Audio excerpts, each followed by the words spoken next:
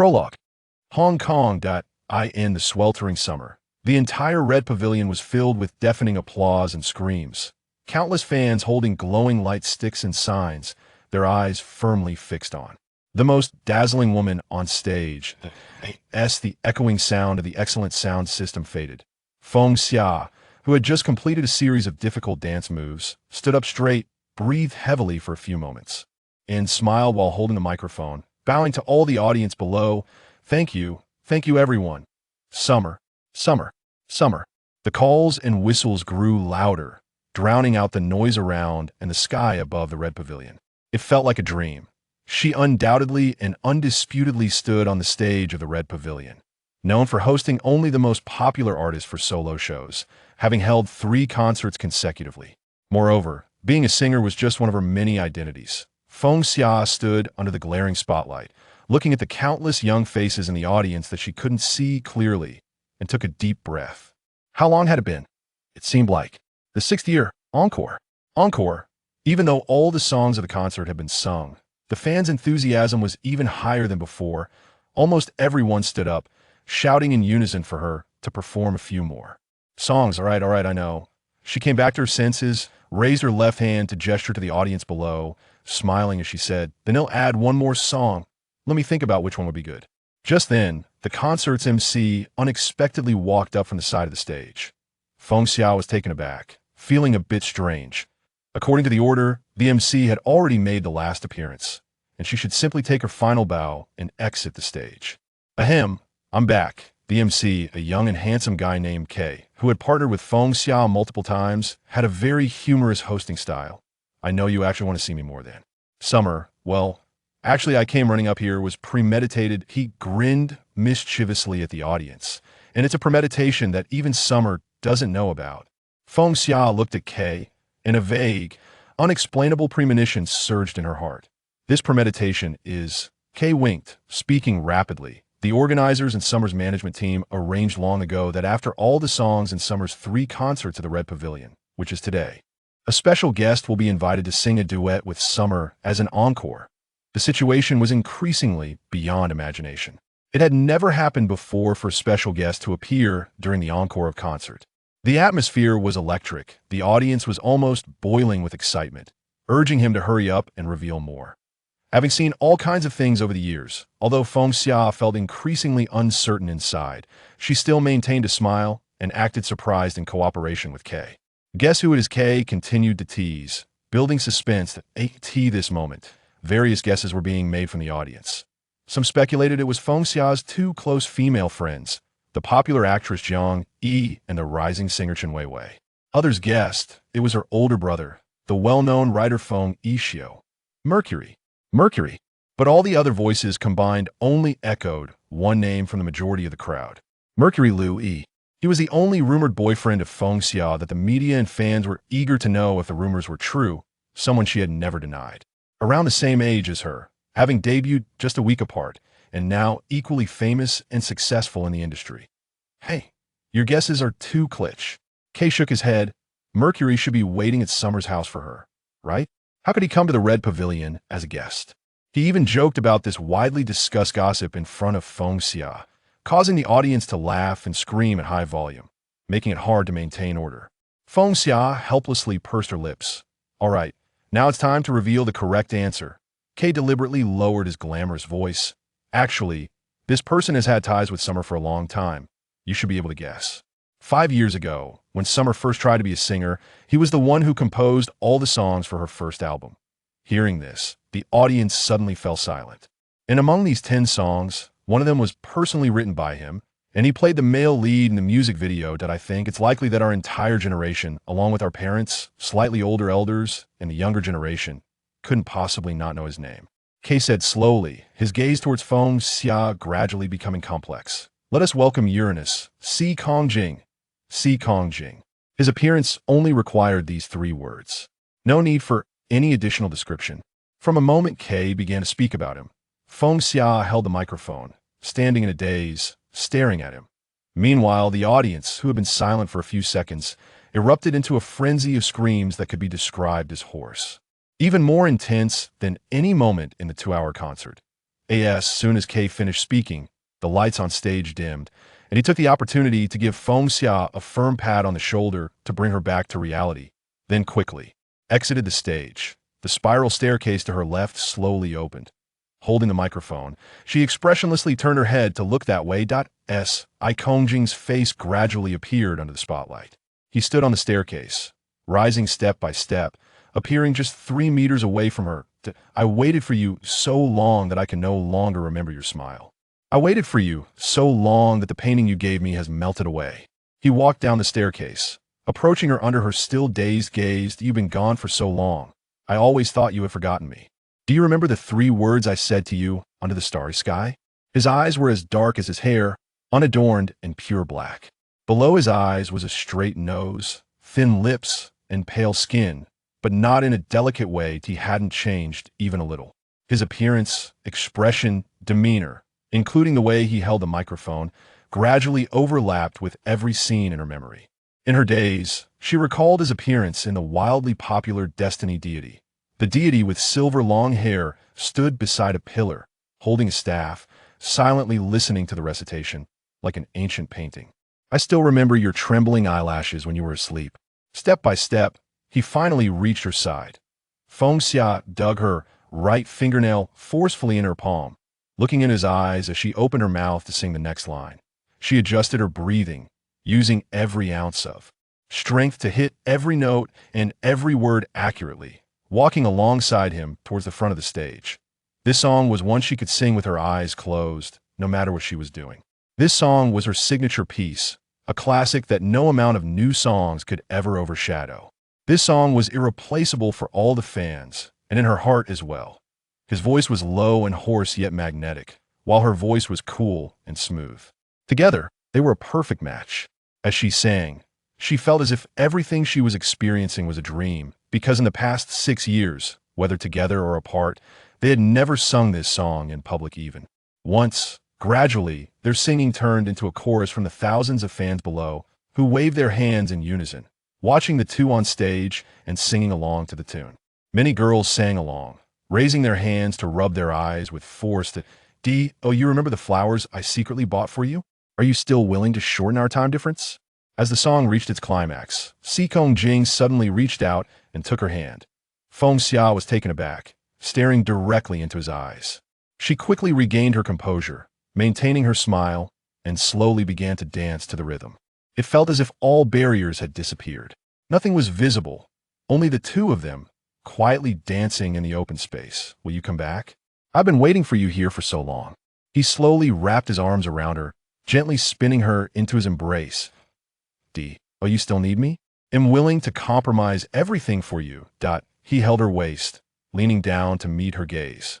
As their final note resonated, a sharp click echoed, and all the spotlights suddenly dimmed. The stage became pitch black. The fans below could not see them but screamed and cheered at the top of their lungs. I've liked them for 6 years. A girl in the front row of the VIP section held her boyfriend's hand, her eyes red as she gazed at the dark stage. Do you know? Why does everyone prefer to guess that Lu Yi is Xia Xia's boyfriend rather than mention Sikong? It's not that Lu Yi is better than Sikong, but because everyone thinks that when Xia Xia and Sikong were close back then, and then later separated for so many years, it's actually because they've always been together privately. No one wants any external factors to ruin them besides Sikong. No one deserves Xia Xia, and vice versa. They matched so well that no one wanted to mention one party in connection with the other. There were no lights on stage. Feng Xia was held in Si Kongjing's arms, nearly touching, surrounded by his presence. In the darkness, only his eyes were visible. He maintained this position, not letting her go. She didn't dare to breathe, hoping the lights would turn on soon so he could release her, but she also didn't want the lights to come on, wishing for the darkness to last forever. In the dark, she couldn't feel her heartbeat or pulse, standing still and gazing at him. The screams from the audience never ceased, but at that moment he suddenly leaned down closer to her, stopping just before their lips touched. He looked into her eyes, his lips brushing against hers as he coldly uttered 4 words. Long time no see. His indifferent, soft voice felt scorching in her ears. She slightly smiled and slowly closed her eyes. Chapter 1. Exiting the film set coincided perfectly with the peak traffic hours in S City. The summer in S City was stuffy and humid. Feng Xia felt a bit nauseous from the long car ride, leaning against her assistant Jessie as she drifted in and out of sleep until the driver finally managed to drop her off at a small apartment near the city center. She was exhausted from a day of shooting and, after bidding farewell to Jessie, practically tumbled out of the car. After what felt like an eternity, she finally reached the door of one of the villas, rummaging through her bag for her keys. Just as she inserted the key into the lock, the door swung open from the inside. Before she could react, the person inside reached out and pulled her in, promptly shutting the door, revealing not a single glimpse of their face. Sikong? She was startled when she stumbled into his embrace as the door closed behind her. He replied blandly. Why did you come back today? He was using the shower gel she had prepared for him before he left, the same brand, which smelled particularly comforting to her. As his arms enveloped her, she gradually relaxed and softly said, Didn't the fate deity say it would take 3 months to shoot? Does Sharon know you're back? He held her for a moment before releasing her, looking down at her and quietly saying, She doesn't know. Feng Xia was taken aback, raising her eyebrows to look at him. Sikong Jing, aren't you afraid she'll skin you alive? Sharon was his agent, a strong-willed Sagittarius with a bright and outgoing personality. Although they had a good relationship, she never compromised on work-related principles. So for him, the male lead, to skip out during filming without reason was the director and other actors just dead. She's focused on other artist shoots. He sat down on the sofa, looking at her with a neutral expression as he replied, I was a bit tired, so I told her to shoot the scenes without me first. His tone was as casual as if he were explaining that he had missed a dinner party, completely unlike someone who had just bailed on the most anticipated drama of the year. She knew she couldn't control him, so she didn't say much more. She went to her bedroom to change into pajamas and walked to the kitchen to get a drink. She had always sweated easily, and although she was wearing a loose shirt, she still felt unbearably hot after a few sips, so she unbuttoned the top 2 buttons and walked into the living room with her cup. Sikong Jing sat on the sofa, switching channels on the TV, his brows slightly furrowed, looking a bit impatient. Even when sitting, he looked good, because even in a relaxed state, he never slouched or sprawled awkwardly. His legs were neatly crossed, and he still looked different from an average person. How could he be the same?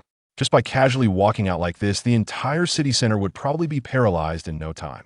After a while, Feng Xia placed her cup on the coffee table and sat down beside him. Seeing her approach, his expression softened slightly. He didn't speak, just looked at her and gently patted his lap. Understanding his unspoken invitation, she smiled and leaned back, finding a comfortable spot on his lap to rest her head. Not happy. Although the TV was on, no one was paying attention. He leaned back against the sofa, looking down at her intently, so she raised her hand to gently smooth out his furrowed brow. No, it's just this weather's a bit uncomfortable, he replied, reaching out to pinch her cheek lightly. You've lost weight. Actually, she pouted, you should ask Jessie and Inging, they know how much I eat every day. This afternoon on set, I ordered takeout, and I finished an entire spicy hot pot by myself. The other actors were shocked. I don't know why, even though it's so hot, my appetite hasn't been affected at all. She had a small mouth, and it looked particularly adorable when she spoke to.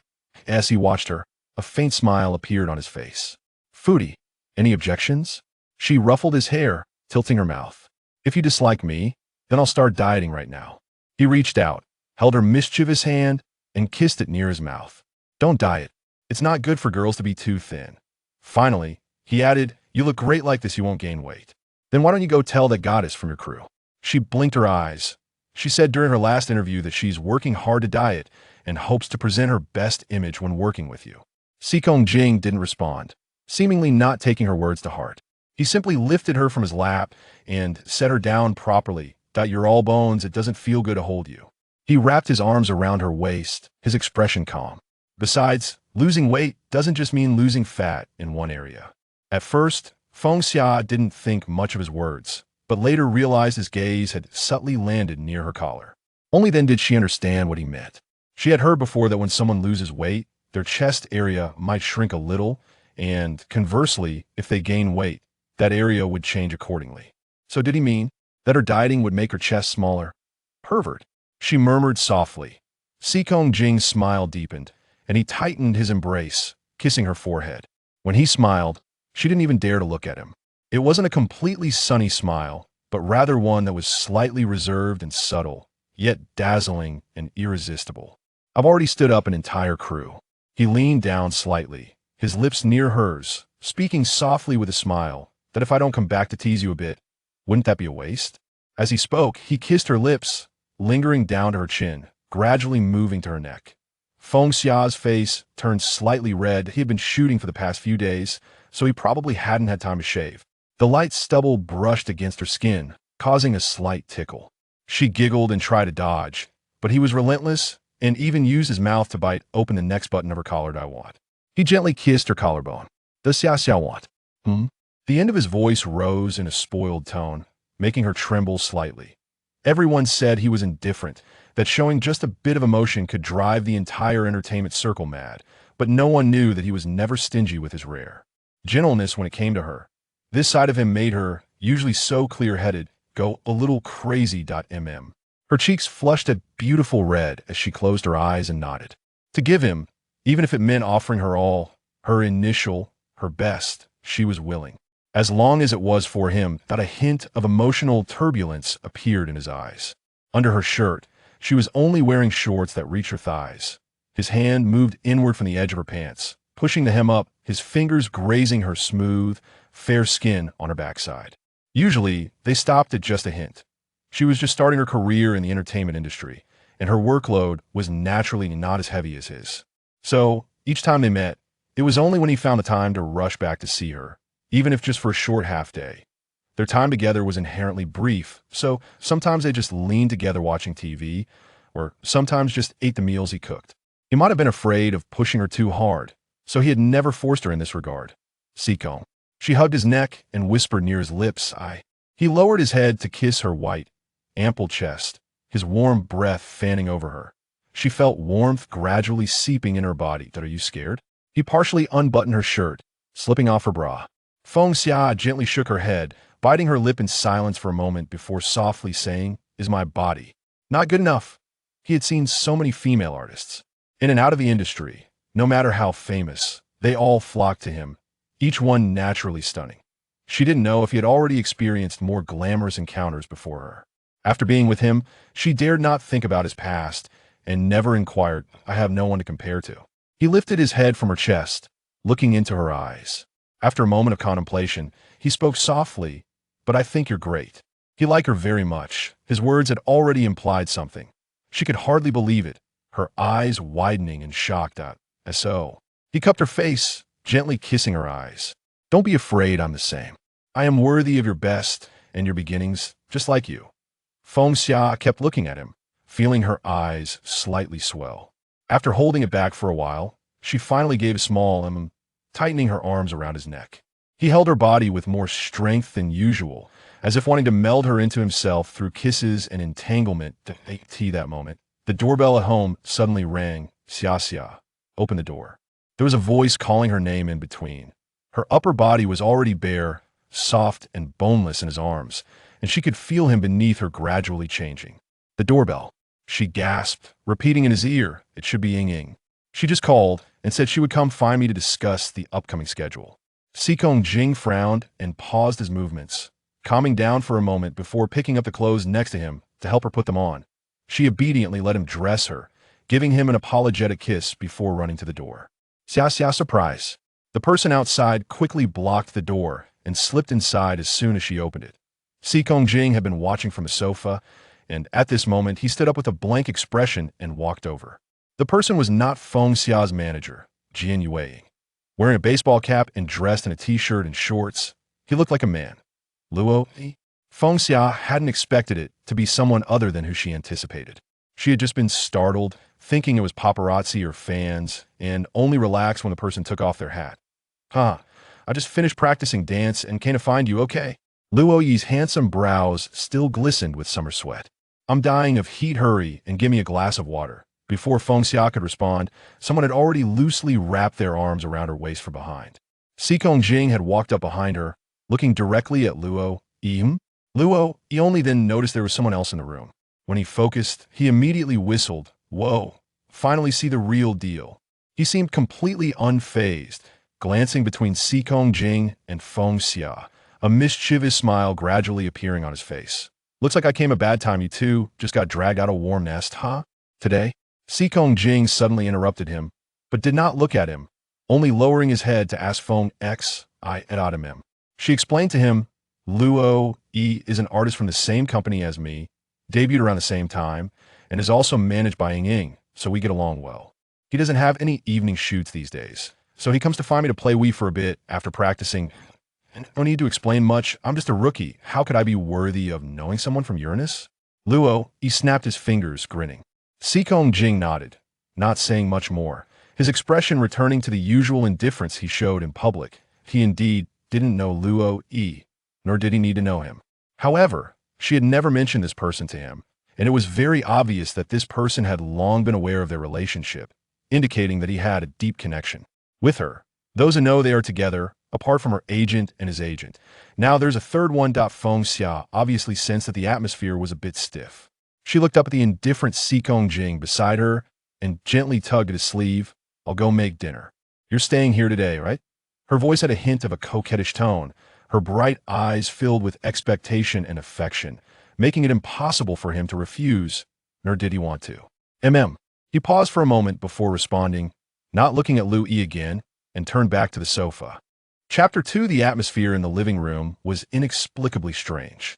Lu Yi was oblivious to his surroundings, chewing on a popsicle he had taken from the fridge, fully engrossed in playing Wii with both hands.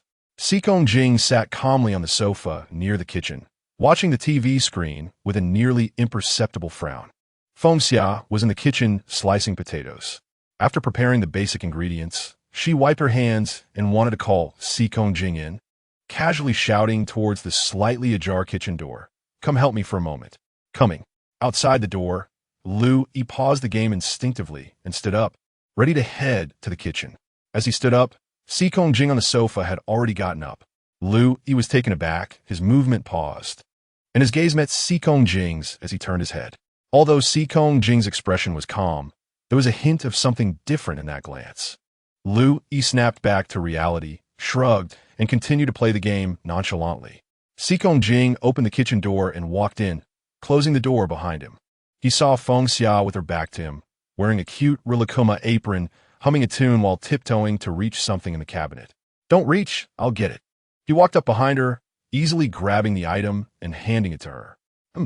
She glanced at his height of 1.82 meters, took the seasoning bottle, and turned her head away, knowing he was just teasing her for being only 1.62 meters tall. Her puffed cheeks made her look like a cute little kitten, and he smiled faintly, leaning slightly to whisper in her ear, Did you know that 20 centimeters is the best height difference? Pausing for a moment, he added, Kid will look like me, so don't worry. Feng Xia pouted, stifling a laugh as she shoved the spatula into his hand. So, to be my child's dad, you have to take care of all the housework, which means you have to be good in both the living room and the kitchen. Sikong Jing took the spatula, waiting for her to take off her apron, standing on tiptoes to help him put it on, looking into her eyes as he said lightly, And you need to be good in bed.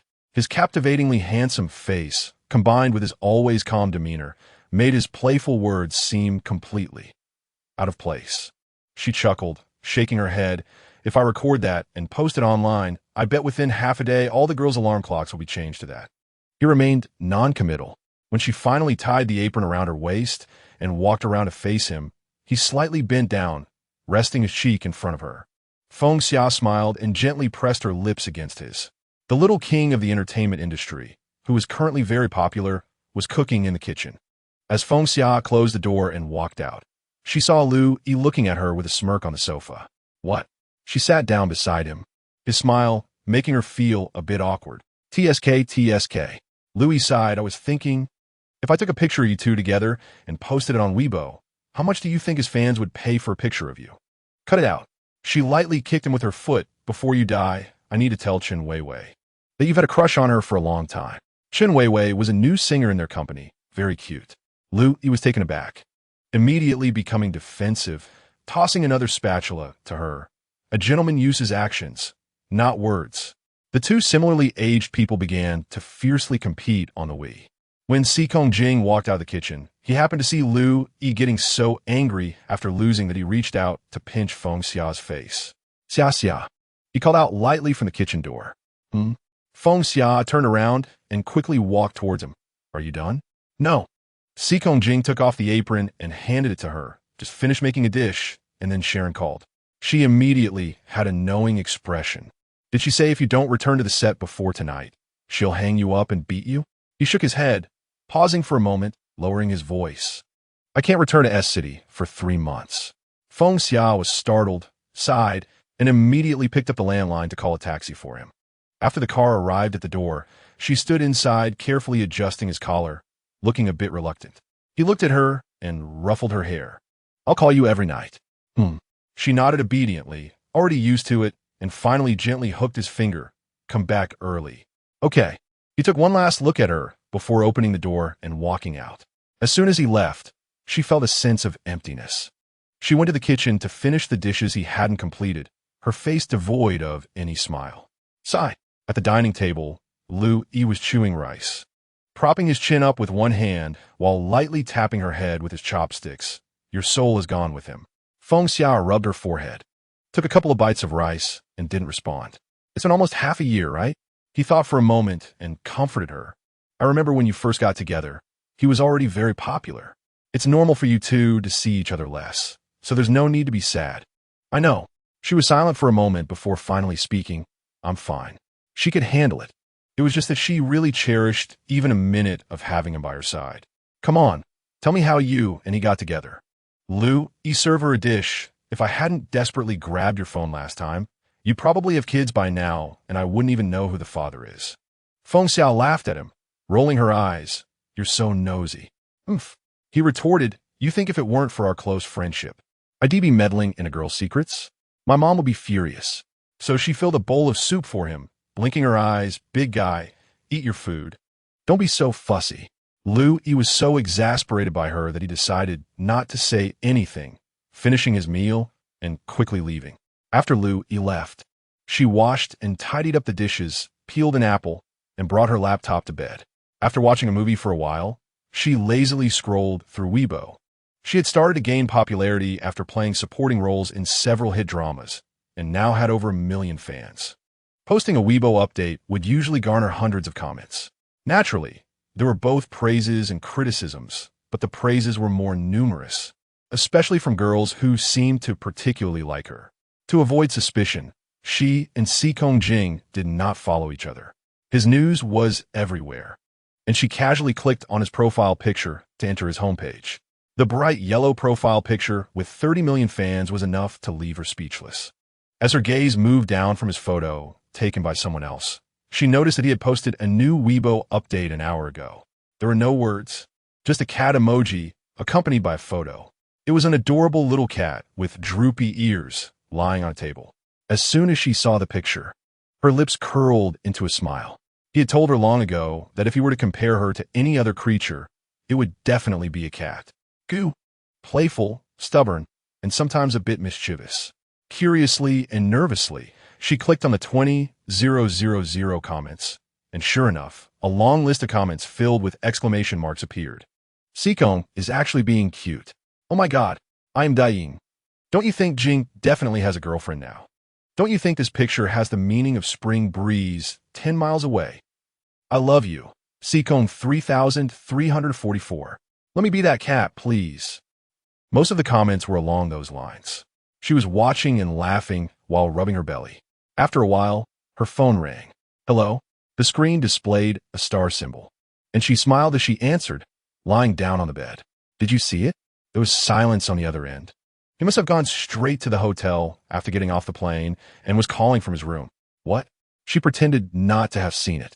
Weibo, he said patiently in a low voice. Huh? She turned over. What did you post? I didn't see it. There was a moment of silence on the other end, followed by his low laughter. A lying child's nose will grow longer. Someone who was caught pouted slightly, covering her slightly warm face. Who knows who your cat is sent to? Who raised it? Just found it online.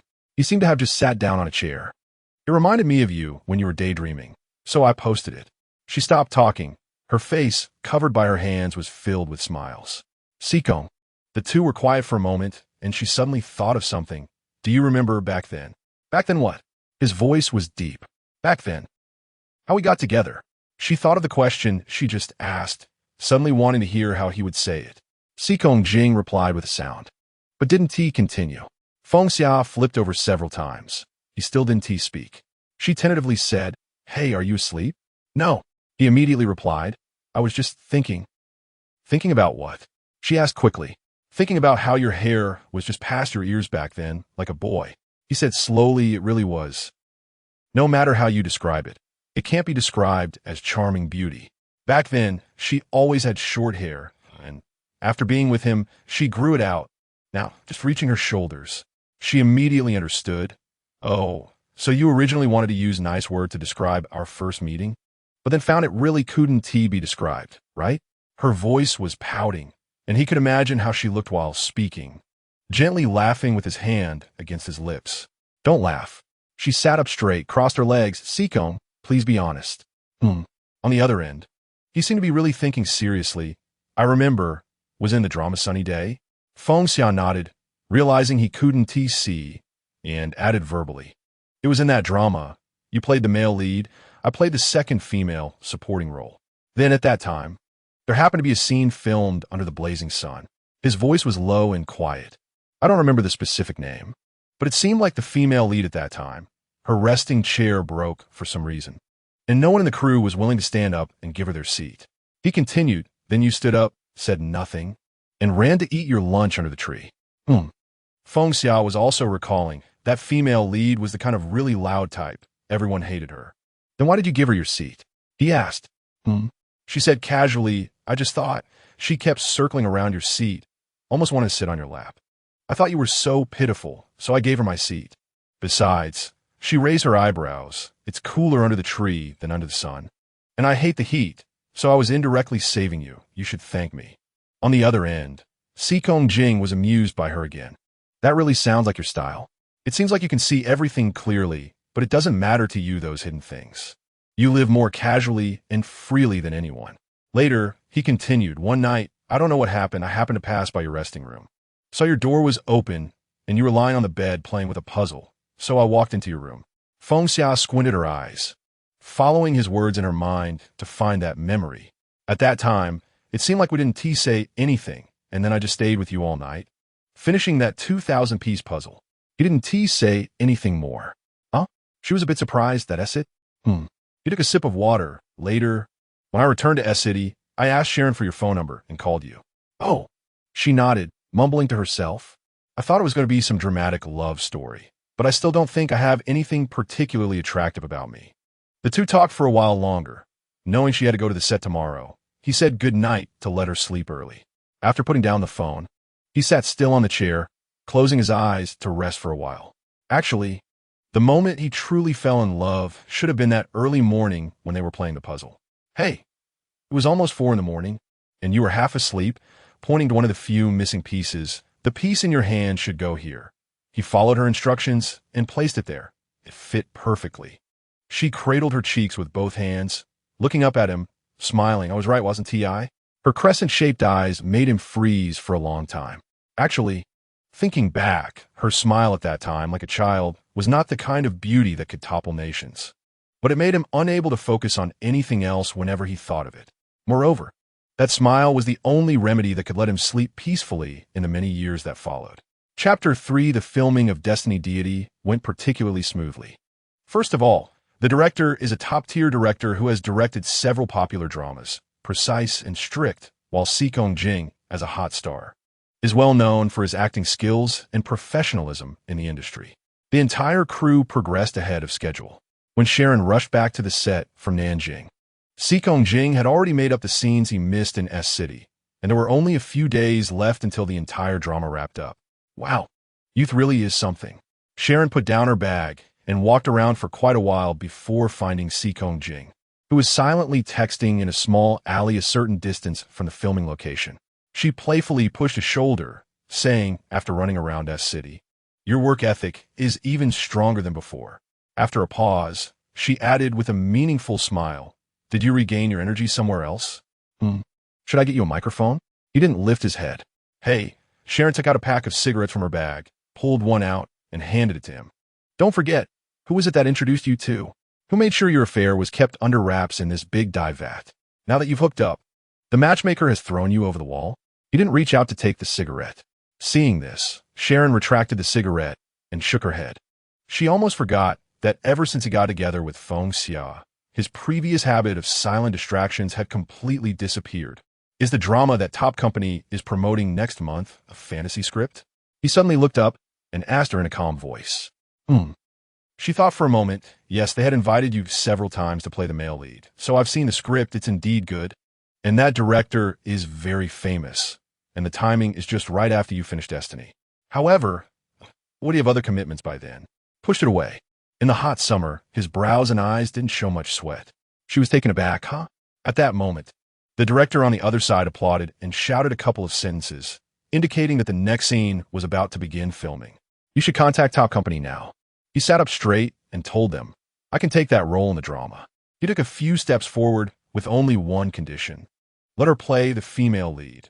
Meanwhile, on the other side in S City, the filming of the idol drama starring Feng-Xia and Lu-Yi from their Top Company was nearing its end. On the night of the wrap party, the entire crew happily ordered takeout from a famous Hong Kong-style restaurant in S City and gathered together to eat joyfully. Xia. The director smiled at Feng-Xia. For my next drama, would you like to play the female lead?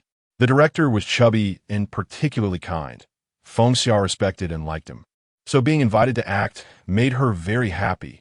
Yes, as long as Ying and the company agree, I will definitely do it. Director Feng, you are so biased. Lu-Yi, sitting next to Feng-Xia, crossed his legs. Why didn't you invite me? I eat less than her and work harder. Little brat. Director Feng laughed, patting his shoulder. Can you be as charming as Xia? Always so fidgety. Do you want me to be annoyed by you for an entire scene? Although Lu-Yi and Feng-Xia were only the first male and female supporting roles in the drama, the leads, who were already much more famous than them, had a good relationship with them, not to mention other supporting actors. After spending so much time together in a crew, it was rare to have such a good atmosphere. At that moment, everyone burst into laughter, and the wrap dinner was particularly unforgettable. The next day, before the crew was about to leave the filming location, Feng-Xia happened to be helping the director pack up some things when the male lead suddenly came up behind her and tapped her shoulder. Xia. The male lead was a very handsome man, about the same age as Sikong Jing, and was also a first-tier male star. Feng-Xia politely smiled at him. I'm very happy to collaborate with you this time. He was courteous, and if possible next time, he sincerely hoped to act in scenes opposite her. Good, she readily agreed, blinking and pointing in the direction of the female lead, as long as Sister Ting doesn't tease me. This on-screen couple was also a real-life couple, having been together for 2 to 3 years with a very good relationship. He smiled. Well, then it's a deal. She nodded, and as she turned to grab her bag to get into the car, driven by her assistant Jessie, the male lead suddenly called out to her from behind again. Work hard. He wore a sincere smile. You're so young. I can foresee that you'll be even more popular than you imagine. When Feng-Xia got into the back seat of the car, her good friend, Jian Yuing, who had helped her rise to fame, was already waiting. Seeing her come in, she immediately gave her a big bear hug. Xia, I've missed you so much. Don't. She laughed, playfully pushing Jian Yuing. Stop being so cheesy. I heard from Jessie that you've been busy with that new handsome guy, so you just threw me and Lu-Yi aside for so many days. Really? Jessie, who was driving in the front, turned back. She really prioritizes romance over friendship. Jian Yuing's face turned red, and the usually clever and lively expression showed a hint of girlish shyness. You and being teased, Jian Yuing instinctively wanted to change the subject. But Feng-Xia quickly reacted, covering her lips before she could say the name, signaling her that Jessie and another assistant, Xiao Zhou, were in the front. You and Sikong. How is it? Jian Yuing whispered in her ear. She couldn't help but curl her lips, not answering immediately. After a while, she turned to look at Jian Yuing. Ying, first tell me, when is my next drama? Jian Yuing immediately took out her PDA and quickly swiped her finger across the screen. It should be in about a week. The company has confirmed that you will star in the highly promoted fantasy New Work Red Dust. But what role you will play still needs to wait for me to return to the company for the meeting to find out. So, I have a week off, right? She raised her eyebrows. You could say that. Jian Yueying put away the PDA, and a knowing expression immediately appeared on her face as she leaned close to her ear and teased. Are you planning to wrap yourself up with a bow and deliver yourself to someone for 3 days? Sure. She blinked when Sikong Jing called that night. Feng Xia was in her bedroom, sorting through a big suitcase of clothes, and almost tripped while answering the phone. What are you doing? As soon as she picked up the phone, his deep and pleasant voice came through. She never lies, thought for a moment, and could only say, I'm organizing my clothes. There's a noticeable pause on the other end. Has the lazy person woken up? Not all. She held the phone with one hand while folding clothes with the other. You keep saying I'm lazy and fat, but I'm actually quite diligent. Okay? In the future, I will definitely be a virtuous partner. He didn't respond, just chuckled softly. Xia Xia. He suddenly called her name. After destiny wraps up, sort out your things and move to my apartment. He stated in a calm voice. Huh? Feng Xia's movement stopped, and the clothes in her hands fell to the floor with a thud. Sikong Jing's breath was steady, and his gentle voice repeated, After I finish filming here and return to S City, I will go to your place to help you sort things out and move to my apartment. He rarely spoke much, and it was unusual for him to say such a long sentence. Moreover, he was actually inviting her to live with him. Cohabitation. Her ears suddenly turned red. The apartment you've been to has everything, and there will be a cleaning lady coming in the morning, so you can just sleep in the bedroom. He added, Who am I sleeping with? Her mind was almost in a daze. Me, he replied smoothly. I'll have someone move the bed from the guest room another day. Feng Xia was stunned. This person, did he really need to so clearly cut off her way out, to make his intentions so obvious? She sat down on the bed, her heart racing, feeling like it was about to jump out of her throat. She had no reason to refuse. Her father, Feng Zhuoluan, had made it very clear since she was little that once she turned 18, they would have to move out immediately to make space for him and her mother. Moreover, she had always been rational and sensible like her brother Feng Yixio, which made her parents very relieved. Therefore, as long as she mentioned it at home, it should be no problem. Besides, living with him, eating, sleeping, anything was actually just like her current life, just with him added. Someone she missed terribly every day when they were apart. After the bed from the guest room was moved out, it could be renovated later. He seemed to have opened a window over there. The house was big enough to put a crib and toys in the future. Feng Xia's face was almost as red as a tomato. Living together, you wouldn't have any constraints regarding freedom. Someone spoke slowly, revealing a strategic side that was usually completely hidden. Isn't the ideal marrying age for girls 20? Just before Feng Xia's mind went completely blank, the home phone rang suddenly like a lifeline. I'll answer the phone first. She quickly pressed the hang-up button on her phone, blushing as she climbed to the head of the bed to answer the call. Xia. On the other end, Jian Yueying's excited voice came through. I just called you for a long time, but it was busy. Guess what? I have a huge piece of good news to tell you. Huh? What? She was still immersed in the invitation from Sikong Jing and was somewhat absent-minded. Do you know? Jian Yueying took several deep breaths. I just came out of a meeting at the company. Do you know who the female lead of Red Dust is? I don't know. She thought with the little clarity she had left. It's you. Jian Yueying's voice trembled with excitement. And that is not even the most important part. Feng Xia was stunned by the words female lead. Holding the phone and lying motionless at the head of the bed, listening as the other side continued, the most crucial part is, the male lead is your man, Sikong Jing. The second shock of the night hit her. No matter how casual she usually was, she was somewhat shaken. Red Dust. Top's gold production this year, with the best director, producer, and screenwriter. She had heard people mention it before. That two popular actresses in the company almost became enemies over this female lead. Feng Xia. Jian Yueying seemed to have found a quieter place to talk on the phone and solemnly called her name. You just turned 20 this year, and you've only debuted for a year. And now you'll be the female lead in Top's most important drama this year. And the most crucial part is that the hottest male artist in the entertainment industry will act opposite you. If all goes as expected, soon, word by word, you will be the first and only fastest rising female artist in my hands, Jian Yueying, this year. Red. Within a day, this was the second person telling her so. Feng Xia didn't know what to say, She randomly said a couple of words to the excited Jian Yueying and hung up the phone. She turned over, picked up her phone, and dialed his number again. He picked up quickly. Just now, Yueying called. She slowed her speech, thinking as she spoke. She said. The other side was quiet, waiting for her to speak. She held the phone, just as she was about to tell him this news. Suddenly, in an instant, she realized something. Sikong. She suddenly lowered her voice. It's you, right? It must be him who helped, extending the branch, giving her the top opportunity. Only he could do it. In fact, she had heard him say before that, after the filming of Fate, he would take on another urban drama. So this time, he gave her a second, serious invitation. MMM. He was silent for a moment, simply replying with that one word. She didn't speak anymore, only feeling her mind was in a chaotic mess. Not willing?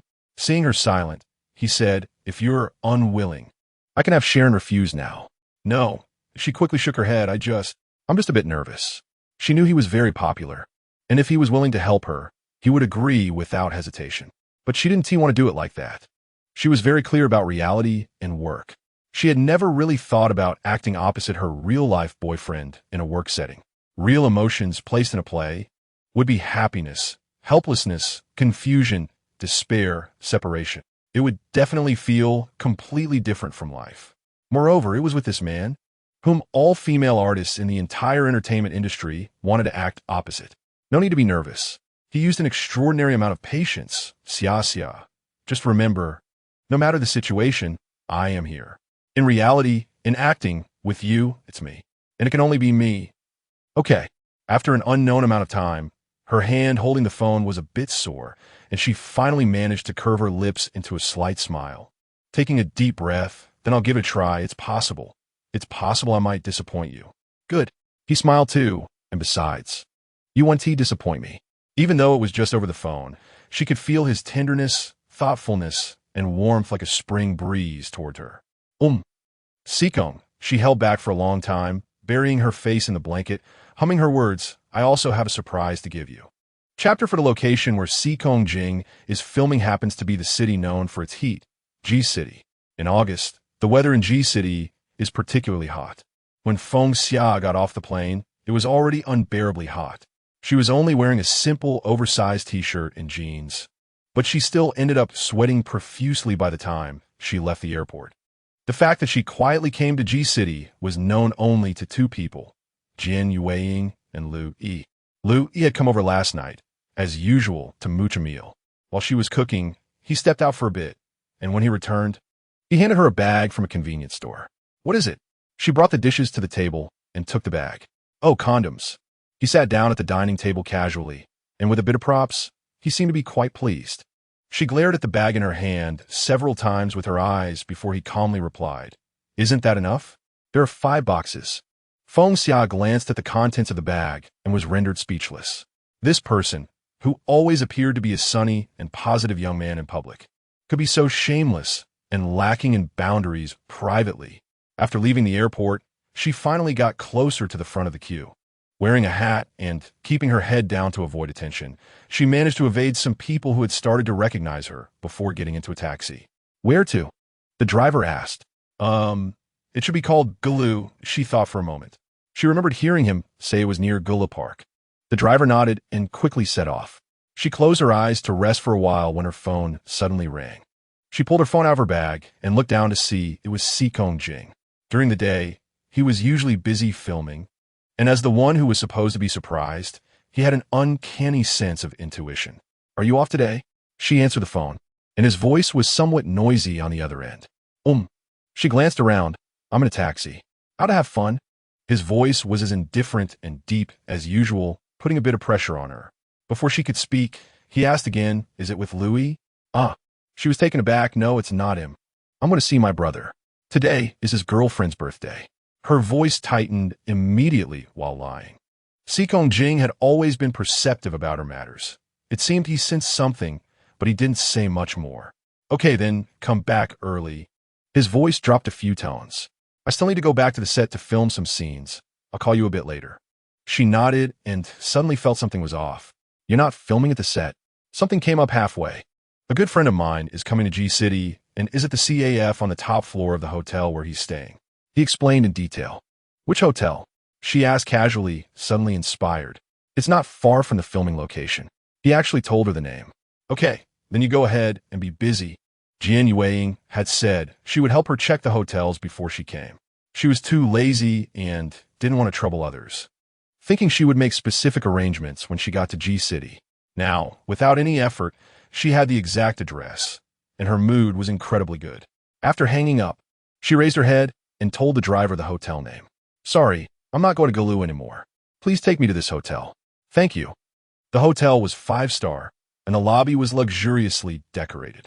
The receptionist was helping her check in when she suddenly froze upon seeing the name on her ID. Covering her mouth and saying, You are. Feng Xia had to slightly lift her hat and wink at her. The receptionist's excitement was hard to conceal, and after a while, she managed to maintain her composure while working. Soon the procedure was completed, and the receptionist handed her the room card, lowering her voice and whispering, I really like you. I especially love watching the dramas you act in, especially Sunny Days. I've watched it 3 times with you and Sikong Jing. Thank you. She smiled as she took the room card. Oh, by the way, our hotel has recently become a gathering place for celebrities. At this time, there weren't many people checking in, and the receptionist clearly didn't want to let her go immediately. Do you know? The entire crew of Destiny Deity is staying here. And Sikong Jing is also here. It's simply stunningly handsome. Everyone in the hotel has gone crazy. She helplessly lowered her eyes, thinking if they found out about her relationship with Sikong Jing, would she be kicked out immediately? Oh, right. The receptionist suddenly remembered something. Your room is on the 10th floor, just on the same floor as him. She looked down and typed on the keyboard. His room is the second one right next to yours. Okay, thanks. Feng Xia held back her laughter and finally managed to escape from the counter. Taking a flight can be quite exhausting. Once she got in her room, she ordered room service and filled her stomach before collapsing onto the bed and falling asleep. Unexpectedly, when she woke up, it was already completely dark outside. She rubbed her eyes and sat up, picking up her phone to check the time. It was almost 8 o'clock, so he should be back soon. As she thought about it, she immediately felt restless. She took out a change of clothes from her suitcase and headed to the bathroom to shower. Just after finishing her shower, her phone, which she had left on the cabinet, rang. She covered her hair with a towel and hurried over to answer. Hello? Are you home? There was a hint of fatigue in his voice. What's wrong? Are you tired? She could hear his weariness and felt a bit heartbroken. Are you feeling unwell? No. He was silent for a moment, then suddenly lowered his voice. I just miss you. Just those 4 simple words made her feel flushed all over. Today, at the CAF, a friend said I've changed. He didn't wait for her to respond. It seems like I've been absent-minded all along. In fact, he didn't know that apart from 2 moments. Most of the time, she felt this way. He heard her breathing quicken and chuckled softly. One is when I'm filming, and the other is when I'm with you. People who have never been in a relationship would never understand how impactful it is when someone who rarely speaks sweet words finally says them. If he knew she was so close to him, talking to him like this, Sikong. She suddenly felt impulsive, disregarding the fact that her hair was still damp and her pajamas were loose and unkempt. Gripping her phone, she directly opened her room door and walked towards his room. Open the door. As soon as she finished those 2 words, she had already reached his door. The other end of the line fell eerily silent, and the door quickly opened before her. He stood inside holding his phone, still wearing the costume he hadn't changed out of. The neatly tailored outfit, with a pure white base adorned with golden patterns, carried a hint of sanctity, and on him, it could only be described as breathtakingly stunning. Her heart was racing uncontrollably.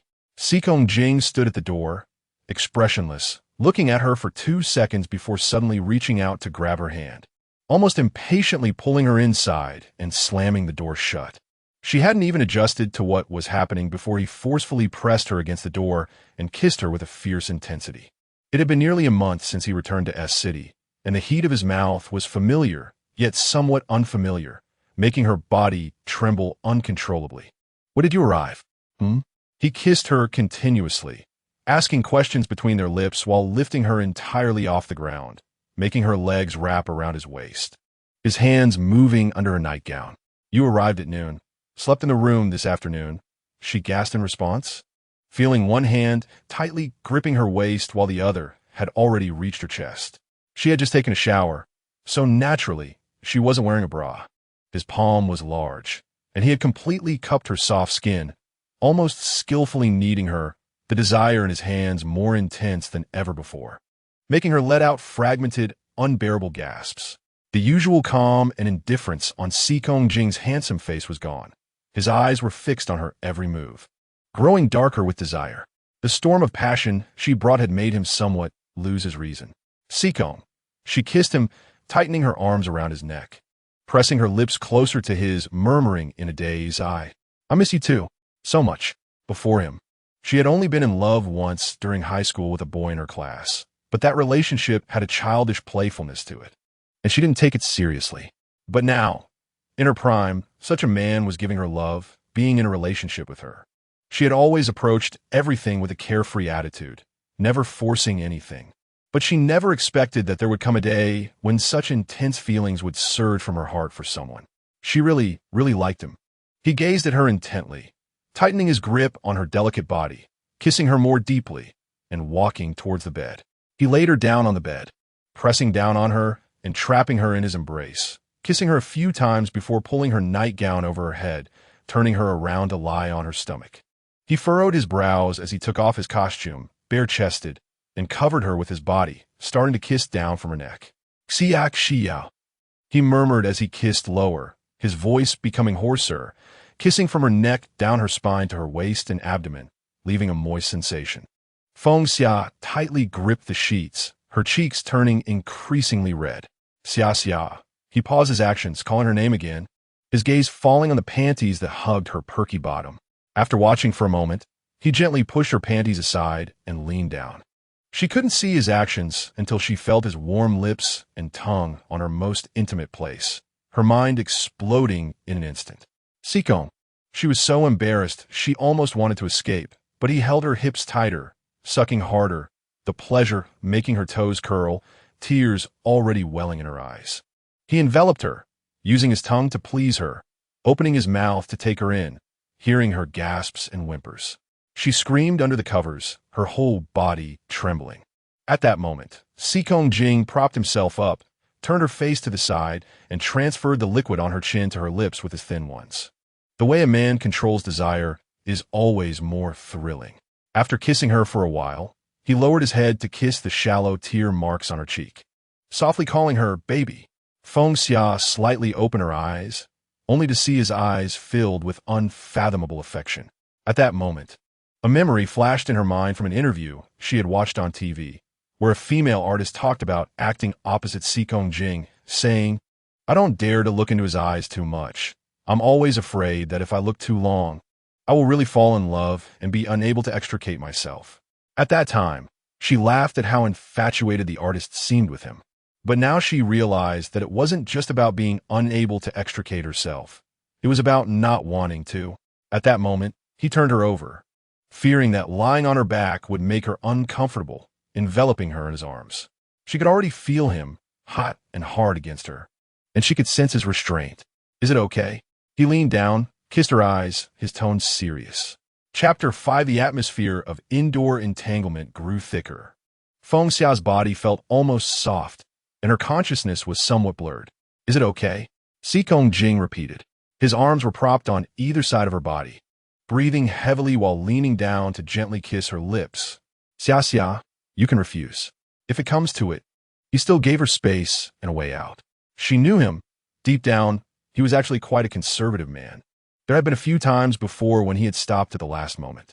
She didn't know why until she inadvertently heard Jian Yueying mention it. It was said that when he first debuted, his resistance to the female artists who threw themselves at him was almost known throughout the entertainment industry. In fact, "I have many things I want to say at the time of the proposal."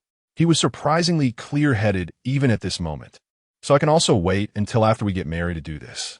His nose was quite prominent, and when it brushed against hers, it felt a bit ticklish.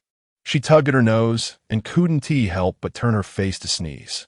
After sneezing, she realized his previous 2 sentences could almost stop one's heart. Cold. Seeing her adorable appearance, he smiled and tightened his embrace. Sitting up on the bed and reaching for the remote control on the wall to adjust the air conditioning a few degrees higher, Feng Xia sat in his arms. watching his focused profile as he adjusted the temperature. After a moment, she suddenly hugged his neck and kissed his lips, playfully licking the corners of his mouth with her tongue. Seekong Jing's eyes darkened, and he withdrew his hand from the air conditioning control, lingeringly tracing up her spine from behind, gradually moving down along her curves. His fingers played lightly or heavily at that spot, and her face flushed. Feeling the warm liquid surge deeper within her body. Sensing her more subtle arousal, he loosened his clothing and pressed her tightly against him, saying, "If it hurts later, be sure to tell me."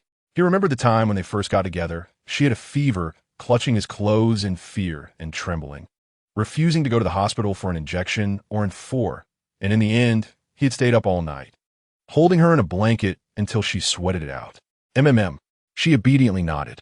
The desire in his eyes was almost overflowing, and after kissing her lips heavily several times, he slightly lifted her body, guiding himself closer between her legs.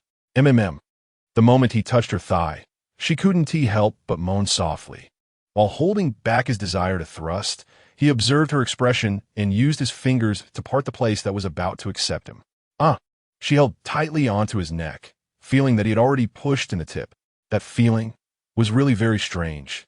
A part that didn't belong to her suddenly added within her body made her tremble all over. Seekong Jing slightly opened her hips more, exposing the part that he would cherish, guiding himself to push deeper. It hurt. He had entered a bit too much and had already broken through that barrier. The tearing pain made her, a newcomer to this, unable to withstand it. Her face went completely pale, and her nails dug hard into his back. The place of their union gradually had her glistening blood seeping out. He was tightly enveloped by her, and the capillaries screamed with pleasure and impact. But she cried tears of pain, continuously pleading with him, "Seekong, it hurts so much. Can you come out first?" The slender, cute girl curled up on him, connected at the most intimate place, made him nearly grind his teeth in restraint. Seekong Jing took a deep breath. Seeing her pitiful appearance, his heart ached, and he dared not move anymore. He quickly lifted her body slightly, allowing himself to slowly retreat. In the friction, she felt that elusive, tingling sensation becoming more and more pronounced. "I'm sorry." He held her tightly, kissing her eyes and whispering, "Baby, I'm sorry." She shook her head, leaning against him, breathing heavily and saying, "Let me rest for a bit. It really hurts." He suppressed the heat of his body, lovingly caressing her back and continuously kissing her forehead. His gaze happened to drift down to below her hips, seeing the bloodstains on the sheets. And a surge of tumultuous emotions rolled over in his heart. Knock, knock, knock. Suddenly, there was a knock at the door. "Seekong, are you there?" "It's Director Liu." Hearing the voice at the door, Feng Xia's face changed dramatically. Gritting her teeth against the pain, she hurriedly got up from his body, looking at him in panic. His expression also suddenly turned cold. He took a few deep breaths and quickly wrapped her securely in the blanket, lifting her horizontally and directly carrying her into the bathroom, gently placing her on a resting chair. "Wait for me a moment." He took a bathrobe, turned on the heater, ensuring she wouldn't catch a chill, and apologetically ruffled her hair, saying it should be about the last few scenes of the shoot, and he would be right back. She nodded, trying to force a smile. "I'll wait for you." Seekong Jing closed the bathroom door, putting on the bathrobe neatly, arranging the blanket to cover the traces, and then walked over to open the door. At the door stood Director Liu and the leading actress Zhou Ying from the Destiny Deity crew. "Can we come in?" Zhou Ying asked gently.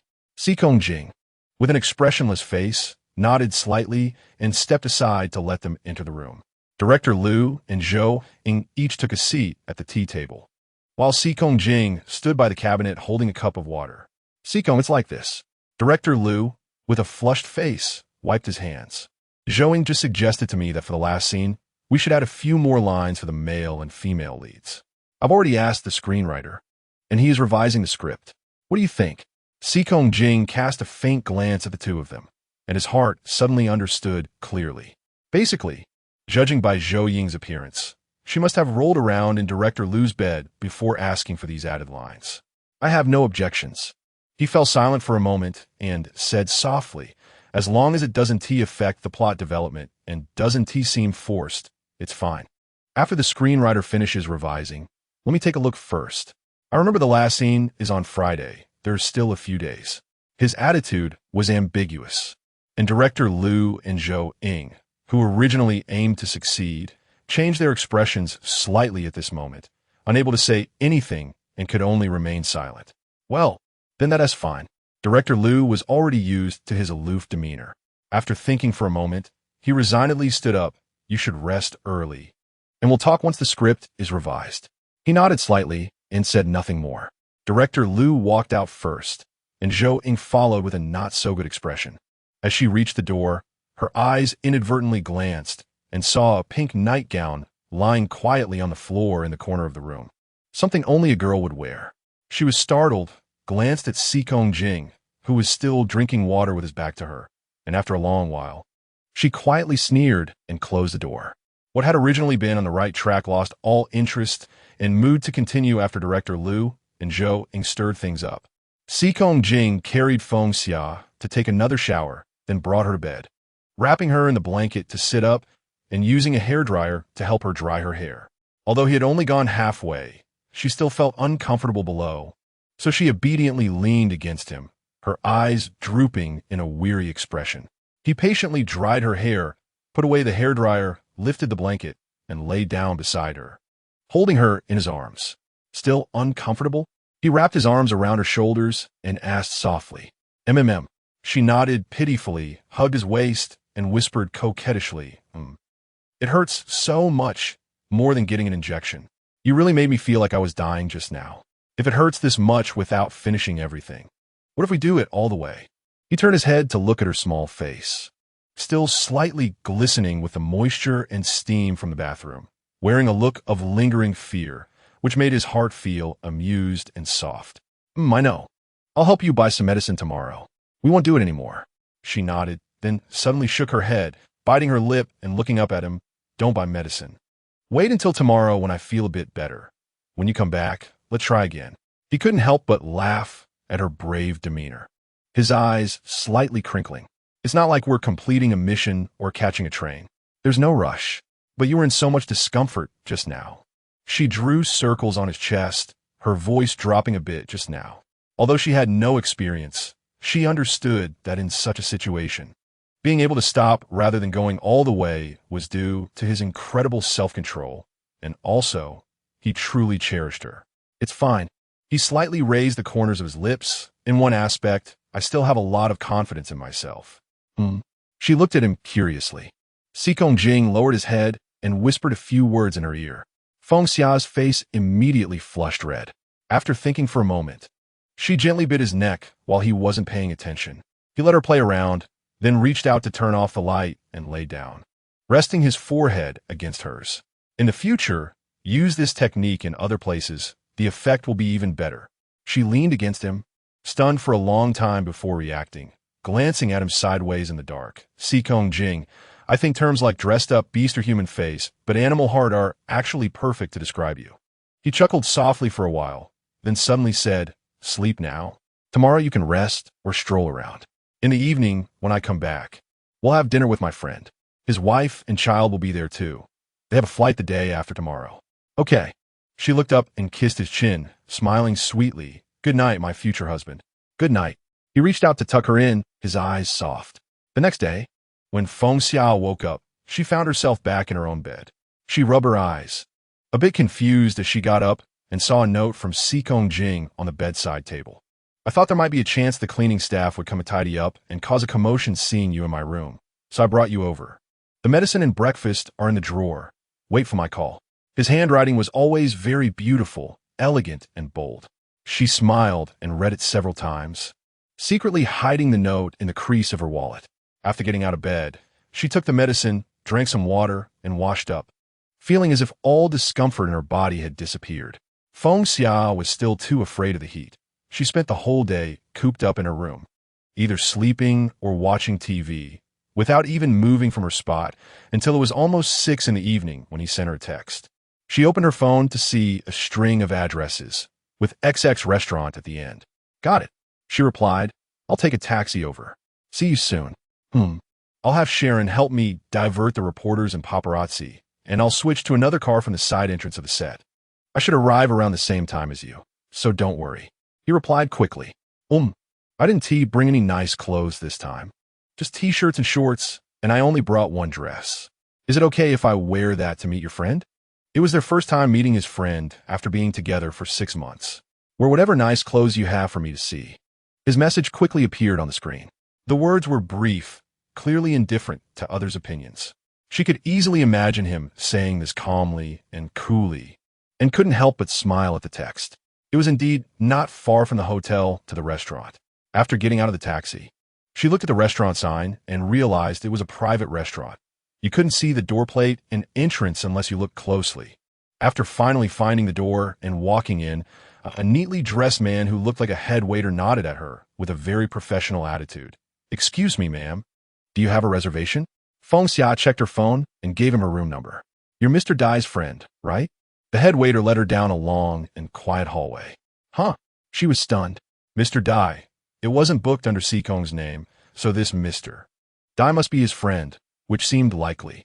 The head waiter quickly brought her to her room and politely bowed before leaving, not even lingering his gaze on her face for a few seconds. She guessed Sikong Jing hadn't arrived yet, thought for a moment, and gently knocked on the door, turning the doorknob to open the private room. To her surprise, as soon as she opened the door, a small black shadow darted out and bumped right into her. This little black shadow was particularly strong, and Feng Xia was almost knocked out, barely stabilizing herself by holding onto the door handle. "Little fatty." A slightly exasperated female voice came from the room. "If you keep being naughty, you won't get any ice cream tonight." "Pretty sister." After Feng Xia steadied herself, she saw that the little black shadow, named Little Fatty, was a child around 4 or 5 years old, chubby all over, but with particularly good features. Smiling and calling her, she took the chubby child's hand, closed the door, and walked into the private room, catching a glimpse of a man and a woman sitting by the dining table. "Sorry." At this moment, the man stood up and walked towards her, slightly nodding. "I'm Dai Zhongru, Sikong Jing's friend." Upon seeing the man's appearance, she sighed inwardly. As expected, birds of a feather flocked together. Someone's face was indeed undeniable.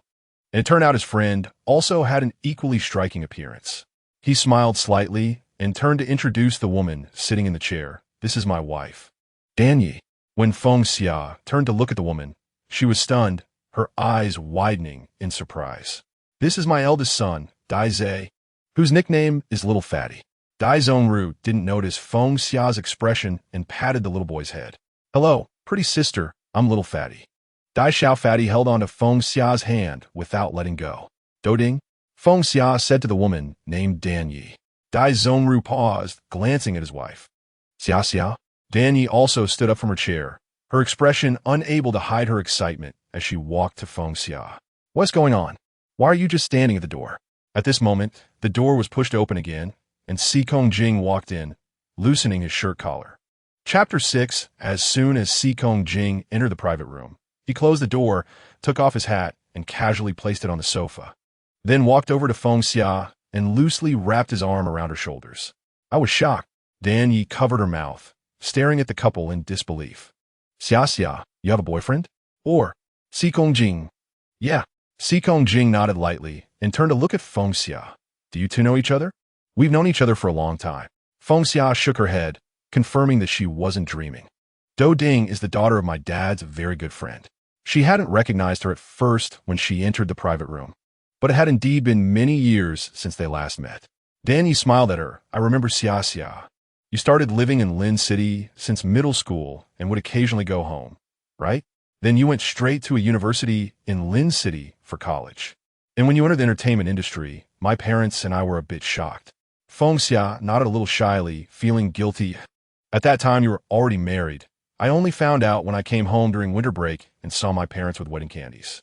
So this was her first time meeting Dai Zhongru. Back then, she was young and loved to play outside all day. Her personality wasn't particularly delicate, and it seemed like she didn't really care much about anything. As a result, many relationships from her hometown naturally faded away, and looking back now, she felt she was quite immature. "It's fine." Danyi waved her hand casually, pulling her hand in familiarity. "Everyone has their own lives, it's normal." Little Fatty. Dai Zhongru understood the relationship between the two girls, glanced at Sikong Jing, and smiled innocently. Now you should call Feng Xia. Feng Xia, inexplicably gaining a generation of relationship because of someone, had to accept this name. She slightly bent down and patted Dai Xiao Fatty's head, apologetically saying, "Little Fatty, I'm sorry. Annie Feng Xia didn't bring you a gift this time. It's okay." Dai Xiao Fatty peeked at his mom, Dan Yi, and with his hands behind his back, smiled like his dad. "Just treat me to 3 ice cream scoops for dinner later." "Okay." Feng Xia was amused by this adorable little chubby boy, holding his hand and following Dan Yi to sit down at the table. "By the way, Xia, I really liked your role in Sunny Day." As soon as they sat down, Dan Yi immediately said, "Yeah." Feng Xia smiled. "That was my first acting role, and I felt I acted very poorly." "Did you think that drama was particularly kitsch?" "No. When I watched it, I thought you looked much better than the female lead." The cute-looking Dan Yi became very excited, turning her head to look at Sikong Jing, who was sitting next to her husband. "I really didn't expect you two to be together." Seeing Dan Ye's animated expression, Feng Xia couldn't help but cover her mouth and laugh. "What if I called a gossip magazine right now? Would the entire entertainment circle go crazy?" Dan Ye's eyes sparkled. "This is a huge gossip." Dai Zhongru looked a bit helpless, glancing at her. "I doubt anyone would believe you're already a mother of 2 children. "Huh? You have another child?" Feng Xia asked. "Yeah." Dai Zhongru was polite. "Our youngest son is too young to travel, so he's being taken care of at my in-laws' house. That's why we only brought our eldest son this time. My little brother isn't as cute as me." Dai Xiao Fatty waved his little paw beside him. "Dad, I'm hungry." Dai Zhongru smiled and patted his head, glancing at Sikong Jing, who was ordering food from the waiter, and then at Feng Xia. "Tonight, aside from ice cream, the food might not all be what you like." "Why?" Dai Xiao Fatty pouted, unhappy. After the waiter left, Dai Zhongru leisurely said, "Because Uncle Sikong ordered dishes that only match Aunt Feng Xia's taste." Sitting far away, with Dai's family in between, Feng Xia blushed and looked up at Sikong Jing after hearing Dai Zhongru's words, only to see his gentle smile. He seemed more relaxed with friends, even though he didn't talk much compared to when he was with others. She secretly thought to herself. Moreover, what's even better is that his friends are also her friends. There's a sense of familiarity that made her feel very comfortable and at ease. "Hey!" Dan Yi blinked at this moment. "Why are the waiters and the manager here not curious or gossiping at all? You 2 stars are eating here, especially Sikong Jing. It should have caused quite a stir. The owner of this restaurant has some connections with me." Sikong Jing poured some tea and replied softly. "This restaurant is originally a private dining establishment with a very strong sense of privacy, so even the waitstaff are trained and have very high professional standards." Feng Xia had worried about this when she came in, but hearing him say that, her heart settled, and she happily played with little Fatty while chatting with Dan Yi. Although the dishes were ordered according to Feng Xia's taste, each dish was mouth-watering. The atmosphere was very good throughout the meal, and by the end, Dai Xiao Fatty had finished his 3rd ice cream scoop and insisted on hugging Feng Xia with his dirty little hands. "This little guy will definitely be a charmer with pretty girls when he grows up." Dan Yi shook her head looking at her son, explaining to Feng Xia. "He doesn't let anyone hug him except for pretty girls." "Yeah." Dai Zhongru nodded, leisurely adding, "So, in this regard, he is much smarter than his dad." Dan Ye's face immediately darkened, and she glared at him intensely, but, due to the presence of others, didn't dare to act as freely as she would at home. Feng Xia also heard this, and, suppressing her laughter, helped little Fatty clean his hands, hugging him and saying to Dan Yi, "If there's a chance in the future, I want to see little Fatty's brother. He must be very cute too." "Sure." Dan Yi quickly said, "You can come to our house to play when you have time. Meeting outside isn't very convenient for you." Feng Xia glanced at Sikong Jing, whose gaze had been on her, and happily nodded at Dan Yi. To avoid suspicion, after leaving the restaurant, Sikong Jing asked Dai Zhongru and his wife to take Feng Xia back to the hotel first, while he would come out half an hour later and take a taxi back. When he knocked on Feng Xia's room door, it was already close to 11 o'clock. Feng Xia opened the door for him, looking a bit frustrated. "What's wrong?" He noticed her frowning and asked softly. It's here." She sat on the bed with a dejected look. She had originally planned to finish what was interrupted last night, but who knew Annie would come so early? So frustrating. Next time. She didn't know when that would be. She swung her legs, pouting in her own sulk. He couldn't help but grin, sitting next to her and wrapping his arm around her waist, letting her lean on his shoulder. Why do I feel like you're more upset than I am? No, I'm not. She shot him a glance. I'm just afraid you'll be too pent up, and in the end, I'd be the one feeling bad. He didn't reply, just smiled and kissed her forehead. Does your stomach hurt? After a while, he reached out to rub her lower abdomen, asking. No. She shook her head. I just feel it's such a hassle. I feel like I was born wrong. I should have been a boy. He played with her hair. Silent for a moment. Well, then the headline in a gossip magazine would probably be, Si Kongjing deeply loves his boyfriend, first to openly support homosexuality. Feng Xia immediately burst into laughter upon hearing this, rolling in his arms and hugging his waist. That would shatter the hearts of many girls. It's too cruel. I'm going to take a shower first. He looked up at the clock at that moment. If you don't feel too uncomfortable after midnight, I'll take you out for a walk, okay? Huh? She was taken aback and looked up from his chest. Next to the hotel is the famous Qinhuai River in G City. He gently kissed the corner of her mouth and smiled again. I don't want you to come to G City and only know what the hotel room looks like without knowing anything else. After Si Kongjing finished his shower, the two of them lay on the bed and rested for a while. It was almost around 1 o'clock in the morning. They left the hotel about half an hour apart, and according to the direction he told her before going out, Feng Xia soon saw the Qinhuai River. He arrived earlier than her, standing quietly by the bridge by the river, waiting for her. The summer evening breeze made the whole city almost silent, with only a few dim lights flickering in the night. Only her lover was there, focused on waiting for her. She smiled and walked quickly towards him. Is it cold? Seeing her appear, he reached out and pulled her wrist into his embrace. Not cold.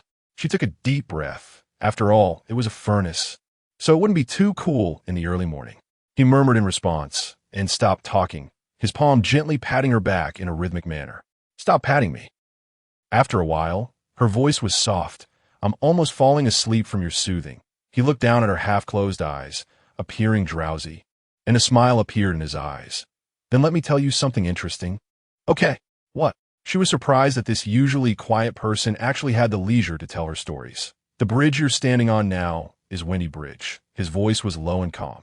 Sun Yat-sen once used a table here as a temporary podium to analyze the political situation for the people. His voice was near and far at her ears.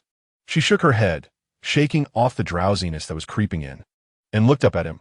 Li Bai and his friend also wrote Drinking Under the Moon at Sun Chu Restaurant in Jinling here. While drinking and admiring the moon, she listened intently, only known to look at him. Even discussing these historical events and anecdotes didn't seem boring. His voice was charming and elegant, romantic and focused. Is there more? After a while, she asked him, I remember. The tales of childhood sweethearts and growing up together also happened here. His tone carried a hint of teasing, but I think these two anecdotes aren't suitable for us. Then what is suitable? She stood on tiptoe to kiss his chin. A match made in heaven? A perfect pair. He pretended to think. Not good. She pouted. Too common. Not special enough. Then you, the outstanding student from the Chinese department who hasn't graduated from a university? Please enlighten me. He smiled more broadly. I knew you would hit my sore spot. She waved her fist. If I hadn't thought it was boring and ran off to become an actress after a year and a half. Could you hold me like this today? He answered honestly, no. Then that's good. She was very proud. You just have to remember, your Xia Xia is still very talented, both in virtue and talent. He smiled. Have you ever thought about what you would do if you weren't an actress? A university lecturer or a writer? Screenwriter?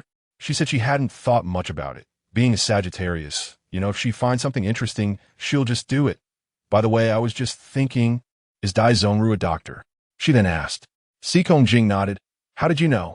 It's obvious. A type like him, warm and jade-like, and handsome like Panin, is just suitable to be a handsome doctor. She laughed. I have a good eye for people. Right? Did you notice that his wife is also a doctor? He said calmly. She was taken aback. All right, I almost forgot. Do Ding is also a doctor. Moreover, the couple. Si Kongjing leisurely revealed. The husband is an obstetrician and the wife is a urologist. She laughed so hard her shoulders shook, giving a thumbs up. What a perfect match. Perfect match. I wonder if their two sons will also inherit their parents' profession in the future. So do you hope our future children will inherit our profession? He asked back. Feng Xia was stunned to hear this, looking up at his serious and focused expression. And she thought seriously along with him, "Honestly, I don't hope so." She selfishly wished for him or their future children to always be by her side. Since he couldn't be with her all the time, she just hoped her future children could. "I don't hope so either," he said softly, "especially if it's a girl." Hearing him say this, Feng Xia pulled away a bit from his embrace and looked seriously into his eyes. "Sikong, do you not support me being in the same circle as your profession?" Although he had never said a word about it, she always felt that he didn't like her being in this big diva. "As long as you're happy." His gaze fell on the Qinhuai River behind her in the night. And after a long while, he only replied like this, knowing she was strong-willed and wanted to make her happy. He would rather let the agency negotiate and specifically request her to play the female lead opposite him. He would make her famous, so she could receive all the applause and joy she wanted under his protection. So even if he didn't approve, he would only do things that made her feel happy. Feng Xia looked at the calmness in his eyes in the night, and for a moment, she suddenly wanted to ask him a question, but in the end, she said nothing. In 3 days, the fate god would wrap up filming.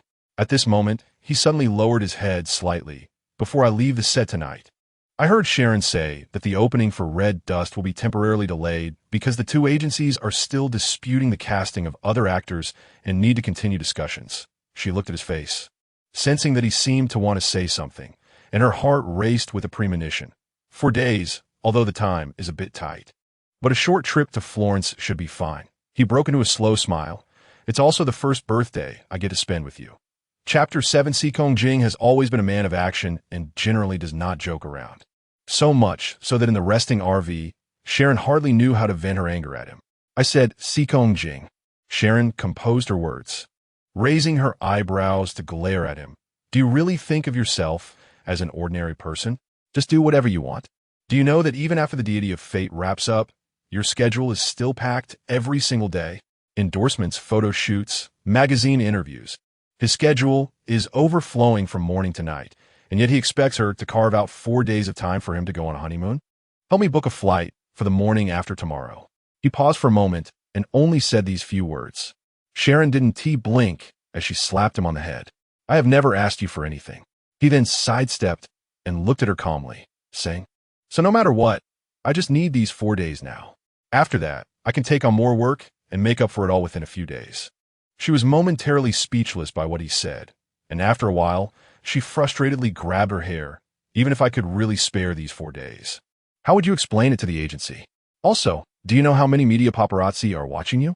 In these days, Feng Xia is coming to G City, starting with Jian Yuing's side, then coming to yours. The confidentiality work done back and forth was so thorough that not a hint leaked out. She was truly exhausted by this nauseating couple. This has nothing to do with me." He seemed very tired, frowned slightly, organized his costume, and prepared to shoot the last scene. "After that, I'll work harder, and the company will naturally agree. Besides, it was stated in the contract that they wouldn't interfere with my private life. He has always been unconventional and cold, and what he has said is like setting rules." Sharon knew it was useless to say more, sighed, and could only help him call to book the flight. After Feng Xia returned to S City, she immediately began to pack her luggage and informed her family in Jianyuan. Her father, Feng Zhuoluan, was still the same, only saying one sentence, "Taking you to such a place, this kid really has half of your father's wisdom genes." Her mother, Rong Zihan, also had an open policy, only reminding her to pay attention to safety and have fun. Jian Yueying seemed even more excited than she was, getting overly animated on the phone, adding the phrase, "wish you have a baby soon," before hanging up, because she and Sikong Jing had already agreed to fly to Florence separately from S City and G City. Being in different places could help conceal their movements. So on the morning of their trip to Florence, Lu Yi drove her to the airport. After all, they were public figures. Even if they acted discreetly, some people still recognized them. When Lu Yi saw the flashing lights around the corner, he patted Feng Xia on the shoulder, handed her the luggage, and whispered, "I'll distract them. You go through security." Okay. Lu Yi's quirky and humorous nature has always made him a favorite of the media, and she knew he could handle the situation well, so she nodded. "Enjoy your trip." Just before she turned to leave, he quietly left her with this phrase, filled with a smile. Soon it was time to board the plane. Jian Yueying had booked her a first-class seat, and after she settled in, the flight attendants brought her tea, a wet towel, and a blanket, informing her that it was a 10-hour flight. Just before takeoff, Sikong Jing sent her a text asking if she had boarded. After she replied, he quickly added another message: "Don't watch movies after takeoff. Rest more." His desire for control over her was growing stronger, and she pouted but felt incredibly sweet inside. After turning off her phone, she closed her eyes to rest. Not long after, the plane took off. She thought about how she would soon see him and be able to date and play without any external interference. And she obediently listened to him, covered herself with the blanket, and fell asleep. In a deep sleep, she suddenly felt the blanket being pulled up, carefully tucked behind her shoulder, and the reading light turned off. Huh? She slightly opened her eyes, and when she saw the person in front of her, she fully woke up. Shoo! He leaned down and kissed her forehead. Feng Xia pinched her thigh hard, fearing she was dreaming. The man in front of her, slightly tired yet still charming, was none other than Sikong Jing. How did you get on this flight? There were few people in first class, and they were all fast asleep. She carefully looked around and asked in a low voice. Not at ease. He simply answered with those 3 words. She was taken aback, and soon the gentleness in her eyes was about to overflow, and she leaned up to kiss his lips. Not at ease about her.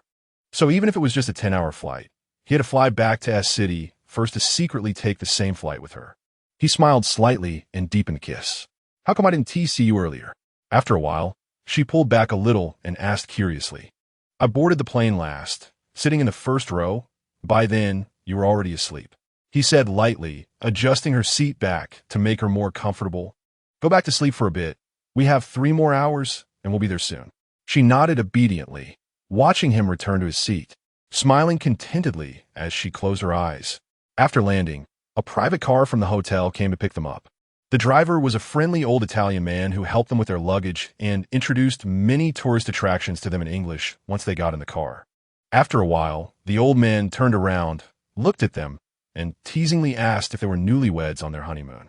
Feng Xia was leaning on Sikong Jing's shoulder, looking at the scenery along the way, when she heard Sikong Jing reply in a low voice in English, "We're going to be engaged." She felt her heart flutter and immediately turned her gaze back to him. He also turned to look at her, and his eyes seemed to be saying something so romantic and sweet. The old man whistled to express his approval of their romance and sweetness, wisely turning back to give them space. We'll have lunch first, then take a break in the afternoon before wandering around. He rubbed her shoulder and whispered in her ear on the first day. We can't tire ourselves out too much. Okay, she smiled. Actually, you really chose the right place. He raised an eyebrow. You see, if we're going on a trip, we could go to the Maldives or the Aegean Sea, but coming to Italy, we would definitely choose Venice. She looked at him. Florence. I remember Su Jima called it the Emerald City, so it's the most suitable for someone like me who claims to be an artistic youth. Florence is also the cradle of the Western Renaissance.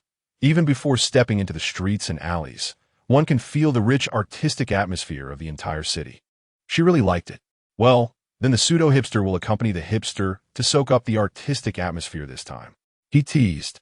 After settling their luggage in the hotel room and changing clothes, they had lunch and then casually walked to Michelangelo Square.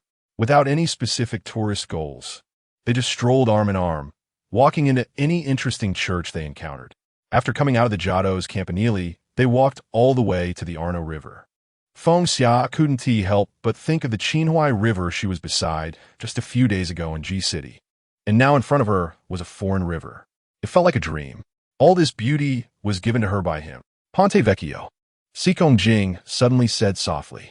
Feng Xia followed his gaze and saw a bridge in front of her. I remember it should be called the Vecchio Bridge.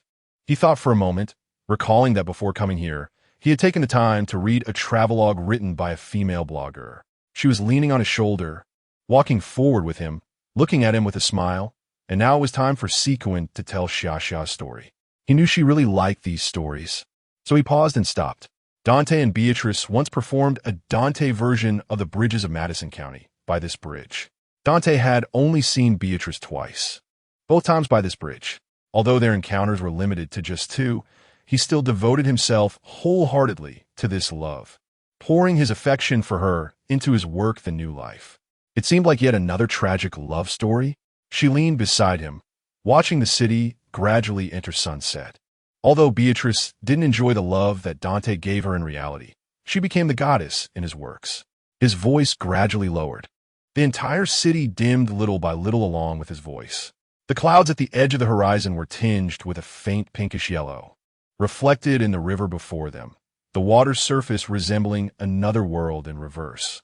The sunset before them was breathtakingly beautiful. Later, the female blogger wrote a sentence at the end of her article. As the sun set, he turned to look at her. Although I didn't encounter anyone by the bridge, I did encounter a sunset over the Arno River. So fitting. Yet it seemed that there was something different about their current situation. Apparently, I was luckier than her. Feng Xia gently blinked and smiled at him. She encountered this sunset and also encountered him beside her, watching the sunset together. Just this one person, no regrets or desires. The best scenery, the best person, the best version of oneself. Siku and Jing looked at her, then lowered his head for a long time and kissed the corner of her mouth, whispering in her ear, Illinois mio goddess. This phrase, he said, should be in Italian. She looked at him in confusion, wanting him to explain, but he said nothing more, merely smiling faintly as he gazed at the sunset sky. Il mio goddess. My goddess. After returning to the hotel, they tried Florence's most famous dish, tripe. The chef cooked large pieces of tripe until tender, cut it into strips, placed it in bread, and added salt, pepper, and sauce made from herbs. Feng Xia had loved this kind of food since she was a child and was instantly delighted. Seeing her enjoy it so much, Siku and Jing left a generous tip when they left. That night, after washing up, they went to bed early, and the next morning they got up early. Siku and Jing had already arranged to take her to a nearby, small hill town called Fiesole for a day of exploration. The historical charm of Fiesole was even richer than that of Florence. After getting out of the car, Siku and Jing held her hand, accompanying her through one alley after another.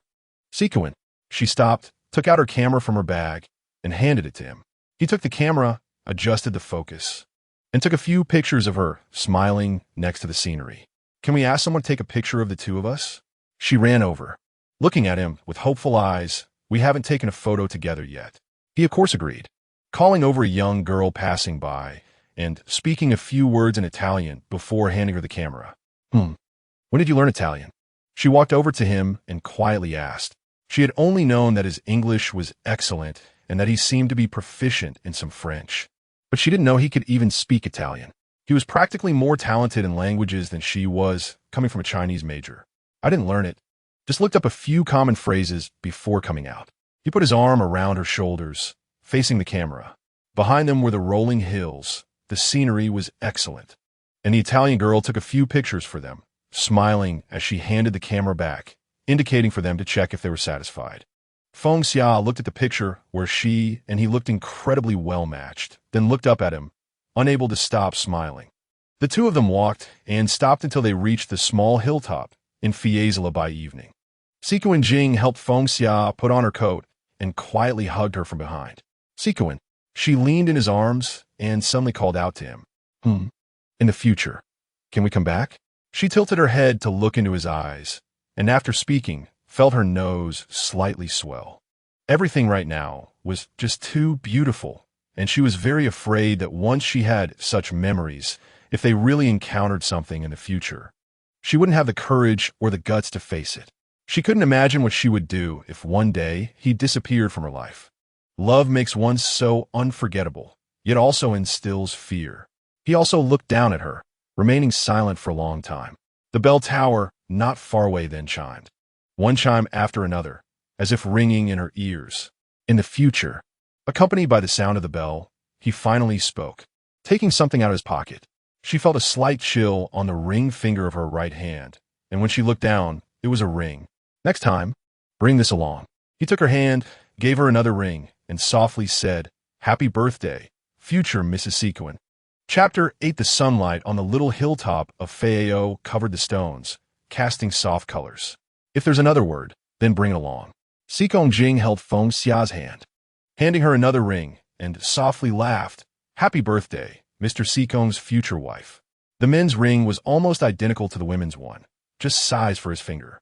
Feng Xia gazed at the equally dazzling and beautiful ring, her eyes slightly trembling. After a long while, she held his hand and helped him put on the ring, tightly intertwining their fingers. It turned out that earlier he had told that Italian old man in the car that they were preparing to get engaged. He had planned this trip early and prepared this pair of rings. This pair was for the engagement, and there would be another pair for the formal ceremony later. Xikong Jing lowered his head to rest against her forehead, observing her expression, and his voice gradually took on a teasing tone. Wondering if she was thinking of giving herself to him, she did not answer, seemingly calming her emotions, and after a long time finally looked up into his eyes. If you fall in love with someone else in the future, or for any other reason you want to leave me, please don't take the ring back, okay? If we must part even though we love each other so much, please leave me this last thought. At such a happy moment.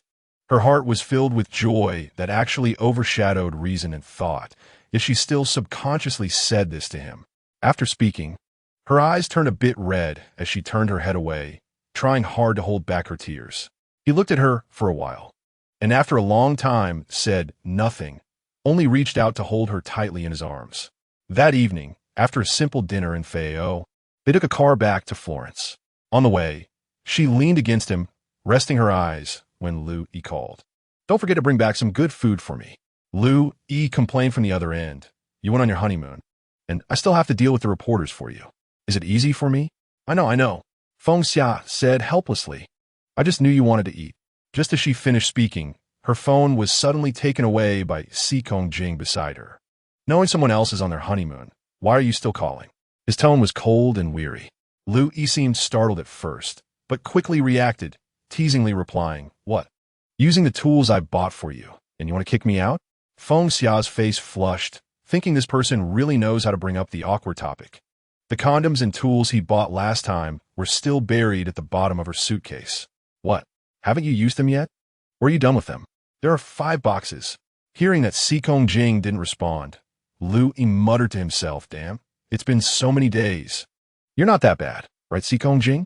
Xikong Jing glanced at her after hearing Lu Yi's words, and after a while, he said faintly into the phone, "Don't meddle in my business," and returned the phone to her. The phone had good sound quality, so she could hear their conversation clearly, and it felt strange yet amusing.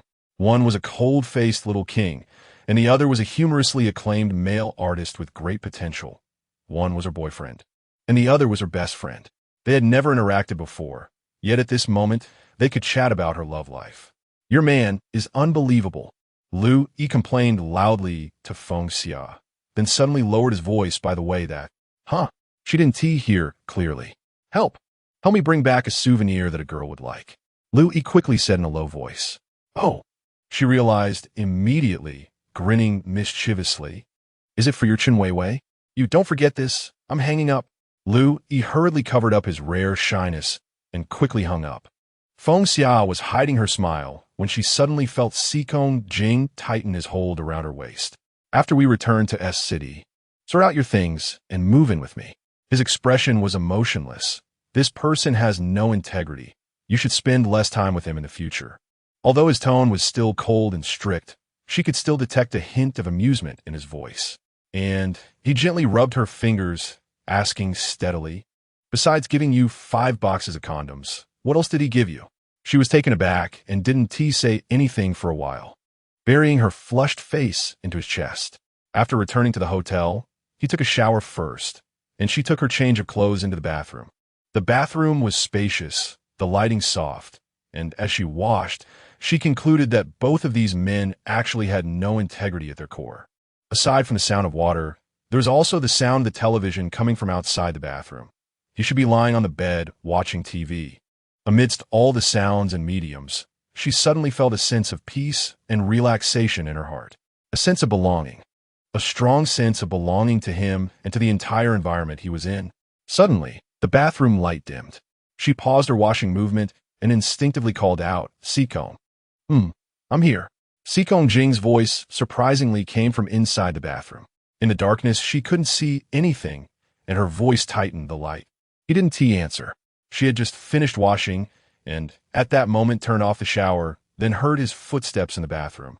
The shower door was pulled open from the outside. Her hand trembled and the shower head fell to the ground. All done. He stepped into the shower, hugging her from behind.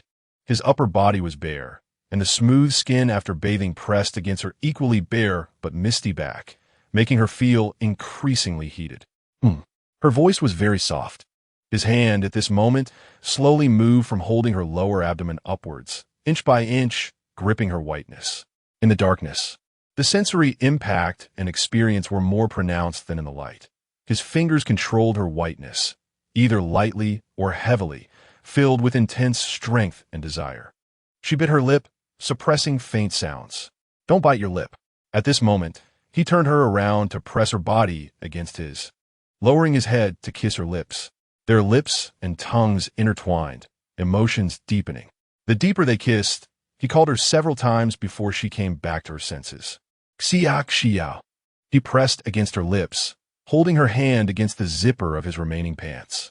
Feng Xiao's face flushed, but her hand slowly helped him undo his pants, which fell to the ground. Accidentally, her hand touched his hardness, and she immediately recoiled.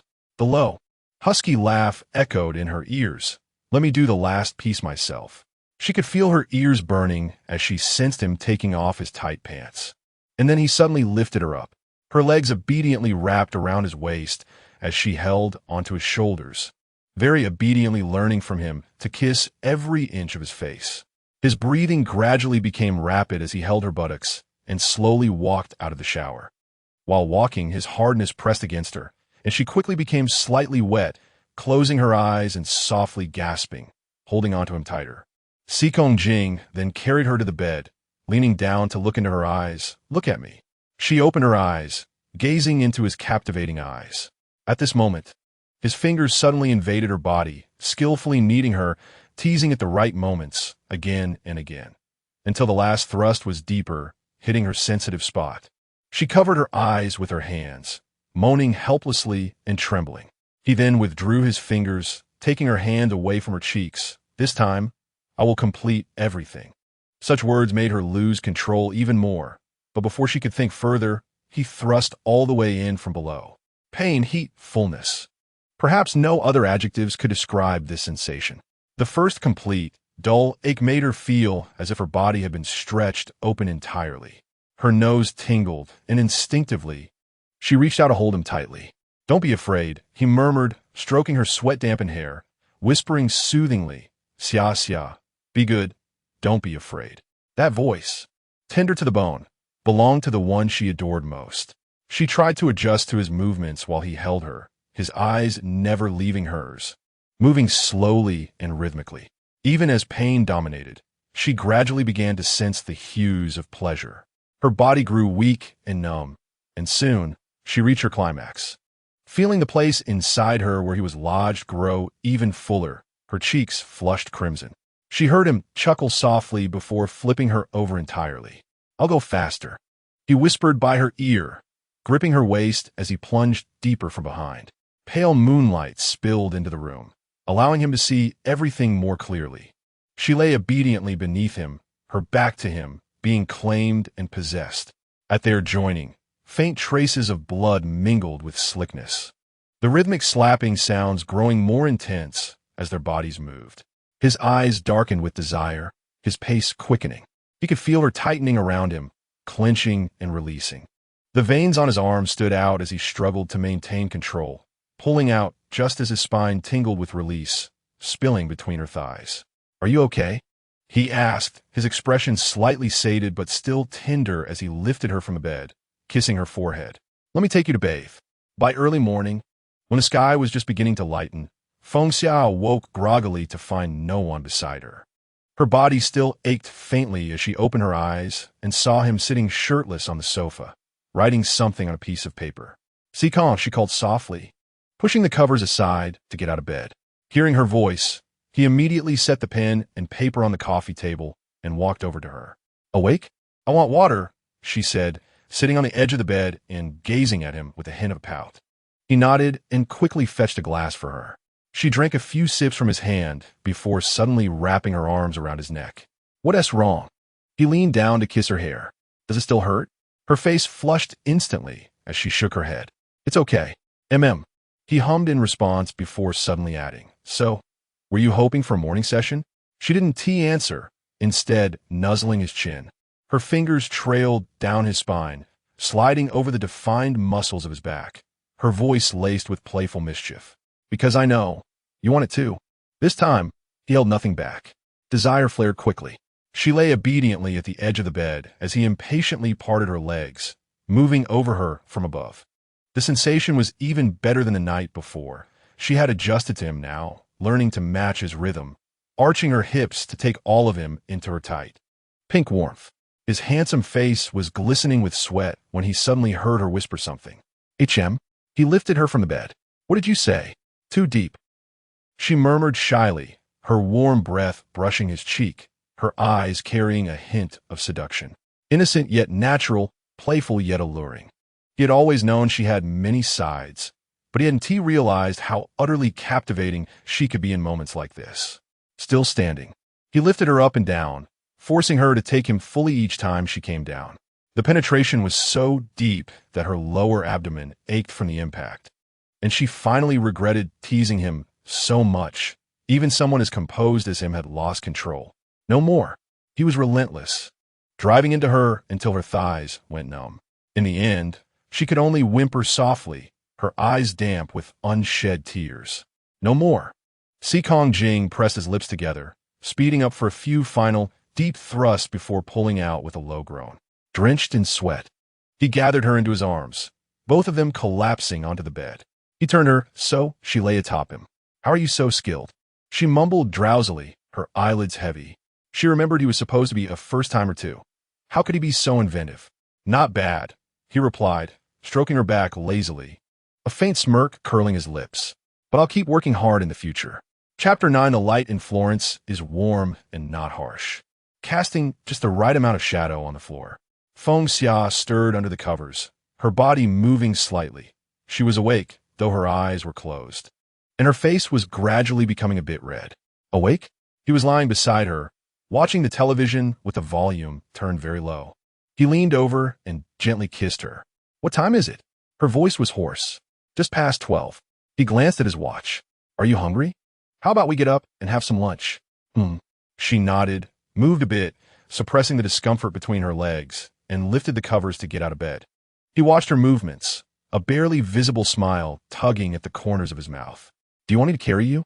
The tone of his voice was almost unrecognizable, both lazy and teasing, layered with meaning. This person was simply taking advantage while pretending to be innocent. After last night, and once more this morning, she was already too tired to open her eyes, and he had to press her down on the carpet again. 3 times? Could he really be a novice? If so, what a natural talent. Anger and shyness surged within her, and she felt like ignoring him. She quickly slipped on the nightgown that was beside her, hurriedly got out of bed, put on her slippers, and rushed into the bathroom, turning on the wall lamp.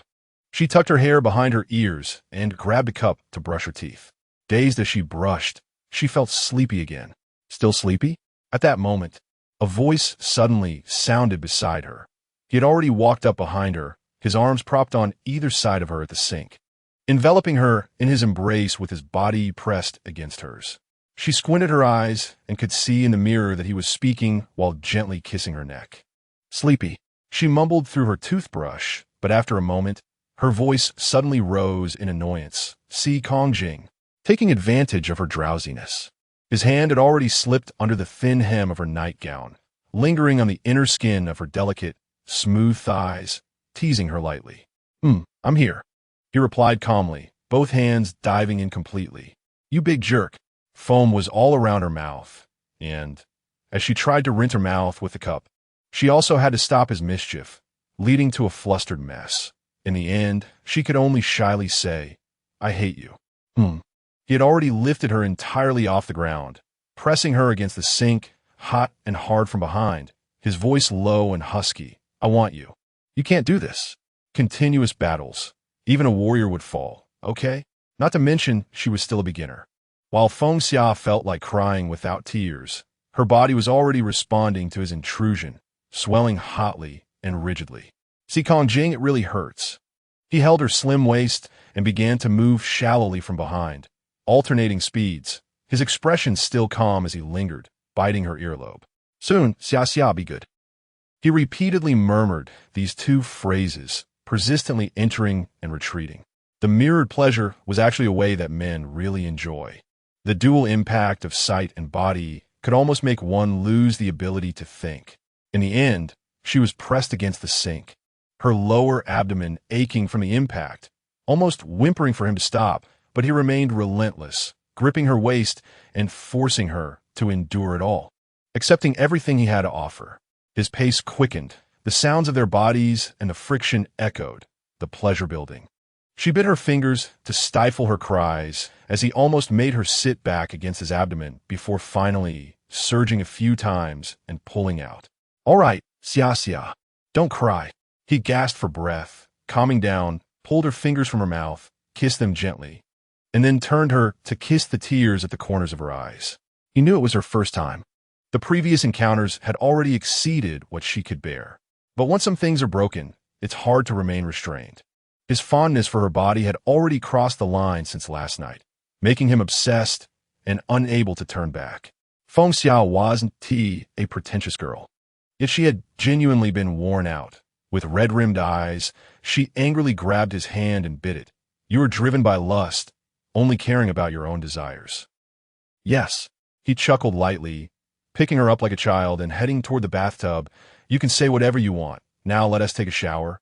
And after that, we'll go eat. Okay? No. She forced herself to make a face at him. When I eat later, you're not allowed to eat. He was amused by her cute expression, becoming rare and more direct, biting her lip and whispering, listen to your wife. Just such simple 2 words of address still made Feng Xia allow him to eat. The two of them enjoyed a lavish lunch at the open-air restaurant on the first floor of the hotel. They were set to return home early the next morning. So Si Kongjing and T arranged any itinerary for today. The two casually strolled out of the hotel. The afternoon rain had made the place less crowded than in previous days. She looked at the various sights with great interest, while he followed behind her, his gaze merely resting on her. After walking for a while, he suddenly said from behind her, Do you know that Florence has another nickname besides the Green Hill? She turned around, walking backward like a child. The corners of his eyes lifted slightly, the city of flowers. She pondered for a moment, her eyes lighting up really, because since she arrived here, she had noticed that many streets and alleys were almost adorned with fresh and beautiful flowers. There were many kinds of flowers, but here they carried a unique vitality and an elegant, noble beauty. Look back. He watched her and suddenly smiled. Feng Xia obediently turned around and saw that she had reached the end of the little alley. She took a few steps forward, looked down, and her expression changed immediately. Due to the geographical elevation difference, the ground below was several meters lower than where she stood. However, on the flat ground below, flowers were arranged in a specific shape, quietly displayed. In a distinctly shaped heart, there was a neat yet adorable S. From high to low, it was clearly made up of many flower pots, making it feel like stepping into a dream. My summer. The depth of thought and sincerity of emotion. You, when did you prepare this? She felt him walking up beside her, but didn't tease her to look at him. When you were sleeping this morning, I had the flower seller help me arrange it, so it didn't take too long. He ruffled her hair. Do you like it? She nodded, holding his hand, sniffing as she looked at him. Have you really never pursued a girl before? Everything he did was so intoxicating, and it felt so natural and comfortable. No, he smiled, taking her hand and leading her down the stairs to see the actual arrangement up close. Maybe it's a talent? I just thought of some things to do, thinking it should make you happy. When they reached the actual display, she was even more shocked. She had never seen such flowers, vivid, passionate, indescribable natural beings that seemed to be speaking to her. Feng Xia circled the entire arrangement, almost turning around a dozen times, took many photos, and finally put her camera away, running up to hug him like a spoiled child. I'm so happy, really very happy. She buried her face in his chest, saying seriously, word by word, Si Kongjing, this is the happiest trip of my life. Shoo. He pinched her cheek, smiling lightly. It's too early to draw conclusions now. Don't forget the honeymoon. She chuckled, tightening her arms around him a bit more. The nostalgic trip to Florence ultimately had to come to an end. Feng Xia and Si Kongjing returned home as originally planned, taking 2 flights with a few hours interval. Feng Xia's flight was earlier than Jing's. And although the flight time was 2 hours longer than expected, she landed first. After collecting her luggage and stepping off the plane, she opened her phone and was almost startled by the screen. Dozens of missed calls from Jianyuing, Lu Yi, and several from her parents and brother as well. She frowned, lowered the brim of her hat, and quickly passed through customs, instinctively dialing Jianyuing's number first. Xia Xia. Jianyuing answered quickly. Right now, try not to let anyone see you. Come out from Gate D immediately. The reporters are all blocking Jing. They won't notice you right away. I'm waiting for you in the car at Gate D. Hurry. Jianyuing's tone had never been so urgent and stern, sending a chill through her. Dragging her luggage, she almost ran towards Gate D. There was a rather inconspicuous car parked at the entrance. She opened the door, sat down in the back seat, and closed the door just as the car started moving forward. What is going on? She asked, frowning. The driver was Jesse, who looked serious from the side. Jianyuing, sitting in the front passenger seat, sighed deeply. Look at Weibo. In the past few days in Florence, they had no time to pay attention to anything else. She opened Weibo and was immediately overwhelmed by thousands of comments and mentions. The screen was filled with text, and just reading the first one made her feel cold all over. I used to think she was a fresh and natural girl, but if she wants to be her Uranus's girlfriend, she should just go home and dream. Her fingers trembled as she clicked on the mention. According to a female artist from the Fate Deity crew, during the filming process, she personally witnessed a women's nightgown in Jing's hotel room, which was shocking. It turned out that the usually cold and solitary little king, who was almost insulated from scandals, had already hidden a beauty in his golden house. The follow-up to the Golden House hiding beauty incident showed that the media relentlessly tracked and photographed Jing. After finishing the filming of Fate, he directly took a flight to Florence and was spotted traveling along the Arno River with a mysterious woman. It became an undeniable fact that the little king had indeed hidden a beauty, and he was spending lavishly to please her on this trip to Florence. The most eye-catching were a set of somewhat blurry photos. The photos were taken at Florence Airport, showing Jing leaning down to kiss her before she boarded the plane. Although only her back was visible, several subsequent images captured her alone, with a few showing her profile. Although she was wearing sunglasses, facial recognition from various sources suggested that this mysterious woman was very likely Feng Xia, a new generation actress who had acted alongside Jing in Sunny Day. Even more explosive news indicated that the two were very likely to star as the male and female leads in the annual fantasy drama promoted by Top Company, portraying a love story in a fantasy world.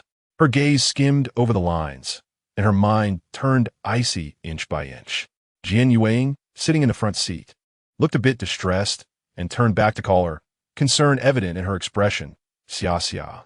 After calling her several times, it seemed she finally snapped back to reality. Jesse then skillfully made a turn with the car and suddenly spoke, Xia Xia, I'm really sorry for telling Ying about you and Jing without your consent. The company has been pressuring her these past few days to find out if this is true or not.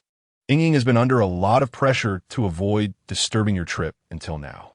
After discussing it these past few days, we think that the efficiency of the investigation into your relationship is so high, aside from the female artist from the Fate crew and the media. It's possible that Xiaozhou also had a hand in it. Xiaozhou was another assistant besides Jesse, who had not been with her as long and with whom she had a mediocre relationship. When I called you, Xiaozhou was the only one beside me, and I overlooked that. Jianyuing rubbed her forehead. In any case, it has come to this. Now I'll take you back to the company. The higher-ups are having a meeting to discuss how to deal with these rumors. You know, just Jing's fans alone could stir up a huge storm regarding whether you and Jing are really in a relationship. In the entire entertainment industry, besides a few familiar friends of yours, there probably won't be anyone standing on your side. The words were straightforward, yet carried a sense of urgent concern and goodwill.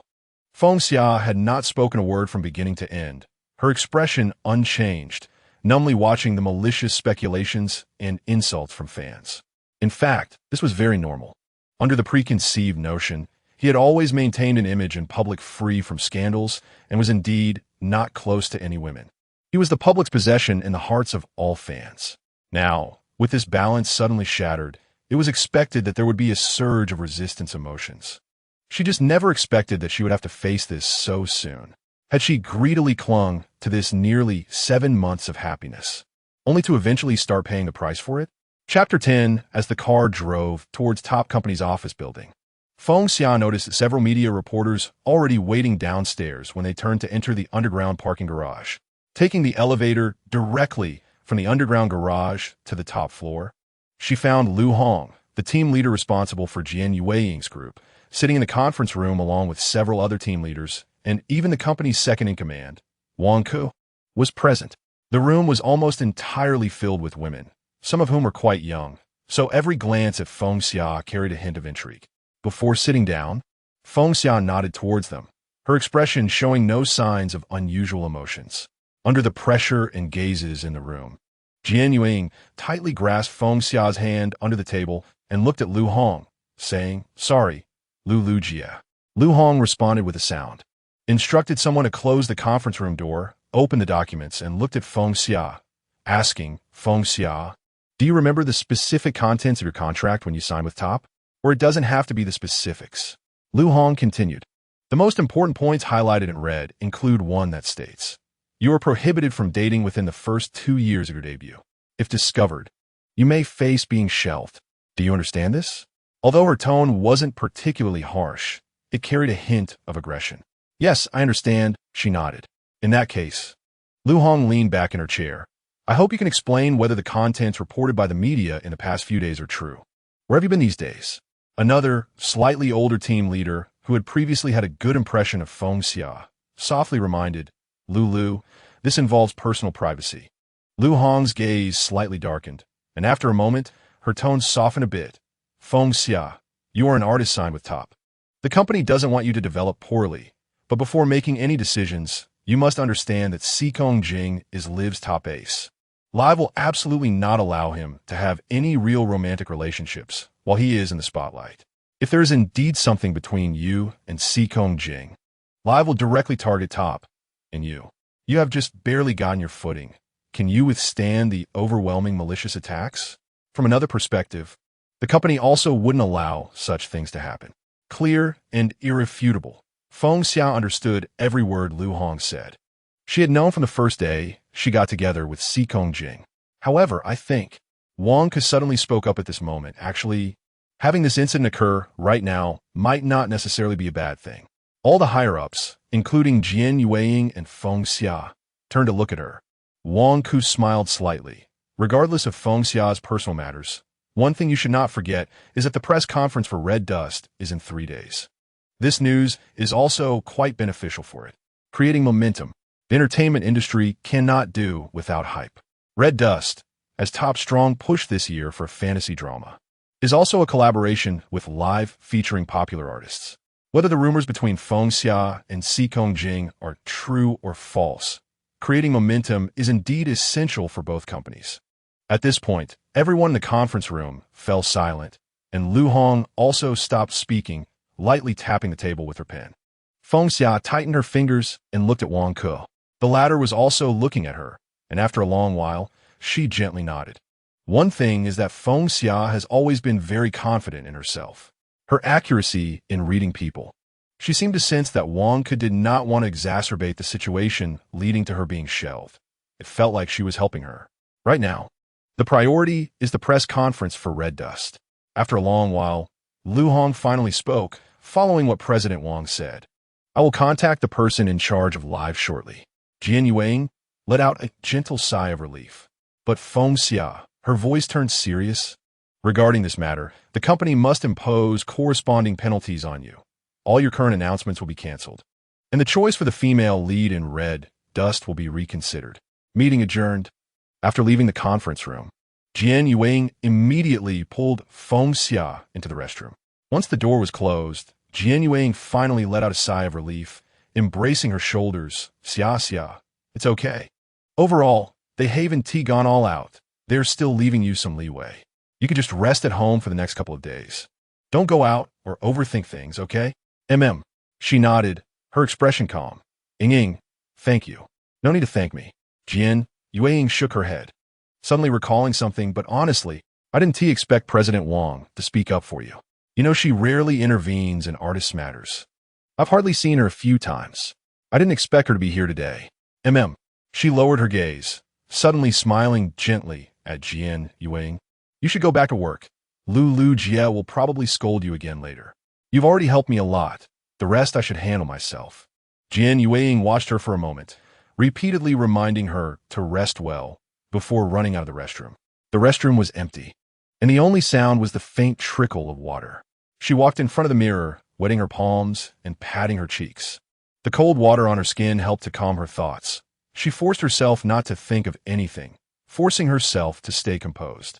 Suddenly, the restroom door opened, and she turned to see Wang Ku walking in. President Wang. She greeted politely.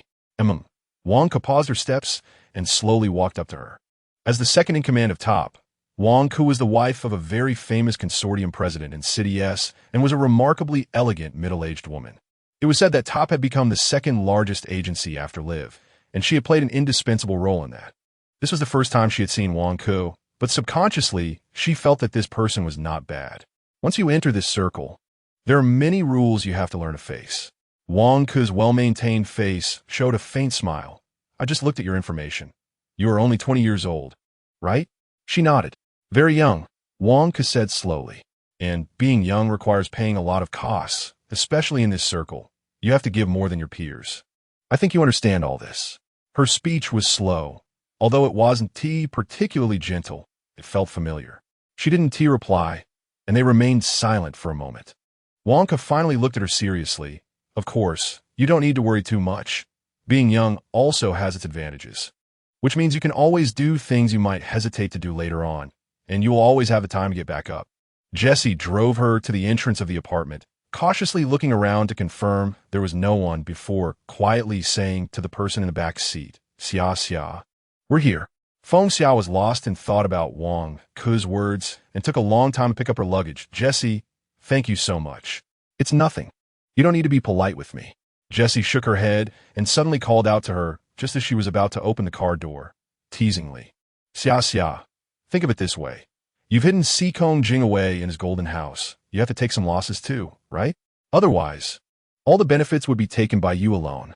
Feng Xia finally smiled slightly, reached out to pat her shoulder, and got out of the car. Upon entering her home, she walked to her bedroom with her phone, lay on the bed, and sent short messages to her parents, brother, and Lu Yi, telling them she was fine. The house was silent, not a sound to be heard. She closed her eyes and tossed her phone aside, but her mind was filled with images of Florence. Has he arrived at the airport? Have you ever been blocked by reporters to the point of being unable to move? Did you go directly to the agency? Perhaps also to negotiate with the person in charge about their matters, remaining silent and feeling very angry? Is it also like her, feeling very sad, missing him so much? Just when she was about to fall asleep, she suddenly heard a faint sound coming from the living room. At first, she thought she had misheard, but the sound gradually became more intense. She was startled and quickly got out of bed, cautiously walking towards the living room. Knock, knock. The sound was coming from the glass window in the living room. She hurried over and saw Lu Yi outside the window like Batman, standing on the balcony of the neighboring apartment, finding a point to knock on her window in a comical yet dangerous manner. You. Feng Xia was taken aback, both amused and helpless, and quickly opened the window. Lu Yi frowned, stretched his leg, and jumped in, patting his pants and standing up with raised eyebrows. What about me? Is it easy for me? To avoid a reporter, I had to knock on someone else's door and climb in through the window. I almost scared the old lady to death. His thick eyebrows and big eyes, with strikingly handsome features, looked even more charming at that moment than all the time they had spent together before. A true friend will always come to your side, without a word when you need them the most. Still sad? Seeing her silent, Lu Yi reached out and rubbed her hair. Life is like this. No need to overthink. You know those fans. They never see the truth and always express their opinions. They have freedom of speech, but it shouldn't affect our own lives. What's wrong with the news being exposed? Isn't it more comfortable to stay home and have fun for a while? I want to switch with you. Of course. There's one more important thing. You've eaten meat. You should let yourself eat some vegetables to balance it out, right? When he said the last sentence, he grinned mischievously, pinching her cheek. Come on, give me a smile. His tone was both playful and funny, And Feng Xia truly laughed, swatting his hand away, but she was genuinely touched. Come on, Lu, he boldly laid back on the sofa. Let us play a game of We. And I'm starving. Hurry up and get me something to eat. I think there are some noodles left. I'll go cook. She rolled her eyes at him and walked to the kitchen. Once she turned on the exhaust fan, the kitchen wasn't so quiet anymore. She stared at the pot of noodles in a daze until she smelled a hint of burning and realized something was off. Just that moment of distraction, the noodles were almost burnt. She quickly turned off the heat, frowned as she reached for the pot handle, but nearly burned herself. Oh my gosh! Just then, Lu Yi came in through the door, saw her and the burnt noodles, and looked very displeased. He pulled her away from the stove. Get out, let me show you how it's done. Feng Xian knew she was in the wrong, so being tossed out of the kitchen by him, she simply walked back to the bedroom and lay down on the bed. Just as she entered the room, her phone rang. She seemed to sense something, almost jumping onto the bed, glancing at the screen, and immediately answering it. Xia xia. Just those two words made her nose feel a bit sour. It was a gentle voice that only softened when directed at her. No matter how many doubts, criticisms, or even insults came from others, nothing could expose her vulnerabilities and sadness as quickly as those two words from him. From the moment she got off the plane to this moment, she truly felt very wronged. Are you home? He asked immediately. Did you encounter reporters on the way? No, I just got home from the company. She tightly grasped her phone, adjusting her breathing. What about you? Just got to the company. He must have been in the hallway when he called her. His voice sounded a bit empty. The two of them fell silent for a moment, and she listened carefully to his breathing on the phone. Xia xia.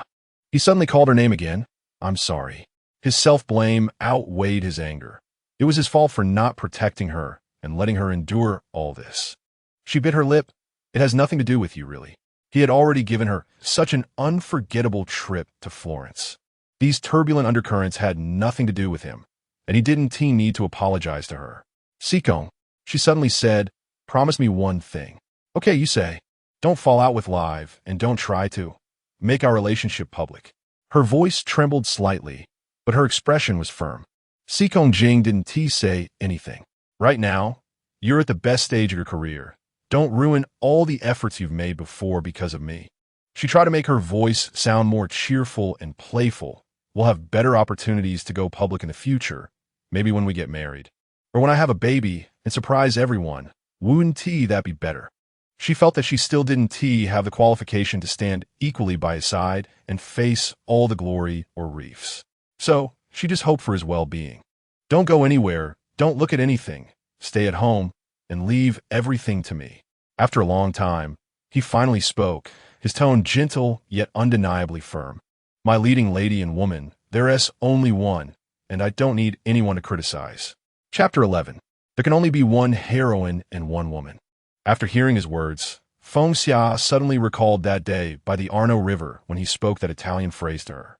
After a while, she softly said, her expression much gentler, I'll listen to you. I won't go anywhere. I won't look at anything. I won't think of anything. In exchange, you tell me what that Italian phrase you said in Florence means, okay? His voice gradually took on a warm tone. The meaning of that phrase is my goddess. Beatrice de Dante is like you to me. Her heart began to race, her eyes growing warmer.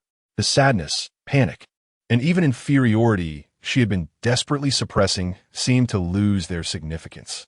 As Jesse said, it was understandable for her to hide him away and pay a price for it. He truly loved her and protected her like this. Feng Xia, didn't you tell yourself that one day you would stand in the same position as him, being seen as a perfect match with no one else suitable? She took a deep breath. I will be very obedient. Good. The words from his lips could calm her heart. Xia xia, wait for me. That evening, after Louis left, she thought for a moment and called a car back to the Feng family. She arrived around 10 o'clock, and before coming, she hadn't informed her parents. When Rong Zihan opened the door and saw her, she was very surprised. Xia xia, why didn't you say you were coming? Mom. She closed the door and hugged Rong Zihan like a child. I missed you. Girls being coy with their parents is always a very useful tactic. Rong Zihan, who had been worried, patted her shoulder and ruffled her hair. You like to run around so much, and you rarely come home. What were you thinking? She smiled with her eyes squinted, holding Rong Zihan's hand as they walked to the living room. Her dad, Feng Zhuoluan, was still the same. leisurely crossing his legs and watching TV. When he saw her come back, he turned off the TV and patted the sofa. Come, reported Dad. Dad. Feng Xia sat down beside him, watching him warily. Let us make it clear first, no arrogance at critical moments, and no roughness. Have you ever seen your dad get rough? Feng Zhuoluan raised his eyebrows. Except in specific situations with your mom. Rong Zihan, who was pouring water, almost splashed it on his almost ageless, devilishly handsome face upon hearing this. In the past, when Dad said these shameless things, Feng Xia didn't think much of it. But now, just a slight mention would immediately remind her of those dreamy experiences with Xikong Jing and Florence. Feng Zhuoluan observed closely and noticed the unusual flush on his daughter's cheeks, instantly smiling broadly. Come, tell me, was the trip enjoyable? Were you happy? Dad. Rong Zihan shot him a warning glare. How can you talk to your daughter like that? Happy. Feng Xia suppressed a laugh. Actually, very happy. The eyes of a person hold their lover, and it can't deceive anyone. Those who have experienced deeply can see the sincerity behind her expression at a glance. Rong Zihan and Feng Zhuoluan exchanged glances, and their hearts suddenly understood.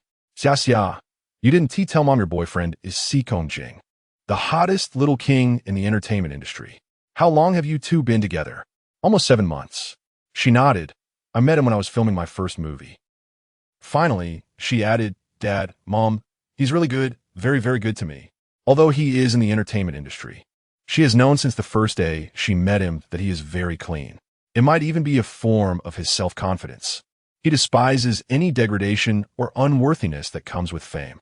Xia. At this moment, Feng Zhuoluan became a bit serious. First, remember that your dad and I will never do anything harmful to you, nor say anything against your interests. I know. She nodded. Dad, Mom. I knew from the first day I was with him that we would come to this point, but I don't regret it. The young girl's expression was serious yet exceptionally gentle, strong, unwavering, and persistent. She would never regret loving such a man. I don't want to say much. You are now an adult and can take responsibility for your own actions. Feng Zhuoluan said slowly, I have not met him, so I cannot judge whether he is good or bad. But honestly, I'm not very supportive of my daughter marrying a man from the industry. Your profession is your own choice. You can maintain your purity through self-discipline. However, your partner, your husband, should have a clean and reliable background to ensure your lifelong peace and security. Not just a simple trip together that could bring you so much trouble and impact. If it's like this now, what about in the future? Have you thought about it? Will your best years be trapped in hiding and never see the light of day? Therefore, I hope you think carefully about this. It's not too late to end it now. Feng Xia nodded, but did not speak. Rong Zihan watched closely, and she saw that her expression was very similar to how she had been when she was young. So persistent, even stubborn. No matter how terrible the situation is, once she is determined, she is determined. The three of them experienced a long silence. All right, Xia. After a long time, Rong Zihan held her hand. You don't need to worry too much about us, regardless of our opinions. We just hope you're happy and will always stand by your side. Your life is still yours to choose. Just remember that when you are sad, we are all here. Without disturbance or worry beside your parents, you will never have a day of sadness. She looked at Rong Zihan, who appeared gentle and calm, nodded, her eyes gradually reddening. Feng Zhuoluan changed the subject, returning to his usual frivolous demeanor. By the way, daughter, I heard your boyfriend is incredibly handsome in real life. Let us see. Is your dad more handsome? Feng Xia was amused by him, stood up, ignored him, and said to Rong Zihan, Mom, give me a towel. I'm going to stay at home for the next few days. For 3 days. Feng Xia indeed obediently listened to Xikong Jing's words, staying at home, not going anywhere, not looking at anything, not thinking about anything. And apart from saying goodnight to him every day, they had almost no other contact. Knowing she was back, Feng Yishio came back to the Feng family the next evening. The two siblings lay on the sofa, one lying down and the other sitting, as close as ever despite not seeing each other for a long time. Brother. She smiled at Feng Yishio. When are you going to bring Sister Yi home? Feng Yishio's expression softened. Soon when the time comes. Our Xia will be the most beautiful bridesmaid. She nodded with a smile. I want to go with Sister Yi to choose the dress. Okay. Feng Yishou ruffled her hair, considering his words. Xia Xia, how did you handle the previous matter? Feng Xia's expression didn't change much upon hearing this. I don't know. I haven't looked at any news these past few days. Just as she finished speaking, her phone in the bedroom suddenly rang. She hurried into the bedroom and saw the screen displaying Ying's name. Taking a deep breath, she answered the call. I'm at the company now, just finished a meeting. Jian Ying cleared her throat and deliberately spoke slowly. Her heart suddenly raced. Congratulations, classmate Feng Xia, you've been banned for 3 days. You'll be free tomorrow. And you're still the female lead in Red Dust. Jessie will come to pick you up at 8 tomorrow morning. So be good and come over to try on the makeup and the clothes for the afternoon press conference. The tone on the other end suddenly changed. She was momentarily stunned, but Jian Yueying was beyond excited, eager to know why the ban was lifted so quickly. Now, open your laptop and go online to watch the latest entertainment interview show. Your man just finished his segment. It's not just me saying this. Feng Xia, you're truly the happiest girl in the world. Others are simply envious and jealous to no end. After saying that, the call was immediately disconnected. Feng Xia held her still buzzing phone, walked to her desk, and turned on her computer, her nerves tense. The titles of countless videos were almost identical. Xikong Jing responds to the Florence trip. The Little King South unprecedented emotional revelations drive fans wild with obsession. She clicked on one of the videos, which was under 20 minutes long. The screen quickly showed the host and Xikong Jing. At first, the host spoke alone, and he answered with very few words. Until later, when the host mentioned the hot topic of the past few days, he fell silent for a moment, then looked at the camera with a serious and cold expression, saying, "The reason I'm on this episode today is to give a positive response to this matter. After today, I hope no one brings it up in front of me again. The people who traveled to Florence with me during the filming and after the wrap-up were my family, not any artist in this industry." His words changed the host's expression entirely. Xikong Jing was known for being taciturn and genuine in the industry. He would never utter a compliment or fabricate any non-existent fact. Therefore, as soon as he spoke, everyone would believe him. However, today, he told a lie for his sake. Feng Xia stood motionless, looking at him on the screen. A simple family trip, the media's speculation and pursuit not only disturbed my life, but also affected another artist's life. Here, I want to apologize to that artist. He had never spoken such a long statement in public or even expressed an apology to anyone. She could imagine that everyone watching the show must have been stunned. Finally, I want to thank my fans for their continuous support. I hope you can show the same tolerance and encouragement to new artists debuting or to artists I collaborate with, just as you did for me when I first debuted. Thank you. After finishing this long statement, it also meant the interview was over. Finally, he rarely smiled, saying, "Tomorrow is the opening ceremony for Red Dust, and I hope to have a pleasant collaboration with the artists from Top Company, bringing everyone a better production." With that, the video ended, the screen went dark, but her heart was almost about to leap out of her chest. At that moment, her phone rang again. She looked at the star-marked screen and immediately answered, pressing the phone to her ear. His deep and gentle voice came through the radio waves, almost piercing her heart. "Xia Xiao." She had 1,000 words on the tip of her tongue, but couldn't say a single one at that moment. "I miss you," he said softly, word by word, very much. For 3 days, he had only slept 2 hours each day, dealing with everything related to this matter. Among the various incidents, including almost having a falling out with the agency and tearing up contracts, he didn't need to tell her, nor did he want to. She just needed to be by his side forever, living freely. The rest, no matter how difficult or troublesome, he would handle. That sentence of mine, actually half of it is true. He smiled slightly. The people who traveled to Florence with me were my family. That sentence is true. Her breathing gradually quickened at that moment. After a long time, she finally said, "Xikong, what I'm about to say, you better listen closely, because I might never say it again. I love you. Very, very much. In this lifetime, I will never love anyone else as I love you. Even if one day you leave me, I will still stand in the memories you gave me and not take a step outside. I'm downstairs at your building." After a long time, his voice became even hoarser. "Go to the windowsill and let me see you." She held the phone and quickly walked to her room's window, opening it. His car was parked not far below. The window rolled down halfway, and his face was serene as a painting in the night.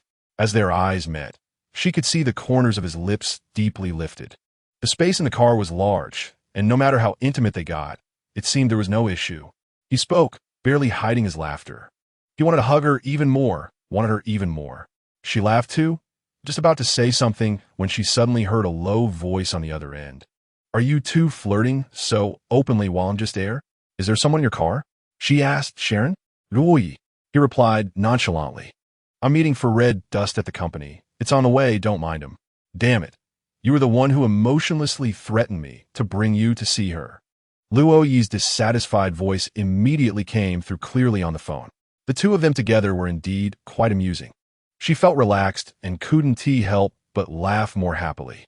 "Forget it. You two should head back quickly. The media is keeping a close eye on things these days. We don't want to stir up any more controversies."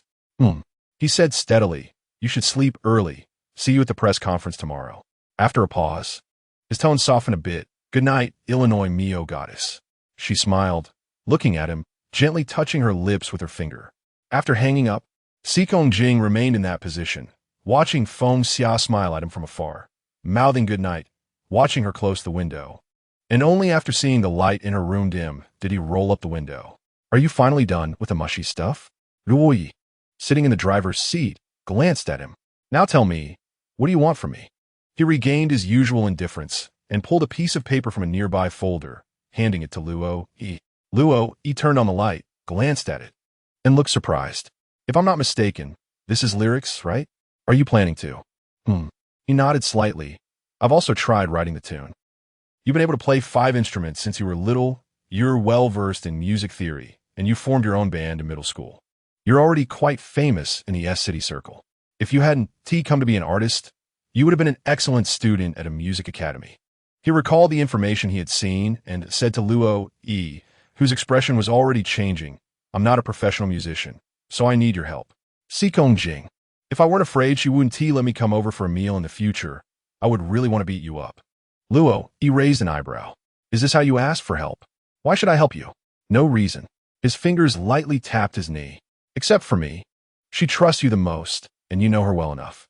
On Valentine's Day next year, I want her to hear the first song I wrote for her." Chapter 12. The press conference for Red Dust can be said to be the most anticipated new drama release event in the entertainment industry this year.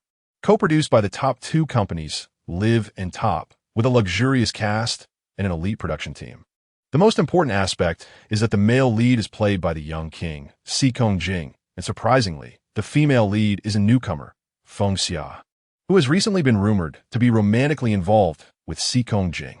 Before the press conference began, Feng Xia changed into the outfit chosen by the stylist backstage, touched up her makeup, and quietly sat on a chair waiting. He adjusted his hair in front of the mirror, walked over to her, jumped up to sit on the vanity, and leaned slightly toward her ear, asking, "Hey, are you nervous?" She glanced at him and extended her slightly damp palm, saying, "A bit." After all, this was her first time taking on the female lead role, and it was also her first collaboration with Sikong Jing. Moreover, just 2 days ago, their rumors had caused quite a stir, and even though the situation had been smoothed over by him, she was still very aware of how many people were waiting to see her make a fool of herself, ready to criticize her. He raised an eyebrow and brought his face closer to her palm, saying, "The air conditioning here is freezing me to death. Perfect. Warm me up." She immediately pulled her hand back and shot him a glare. At that moment, a commotion suddenly erupted near the backstage door. The two turned to look and saw a woman with long brown wavy hair appearing backstage, followed by several people. Dressed in a stunning, form-fitting red dress that accentuated her perfect figure, her beauty was striking. She was Chun-Ning, the hottest female artist currently promoted by Top, and originally the designated female lead for Red Dust. Chun-Ning walked a few steps to a prepared chair and sat down. Her assistant immediately approached with water and a towel, and even the organizer sent someone over to respectfully say something to her. "Ah, what a pity," said a balding man representing the organizers, standing beside Chun-Ning. Chun-Ying's acting skills are absolutely top-notch. I see this time with Red Dust, missing the female lead is Top's intention to leave a better project for you. Upon hearing this, several of Chun-Ying's assistants immediately chimed in. One of them, noticing Feng Xia nearby, raised their voice intentionally. Exactly, Lin's acting skills are undeniable. She's a film festival Best Actress winner. How could an unknown newcomer compete with her? Someone who rose to fame through rumors. What worth does that have? The stylist fixing Chun Ying's hair chuckled, adding, perhaps she has already rolled in the sheets a few times just to get this role. Lin, when you're filming, don't stand out too much, or else the director might not be able to take it and will change the female lead at the last minute. That would hurt someone's fragile heart. The people in that circle chuckled softly. Lu Yi frowned, his expression turning cold. Feng Xia immediately reached out and gently patted his leg, shaking her head at him. At that moment, Chuning caught sight of Feng Xia and Lu Yi sitting not far behind her through the mirror. She gestured for the people beside her to step back, stood up, and walked over to Feng Xia, saying, "Summer." Feng Xia's expression remained unchanged as she stood up from her chair and politely nodded. Lin. The two were of similar height. Chuning looked at her with a seemingly kind voice. "I've watched your performances before and thought you were quite good. Very promising." "Thank you," Feng Xia replied politely. "But you know, this time you'll be acting opposite Xikong Jing." Chuning raised her lips, enunciating each word. "I've acted with him a few times before and know he has very high standards for his female co-stars. If he points out any issues with your acting, feel free to ask me if you don't understand." Her words seemed very friendly, but were actually telling Feng Xia that her acting skills were not worthy of sharing the screen with Xikong Jing, and that she was more suited for the female lead role. Thank you for the advice," Feng Xia smiled at Chuning. Chuning smiled back and didn't say anything more, turning around to walk back to her seat. Lu Yi watched Chun Ying's retreating figure, a mischievous expression appearing on his handsome face. "What do you think would happen if she knew you've not only acted with Xikong Jing, but also performed together in bed multiple times?" The word performed was pronounced with a certain emphasis, causing Feng Xia to chuckle and shrug, showing that she didn't take the earlier situation to heart. Her inherent pride was not so easily crushed. The press conference for Red Dust officially began. Except for Xikong Jing, who arrived a bit late due to traffic, all the actors and the director were already seated. The host was very good at energizing the atmosphere, and after a warm introduction, they moved into the QA session, with Xikong Jing absent. Most journalists in the audience focused on asking the director and Chuning questions. Feng Xia sat beside Chuning, listening as she elegantly answered question after question, feeling a bit self-deprecating about her role as the female lead compared to the other actors. "I would like to ask Feng Xia a question." At that moment, a journalist finally stood up. Feng Xia looked at him with a slight smile, signaling him to go ahead. "May I ask how your relationship with the young king is offstage? With you taking on the female lead in Red Dust and acting opposite him, is there a possibility of developing feelings due to the drama?" Immediately, low murmurs arose in the audience, and everyone on stage turned to look at her. She was taken aback, her tone calm. "Since I don't have much personal interaction, I only know that Xikong Jing is a very excellent artist. I feel very honored to be able to collaborate with him. I hope to learn more from this project." A clever piece of deflection. Seeing that she showed no signs of embarrassment or anger, the journalist decided not to press further. Feng Xia initially thought this topic would end there, but unexpectedly, two more questions followed, all revolving around her relationship with Xikong Jing, none concerning Red Dust itself. The last question even mentioned whether she had developed feelings for the young king privately. The discussions in the audience sounded like a buzzing noise in her ears, and the gazes from those on stage were quite subtle. Her clothes gradually became damp with sweat, the lights were blinding, and her hands clutched the edge of her dress. Her response is starting to become a bit stammered. Having been in the entertainment industry for nearly a year, she had indeed been quite fortunate. But now she finally felt the clear and visible awkwardness. Lu Yi, sitting beside her, wanted to help her answer a few times, but seeing her stubborn expression, he remained silent.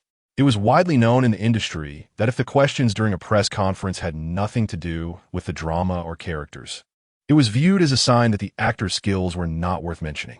She adjusted her breathing, trying to organize her words, working hard to maintain a steady gaze on the questioner in the audience. "I think I've already mentioned this in previous interviews." Suddenly, a deep, cold voice sounded from the side of the stage. "Today's theme should be Red Dust, not my emotional hotline. Feng Xia tightened her grip on the microphone and looked sideways. Sikong Jing, dressed in a light gray shirt and black trousers, slowly walked up from the side of the stage holding the microphone, his gaze locking onto hers from a distance. Their eyes met, even though she couldn't see the depth of his gaze. She could feel it was always filled with profound tenderness.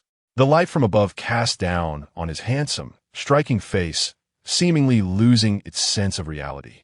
Enveloped in a layer of soft white glow, like a deity untouchable and distant. Just when she was on the verge of retreating, he finally arrived. As soon as Sikong Jing appeared at the press conference, everyone in the venue suppressed their excitement, and no one dared to trouble her anymore, throwing all the questions at him in a rush.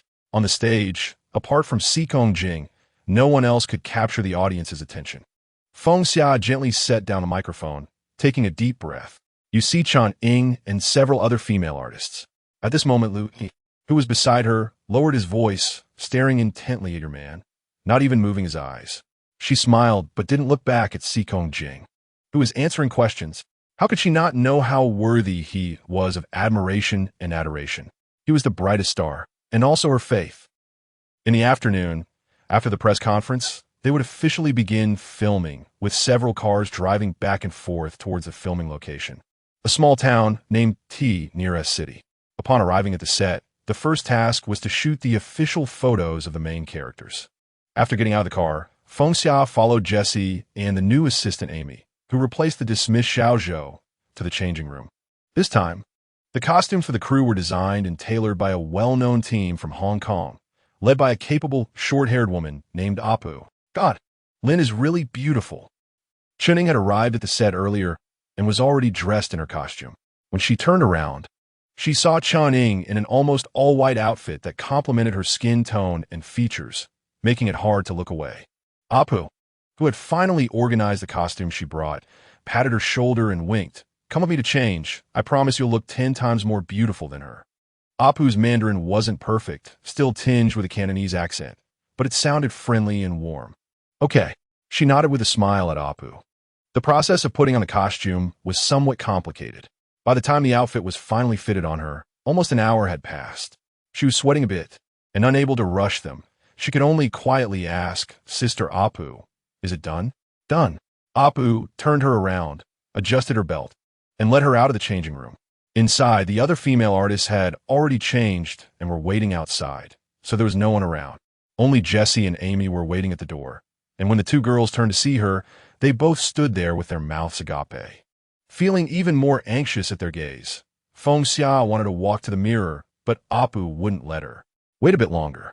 Apu frowned, looking around for something, and suddenly walked quickly to the box of accessories they had brought, taking out a piece and helping her pin it in her hair. Okay, all done. Apu clapped her hands, a satisfied smile on her face. Can I go see myself in the mirror? She pointed to the mirror not far away. No. Apu smiled ambiguously, taking her hand and leading her outside the changing room. If you want to know how you look in this outfit, outside the changing room, the entire set was basically being arranged, with people setting up and other artists who had already dressed up and were ready to shoot. Just look at the way they're looking at you. Apu smiled as she brought her outside. Closest to the door was Lu Yi, who was pacing back and forth, somewhat irritated. When he saw her come out, he suddenly stopped, his gaze gradually focusing, and the corners of his mouth lifted. His look was stunning, approving, encouraging. Over there, Chuning was talking to the photographer, and at this moment, she also stopped the conversation, looking back at her with deep eyes that held a hint of chill. Everyone who was busy turned to look at her.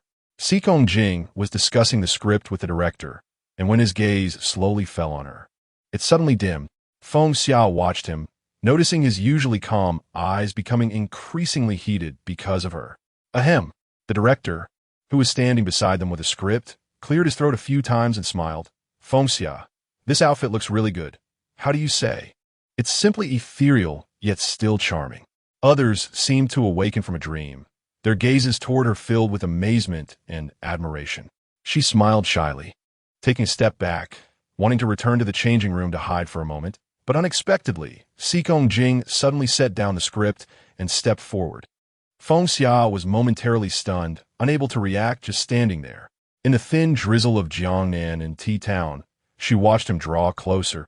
Under everyone's gaze, he finally stood in front of her, smiling slightly as he extended his hand. He was wearing a costume that was similarly designed to hers. White as the base with black and gold accents, making him look exceptionally handsome, exuding a strong sense of ethereal charm. Would you be willing to join me? To enjoy tea in the fairy abode, to breathe in the wind and dew, to ride on clouds, to command dragons, and to roam beyond the seas? Chapter 13. It is possible that almost everyone on set today has never seen this side of Seokong Jing. Stunning. In the past, the impression he left on others was usually that of a handsome appearance but a cold temperament, doing his job as an artist without any excess emotions towards those around him or the environment. But now, there's a genuine smile on his face. His expression could even be described as very, very focused. Feng Xia stood still, watching him, looking at the hand he extended towards her, savoring the words he had just said. In this set where countless people were watching them, after a long time, she pursed her lips and smiled, gently placing her hand in his palm. She could clearly hear the overwhelming sound of her heart beating, along with the gasps and discussions that arose in the set. He looked at her, said nothing more, and simply held her hand as they walked into the well-arranged photo shoot area for their character stills. The photographer, being a professional, said nothing upon seeing this, set up his equipment, and began shooting their character stills. Very good. Turn your shoulder a bit. Smile. Under the lens. Although she seemed a bit awkward and nervous, his relaxed movements made her feel increasingly at ease, because they were simply too familiar with each other. Even a glance could convey how the other should cooperate for the next action. In their eyes, it was only each other, and everything around them no longer mattered. It was as if they were not in a noisy set, but in the world beyond the seas he spoke of, enjoying the rarest of treasures together. With the one they love, living in seclusion in this vast world, only each other mattered. Such luck, in this life they seemed unable to fulfill. Could she wish for the next life to have such a connection with him again? All right. At this moment, the photographer gently clapped his hands, straightened up from behind the camera, and smiled at Feng Xia. Summer, you should thank Uranus first. I believe this set of stills will definitely cause a huge reaction once released. So, if you become popular because of Hong Chun, he will definitely be the biggest contributor. With the photographer's words, the other crew members and actors gently applauded. Even Chun Ying slightly nodded, her gaze towards Feng Xia deepening. Thank you. Feng Xia turned to Seokong Jing with a smile. During the shoot, I will definitely learn more from Uranus. He then withdrew the gentle expression from before, released her hand to maintain a little distance, and only slightly nodded at her. Everything was seamless. It seemed that the tacit understanding between them and the visual shock they brought to everyone could only appear as Seokong Jing's professionalism, his support for the newcomer, and excellent acting skills, rather than any private undercurrents between them. The other actors began to take their character stills one by one. After the main actors completed their stills, they started discussing the script with the director and screenwriter nearby. Feng Xia had previously taken the time to read the script from beginning to end. This script was adapted from a novel by a currently very popular writer, with a compact storyline and a very good adaptation. However, what left her feeling regretful was that this drama had a tragic ending. It should be known that portraying tragedy is much more difficult than comedy. The director, surnamed Jean, was a middle-aged man with a scruffy beard and the winner of this year's Best Director Award, known in the industry for his strictness and meticulousness during filming. The time span from beginning to end and the emotional range was quite large. The official shoot would start tomorrow morning, and tonight, I need you all to adjust yourselves into the best state immediately. Director, I suggest that we can start shooting 2 hours earlier tomorrow morning. At this moment, Chun-Ying suddenly spoke up, a faint smile on her delicate face. At 5 in the morning, the atmosphere of Jiangnan is the most intense, with light mist and dew, which might help the actors enter the fantasy drama state more quickly. After a pause, she looked at Seokong Jing. I remember Seokong said before while filming that although mornings are tiring, they can help actors gather their energy before a day of shooting begins. Feng Xia lowered her eyes, a slight discomfort flashing through her heart. Director Jean nodded, looking at Seokong Jing. Seokong, what do you think? That's fine. He nodded expressionlessly. Then it settled. Feng Xia, stay for a moment. I need to explain a few points regarding tomorrow's shoot. Director Jean closed the script. You all go back and rest well. Remember, we start shooting at 5 tomorrow morning. Because of the discussion with the director about tomorrow's shoot, Feng Xia returned to the dressing room a bit later, and almost everyone had already returned to the hotel to rest, except for Jessie and Amy waiting for her. Summer, do you need us to help?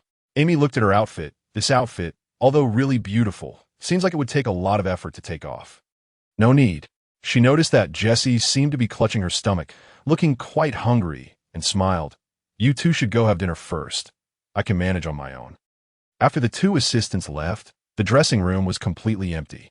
She returned to the mirror, lowered her head, and began to untie the sash of her dress. Just as she was about to loosen the sash, she suddenly saw another pair of hands appear on her own. Shoo! She felt a lump in her throat. The person behind her had pressed down on her hand, not allowing her to continue untying it, whispering in a low, husky voice in her ear, "It's me." She was truly startled, her face turning pale, but upon sensing the familiar aura around her, she took a breath, and when she looked up in the mirror, she saw Sikong Jing's handsome face behind her, immediately widening her eyes at him. You scared me to death. He said nothing, just smiled at her reflection in the mirror. His laughter was low and deep, sounding particularly enticing in the quiet dressing room. Hey, who would have thought that at this moment he would actually wrap his arms around her from behind, turn off the dressing room lights, and half hug, half drag her into the small room of the dressing area. She sensed what he was about to do, her face turning immediately red. This is the dressing room. The dressing room. Sikong Jing brought her into one of the small rooms, firmly pushing the door shut with his back before leaning down to kiss her. Trailing from her cheek down to her neck and chest, when I just came in, I locked the door. No one is here. This outfit looks great.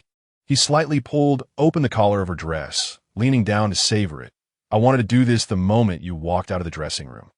When she stepped out just now, he truly wanted to clear the set of all people, not wanting anyone to see her like this. Her face was getting redder, knowing how inappropriate it was at the moment, but she still unconsciously wrapped her hands around him tightly. Xia Xia. At this moment, he lifted her up, pressing her against the wall of the dressing room. Now is it okay? I want you now.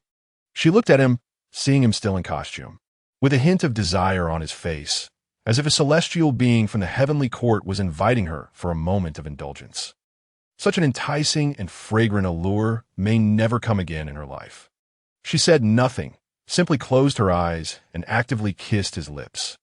Sikong Jing's gaze on her eyes grew hotter, his hands slightly impatiently tugging at her costume, pulling up a bit, wrapping one of her delicate white legs around his waist. She obediently wrapped one arm around his neck, her face flushed as she cooperated with him to pull down her panties. He pursed his lips slightly, undid his costume, and guided himself in with a firm push. Since Florence, this was only the second time, and with little preparation beforehand. She wasn't quite ready. The sudden thrust made her feel sore and swollen, almost to the point of pain. Unlike last time, when he had waited gently for her to adjust, he now gripped her waist and began thrusting in and out without pause. The faint sound of their bodies colliding was amplified in the quiet room, and her stomach involuntarily clenched with each movement, only to feel him slow down deliberately. Each of his strokes was deep, and she could clearly sense his urgency compared to their first time, as if he had fully let go. Some thrusts even made her abdomen ache. Gentler, she endured for a while, but couldn't take it anymore, gripping his shoulders and whispering, "It's too much." But she didn't know that her flushed face, shy yet restrained expression as she spoke those words only fueled his desire further. He panted lightly, then spread her legs wider, sliding a hand down to gently knead where they were joined. Moving slowly, he lowered his head to her ear and murmured, "Is this better?" She was tightly wrapped around him inside, and with his fingers teasing her petals. She couldn't stop the rush of wetness. "Better?" he asked again, watching her involuntarily clench around him, his eyes darkening with deeper hunger. Before she could respond, he suddenly quickened his pace, lifting one of her legs to position her for easier access and driving deeper into her softness. After dozens of rapid thrusts, he buried himself to the hilt before pulling out abruptly. Feng Xia was completely drained by then, her eyes damp and red as she clung to him, struggling to catch her breath. But then he set her down, turned her around, and pressed her against the wall, entering her from behind. She could only brace herself against the wall, biting back moans as the slick sounds of their coupling filled the small room, her mouth open in ragged gasps. Si Kong Jing's face was glistening with sweat as he cupped one of her soft, snow-white breasts, pulling almost all the way out before plunging back in. Feeling her tremble, he deliberately angled his thrusts and asked hoarsely, almost amused, "Better now? No more." She shook her head, finally breaking into tears as his relentless pounding sent pleasure radiating from her toes. Si Kong, no more. He held her tightly and thrust a few more times, nearing his limit before her climax clenched around him, drawing one final deep release as he spilled inside her, drenched in sweat and utterly spent. He finally withdrew and turned her around, lifting her like a child and kissing her tear-streaked nose. "All right, I was too rough earlier. Don't cry him." She sniffled, leaning limply against him before murmuring after a long pause, "Si Kong Jing, you're really a hungry wolf in disguise." She truly had been bewitched by his charm, letting him have his way with her in the dressing room on set. If anyone had seen them, it wouldn't just cause a scandal. It'd be an earthquake. "You're in your safe period these days," he said, sitting on the chair in the small room and holding her. "So even if I'd been rougher, it wouldn't have been a problem." Drowsy. It took her a moment to process his words before she blushed and bit his shoulder lightly. He treated her like a kitten, kissing her affectionately before grabbing tissues to clean her up. Uncomfortable, she squirmed, half complaining, half coaxing. "I want a shower. And look, you wrinkle my costume." "It's fine," he said, helping her out of the costume and into casual clothes. "Go back to your room and shower. I'll come over later." When Si Kong Jing entered her room with the spare keys she'd given him, she was wearing only a thin shirt, carefully smoothing out the wrinkles in her costume. "Do you know what I thought when I saw you in that costume earlier?" he asked, clearly in high spirits as he closed the door and embraced her. Murmuring against her hair, soup froths like clouds, cups float with flowers. Who in this world dares rival such beauty? This man. Feng Xia shook her head, stopping her inspection to shoot him an exasperated look. With that aloof, restrained demeanor, who'd have guessed his mind was filled with images of her undressed? Not just a hungry wolf, a wolf in sheep-esque clothing. She turned and buried herself in his arms, quoting poetry that is practically a euphemism for something indecent. "Seriously, where do you even learn these things?" She rarely saw him reading poetry or classics. "My cousin's husband," his voice rumbled above her. "Though he is a politician and a soldier, he loves this stuff. We've talked about it often." "Cousin's husband?" She seldom heard him mention family. "You have a cousin?" He nodded. "Her name is Si Kong Sheng." Si Kong Sheng. Pretty name. She thought for a moment. "Are you close?" "Very. But we're both busy, so we don't meet often." He loosened his hold to look into her eyes. "She's in pharmaceutical research. Has a master's degree. Incredibly intelligent. My parents adore her." Feng Xia grew even more curious. "Si Kong, is your family full of scholars? If they were an academic family, how do they feel about him being an entertainer?" "My parents are both university professors," he said calmly. "A bit rigid, but family traditions don't bind me. I've always done what I wanted, and they don't interfere." After a pause, he stroked her hair. "You'll meet them eventually, especially Shang. She works in S City. You'll definitely cross paths." She nodded, still pondering his family. "What?" He pinched her cheek. "Eager to join the Si Kong household?" "I was just thinking, your parents probably wouldn't want their daughter-in-law to also be in the industry." She sighed heavily. Instead of answering, he carried her to the bed, tucked her in, and lay beside her. "Have you gone over tomorrow's script?" Once in bed, exhaustion hit her hard. She nestled against him. "Si Kong, read my lines to me, okay?" "All right." He picked up the script from the bedside table, his expression calm as he began reciting her lines.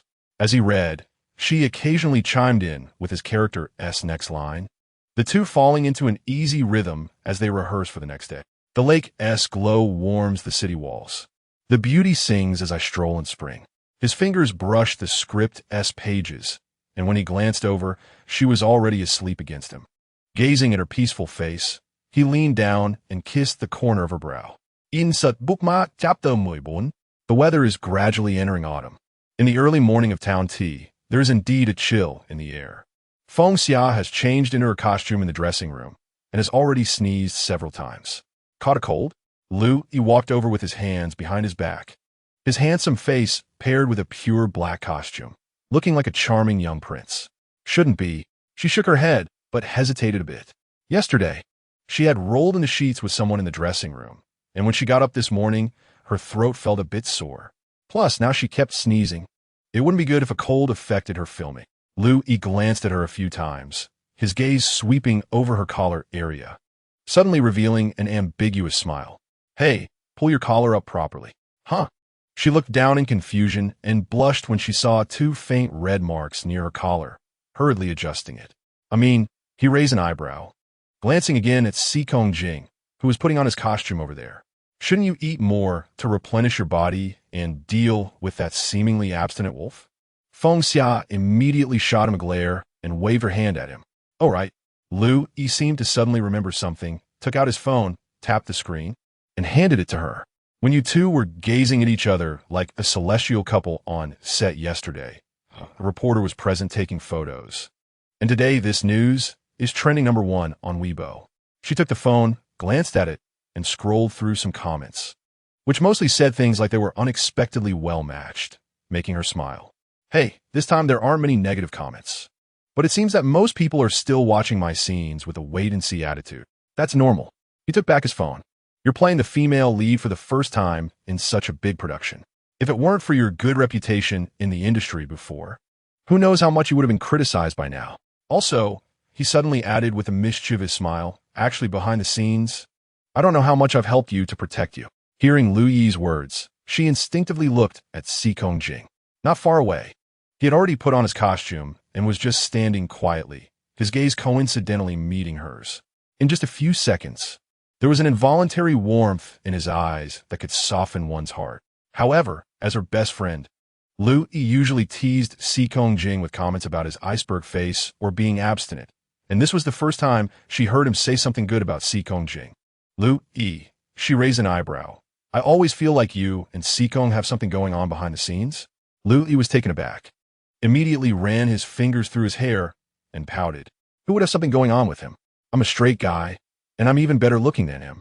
I wouldn't take a liking to him. Jessie, who was passing her some water, immediately burst out laughing upon hearing this. What's so funny? He said displeased. Just wait. After red dust, my value will soar, and I'll be able to match him. Do you believe it? The handsome young man spoke with a sparkle in his eyes, and in his costume, he exuded a different kind of charm, making Jessie momentarily lost in thought.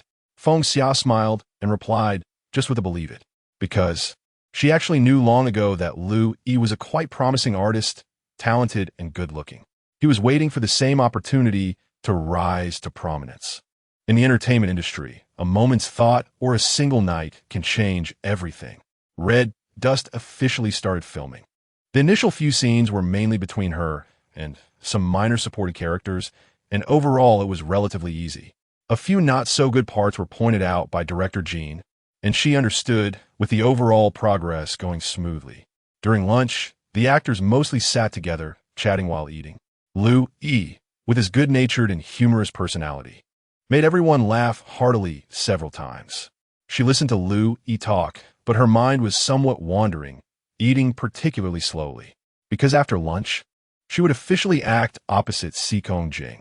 In fact, she had acted opposite him before, but now, with an actual relationship outside of the drama, it felt very strange to act against him. Phone. He saw her dazed and nudged her arm with his elbow. Your phone buzzed. She came back to herself and picked up her phone to unlock it. It was a message from Sikong Jing. Don't be dazed, eat more, and put on your jacket. She looked at the line of text and obediently put on her jacket, and unconsciously, her gaze sought him out. He preferred silence and naturally didn't like sitting with other actors to talk, just eating alone in the car. The silver car's window slowly rolled down halfway, and from her angle, she could see the slight smile on his profile as he looked at her. She glanced at him a few times and lowered her head to type a line of text. Sikong, I'm really a bit nervous. I feel like I won't perform well. She was afraid he would think she wasn't good enough.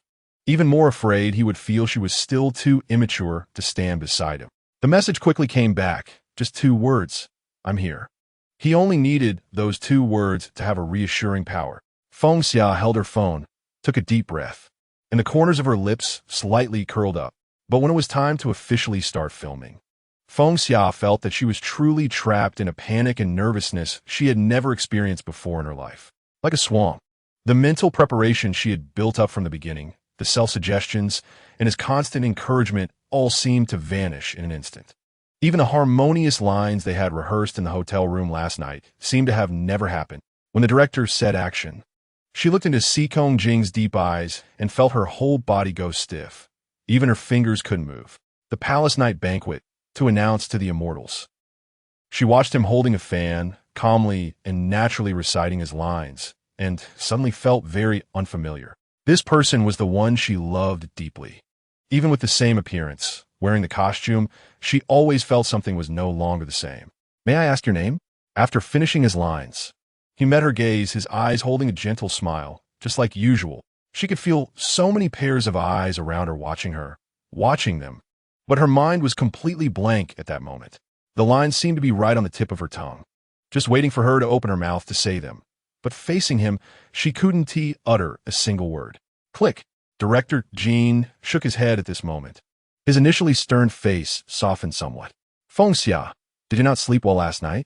After all, you're a newcomer taking on the female lead role, and it really is still not enough." "I'm sorry." She looked somewhat dazed, her fingers tightly intertwined. "I'm sorry, Director Jean, I'm out of sorts." "Take a moment, read the lines again." Director Jean cleared his throat. "I hope you can get through it within 3 takes. Even as a newcomer, the same requirements apply." "Okay." She nodded at Director Jean, turning her gaze to Seekong Jing's eyes, sensing the softness and concern in his gaze, suppressed by the many onlookers. But she could distinctly feel it. She really didn't want to disappoint him. "Second take. Third take. Click." Director Jean clapped his hands heavily this time. "Feng Xia, what are you thinking? Your eyes, there's no focus at all." The tone was indeed tinged with a hint of urgency and impatience. Feng Xia stood in place, still holding her prop, and she could hear the whispers around the set, along with various gazes from the other actors, some gloating, some having anticipated this all along. It was already the 3rd take. In the 2nd, she had forgotten the positioning, and in the 3rd, her eyes had gone blank. Each of these 3 takes had seen Seekong Jing's own performance flawless and impeccable, but as she watched him, as he flowed seamlessly into his role, she had no idea what she should do next. The lines and scenes that were once so familiar felt as if they had been swallowed whole. "Take a 5-minute break." Director Jean threw down the script. "Feng Xia, you won't make it through the 4th take. The other actors' parts will be moved up." The crew paused their actions as she numbly set down her prop and walked toward her resting chair. "Summer, don't be nervous."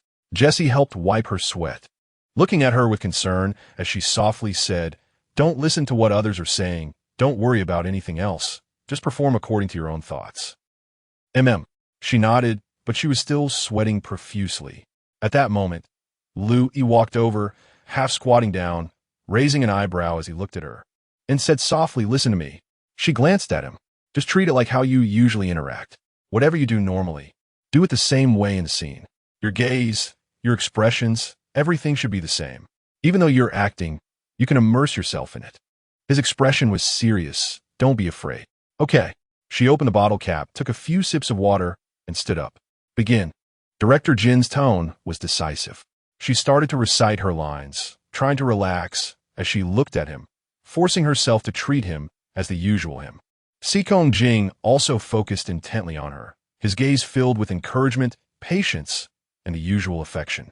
With Sister Xinguang from the Heart Palace, they should be arriving later. She turned around, smiling and glancing back at him. Director Jean watched from the side, seeing her gradually getting into the groove. His expression softened a bit. Seekong Jing nodded and took a step forward, closing the distance between them. Feng Xia's previously adjusted state crumbled instantly due to his proximity and the upcoming lines. In the misty rain of T-Town, his expression and movements were almost breathtaking.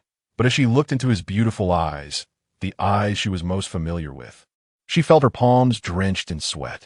She remembered hearing many seniors say that, generally, if artists in secret relationships or public couples acted together. The effect would be very good because they had chemistry and emotions in real life, making their acting more immersive. But when it came to herself, this rule seemed entirely reversed because she suddenly didn't even dare to look at him. Sikong Jing finished his last line, quietly watching her, waiting for her to say her final line. She paused for a moment, her fingers trembling slightly. After a long while avoiding his gaze, she turned to Director Jean. Director, I'm sorry. The set fell into a deathly silence. Director Jean remained silent for a moment before speaking. Next scene. Wait a minute, Director. Chun Ying, who had been sitting nearby resting and looking at the script, suddenly stood up and walked to the side of the scene. Director, let me try performing Feng Xia's part. I think it can help her find her feeling through me. Her voice was gentle, sounding reasonable. Sikong Jing's expression didn't change much. His gaze remained on Feng Xia, watching her profile slightly obscured by her hair, his brow slightly furrowed. All right. Director Jean pondered for a moment, looking at Feng Xia standing nearby. Feng Xia, take a look. Feng Xia nodded, almost mechanically stepping out of the scene. The result was as expected. Although Chun Ying played a supporting role, she possessed an extraordinary memory. Having just heard Feng Xia recite her lines 3 times, she remembered them quite accurately, including how to move and execute the actions perfectly. Feng Xia watched Chun Ying and Sikong Jing perform together, observing their relaxed and natural interaction, seemingly filled with some chemistry, and her heart grew colder. The contrast between her and Chun Ying was painfully evident. She admitted that she was completely outmatched by Chun Ying's acting skills and sense of the scene. Thank you. Chun Ying finished her last line, smiling at Sikong Jing in front of her, making a polite gesture. Thank you for your efforts. Cut. Director Jean clapped his hands, his expression relaxed and affirming. Very good. The people around, watching the scene with Chun Ying and Sikong Jing, also began to clap and murmur their admiration. Feng Xia looked at Sikong Jing. Although his face still bore no excessive expression, she could feel that he was at least satisfied with Chun Ying's performance. There was a hint of appreciation in his gaze. Feng Xia. At that moment, Chun Ying walked out of the scene, smiling at her against the faint sunlight. So, do you feel a bit now? Chapter 15. At this moment, everyone present had already understood in their hearts that the position of the female lead seemed to indicate that Chun Ying really wanted to take the stage temporarily. Feng Xia stood still, watching the calm and composed smile on Chun Ying's delicate cheeks, her fingers lightly digging into her palm. She commanded herself to remain calm and composed.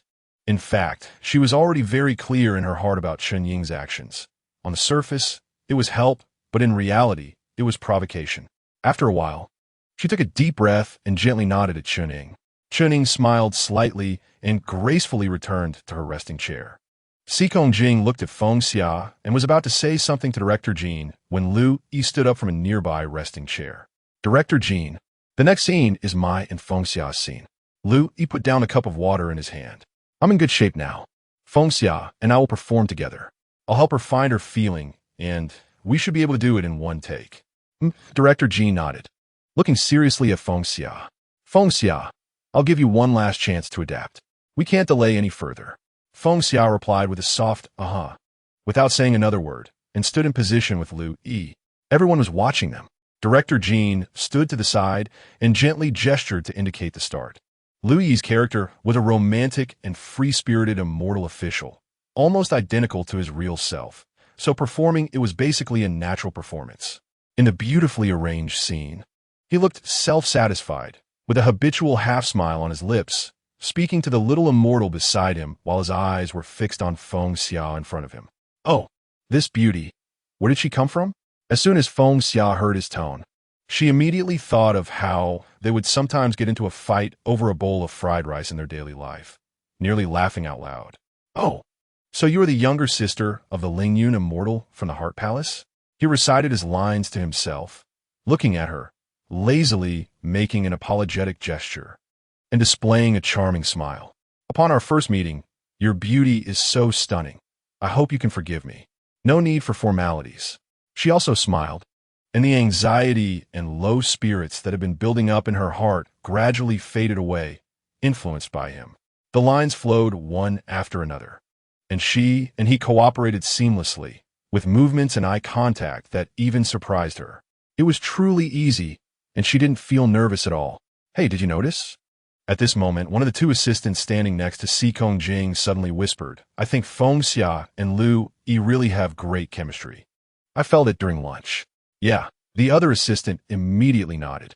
Isn't it said that couples have a special feeling when acting together? She just acted with Uranus and felt nothing at all. During lunch today, Chun Ying's assistant also told me she had the same guess. So they two aren't really dating, right? Even though the two girls spoke in very low voices, their conversation was still clearly heard by Si Kong Jing. He remained motionless, watching the performance of the two in the scene, his gaze growing colder. The scene between her and Lu Yi was even more in sync than her previous scenes with other supporting characters. It was many times better than her scenes with her own rival. Soon, her and Lu Yi's scene was about to end. The last scene was her smiling at Lu Yi, saying goodbye to him.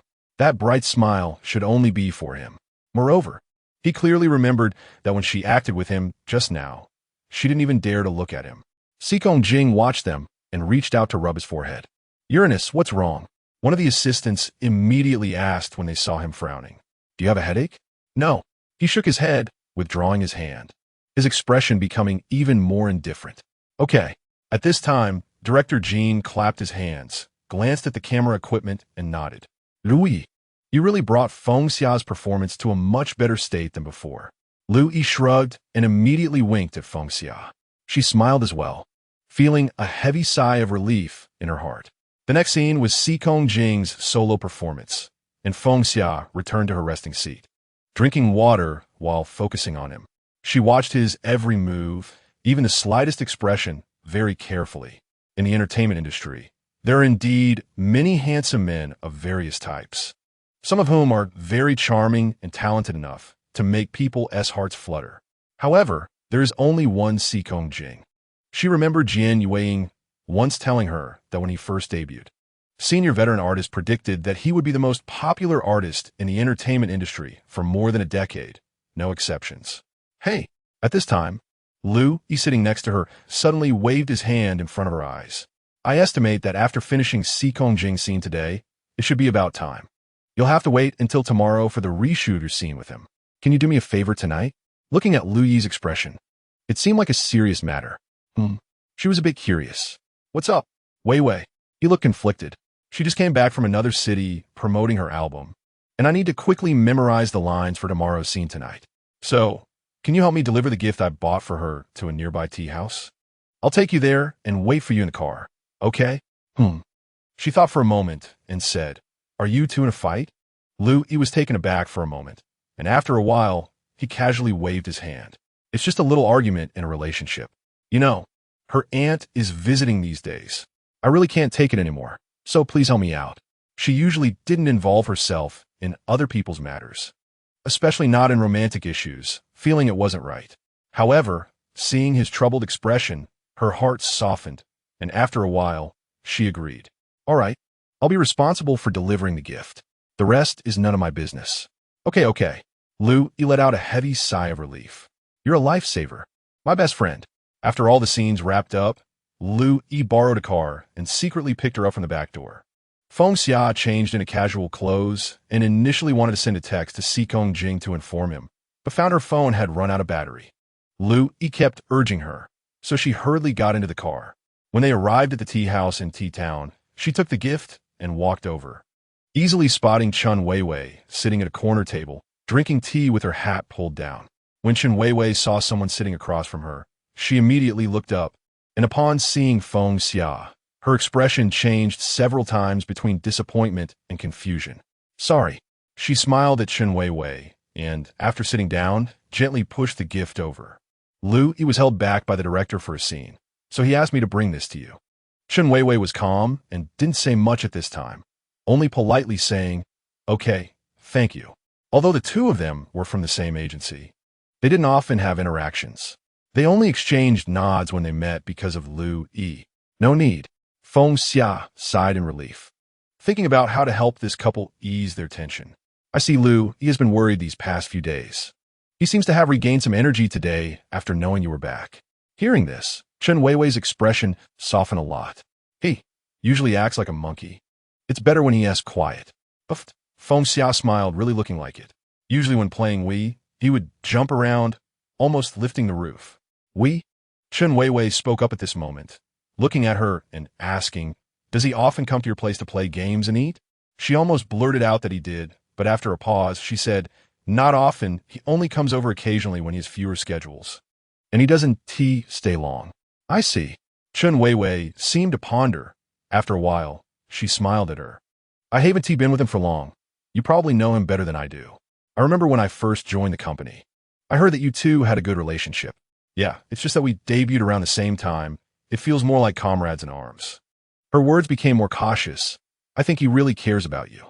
Now that you're hiding it from the agency and fans. It must be tough for both of you. Chen Weiwei smiled, not saying anything more. After finally completing the mission with Lu Yi, when the two returned to the hotel near the filming location, it was already past 10. Lu Yi carefully parked the car and walked into the hotel with Feng Xia from two different doors. About 10 minutes later, they took the same elevator upstairs together. Phew! As the elevator doors closed, Lu Yi immediately smiled and patted her shoulder. Next time, I'll cook a full Manchuan imperial feast for you to repay your life-saving grace. She casually responded, holding her phone that had run out of battery, worried that Xikong Jing might be looking for her urgently. The elevator dinged, and they arrived at their floor. The two walked out side by side, and after taking a few steps, a room door not far ahead opened. Xikong Jing walked out, and upon seeing them, his expression suddenly darkened. She originally wanted to call him cheerfully, but seeing his sharp expression, her words immediately retreated. Lu Yi glanced at the two of them. I'll head in first. Good night to both of you. As soon as he finished speaking, he quickly swiped his room card, entered, and slammed the door shut. The hallway fell silent again, with Feng Xia and Xikong Jing standing face to face at a short distance. He didn't speak, and she didn't know what to say either. After a while, he didn't say anything to her, just turned around and opened the door with his room card. She bit her lip, looking at his indifferent profile, and thought about their failed acting earlier in the morning, feeling an inexplicable discomfort in her heart. She took a few steps forward to pass him and enter her room. Unexpectedly, he suddenly grabbed her wrist, and before she could speak, he coldly pulled her into the room. Once the door closed, the room became even quieter. Xikong Jing released her hand and walked straight to the bathroom. Xikong. She stayed in place, feeling inexplicably wronged, watching his silent back, and finally couldn't help but call out to him. He paused for a moment. She tugged at her nose, hesitated for a moment, but still walked over and gently hugged him from behind. Are you angry? Her soft voice was right by his ear, the tone only coming out when she was being coy with him. You're not talking to me. She thought for a moment, tightened her arms, and said pitifully, You're mad at me, aren't you? Where did you just go with Lu Yi? After a while, he asked her with his back to her. Huh? She was stunned and quickly replied, his girlfriend, our company's new singer Chen Weiwei, came to T-Town, and they had a fight. He was afraid of trouble, so he asked me to drive and deliver a gift to Chen Weiwei. That's all. In the end, she added, I wanted to text you before I left, but my phone ran out of battery. After saying that, seeing he didn't respond, she bent down and leaned her head to look up at him. I really didn't do it on purpose. He looked down and could see her bright eyes reflecting him. He finally showed a trace of his usual expression, then pulled her from behind to the front, lowered his head, cupping her face and kissing her lips. She could feel his urgency and some indescribable emotions mixed in the kiss. As they intertwined, he carried her into the bathroom, pressing her against the wall, his warm hands gently exploring inside her clothes. Achoo! Just when the moment was intense, she suddenly sneezed. Seeing this, he immediately stopped, quickly adjusted her clothes, holding her tightly. Are you catching a cold? I'll go get you some medicine right now. No need. She hurriedly held him back, looking up at him. It's fine, I'll be okay after a nap. However, his brows were still furrowed as he carried her out of the bathroom, wrapped her tightly in a blanket, and held her in bed, resting his forehead against hers. Xikong. She was held in his arms, thought for a moment, and spoke, Are you jealous? She wasn't unaware of the sharpness in his gaze when he looked at Lu Yi earlier, and she sensed a bit of it during filming in the afternoon. He was jealous of her acting with Lu-E without pressure, jealous of her running out without a word. He looked at her, lowering his head, but not speaking. Feng Xia slowly revealed a mischievous smile, reached out to pinch his straight nose. "You're really jealous." He still didn't say anything but suddenly pressed her down on the bed, kissing her fervently. With her lips blocked, she felt her nose slightly congested. "Sikong, I can't breathe." He ignored her, sucking on her lips a few times before finally pulling away. Sikong Jing looked down at her slightly swollen lips, and after a while, slowly spoke. "I can't accept it." "Huh?" She was taken aback. "Can't accept what?" "You being intimate with any man other than me." He took a deep breath, even smiling. "I can't accept." His voice was low and carried a consistent coldness, but it leaked some unusual emotions. She looked at him, her gaze softening, and after a while, gently wrapped her arms around his neck, whispering, "I can't either." She couldn't accept it either. Just like when Choning showed off to her earlier, seeing him and Chinning have no physical contact made her very uncomfortable. Because she cared too much, it led to a stronger possessiveness, wanting him all to herself, hiding his appearance, emotions, and demeanor from everyone else. She liked him so much, so it was normal to have such thoughts, right? "Xia Xia." He leaned down, looking at her without moving, staring into her eyes. "You." He only managed to say one word, his expression seeming to struggle. After a long time, he ultimately didn't finish the rest of his sentence. Her eyes flickered for a moment, seemingly understanding what he wanted to say, and she fell silent. After a long while, he picked her up from the bed and set her down, tidying her hair. "I'll change in a costume now and accompany you downstairs to run through all our scenes. Just like a formal shoot." "Huh?" She didn't react for a moment. "From now on, every night, I'll help you rehearse, so that you won't be nervous when we film together." He slightly curled his lips. "Since we're doing this, we should do it well. After working hard, even if the results aren't great, we can still accept it, right?" He ultimately loved her too much. Loved to the point where, even knowing that this will only make her shine brighter day by day, and many things will gradually become uncontrollable for him, he still cannot bear to force her to do things she doesn't want to do. As long as it's something she wants to do, he will do everything to help her achieve it. Chapter 16. In the deep night, gradually entering autumn, T-Town was quiet and cold. Sikong Jing, dressed in thin costume, wrapped several coats around Feng Xia outside her costume, standing in the scene with a flashlight, helping her rehearse the lines. After a short break, at 3 a.m, he showed no signs of fatigue on his face and spoke gently, asking if she was tired and if she wanted to go back to sleep. She yawned lightly, but shook her head. Since they would officially start shooting in 2 hours, if she went back to sleep, she probably wouldn't get up again. He looked at her adorable, sleepy expression and smiled, telling her that apart from reshooting yesterday's scenes, the main plot of the play would officially begin after today, and every performance would have variations. After filming each day, he would help her rehearse here. She nodded, but then shook her head, saying it wasn't good for him to stay up late as it would take a toll on his health, and she would feel heartbroken. She then suggested, "How about this? After the official shooting every day, you can accompany me for 2 hours of rehearsal before going back to rest.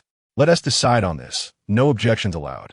He found her serious expression amusing and agreed, saying they would go through the scenes they were filming today again, reminding her to just look at him while acting, just like how they were talking now. "Xia Xia, whether in the play or out of it.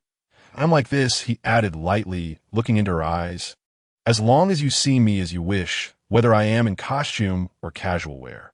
So, don't be nervous." Her eyes shimmered slightly, and she nodded vigorously. "Okay." From deep night to dawn, he accompanied her to rehearse for over an hour. Gradually, the flashlight was no longer needed as a faint red light began to brighten the horizon. Sikong, she, who usually loved to sleep in, had never seen the sunrise before. Seeing this beautiful scene, she suddenly felt awake and hurried a few steps forward, tugging at his wrist and pointing to the horizon. "Watch the sunrise with me." "Okay." He said nothing more, just reached out to help her adjust her coat, pulling it tighter. As the sun rose, T-Town was enveloped in a soft glow. "Do you remember, in Florence?" She stood beside him and suddenly spoke softly, recalling the sunset they watched together in Florence. She would never forget that moment by the Arno River when he told her the story of Dante's unfulfilled desires while they watched the sunset reflected in the river. And later, at the top of Fiesole, his romantic engagement speech. The trip to the City of Flowers, those 4 days, she felt no regrets. Sikon, look. Suddenly, from somewhere, she pulled out the diamond ring, looking up at him like a child seeking praise. I've been carrying this with me. He turned to look at her, a faint smile appearing on his face as he slowly reached out to hold her hand. Wrapping the diamond ring and her hand in his palm, the sunlight gradually lit up the entire T-town, and she clearly saw the identical diamond ring quietly adorning his ring finger. If the media catches it, it doesn't matter, he said slowly. We can't find the other one, so I'll just wear this. She looked and felt a bit teary-eyed, trying to hold back her emotions while smiling at him, saying somewhat irrationally, you can't take it off. Sikong Jing, I told you, you can't take it off. Otherwise, I will leave you forever and not come back. Her words were jumbled, childlike in expression, repeatedly confirming something with a tone that was not as casual and serene as usual. He looked at her, held her hand, and kissed it gently. The sunlight of dawn poured over his handsome face, making his expression appear sincere and devout. She looked at him almost greedily, wanting to imprint every detail of him firmly in her mind. Back in college, she had often watched movies out of boredom in her dorm, especially interested in those with religious themes from the West. The Quran has very little to say about love compared to the Bible. Yet, those movies created against the backdrop of the Quran conveyed a core idea of love and marriage among Muslims, equality, fidelity, and devotion, treating the other as faith, as everything. As they started filming again, although she was still a bit tense inside, while acting with him, her mind kept replaying what he had just said. Trust him. Whether in the play or out of it, she just needed to look at him. Feng Xia, you need to work hard, a lot harder, to not disappoint him. Click. Director Jean coughed a couple of times, and finally, a slight smile appeared on his face. Feng Xia, not bad. Your condition is much better than yesterday. Although it wasn't complete praise, it was still an affirmation. Thank you, Director Jean. She felt the weight that had been pressing on her heart since yesterday finally lift, and she quickly turned to look at Sikong Jing. His face also had a faint smile, though not obvious. It was enough to make her heart happy. After their reshoot, it was time for the high-intensity filming as the plot gradually unfolded. By lunchtime, Feng Xia relaxed and noticed that everyone in the filming crew seemed to be looking at her with strange expressions, making her feel something was off. By the way, Lu Yi. She realized she hadn't seen Lu Yi since this morning at the filming site. Jessie. She took a sip of water, scanned her surroundings, and frowned, asking the Jessie next to her, where's Lu Yi? Where has he gone? He hasn't been at the filming site all day, right? Upon hearing her, Jessie's expression immediately turned awkward, exchanging a glance with Amy beside her before slowly saying, he is sick and has asked for leave from Director Jean. Now, he is resting in his room. Jessie spoke without daring to look at her, and she suddenly had a bad feeling. Putting down her water cup, she paused for 2 seconds and said, you too, tell me the truth.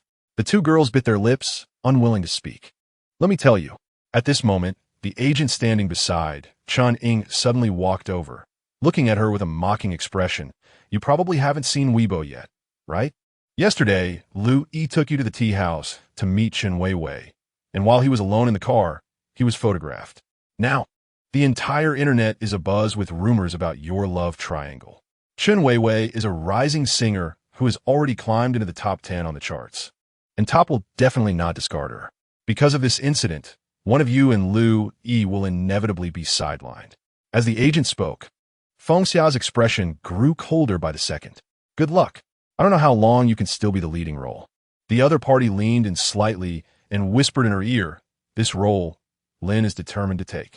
She did not argue but turned around, expressionless, and strode out of the filming site while holding her phone tightly. Dialing Lu Yi's phone, it rang for a long time without being answered. After hanging up, she opened Weibo and glanced a few times, her face growing increasingly gloomy.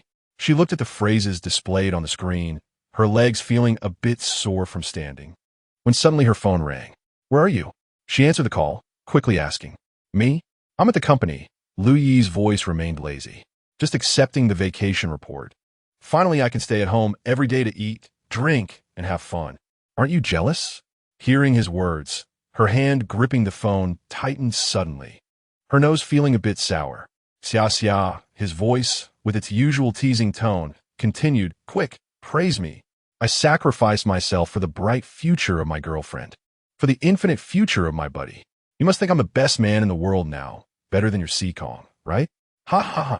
She took a deep breath, her vision starting to blur. She could imagine that when he left T-Town, he must have seriously instructed Jesse and Amy, and even others, not to tell her a word. He wanted to bear all the negativity and waves alone, never wanting to drag her down. I'm telling you, you're already 20, don't cry, he said. It seemed he had moved to a quieter environment, his cheerful voice coming through. Don't embarrass me. Act well. Get the Best Actress award, otherwise you won't get to taste the feast I make. Lu-yi, she interrupted him, trying to keep her tone calm. Tell me, how bad is the worst outcome? He fell silent for a moment. The company hasn't said much for now, only that all announcements are on hold, and worldly affairs will also be withdrawn. I just heard Jian Yueying say that the male supporting role has already been cast. I will definitely help you. Her eyes turned red, just repeating those words. Lu-yi, no matter who I have to rely on, no matter how many favors I have to ask, I will definitely help you. Lu-yi fell silent for a moment, his tone carrying the usual nonchalance. Listen to me, the final result isn't out yet. It might not be the worst outcome. Don't think about this anymore, and don't let it affect your acting. Really, this is my only request, the rest. I truly don't care. Feng Xia, we agreed to work hard together. He smiled softly, so now I'm just a little behind you. You just need to wait for me. I'll catch up with you. She closed her eyes and slowly said okay. After hanging up Lu-yi's call, she walked to the bathroom next to the set. The bathroom was empty.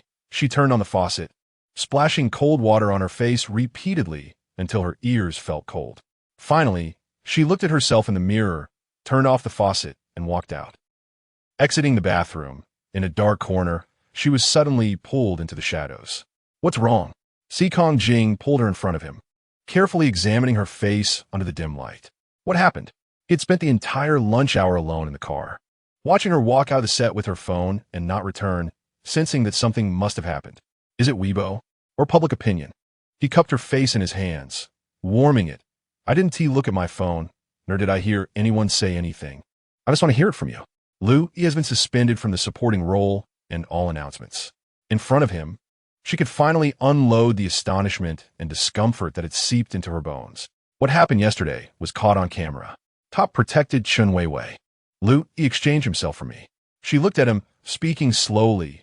Kong, hasn't someone said that in the entertainment industry, there are no real friends? No matter how good, when faced with their own future issues, they will turn hostile? But I knew from the very beginning that Lu-yi and I wouldn't become like this. Kong Jing looked at her quietly, nodding. I know. I'm not saying this to make you help me. He is my friend, and I don't want you to do these favors. Her expression was calm. I know I'm currently defenseless, but I just know I must help him. Xia xia. He suddenly interrupted her. I think you just said something wrong.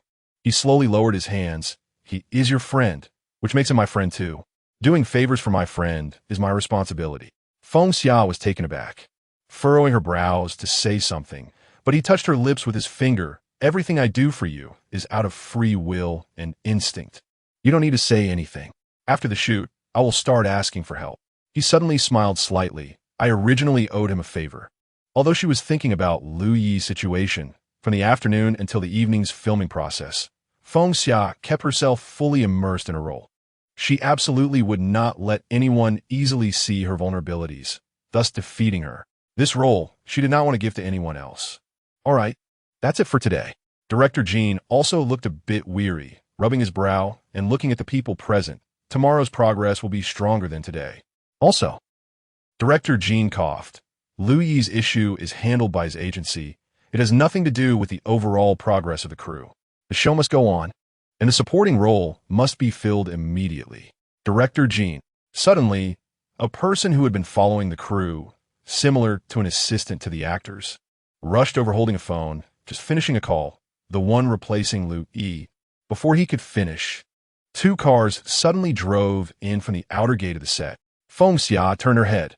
The first car was a pure black Kian, and the second was a pure black Land Rover. The vehicles came to a stop, and several people with work badges, similar to agency executives, got out of the first car. After a while, the back door of the second car was also opened, and a man wearing a thin black shirt and trousers stepped out. The agency people stood there until the man got out before they dared to step forward and walk over with him. That person, at this moment, Feng Xia suddenly heard Amy whisper beside her, "So familiar. I think I've seen her before." As the group walked closer, Feng Xia finally saw the face of the leading man, remarkably striking. Unlike Si Kongjing's handsome looks or Lu Yi's heroism, this man had an elusive rebelliousness about him. It could also be described as an innate superiority. Director Jean, the group stopped, and one of them stepped forward, looking at Director Jean and saying, "The scenes won't be delayed. Sorry for the trouble today." Director Jean nodded, his gaze sliding to the man. "This is Mu Shi." The newcomer respectfully bent slightly. "We are from Live Company," the young director. Everyone present was shocked. Some had already recognized him, whispering in amazement. Live, the agency that Si Kongjing belonged to, the #1 agency in the entertainment industry. We partnered with Top, and couldn't find a satisfactory candidate for the supporting role, so the young director decided to come personally to play Lu Yi's role. The staff looked at the questioning expression on Director Jin's face, gradually revealing a slightly proud smile. "Director Jin, don't underestimate our young director. Top Hollywood producers have invited him multiple times to join, but he hasn't gone due to managing the company. I think, as long as you see him perform a small segment, you won't raise any further doubts." The subtext is that this person's joining is an immense honor and glory for the entire crew. Feng Xia's gaze gradually tightened as she listened, but she didn't expect that the man named Mu Shi's eyes would happen to sweep over at that moment. Those eyes were very deep, deeper than anyone she had ever seen. Bottomless. Chapter 17. The head of Live finished speaking and looked at Mu Shi for confirmation. At this moment, Mu Shi glanced at Director Jean, slightly nodded, and spoke in a low, cold voice. "I reviewed the script on the way here. If necessary, I could perform a small segment of the play now, like a charity." As he spoke, there was hardly a sound around. Director Jean seemed somewhat pressured by his aura, paused for a few seconds before replying, Okay, that works." Feng Xia stood still processing what was happening, when she saw Mu Shi actually walk past the people blocking the way and come directly in front of her, looking down at her. "You are the female lead?" His eyes were too cold, making her feel uncomfortable for a moment. She stepped back half a pace and replied softly, "Then I'll trouble you." As he spoke, he had already stepped into the scene, leaving no room for refusal. Si Kongjing, standing to the side, slightly furrowed his brows. The actor's supervisor of the crew quickly gestured with his eyes. "You go help Mu Shi with the lines." Feng Xia was unwilling in her heart. But before she could speak, Chen Ying, who was standing nearby, suddenly stepped forward to the side of the scene, her voice gentle. "I can help you with the lines. I'm familiar with the roles of all the main actors." Mu Shi, standing in the scene, glanced at her and simply said 2 words, "No need."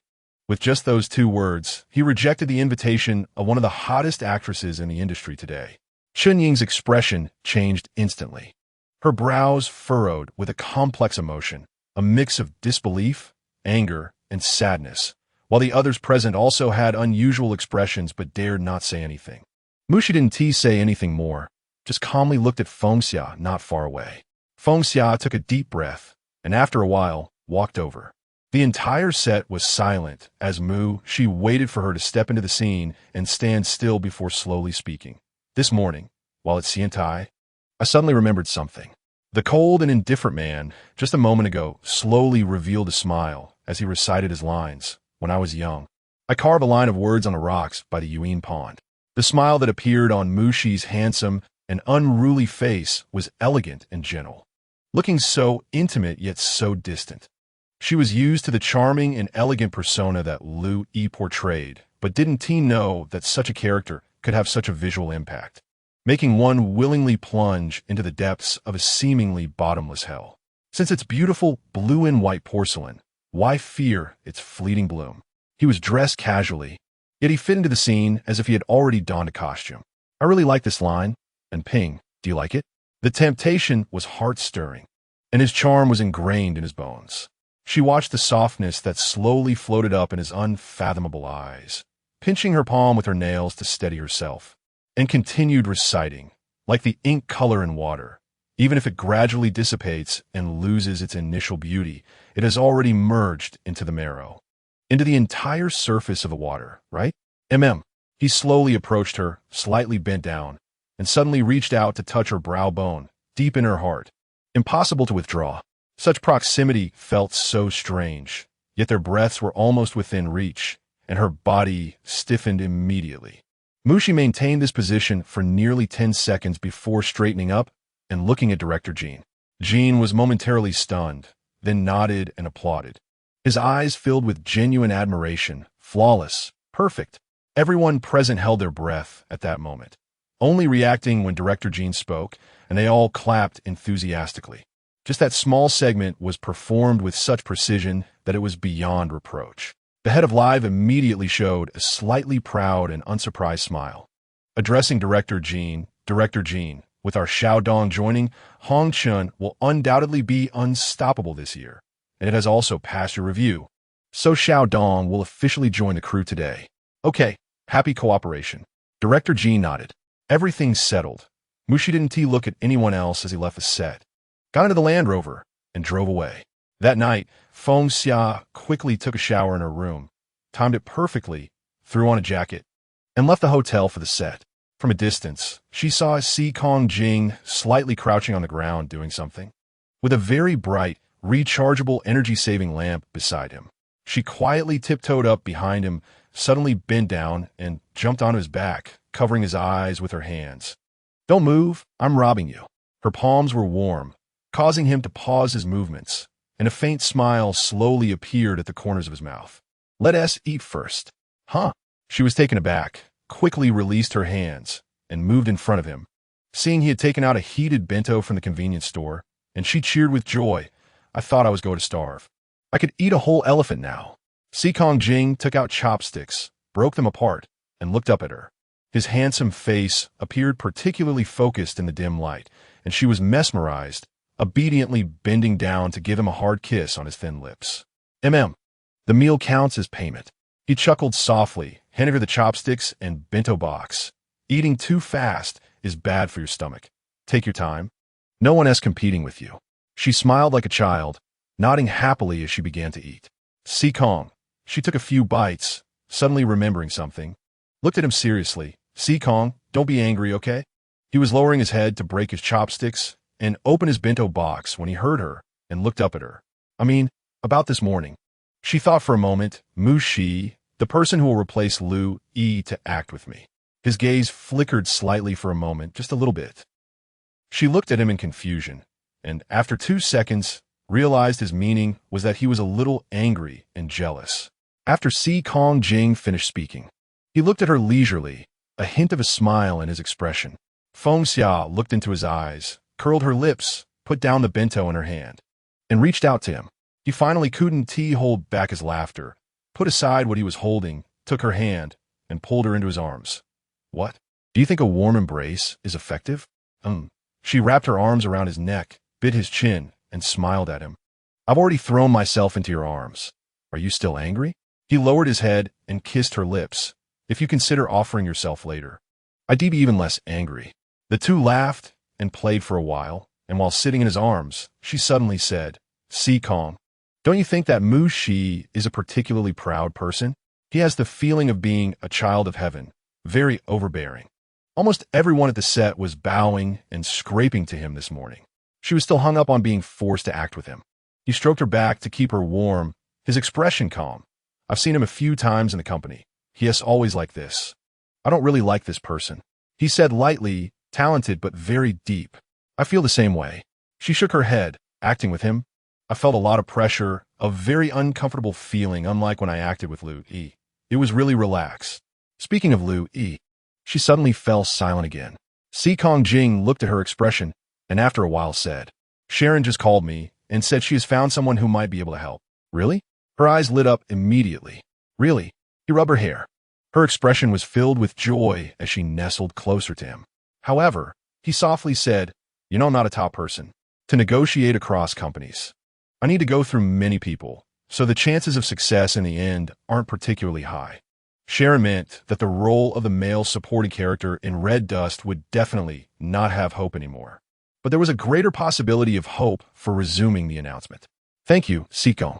After a while, her voice came from his chest, no matter the outcome. It's you who helped me with a favor. I suddenly had this feeling when I was on set this morning, she said, lifting her head from his embrace. Her face calm. I really feel so small, just standing at the bottom in this industry. She was completely powerless to help Lu-E because she could hardly protect herself. Compared to other artists, she was still weaker, receiving far less respect and admiration, let alone someone like Mu Shi, a high-ranking manager at a major agency. She had to endure. My parents and brother all ask me why I have to risk changing people's hearts and put myself in such a difficult position when they can provide for me and let me live a happy and free life. She spoke each word carefully. I've asked myself many times and thought about giving up, but whenever it comes to the end, I always think, life is about trying some things, not taking shortcuts, experiencing the hardest pain to achieve success. That way, it's worth my whole life. Besides, I have no way out now. I just want to stand better by your side. The night was quiet, but the words of the person in front of her pierced her heart. Sikong Jing looked at her, a trace of heartache crossing his eyes. After a moment, his voice was gentle, Xia. Everyone starts from here. But you just have to believe that one day you will also be the one standing at the highest position, unshaken by anyone or anything. Will I? She looked at him and asked softly. You will. He kissed her eyes. Believe me, you will. After finishing the scenes for tomorrow, Feng Xia insisted that Sikong Jing return to the hotel, first while she, craving a late-night snack, went to a nearby convenience store to buy something to eat.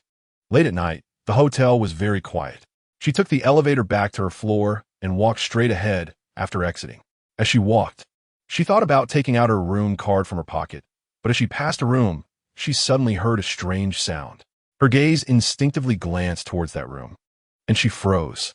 The door to that room was not tightly closed, and because the person inside was very close to the door, she could just see the scene inside. A naked woman was leaning over the mirror, moaning seductively, while the man behind her was fully dressed except for his pants. Expressionless as he held the woman's waist and thrust into her from behind. Even from a distance, she could instantly recognize that delicate profile. It was Chuning. What made her feel even colder was that the emotionless man making love was Mu Shi.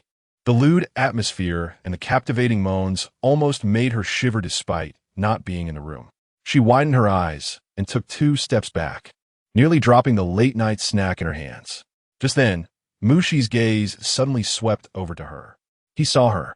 That icy look shot straight to her nerves. Feng Xia hesitated no longer and ran as fast as she could to her room, inserted the room card, and quickly slipped inside.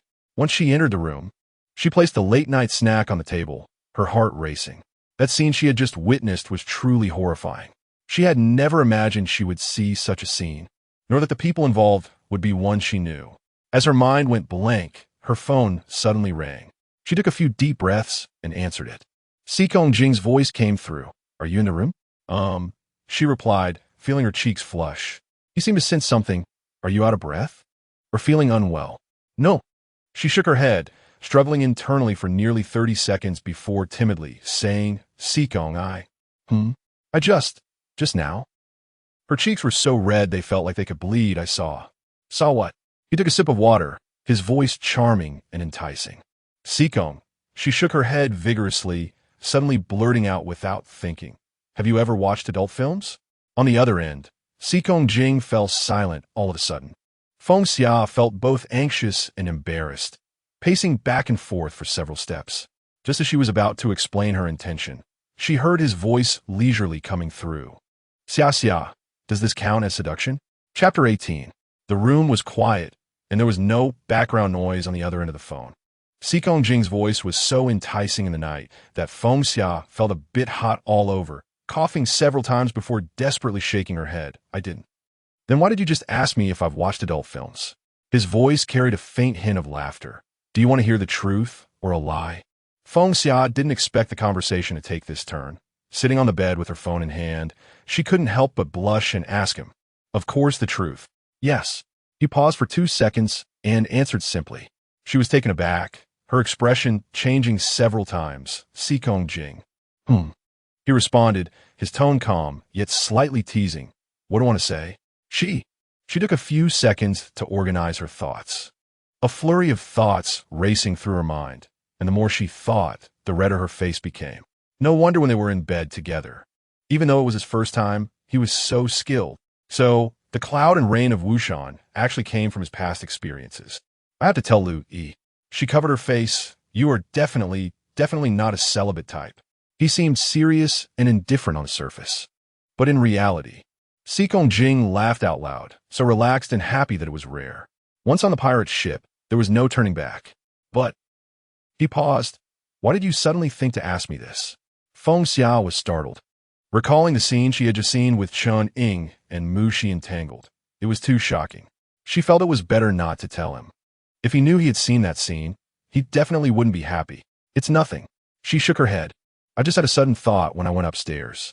You know me, my imagination is particularly wild. He didn't say anything after hearing that. Then go to sleep early. You have to get up early tomorrow. Okay. She obediently nodded, decisively choosing to put what she had just seen out of her mind. By the way, just before hanging up, he suddenly said, my parents came from N City to S City this afternoon for an academic seminar. They'll be staying in S City for 2 nights and leaving the day after tomorrow morning. Her breath caught suddenly. Tomorrow night, after filming. I'll take you from the set back to my apartment in S City for dinner. My dad will cook himself. His tone was gentle and calm, so, would you like to join us? Meeting the parents. Upon hearing his words, Feng Xia's heart immediately raced. Thinking about his parents being university professors, she could already picture the outline of such elders in her mind. How should she face them? What kind of attitude and attire should she present? Sikong Jing noticed her breathing quickening and teased her slowly. This beauty from the Chinese department. Are you really that scared? Huh? She bit her lip. Sikong. I'm really afraid they won't like me. They won't.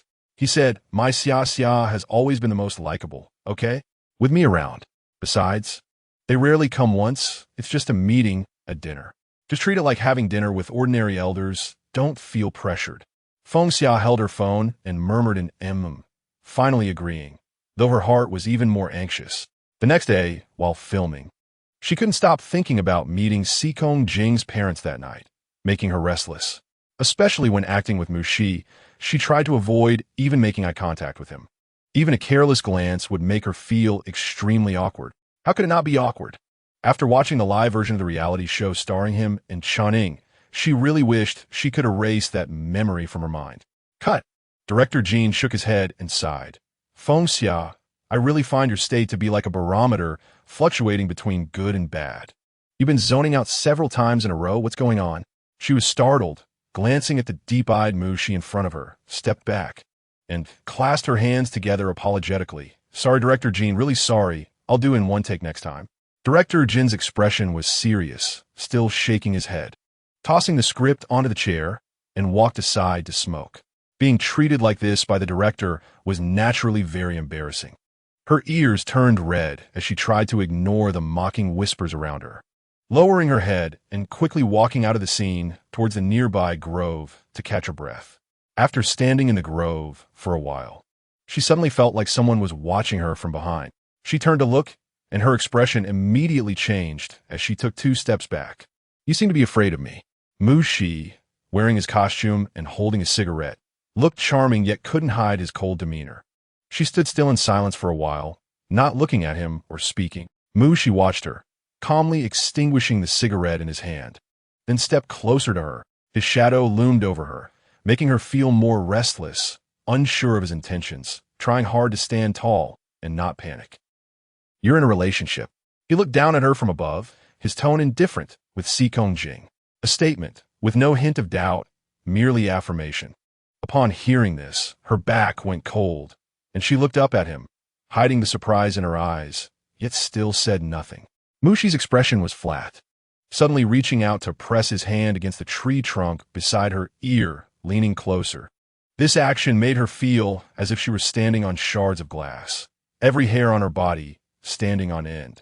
Last night, you saw, he enunciated each word clearly. She instinctively felt she couldn't remain so passive, quickly stepping aside to leave his personal space. Yes, I saw it.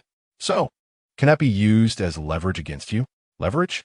He paused for 2 seconds, suddenly coughed, straightened up. Every star and model who offers themselves to me is my leverage. How many pieces of leverage do you think I have? All over the world? Such flippant words coming from him still sent chills down her spine. Feng Xia frowned. What about you? Aren't you worried about your own leverage? His expression remained unchanged. Xikong Jing is an artist under my company. Although his contract includes a clause about not interfering with his personal life, in a month, I'll be taking over the company. Whether to continue signing him, whether to make him more popular, depends on me. Or whether to announce your relationship and have you fall from grace also depends on me. An air of arrogance and calm oppression. She looked up at him. She knew that with his skill and status, doing these things would be as easy as pie. I remember, I've never known you before. She thought for a moment, realizing there had been no interaction between them. So, they were complete strangers, having just met for a day. Why was he suddenly trying to make things difficult for her? Threatening her? Mushi glanced at her indifferently and then turned to leave. First, go finish your scene with my opponent well.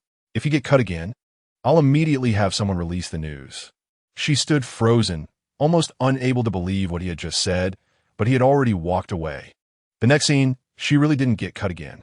She looked at Mushi's face, feeling both disdain and a bit of wariness towards him. Unsure of what he wanted, what his purpose was, but telling herself that no matter what, she had to hold it in and not let the people on set see her embarrassment. As T-Town gradually fell into night, the lights dimmed. Waiting for the end of work, Director Jin's expression also eased a bit, finally somewhat better. She let out a sigh of relief, walked out of the set, wiped her sweat with a towel, and went back to the hotel to prepare for a shower. She still had to meet Xikong Jing's parents in the evening, and she needed to be in the best mental state. After showering, she picked out a simple, yet not overly casual outfit. She saw a message from Xikong Jing on her phone, saying that Sharon was coming to be their driver and that they were already in the underground parking lot. She replied with the good and put on some light makeup, grabbed her bag and room card, then ran out of her room. While waiting for the elevator with her bag at the elevator door, she suddenly felt someone tap her shoulder from behind. Turning around, she saw a strange man in black clothing, probably in his 30s, with a cold and gloomy expression. Young Master Feng wants you to go to his room, he said. She felt a jolt in her mind. Why should I go to his room? Young Master Feng said so. He replied in a low, cold voice. You can ask him the reason later. She had never encountered such a situation before, seeing that this person looked like he wouldn't let her leave without completing the order. She thought it might just be a matter of a few words, and once she understood, it would be over. She wanted to resolve it quickly. Moreover, because of Mu Shi's words that morning, a shadow had already been buried in her heart. The man brought her to Mu Shi's room, opened the door for her, and after she walked in, he closed the door from the outside. The sound of the door closing was crisp. She stood at the door and saw Mu Shi sitting calmly on the sofa, smoking a cigarette. So, are you going to meet Xikong Jing? He glanced at her and said. She tightened her palms and took a few steps forward. What do you want with me? Seeing her nervousness, he slightly curled his lips. At least I'm not here to ask you to sleep with me. You look like a chaste woman just now. His tone was very lazy, seemingly in a good mood, which was different from the cold demeanor she had seen before. Feng Xia was completely puzzled, not knowing what he was up to. You and Xikong Jing have been together for 8 months so far. His fingers lightly tapped the table. You've hidden it quite well, almost exposed it once. But that also helped calm him down. He spoke slowly. He has been in the industry for 3 years, and now he is at his peak. Also the ace of life. His professionalism is indeed impeccable. He was affirming Xikong Jing. Many thoughts raced through her mind as she pondered what he meant by saying these things. Feng Xia, he paused, locking his gaze firmly on her eyes. I'll make a bet with you. I'll package and build you up. 5 years from now, you will be the brightest star in the entertainment industry, even more than anyone else, including me. Each word struck heavily in her heart, nearly taking her breath away. Feng Xia's pupils dilated further. She felt his words were simply insane.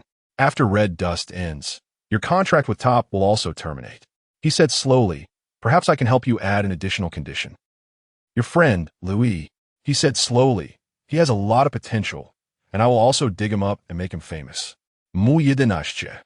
Feng Xia took a deep breath, looking at him steadily. I have known you for less than a day and know nothing about you. The beauty of his bedding condition was simply incomprehensible. I don't know anything about you either.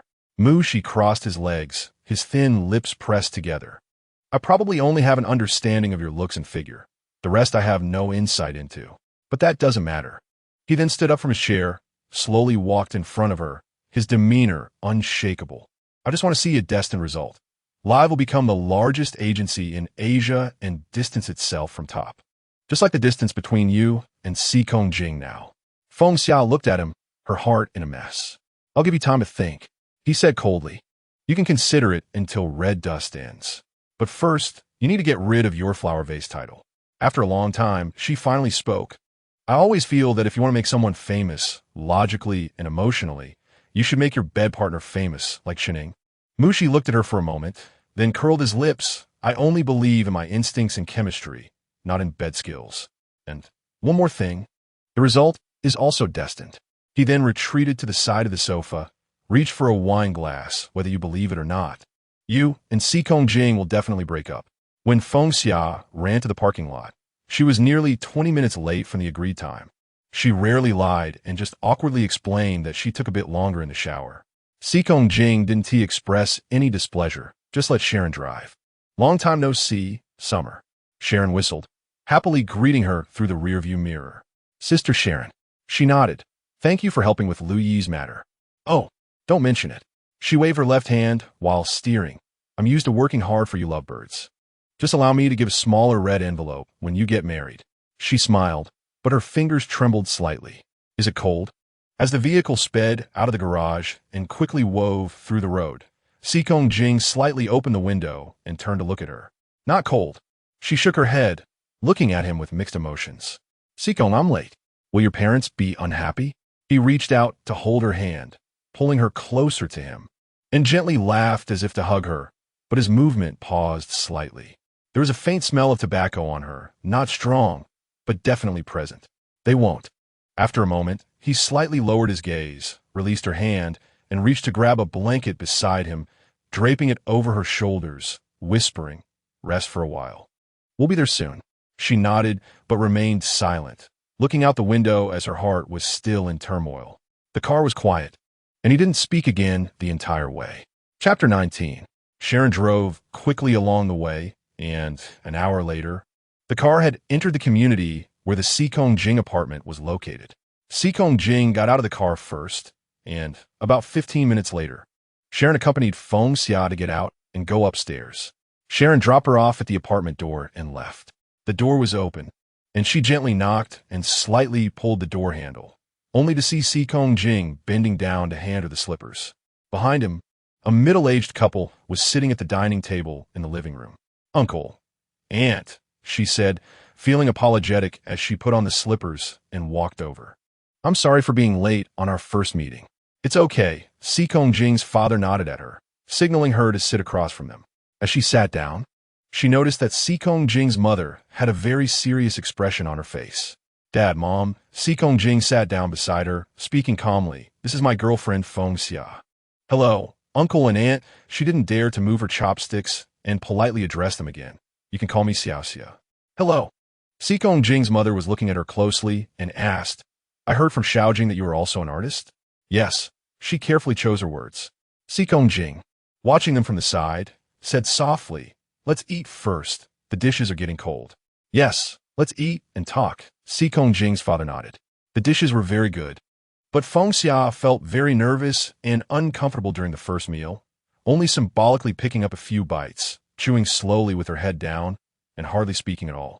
Normally, she wasn't like this. When eating with elders or older people, she felt very relaxed, especially when visiting her grandparents, where everyone basically listened to her speak. And she could make everyone laugh, creating a warm atmosphere at the dining table. Xiaoxia, is it delicious? Xikong Jing's father asked her at this time. At first, she didn't hear him, and when he asked again, she finally reacted, nodded, and said, Yes, it's very delicious. Thank you, Uncle. Xiaoxia, how old are you this year? Xikong Jing's mother suddenly asked. I'm 20 this year, 21 in the traditional sense, she replied. You're really still very young. Sikong Jing's father said thoughtfully. So, if you calculate it this way, you entered the entertainment industry before finishing your studies, right? She could only nod. Sikong Jing's mother slightly frowned and put down her chopsticks. Then, I want to know how you plan to develop in the entertainment industry. What step do you want to reach? The atmosphere inevitably reached this point. Feng Xia could actually feel that his parents had already formed a negative impression of her. She tightly gripped her chopsticks, not knowing how to respond. Actually, saying this makes me somewhat ashamed, Sikong Jing's mother said calmly. Both Xiaojing's father and I are teachers. But Xiaojing chose to enter the entertainment industry, so we can't comment on others' hobbies and pursuits. However, one thing is for sure, we have always trusted him. He has a good grasp of himself, and one to be influenced by that circle. You're a girl, Sikong Jing's father coughed lightly and asked. Do your parents worry about your career?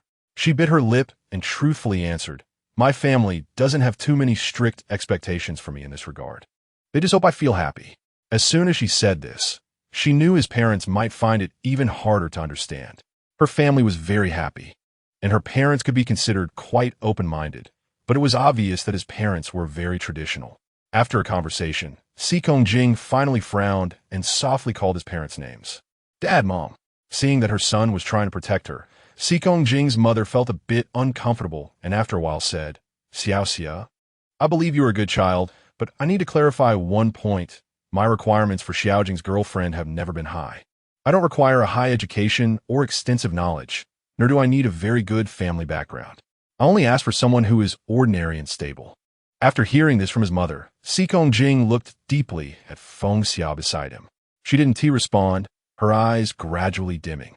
After that, at the dining table, Sikong Jing's parents didn't say anything more. They only talked about the seminar they attended in S City and their sightseeing at the Bund that afternoon, without inquiring about her and Sikong Jing's relationship at all. After dinner, it was almost time to go back. Before leaving, Sikong Jing's mother called her and asked if she knew her birth date and time. She paused, momentarily surprised while putting on her shoes, then nodded, I do. In modern society, it seems most people don't pay much attention to this, but because her grandparents were in politics and believed in feng shui and some traditional things, they had helped her get her birth date and time as soon as she was born. Well, can you tell me? Sikong Jing's mother asked. She nodded, took paper and pen from the entrance, and after writing it down, handed the paper to Sikong Jing's mother. Okay, thank you. Sikong Jing's mother looked at it and slightly nodded at her. Sikong Jing said goodbye to his parents, said nothing more, and took her down the stairs. Once in the elevator, he pressed a button for the first floor, turned to look at her, and said, Don't take what my parents just said to heart. They are conservative, that's how they are. Don't think too much about it. She nodded, knowing that the result of this first meeting with the parents was indeed unsatisfactory. Feeling more frustrated, and didn't T notice the coldness in his tone. As I walked out of the elevator, Feng Xia looked up and was stunned to see Lu Yi. Shoo. Lu Yi, wearing a hat, seemed to have been waiting downstairs for a while. He walked over quickly, looking at Sikong Jing. I had to swipe a card to get in. Now there are paparazzi and reporters outside the building. I'll take Xiao Xia first. Sharon will send someone to pick you up soon. Her face changed instantly, and she immediately recalled the scene when she returned from Florence. This time it seemed worse than the last, as if they had already captured something else. Lu Yi quickly said, Sharon sent Jean Yuang, and then she asked me to come over. Okay. Sikong Jing said nothing more. You take her first. Lu Yi responded and looked at her. She looked at Sikong Jing, saw him nodding at her, and then followed Lu Yi to the elevator to the underground parking lot. When they reached the elevator, as she entered with Lu Yi, she couldn't help but look back at him. He was sitting with his back to them on a lounge chair in the lobby, his profile expressionless. She felt a sudden discomfort rising within her, a feeling she had never experienced before. It could be the emotional sensitivity of a girl. She really wanted to call out to him, to see his gentle gaze on her, to hear his low voice comforting her, to confirm that he was by her side, that he loved her. But the elevator door had already closed. At night, with fewer people around, Lu Yi drove quickly. Feng Xia, realizing it too late, fastened her seatbelt. Her expression weary. You look so haggard after just a few days. Did the paparazzi blow up the fact that you met the parents? I think it's hard not to be famous, he joked. She sighed and said nothing. What's wrong? He turned on the music and asked, "How was meeting the parents? Did you get any ancestral bracelets or rings?" "Not good," she said, "really not good." Luo, he noticed that she really wasn't very happy. So he reached out and patted her shoulder, saying, "Don't frown so much, it's not a big deal, it's just a first-time meeting. Your wife coming in is a big deal, and it's normal for the elders to be a bit difficult at first." "Luo," she suddenly called him. Do you want to go to live?" she asked softly. Luo, he tightened his grip on the steering wheel, paused for a few seconds, and quickly replied yes. Live has the best packaging and promotional power among all the agencies now. They can almost make anyone popular. Plus, he paused, his eyes filled with longing. They've signed a very talented music producer, someone I've admired since middle school. If one day that music producer could help me with my songs, I would really. diva.As. He sighed and shook his head again. Why am I even saying this? I'm already a free-range person. It's not like I'm at the level where Live would come to dig me up. She listened to him and closed her eyes for a moment. Dino Mushi? Muya Dinashcha. Luo, he frowned and thought for a moment. I think I've heard of him. He's the young director at Live, right? It seems he's here to take over my role. Yes. She took a deep breath and slowly said, just before I came out of the hotel, he told me he wants to make me popular and also wants to bring you to Live. Upon hearing this, Luo, he suddenly slammed on the brakes. Took a breath before continuing to accelerate. Are you kidding me? It should be true, she said, looking down at the reports on her phone. Many articles mentioned that he was a very strange person, quite capricious. In the morning, he had already agreed with the producer to shoot a movie in Hollywood. But that same night, he flew straight to Las Vegas to enjoy himself at the casino, refusing to shoot, or when the company needed an advertisement model. He casually picked a girl who was just an intern in the company, and soon that girl became a popular model. He simply doesn't play by the rules. Luo, he was silent for a moment. Have you talked to Sekongjin about this? Not yet. She shook her head. She really wanted to tell him, but she was too confused and didn't know how to bring up that the head of his agency had an eye for her and wanted to promote her. The idea of being promoted simply because of attraction was really too far-fetched. Even if she told him, he wouldn't believe it. I suggest that we can wait and see how this plays out for now. Luo, he looked at her, observing how Mu she would act next. You can also find some time to discuss this with Sekongjin. I think he has the right to know. Okay. Luo Yi's words somewhat calmed her heart temporarily. Upon returning to the hotel, before she could even catch her breath, Jian Yueying's call bombarded her. I really don't want to say anything anymore. Jian, Yueying huffed on the other end. Do you know? Someone in the hotel saw you with Sekongjin at the filming location last night. Do you know how many times I've told you to keep a low profile? To be careful. Haven't you learned your lesson from the last trip you took? She could feel that Jian Yueying was genuinely angry. She fell silent, unable to respond, sitting numbly on the bed. Today he took you back to meet his parents, and the media paparazzi almost immediately got the news. As soon as you entered the building, they were right there waiting. If Sharon hadn't discovered it and asked Luo E to take you out through the garage, do you think tomorrow's gossip magazines and weekly publications would write about what? You don't want to be the female lead in Red Dust, do you? Jian Yueying continued, one sentence after another. After a while, she felt her tone had become harsh and softened a bit. Xia, haven't you realized this after being in the industry for a year? You're not an ordinary person. You're an artist. Your life and privacy are no longer just yours. I'm sorry. She lowered her gaze. Ying, I'm really sorry. Jian Yueying fell silent for a moment. As for the situation on set, I can still manage to cover it up for you with the company. I will help you as much as I can, but starting today, you just need to focus on filming Red Dust. You and Sekongjin cannot have any visible contact outside of filming.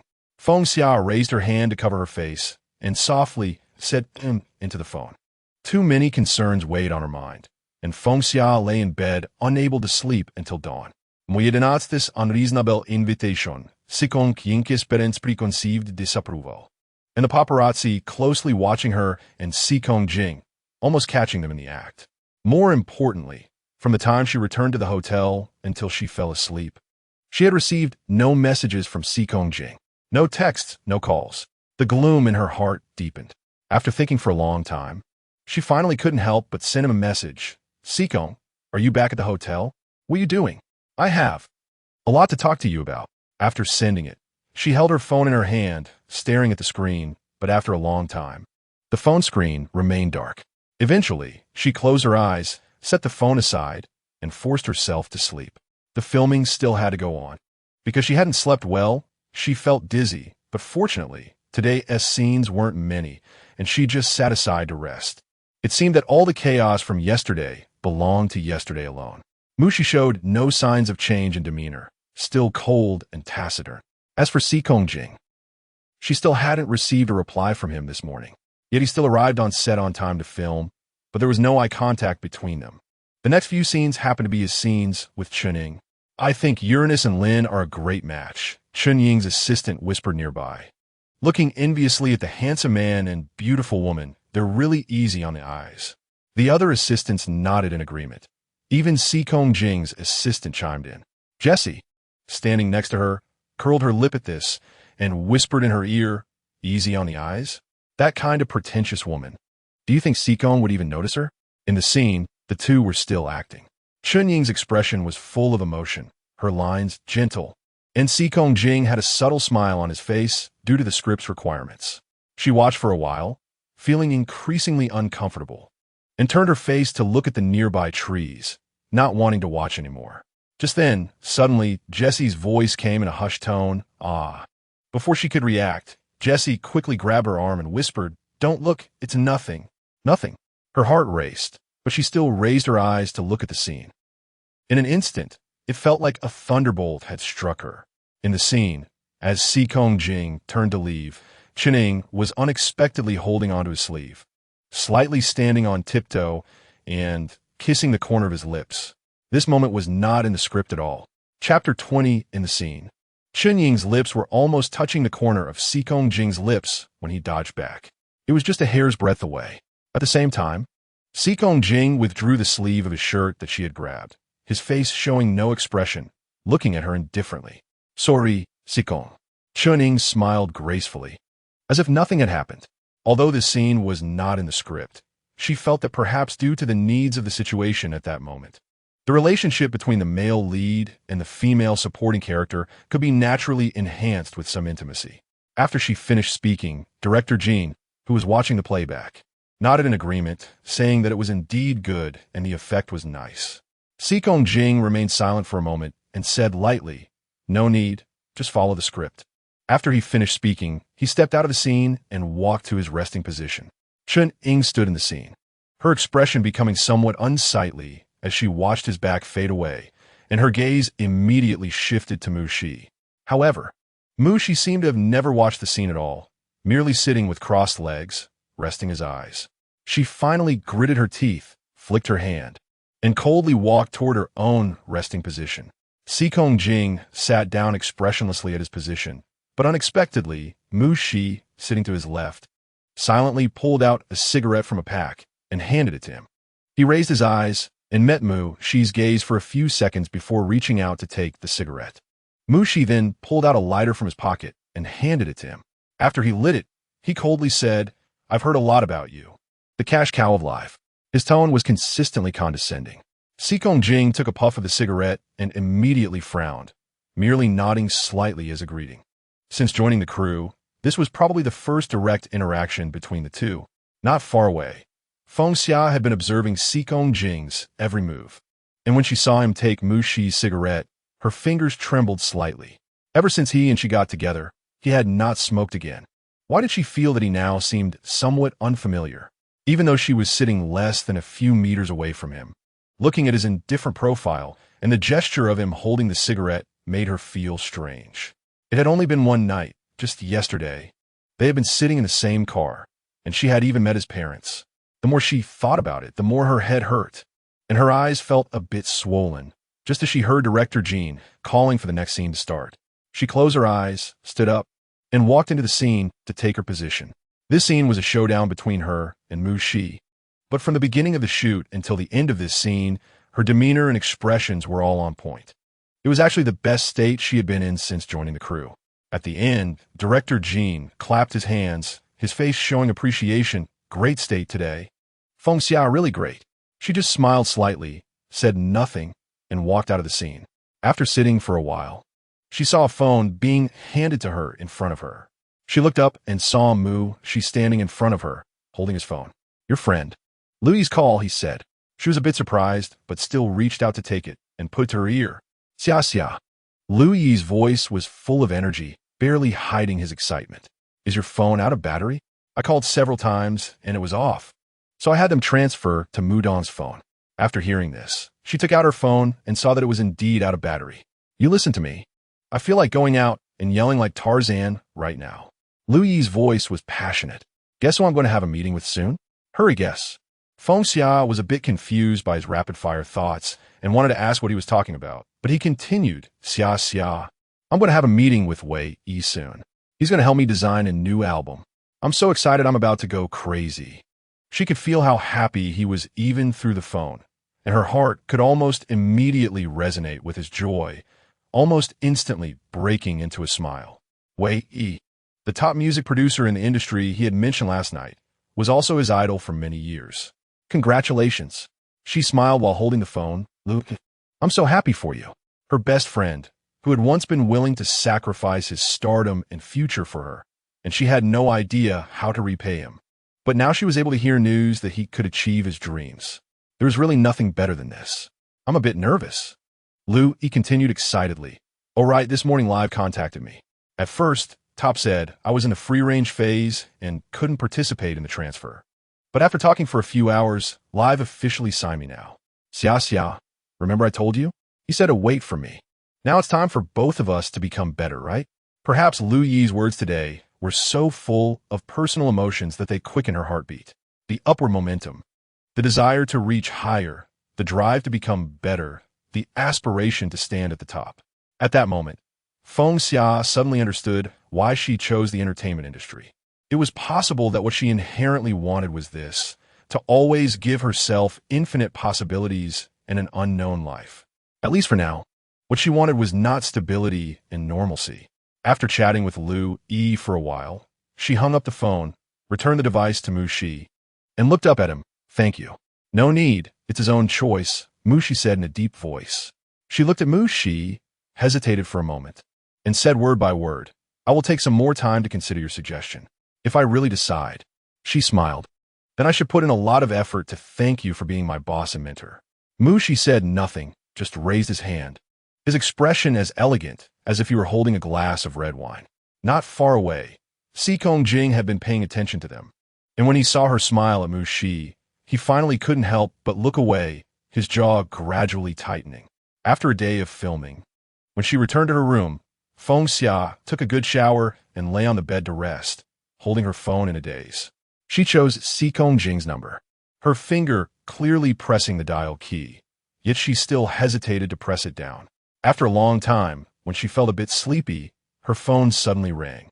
She closed her eyes, answered it, and held it to her ear. Hello? It's me. Si Kongjing's voice came from the other end. She almost jumped up, opening her eyes. Si Kong? MHM, he replied. As soon as she heard his voice, she curled up her legs slightly, held one leg with one hand, and pressed the phone tightly against her ear, mumbling an aha with a buzzing nose. There seemed to be a long silence on the other end before a soft sigh came through. No crying. As soon as he finished speaking, she immediately raised her hand to press the corner of her eyes. I'm not. In the separated rooms, Si Kongjing also sat on the bed, gently shaking his head while holding the phone. He could imagine that she must look like a wronged little cat at that moment, stubbornly trying to act tough. Even if she had many negative emotions inside her, even anger towards him, just thinking of this scene would soften his heart. Last night, I left my phone in Sharon's car. He spoke at that moment. She just brought it back to me, so I didn't see your text from last night. I arrived at the hotel at dawn, originally wanted to call you from the hotel phone, but I was afraid the front desk would check the records and worried you might be asleep, so I didn't call. MHM. Her replies were short. Not wanting him to hear the tremor in her voice, I know. She just wanted to keep listening to him talk. No matter what he said, as long as it was him speaking, it was enough. Even if it was just a few words. After what happened yesterday, my freedom was somewhat restricted. The company said that if there were any more rumors, whether true or not, it might really anger the fans and affect my career. His voice was tired and tinged with helplessness. No matter what, I'm an artist, and I can only accommodate that. So I won't be able to rehearse with you at night anymore. Xia Xia, no. It doesn't matter at all. She suddenly interrupted him. pouting a bit in frustration. But why did you let her kiss you? Just the thought of Chun-Ing kissing him in the morning made her feel terribly sad, as if her heart was being pricked by needles. He, on the other end, seemed to chuckle before saying, I didn't get kissed. After hearing those 4 words, she took a moment to digest them and quickly sighed in relief, but still lowered her eyes and said softly, Sikong, can you tell the producers and the screenwriters that you want to do kiss scenes or bed scenes? You shouldn't take any scenes with other actors, okay? I can't stand it. Her fingers gripped the phone, her eyes reddening as she said, although I know that as long as you're an artist, these things are unavoidable, especially with so many girls liking you and so many female artists wanting to collaborate with you. I really just can't stand it all. Then leave here. After a long pause, he organized his words and said calmly, Xia, leave here and be my girlfriend. From now on, just treat all my work as a world unrelated to you. You don't need to understand that. Just stay by my side, do what you love, and manage our home with the money I earn. His tone was very serious. Cold, gentle, but above all, sincere. This was the first time he directly told her he hoped she would withdraw from the entertainment industry. Xia, if both of us are in the industry like today, you see me at the set, acting with other female artists, even in intimate scenes, over time, will you still trust me wholeheartedly? If due to work, we can't see each other for a month or even 3 months, and you hear overwhelming rumors about me and others, whether they are true or not, can you bear it? Or, after being apart for so long, busy with our own work, will you still remember my appearance? Will you? Feng Xia held her phone, her expression growing more complicated and her eyes reddening even more. She knew he had always been a cold person, and she understood that what he was saying did not mean he didn't believe in her on her path as an artist or thought she lacked ability, but that he hoped she wouldn't have to live so hard, being constrained. He wanted to give her a safe, worry-free world. Everything he said was out of his feelings and protection for her. She knew that. At this moment, Sikong Jing softened his tone, speaking more gently. I say this based on reality. I'm 4 years older than you, and I know very clearly what I want. If you're outside the industry, I can protect you better. She paused for a long time before saying softly, Sikong, I want to marry you, but can I enter your family? Your parents don't like me at all, do they? He was silent for a moment, then said, Xia, only by being with someone for a long time can you know their true nature and heart. Those who understand you well will like you. Her heart sank even lower, and she stopped speaking, feeling as if her head was about to explode. What did you want to say to me in the message last night? He asked patiently at that moment. I wanted to say. She lay back, resting her head on the pillow, covering her eyes with her hand. Mushi, he asked me if I would like to develop with Live after Red Dust ends and my contract with Top expires. He said, he wants to make me famous. As she finished speaking, her lips trembled a bit, feeling her palms getting warmer. Sikong, should I agree to him? Sikong Jing remained silent. She exhaled heavily, her cheeks flushed, and she struggled to open her mouth. He asked me before I went to your house last night. Has Louis already joined Live? His voice gradually grew cold. Yeah, she replied. Has it already made the news? He still didn't say anything. Sikong, my head hurts a bit. I'm going to sleep first. We can talk tomorrow. Her body felt hot, and she rolled up the blanket to cover herself. Her vision darkened, and she began to break into a cold sweat. Good night. When Sikong Jing heard her last 2 words, he heard the sound of the call being abruptly hung up. In the quiet room, there wasn't even a hint of sound. It was eerily silent. After a while, he expressionlessly tossed his phone aside, stood still for a moment, slightly bent down, took a beer from the fridge, opened it, and drank it down. The next morning, Feng Xiao woke up to find it was already noon. She propped herself up with her forehead and realized she might have had a high fever last night, and now she was drenched in sweat. Perhaps the fever had subsided a little. Her phone beside her displayed countless missed calls. She picked Jessie's call, and as soon as she answered, she heard Jessie's anxious voice, Xia, what is wrong? I might have a fever. Her voice was hoarse. Please bring me some fever-reducing medicine. Thank you. Do you need to go to the hospital? Jessie sounded even more anxious. I can have a doctor come over to check on you, okay? No need. She waved her hand as if Jessie could see her and said over the phone, Jessie, it's not necessary. Just bring the medicine over. After a pause, she suddenly asked, is Sikong there? She had taken a quick glance at her phone screen and hadn't seen any messages or calls from him. Jesse walked a few steps to a relatively quiet place. His previous drama, diva.God, has started its promotional period. He happened to have less filming today, so he went to the promotional press conference. Yeah, she nodded, I understand. After hanging up, she quickly brushed her teeth, washed her face and body, lay back down, and turned on the TV. She flipped through the channels until she landed on the entertainment news channel and stopped to watch the screen. She always felt that the version of him on TV was somewhat inferior to the real him because his real appearance was simply too stunning. At the press conference, he still spoke very little, occasionally nodding and smiling, which could elicit frenzied screams from the fans below. She watched for a while, then opened her phone to check Weibo. The screen was flooded with news about the promotion and airing of diva.God. Other artists she followed were also retweeting, clearly stating that they would definitely watch this drama to see their most admired artist, Seokong-jing. Seokong-jing could even give people this kind of feeling. Her hand clicked on one comment from a seasoned film critic. It boldly stated that in this circle, or even in a larger scope, no one could match standing beside him. Such a bold statement received a lot of support. More fans commented that they indeed could not accept anyone standing beside Uranus in any capacity. He belonged to everyone. Such extreme remarks. As she read, she closed Weibo and lay back under the covers. After a while, tears slowly streamed down the corners of her closed eyes. If the person you love deeply has always been the brightest star, loved by everyone, wanting to work hard to catch up with him, to stand by his side, and walk alongside him isn't wrong, right? Then, you only have two paths to choose from. More effort or sacrifice to achieve the goal, to throw it all away, forever hiding behind him, perhaps in comfort and happiness. This is the most difficult decision she will have to make in her life so far. Chapter 21. Jesse quickly brought over a thermometer, fever-reducing medicine, and other medications. Feng Xia got out of bed to help her open the door, stepping aside to let her in. After taking her temperature, which was 37.5 degrees, not particularly high, Jesse let out a slight sigh of relief but still said, Xia, your temperature might rebound by tonight. You've taken the fever medicine and anti-inflammatory pills, so hurry up and sleep. If all goes well, you might feel better by tomorrow. She nodded, not saying anything further, and followed Jesse's instructions to get into bed. This sleep lasted until noon the next day.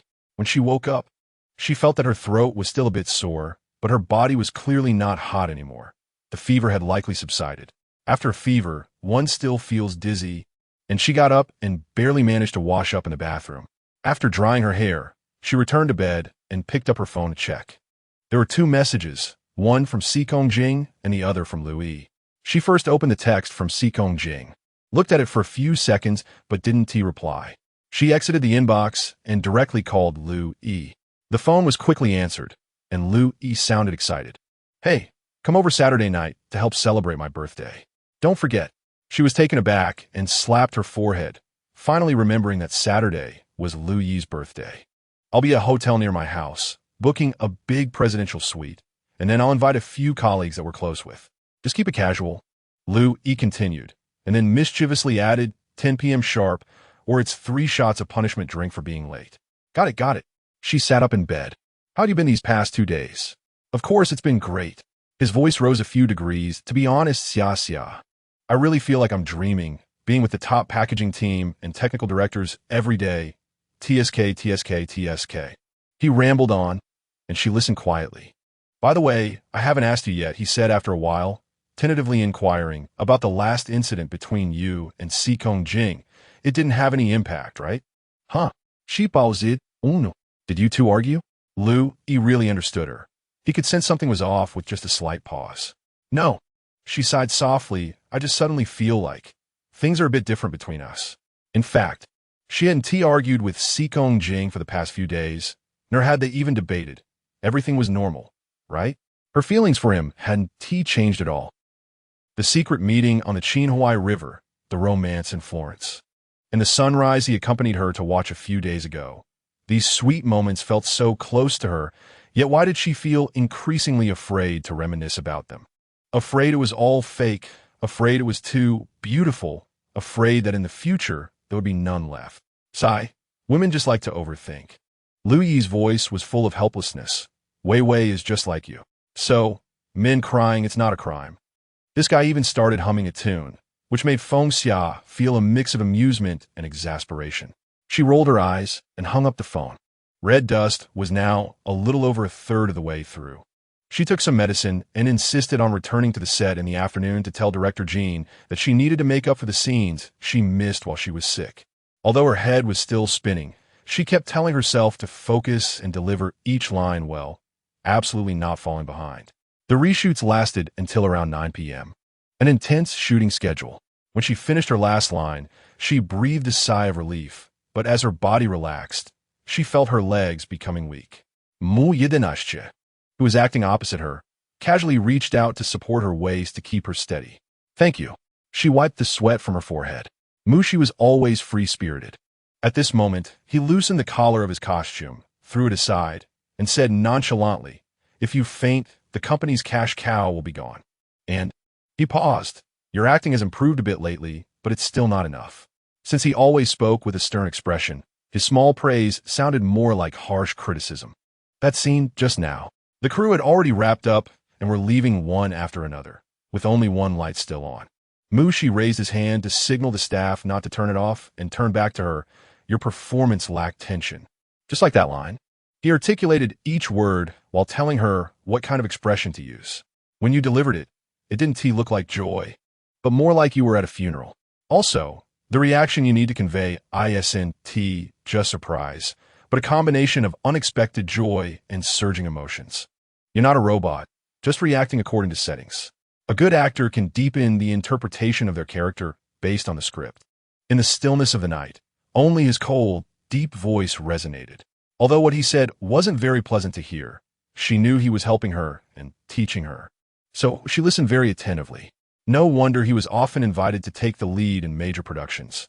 He lacked neither talent nor ability. Listening to his analyses and guidance, she felt for the first time, aside from Sikong Jing, she began to admire this person as talent. With talent comes arrogance. He indeed had the capital to be proud. Thank you. After Mushi finished explaining the emotional nuances for the next scenes, she genuinely smiled at him. Although you are unpredictable, have a strange personality, and have a sharp tongue, still, thank you. The two of them walked out of the scene and headed back to the hotel. He looked at her with deep eyes and after a long pause said, "You're the second woman who has given me a compliment. The first one could be your true love." She gathered her courage and teased him. Mushi didn't answer, only silently took out a cigarette. Perhaps it was the quiet of the night, or perhaps she felt better physically. Feng Xia felt much more relaxed at that moment. She also tried to numb herself and not think about it, even if Sikong Jing knew she was unwell. Why hadn't he returned to the set until so late? For 2 consecutive days, Sikong Jing hadn't returned to the set. Feng Xia looked at the sparse messages in her inbox, telling herself every day that he must be very busy and tired, unwilling to think too deeply. The plot was currently at a thrilling point, and the shooting progress was quick. During the lunch break, director Jean was eating a box meal while discussing the upcoming scenes with her. Feng Xiao's current state was indeed much better than when she first joined the crew. Director Jean looked at her and suddenly seemed to remember something. Glancing at Mushi beside her, he remarked, "It must be the result of a good teacher." Huh? She didn't quite understand at first. The lighting technician said. Director Jean chuckled, "That now we're shooting late into the night, and Mushi is specifically staying behind to help you with your acting. No wonder you're improving so quickly." Mushi was usually taciturn, and at this moment, he still appeared indifferent. Feng Xia felt a bit embarrassed to hear that. Just as she was about to say something, she saw Channing, who had been sitting nearby, walk over. In a joking tone, neither loud nor soft, she said, "Summer, I actually envy you. Not only do you get to have Mushi teach you about acting, but you're also close enough to go to his room to hang out night. Such a pretentious act." She clearly knew that Channing was referring to that night when Mushi invited her to his room to discuss the contract. But she couldn't say a word or had time to explain further, because after Channing finished that sentence, she noticed Sikong Jing standing behind her, who had returned without her noticing. He stood there calmly, his face devoid of any expression. "Sikong, you're back?" Director Jean raised his hand towards Sikong Jing. I'll catch up on the schedule soon." His face seemed to be covered with a layer of frost as he accepted the towel and water from the assistant who was walking over. He took a deep look at her before turning to leave. That gaze sent a chill through her body. In her sight, people were scattered around the set, and his figure gradually faded away. It felt like he would never come back. Feng Xia trembled all over, her heart sinking heavily. This feeling was like drowning, with no way to struggle. You know, girls shouldn't be too greedy. At that moment, Chuning bent down and pretended to whisper intimately in her ear, Feng Xia, if you think having Sikong Jing is not enough and want to cling to Mushi's thigh to climb higher, that wouldn't be good. You know, greedy people often end up with nothing, right? Chuning actually knew about her relationship with Sikong Jing. Feng Xia's face completely lost its warmth. She stood up from her chair, thought for a moment about her words, smiled calmly, and looked at Chuning with a sharp gaze. If you want to sleep with Mushi, just go directly to his room. There's no need to stir me up. I only like one-on-one. Her father, Feng Zhuoluan, had always been a sharp-tongued teacher, and she had never thought she would need to use it. Feng Xia, from now on, you need to learn to face all the reefs on your own, without relying on anyone. You absolutely cannot let anyone look down on you. Chuning seemed not to expect her to say that. Her expression changed drastically. After a while, she coldly spoke, with my current status, if I don't do anything else, just to smear you, I can still achieve something. Think carefully about which of the two you want to cling to. Sorry, I need to rest. Talking too much gives me a headache. She interrupted directly, picked up her water bottle, and turned to leave the set. On Lu Yi's birthday, it rained in S City. After filming ended, she changed her clothes and had Jesse drive her to the hotel Lu Yi had booked, taking the elevator directly to the top floor from the underground garage. She gently pressed the doorbell. Through the door, she could already hear laughter and noise from inside the room. After a while, Lu Yi, whose face was smeared with cream, finally opened the door and smiled even more when he saw her. Come in. Following Lu Yi inside, she saw several top artists having a blast, either standing or sitting, chasing each other and covering one another in cream. Summer. These people usually had a good relationship with her and Lu, and they were all happy to see her. A few approached her with cream in hand, clearly with mischievous intentions. Seeing this, she waved her hands repeatedly. Hey, we agreed. No throwing cream at me. I still need to go back to the set later. Oh, Summer has become the leading lady now. Huh? Once you become famous, will you be even more high profile? A male artist teased her with a grin. By the way, staring at Sikong Jing's face all day, haven't you burst countless blood vessels yet? Everyone laughed, joking about her rumors with Sikong Jing.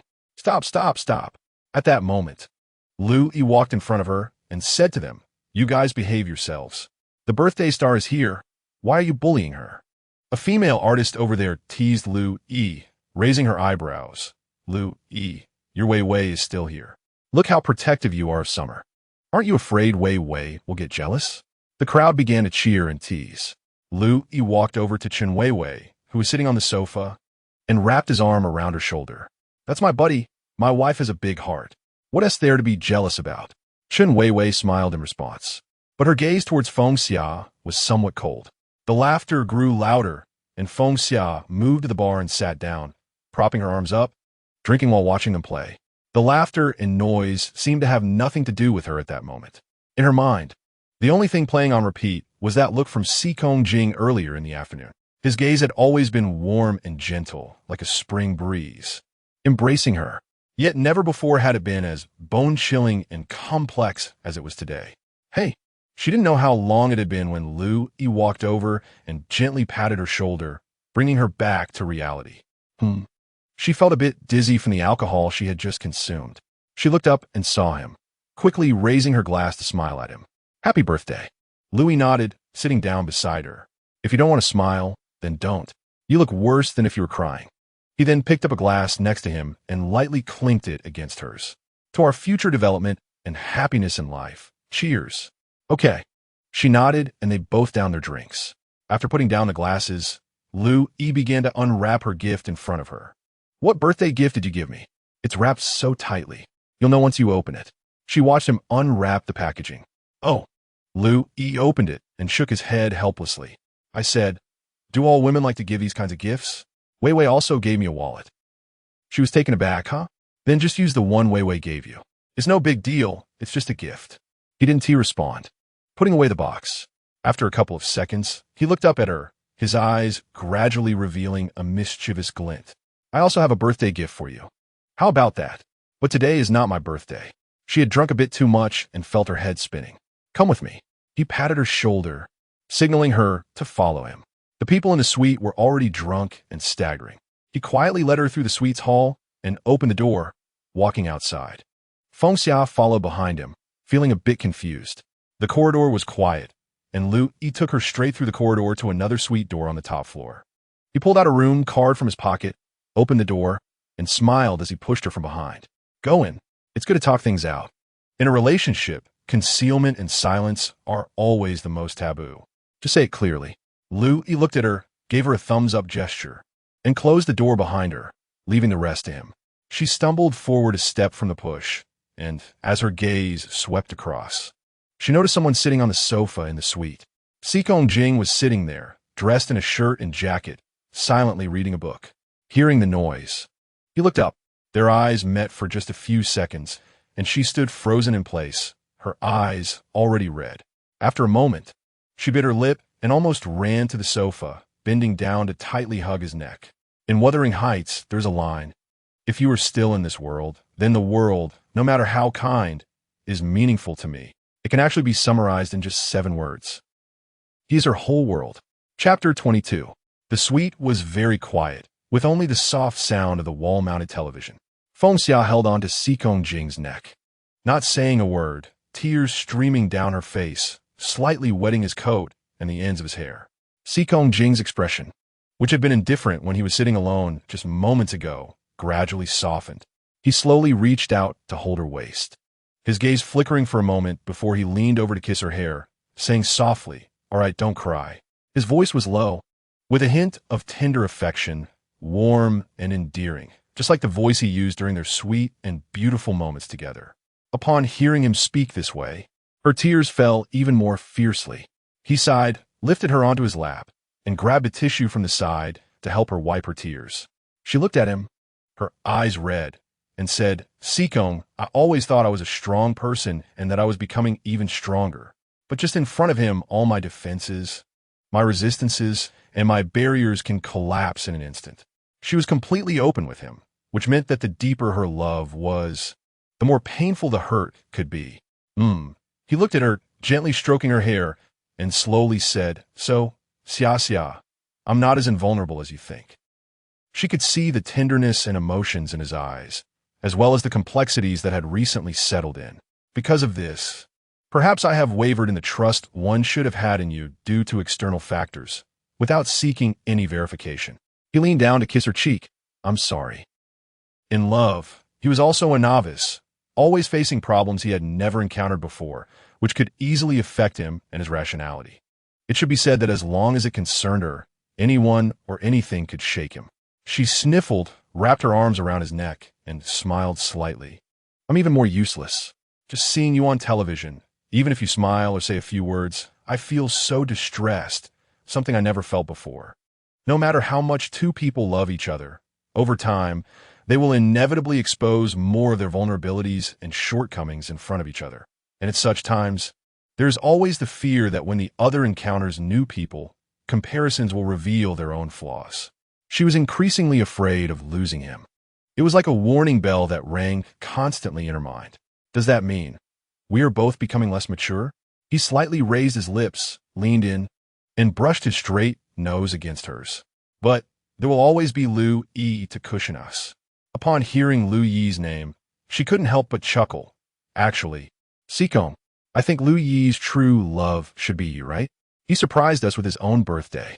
Xikong Jing was silent for 2 seconds, holding her and then leaning down to press her back onto the sofa, his gaze lingering from her eyes to her neck, where her breath began to quicken.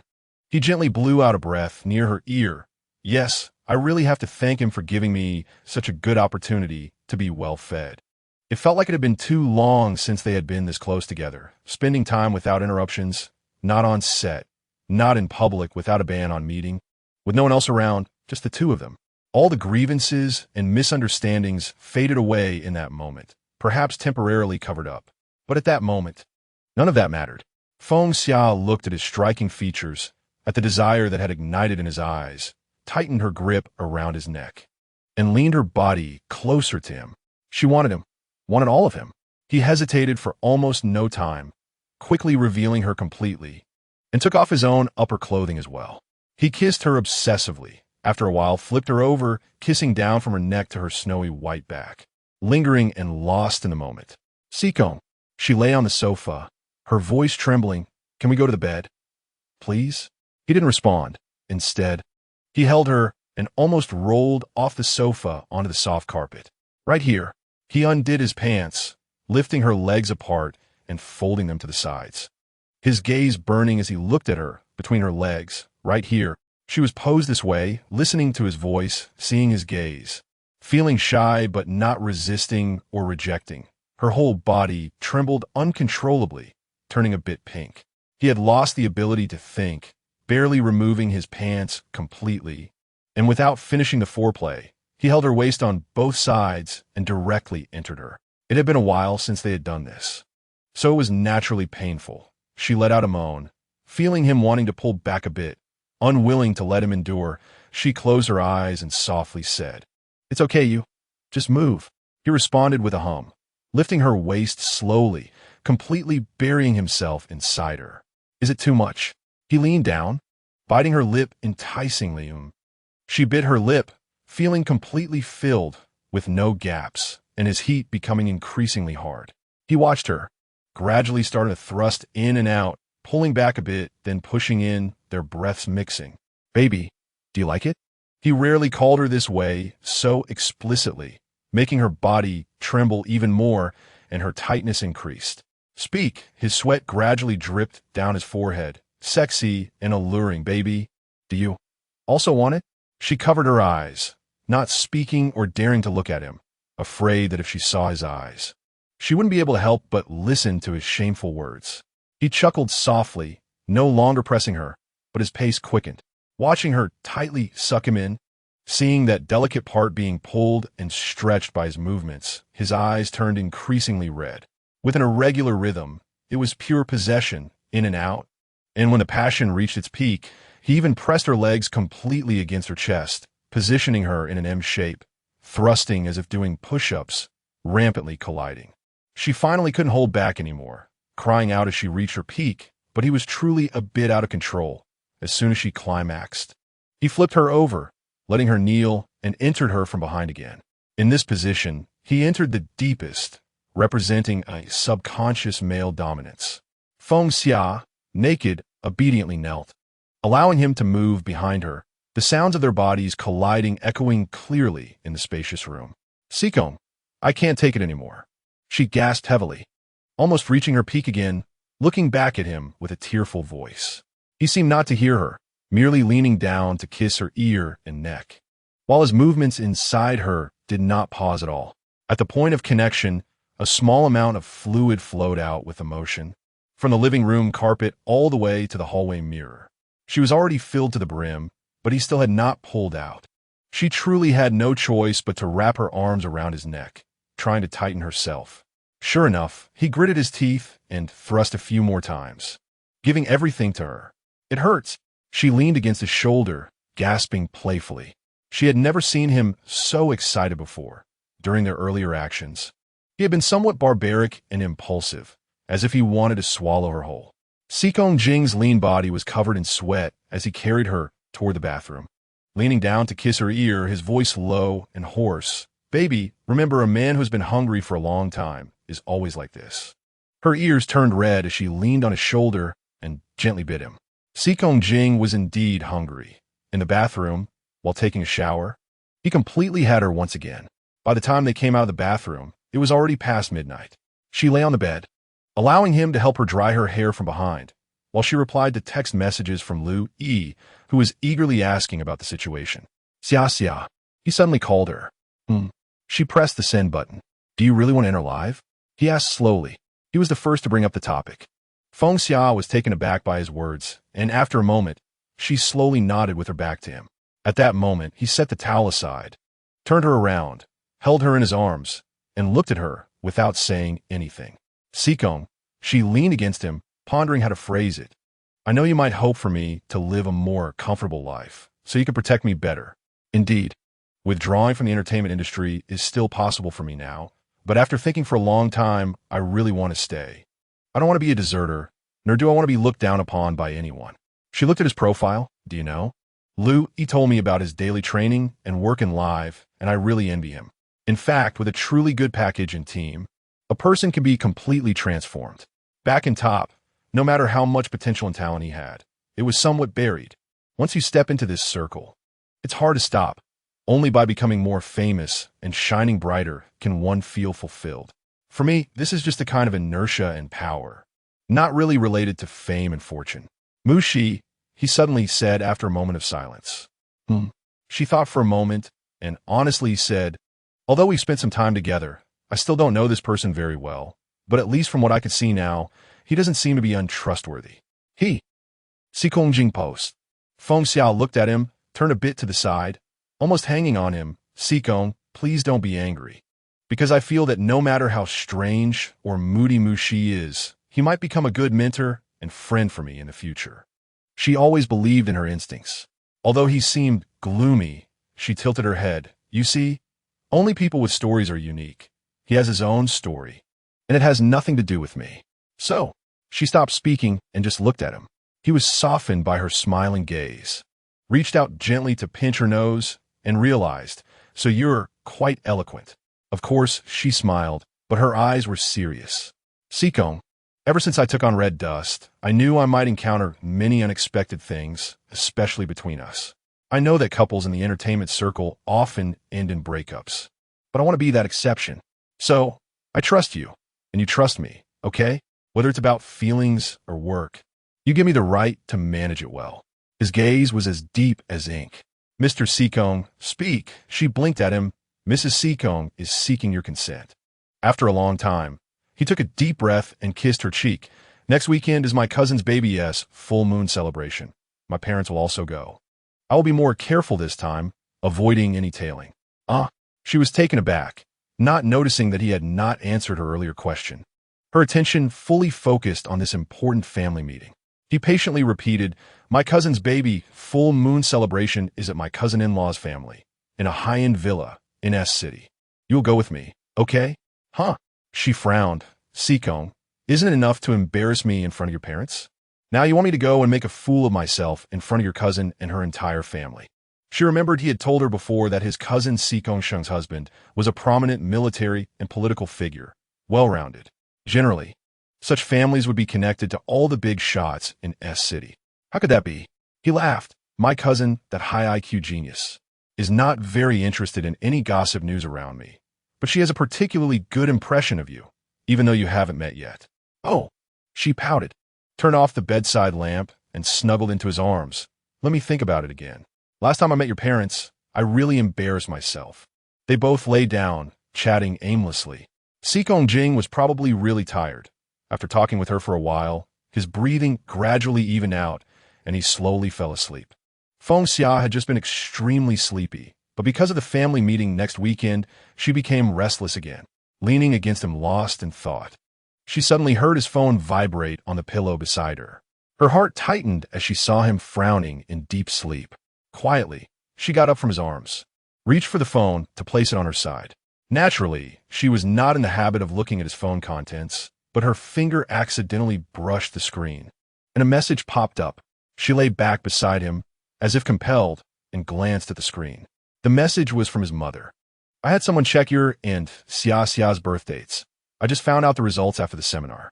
The 5 elements are in conflict. In terms of career, you will become obstacles to each other. In terms of feelings and marriage, you are highly incompatible. Although in modern times, we cannot use this to constrain the freedom of love, your father, and I still hope you can consider it more carefully. Marriage is a big deal, and some issues are not solely reflected in the birth dates. You can see that yourself. Her pupils tightened, staring at the message without blinking. After a long while, she gently locked his phone screen and placed it back on the bedside table. Chapter 23. Sikong Jing did not have the habit of sleeping in and would not wake up very late. Due to years of filming, he naturally woke up around 5 o'clock. He opened his eyes, moved his body, and then noticed that there was no one beside him. He squinted and propped himself up from the bed. "Oh, you're awake?"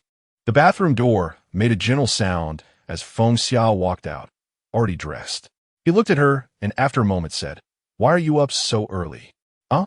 I couldn't sleep, and usually I have to wake up at this time for filming." She smiled and walked to the bedside, slightly bending over to look at him. "Come on, sleep handsome. Give me a morning kiss." Unexpectedly, just as he was about to deepen the kiss, she suddenly stepped back. "Hey, just a taste, you know? They say lovers should always keep things fresh." She had always been quirky, and he shook his head at her theory, leaning back against the pillow, looking at her with tenderness. "Sikong," she looked at him and slowly spoke. I have to go." She took a long breath, tilted her head to look at him. "Otherwise, the paparazzi will catch me later. Last night, he already told me to leave first, and he would send you back to the set later." Her demeanor was calm, even smiling, and he looked closely but could not see anything unusual. "Okay." He nodded. "Be careful on the way." I'll leave now." She waved at him. "See you at the set later." He watched her turn to leave, and when she reached the bedroom door, he suddenly called out, "Xia Xia." She stopped and looked back at him. He gazed at her for a moment, but ultimately said nothing, just reminding her again to be careful. Until the suite door closed, he slightly furrowed his brows. Just as she was about to leave, he felt a strange sensation in his heart, as if she would never return to his side again. After thinking for a while, he shook his head, feeling that he was overthinking it like a boy in love for the first time. After resting a little longer, he got out of bed, picked up his phone, and opened a message inbox to check for messages. His eyes scanned the screen, and he suddenly paused, his fingers moved, and he clicked on a message from his mother from last night.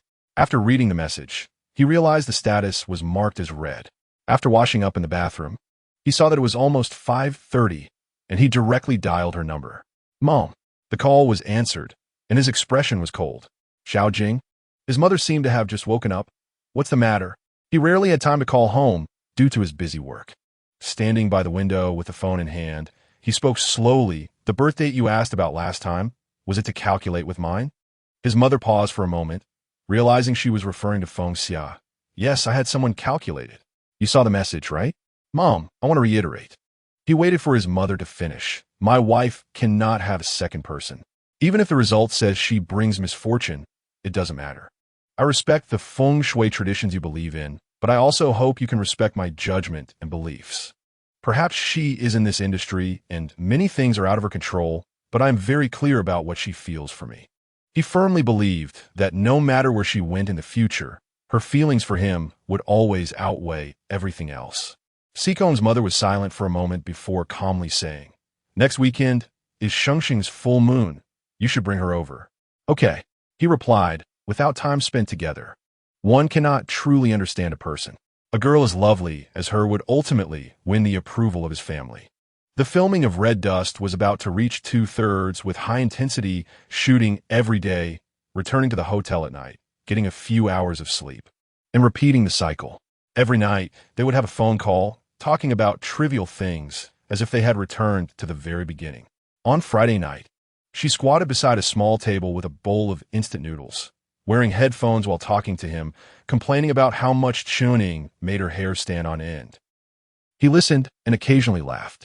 After she finished, he slowly said, "Tomorrow night, my cousin's husband will send someone to pick you up to the villa." She abruptly bit off a piece of noodle, coughed a couple of times, and continued eating with a fork. "After work, wait in your room. They will call you when they arrive." He paused. "Eat slowly." She lowered her eyes. Is it allowed to back out at the last minute?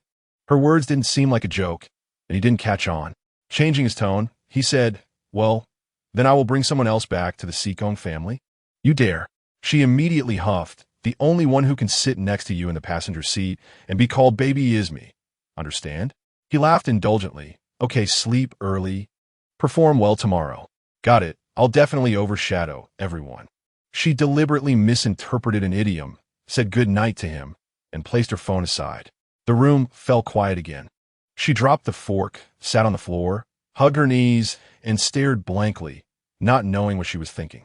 On Saturday night, due to some personal matters, Director Jean ended work a little earlier than usual. Feng Xia thought about the full moon banquet later, and walked back to her room while daydreaming. Unexpectedly, just as she closed the door and was about to go to the bathroom to shower, she suddenly heard the doorbell ring. She walked back to the door, looked through the peephole, and opened the door with some confusion. Outside stood Mu Shi, looking at her with a blank expression. Is there something? She felt a bit flustered looking at him, and tried to calm herself as she spoke. Louis fell off the stage while practicing dance at noon. He was silent for 2 seconds, his thin lips slightly parted. She stood in place, stunned for a few seconds, then stepped forward, staring intently into his eyes. Trembling all over, where is he now? At the 10th People's Hospital next to the company. He looked at her indifferently. Let's go, I'll take you there. Without any other thoughts, she immediately followed him and quickly walked towards the elevator. Meanwhile, just 2 rooms away, Seekong Jing was standing by the mirror near the door, buttoning his collar. Because he was close to the door, he seemed to faintly hear voices in the hallway. The voice sounded like Feng Xia's. He thought for a moment and opened the door to take a look. That glance felt like a gust of icy wind sweeping over him, and his entire face was filled with a chilling coldness. In his view, just a few steps away in the hallway elevator, Feng Xia and Mu Shi stood side by side as the elevator doors slowly closed. Once the doors fully shut, he could no longer see her face. The Land Rover sped all the way back from T-Town to S-City in just half an hour. Mu Shi was usually quiet and didn't mention what happened to Lu Yi in the car. When they arrived at the hospital, Feng Xia was in a state of confusion. Following Mu Shi as they walked into the hospital, they reached a hospital room, and Mu Shi didn't even knock, directly opening the door. She rushed in anxiously, only to hear Lu Yi's exaggerated shout, "Young master, Xia, Xia Xia," sitting on the hospital bed. He was desperately resisting the nurse's examination when he saw her arrive. His eyes widened. "You? How did you guys come?" She took a few steps closer and realized that he had some abrasions on his face and arms, and his left leg seemed to be broken, bound in plaster and hung high. Fortunately, it wasn't the terrifying outcome she had been trembling about all the way here. "Ah, the stage isn't high, so it's not a big deal, don't worry." At this point, Lu Yi obediently complied with the nurse's examination, watching her walk towards him. "I'm still a tough guy, and I haven't disfigured myself. It's just this leg that will need some time to heal. What does that saying go?" He smiled mischievously. 100 days for broken bones? It's nothing serious. She looked at his cheerful demeanor, and the tense nerves she had just felt finally relaxed. After a moment, she sat down on the chair by his bed, feeling a bit of lingering fear, and softly cursed, "Bastard. Huh? What did you say? I didn't hear." He pretended to be serious, leaning closer to her, making faces. "All right, don't worry. However, why did Xiao Dong personally bring you here?" Lu Yi seemed to regard Mu Shi with a certain respect and apprehension. Quickly turning to him, "Xiao Dong, sorry for bothering you to come in person. Within 100 days of rest, rehabilitate as quickly as possible. Once your leg is healed, continue rehearsing immediately." Mu Shi interrupted him, stating coldly, "During this rest period, write 40 new songs and finish reading the script for the new play." One by one, the instructions were clear and organized. Lu Yi was a bit stunned, and after a moment, he let out a low wail. "Since you've seen it, Lu Yi is fine. Feng Xia, come with me to the company." After Mu Shi finished speaking, he turned and walked out of the ward. The door was gently closed, and Lu Yi closed his mouth, looking at Feng Xia. "Do you know, this is the second time in my life that I truly recognize someone as having an overwhelming aura. The first was a business partner of my dad, also a prominent figure in S-City's business community, I think. His last name is Fu. Is it Fu Zheng?" She tentatively asked. "Yes, that's the name." Lu Yi excitedly slapped his injured leg and yelped in pain. "He is a very good friend of my dad." Feng Xia rubbed her forehead. "I always thought Mu Shi resembled someone, and now I finally know who." After leaving the ward, Feng Xia felt as if she had forgotten something very important. She took out her phone and suddenly remembered that she needed to attend the full-month celebration of Seekong Jing's baby sister. She opened her phone, but there weren't multiple missed calls as she had expected, only a text from Seekong Jing. "I have something come up and can't go to the full-month celebration." His inability to go meant that she wouldn't need to accompany him either. The text was brief, and she read it over and over, feeling it made sense, yet also feeling something was off. After thinking for a moment, she still made a call, but it rang several times without being answered. At that moment, a car horn sounded outside the hospital, likely Mushi's car. She sighed, quickly put her phone away, and ran out of the hospital. In the small villa in S City, the Nan family, Sikong Jing sat on the sofa, turned off his phone, and silently held his wine glass, his gaze lowered, making it hard to read his expression. Brother. Sikong Sheng had become a mother, but remained indifferent to the mundane world. After finally showing the baby to a few elders, she quickly left the scene to her husband Nan Xiao, rushing over to him. She sat down beside him, showing him the baby in her arms. The baby was a girl, just a month old, with a tiny face that was incredibly cute. The corners of her mouth turned up as if she were always smiling. She looks like you, and also like Nan Xiao. He looked for a while before finally curling the corners of his mouth into a smile. Very cute. I think she looks more like him. Sikong Sheng held the baby, suddenly thinking of something. Wait, I just thought of a new method for making a drug. I need to go upstairs to write down the formula. Can you hold the baby for a bit? Sure, be careful. Support her head. She taught him step by step. Brother, please. I'll be right back. Just don't tell Nan Xiao. Just say I went to the bathroom. Sikong Jing pursed his lips as a silent agreement, carefully holding the baby. Xiao Jing. Just as Sikong Sheng left, Sikong Jing's mother walked over. Frowning as she examined his face, is Xia Xia not coming? MHM. He replied softly. Wasn't it agreed that she would come? You're both filming in the same crew. If you have time to come, she should too, right? She has something on. He replied after a moment. It's quite impolite to break a promise made early in the morning. Sikong Jing's mother had an unfavorable expression. I know her family background is good. I've looked into it. Her mom's side is from the prosecutor's office. Her dad is a jewelry designer. And she has a brother who's a writer. She's an artist herself. What your uncle said earlier make a lot of sense. Our family and her family can't really align. Aunt. At that moment, Nan Xiao walked over from a distance with a gentle smile. Mom just called for you. She's in the kitchen. Sikong Jing's mother shook her head at him and stopped talking, turning away in some displeasure. Once she left, Nan Xiao sat beside Sikong Jing, patting his shoulder. Not satisfied, he forced a smile, his expression still cool and distant.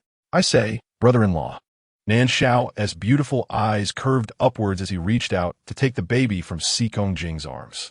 This is the first time I've seen you looking so troubled over emotions. I've recently collected some poetry and palace diagrams. Do you want to borrow them? To take a look? He shook his head and after a moment asked, when you married Sheng Sheng, what was your parents' attitude? Huh? Nan Zhao's expression relaxed. Not as sharp as usual. Oh, on her first day visiting. She broke the ceramic tea set my mom used for drinking water because she was thinking about those few bottles of sulfuric acid in the pharmaceutical research room. Before the wedding, she also dropped the family heirloom bracelet into the drainage of the research room. Sikong Jing couldn't hold back and chuckled. So, Nan Xiao leaned back. These aren't the issues. The key is still how the two of you handle it. He turned to look at Nan Xiao and slowly nodded. Feng Xia came to live company for the first time. The entire building was covered in glass windows, and the interior structure was quite luxurious. The employees and security guards all looked at Mu Shi with utmost respect, even appearing to be on high alert. She followed Mu Shi all the way to the top floor, and there was no noise in the entire building. Upon reaching the top floor, Mu Shi opened a door, and she followed him inside, looking up and being stunned. It was a huge hall, almost fully equipped. The stage, lighting, sound effects, recording studio. It was as if all the necessary setups for performances were concentrated here. All the currently popular artists you see are from Live, and they all walked out of this unique artist venue in Asia. Mu Shi walked to the front of the stage. His cold voice echoed in the spacious hall.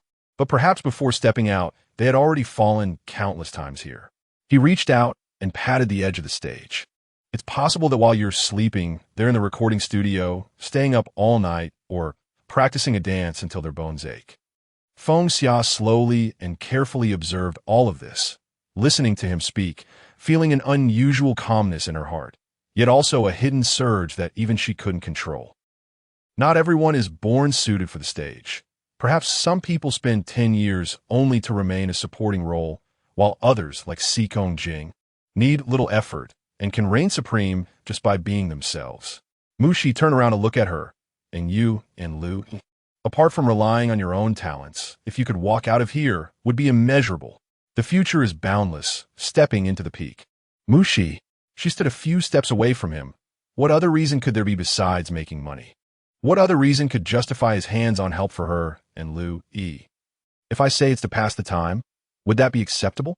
He smirked, but his gaze was distant. During the time a person leaves, I want to find something to do. Otherwise, I'm afraid my IQ and thinking will lag behind hers by the time that person returns. The two fell silent for a moment, and the empty hall was completely silent. After a long while, Fengxia looked up seriously at Mu Shi, speaking word by word. I'm willing to join Live. By the time they returned to the hotel from Live Company, it was already late at night. Mu Shi's car parked steadily in the parking lot, and after Fengxia got out and closed the door, she noticed that Mu Shi was frowning and fiddling with something inside the car. What's wrong? She walked around to his side. Mu Shi didn't say anything. Opening his car door, she looked down and saw that a corner of his shirt had tangled with the small buckle of the seatbelt. Mu Shi had a cold expression, tugging impatiently a few times but still couldn't break free. She looked down a few times and reached out, quickly helping him untangle it. Now they could finally get out of the car. Fengxia turned her head and couldn't help but cover her mouth and laugh. Mu Shi stepped out of the car and glanced at her, and she casually replied, I just think that even the most capable person can have their silly moments. Mu Shi didn't say anything. As the two were about to head towards the elevator, a car suddenly descended from the upper garage, driving towards them. The blinding headlights made Fengxia raise her hand to shield her eyes. But she immediately recognized the person in the driver's seat. It was Sikong Jing. Chapter 24. In the garage, there was only the sound of the car engine. Under the glaring headlights, Sikong Jing saw Fengxia and Mu Shi standing not far in front of his car. In fact, it was just a small distance. As long as he got out of the car and walked to her side, or she walked to his car and opened his door, this distance would cease to exist. However, this distance from this moment on would become a distance that they could never shorten again. If Fengxia could see clearly, she would realize that his eyes at this moment were truly dark, devoid of any warmth. After nearly 10 seconds of confrontation, Sikong Jing expressionlessly turned the steering wheel, and the silver car rushed past them, turning into the lowest level of the underground garage. Fengxia stood still, motionless. Mu Shi, who had always been an outsider, glanced at her and said indifferently, I'll go up first. She nodded and walked with Mu Shi to the elevator. Mu Shi took the elevator, while she directly opened the emergency exit and quickly walked down. Since it was late at night, the garage was very quiet, and her footsteps sounded especially abrupt and chaotic in such silence. When she reached the third basement level, she pushed open the door and saw Sikong Jing's silver car parked in the space, the headlights still on. She walked quickly towards the car and saw him sitting in the driver's seat, expressionless and motionless, which made her heart sink even more. She reached out and gently tapped on the car window. He didn't turn his head, but simply pressed the unlock button. She got into the passenger seat and closed the door. The atmosphere in the car became even quieter. She could only hear her own heartbeat, which had quickened from walking. She didn't dare to look at him, her gaze wandering until it landed on the large red-wrapped braised egg placed on the seat above. Such a gift was likely given at a banquet to celebrate a child's full moon in City S. Sikong, she suddenly understood, and an unprecedented strong sense of guilt surged within her, like a sharp sword pointing at her throat, making it difficult for her to speak. I'm sorry. Tonight, I originally planned to change clothes and wait to accompany you to the baby's full moon banquet, but then Mu Shi knocked on my door and told me that Lu-E fell off the stage during the dance rehearsal at noon today. She organized her sentences. I just followed him to the hospital. Fortunately, it was just a left leg fracture, nothing more serious. Sikong Jing's gaze remained fixed ahead. After she finished speaking, he slowly nodded. I saw it. She was taken aback. I saw you and Mu Shi get into the elevator. He spoke briefly. Her sense of guilt deepened, and her voice carried a hint of nasal tone. Later, when I came out of the ward, I saw your message. I called you, but you didn't answer. I know there's no such thing as a pill for regret in this world. If I had insisted on calling and waited for you to pick up to know you were going to the banquet, I would have rushed there, even if it meant facing late criticism. After saying this, she smiled bitterly. I know my impression on your parents is already bad enough. As much as he wanted his parents to accept her, she wanted to be his Mrs. Sikong. so she could understand his feelings when he saw such a scene and told her not to attend the banquet, but to go alone. She also understood how his parents would think of her, the daughter-in-law candidate who had already lost much value in their eyes. Sikong, when two people spend a long time together, various flaws will be exposed in each other's eyes. No matter how sweet it is, conflicts and barriers will gradually arise.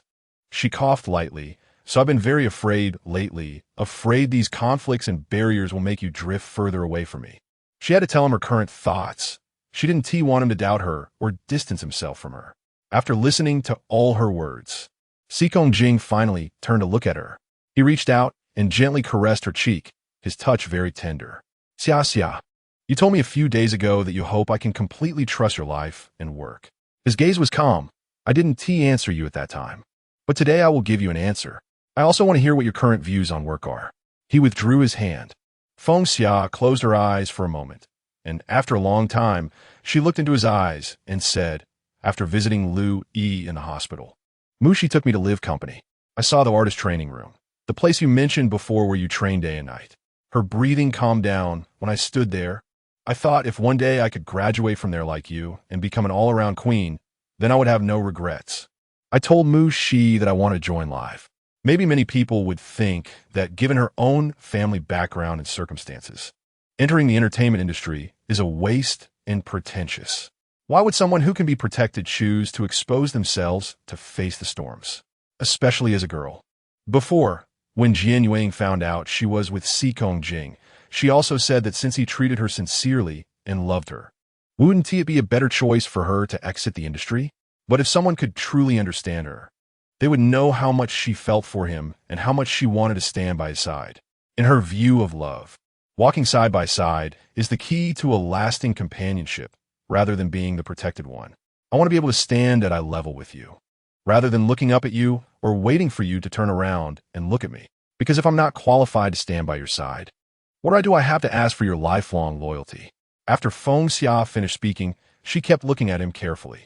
She was betting, hoping he could understand. The car fell into a long silence. Sikong Jing's fingers lightly tapped on the armrest, slowly again and again. Her thoughts, like his movements, slowly paused wave after wave. After a long time, he reached out and turned off the car engine. Xia Xia, his voice was low. I remember I said that as long as it makes you happy, I would let you do it. Life is short, and if it's not lived as you wish, it will lead to lifelong regret. So, my answer to you is this. He then reached out, holding her hand, which had clenched into a fist from nervousness. In his palm, take it as it comes. His answer was not simply about trust or doubt, but everything takes its course. Love is complicated. He couldn't penetrate the emotions that had already knotted in his heart, but he knew he couldn't bear to force her. And he also knew he couldn't demand it. Xia Xia, do what you want to do. We are still together. I will guard our love until the day comes when what you want to do ultimately conflicts with me. And we argue, and we can't understand each other, and we gradually drift apart, and finally we are exhausted, and we try to save it, but ultimately to no avail. Then, this emotion that he loved with all his heart takes its course. His palm was cold, and she bit her lip, holding back for a moment, tears gradually streaming down her cheeks. Sikong Jing took a deep breath, crossed the armrest, and firmly held her in his arms. She pressed against his chest, tears falling one by one. After a while, she opened her lips and silently mouthed 3 words. Those 3 words were the most solemn vow for her. Deep down, she was rational and wouldn't make promises that couldn't be fulfilled. She had also told him that she might never say this to him again in her life. So, it was enough for her to know, without needing him to hear it. And Sikong Jing, holding her, remained silent, just gently stroking her back, persistently caressing her. His usually calm and cold face gradually turned red in the eyes. The filming of Red Dust was nearing its end. During this time, she had not been scolded by director Jean even once. Every scene was completed in one take. She heard many crew members expressing their amazement at her greatly improved acting skills. And she finally realized that her premonition was accurate. Mushi was indeed becoming a presence in her life, like a good teacher and friend. Because of the media and the public, she couldn't frequently interact with Sikong Jing on the set where everyone could see, while for Mushi, being a minor executive at the entertainment company, He was naturally more unconventional, and no one dared to gossip about him. Therefore, whether during filming or during breaks, she would humbly ask him questions about how to act well. And Mushi indeed answered every question she had, sometimes even teaching her hand in hand while acting. I feel that you are really different now compared to when I first met you, and when I saw you for the second time. She was originally not timid or cowardly. During lunch breaks, she would even joke around with Mushi. The first time they met, he got out of a Land Rover, shocking the entire set, personally inviting her to perform a few minutes of scenes with him, announcing to the world that his joining was an immense honor for the crew. The second time they met, he performed a vividly intimate scene with Chunning in front of her in a hotel room that wasn't properly secured. Later, she was first threatened by him in the woods, then called to his room, invited to join live. Then after that, he taught her acting and took her to the live headquarters.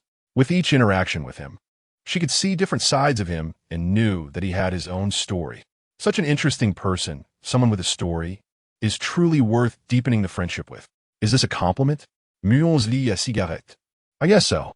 She smiled at the beginning. I thought you weren't even from Earth. Mushi glanced at her, a slight smile curling at the corners of his mouth. Feng Xia. At that moment, Director Jean walked towards her with a beaming smile, saying, I just watched the previous scene you acted in again. Really, it was amazing. She could clearly see the genuine appreciation in Director Jin's eyes. Rapid progress. I really have to take back my previous doubts about you. Director Jean chuckled.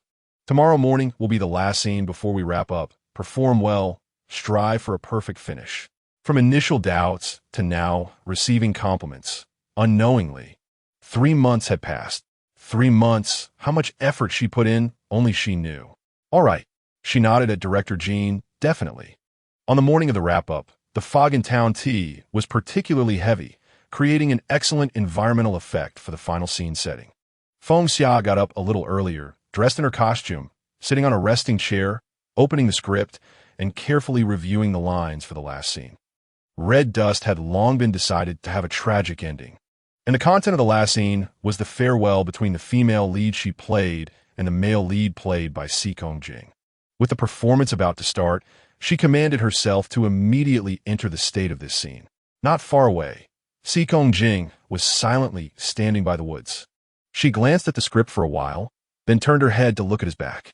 For nearly a month, they had been busy filming every day, and occasionally in the evenings, he would come to her room, the two of them cuddling together, reviewing the script without much chatting. Their interaction was calm and stable, no longer as heated and intense as at the beginning. Yet it was still a unique companionship. Perhaps her gaze was too focused and persistent. He seemed to sense it and turned back. Their eyes met, emotions passing between them. Let's begin. At this moment, Director Jean clapped his hands, signaling to start. She withdrew her gaze and stepped into the scene. This scene had no second person, no male or female supporting roles, no extra characters at all. Only at the edge of the cliff set in the scene, they were there for each other. All the crew members and actors watched them standing in the scene, silent as a grave. Director Jean gently waved his hand, signaling to start. Do you still remember how long it has been since we met? A few thousand years, tens of thousands of years? I can't quite remember. She took a deep breath, looking at him, smiling slightly. Time in the heavens passes slowly, unlike the mortal world, where mortals are troubled by mundane matters, yet live fulfilling and complete lives. Dust returns to dust. Earth returns to earth. The end is just the beginning. He looked at her and slowly said, So I envy them. She tilted her head, her eyes curved. Unlike us, 100 years of solitude, eternal immortality. Seokong Jing's tone was cold, yet one could hear the restraint in his voice. You are about to become one of them. Yes. She slightly squatted down, reaching out to touch the dark stone at the cliff's edge. Having her wish fulfilled, no longer alone. A storm gradually brewed in his eyes. However, I have such a bad memory. Yet I still remember the first time we met. She suddenly looked up at him. I pulled out a few trees from the garden. And you coldly lectured me on my lack of discipline and rebelliousness. You were quite fierce, and at that time, I thought to myself, this person looks quite handsome. Why is his temper so bad? At that time, the weather was warm and sunny, just like their first encounter in reality. He walked towards her from amidst the thousands of lights, seeing an unguarded, naive her. From then on, her eyes only held him. Luzi. Let me tell you, I used to secretly run down to the mortal realm and read the verses written by mortal poets, and one line I remember particularly well. She stood up from the ground, her eyes sparkling with laughter. This life has no fate. Let us continue in the next life. The meaning is beautiful, isn't it? You see, you saw my rebelliousness early on, so now I have to pay the price for my rebellion, so I'm not sad, and you shouldn't be sad either. She tilted her head playfully and winked at him. He still said nothing, just took a step forward and suddenly pulled her into his embrace. When I was little, my sister told me, if there's no fate, don't force it. She obediently nestled on his shoulder, her voice soft. The immortal master had already predicted, we have no fate in this life. My sister advised me many times, but I didn't listen. You see, I actually shouldn't have any intersection with you from the start. You can stay high above, and I will live my carefree immortal life, and everyone will be happy. She raised her hand to touch his cheek, but I'm still very greedy. I know I cannot become the rightful person standing by your side. Yet I still wanted so much time to be with you. Greed leads to loss, but not being greedy may lead to having nothing. Just like now, she wanted to go higher and further, yet still greedily wished to maintain the status quo between them, pretending to tell herself that nothing had changed between them. But it's actually impossible, right? His body slightly trembled, and on his handsome face, there was a pain that pierced to the bone. It was an emotion outside of the scene, already blended into the performance. Lucy. She gently broke free from his embrace, tears streaming down her smiling face. I know you are such a person who can't express yourself, so, in this life, I forgive you. In the next life, you must change. Well, your voice is so pleasant. Say more sweet words to me. I would be very happy. She walked to the edge of the cliff, looking back at him one last time, wishing that your heart be like my heart, never to betray the feelings of longing. I hope in this life, I will never let you down. Then, she leaped down. He watched her figure disappear and suddenly knelt down, covering his forehead and letting out a roar of despair. The muffled sound was like the final lament and farewell of a mourning bird. At that moment, everyone present, even director Gene, stood frozen. Many crew members and even actors unknowingly shed tears. No one realized that the entire play had already ended. The profound display of their emotions was so heart-wrenching and dramatic that it left people almost breathless. It felt so real that it was as if this ending was their own performance, as if it was the final outcome for the two of them. Chapter 25, A Love Beyond Life and Death. From now on, we are worlds apart, only hoping for a future life. In a quiet and almost empty filming location, Mushi was the first to stand up from the resting chair, expressionless as he began to clap. Soon, one by one, every actor and staff member in the crew had red eyes and joined in the applause, with some even cheering softly. Director Gene rubbed his eyes and said to the two lead actors still in the scene, "Perfect." Amidst the chatter, Feng Xiao walked out from the scene and saw Si Kongjing still kneeling on the ground, desperately holding back the tears that had filled his eyes. She walked over to him and extended her hand. Si Kongjing looked up at her, his handsome face appearing somewhat haggard even in the morning light, and after a moment, he took her hand and stood up. At the moment their hands clasped, both could feel the distinct tremor in each other's palms. Only they could understand the emotions they felt just after performing their last scene. Those lines of dialogue, the creation of a scene, felt like a glimpse into their possible future, an unpredictable future that already seemed to have signs. He released her hand, looked deeply into her eyes, and was the first to walk out of the filming location. Feng Xia. After that, director Gene walked into the scene, shook her hand firmly, and said, "If you become a sensation because of red dust, remember, this is the result of your own hard work. I'm very glad to work with an actress like you." After director Gene left, many crew members and actors came to shake her hand, sincerely expressing their admiration. She felt a multitude of emotions, but simply smiled in gratitude to everyone. The entire crew began to wrap up, and Feng Xia finally returned to her resting chair to take a sip of water when she felt a shadow looming over her. "Congratulations." Mushi stood in front of her, expressionless, nodding calmly. The last scene was the best among all. "Thank you." She closed the bottle and raised it toward him. "I should say it's the grace of a mentor leading me through the door, but the cultivation relies on oneself." To her surprise, he actually smiled slightly. Feng Xia almost choked on her water, staring blankly at him. Mushi was someone who had never smiled, and this faint smile made him even more captivating. This man was terrifying, almost like a poppy flower. Don't smile at me. It's too creepy. She took a step back. I just feel a bit good lately. He left that line and said nothing more before turning to leave. After months of shooting red dust, it finally came to an end. Jessie and Amy were helping her gather her things on either side. She had already changed out of her costume and was slowly walking through the set, which was beginning to return to its original state, subconsciously searching for Si Kongjing, only to see him preparing to get into a car not far away. The sun in T-Town was finally breaking through the clouds, and his profile was slightly shrouded in morning light, perfect to the point of being unreal. She stood still, watching his car leave, the emotion she felt just after acting growing heavier. The end of red dust meant the end of their daily filming together and the days of being able to see each other. He was still her boyfriend, still that unstoppable rising star, a godlike figure in everyone's hearts.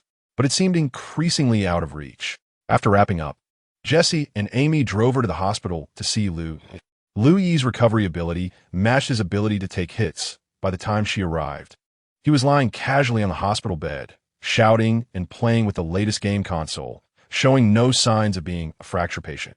Jian Yuang was actually in the ward as well, accompanied by a handsome young man. Xia Xia. As soon as Jian Yuang opened her mouth, her eyes turned red. She sighed, put down her bag, and walked over to hug Jian Yuang. Jian Yuang had been with her for a whole year as her manager, always thinking of her in everything, and their personal relationship was also very good. Now that she was leaving Top for Live, it meant she would have to part with Jian Yuang, Jessie, and all her familiar people. I'm actually very happy for you, you know? Jian Yuang hugged her back, supporting her back, both laughing and crying. It's such a good thing that Liv is willing to invest heavily in you. It's something others can only dream of, so you must work hard. Okay, I will. She smiled with her eyes closed. Thank you, Ying. Also, when you get to the new company, everything will be different. You need to learn to protect yourself.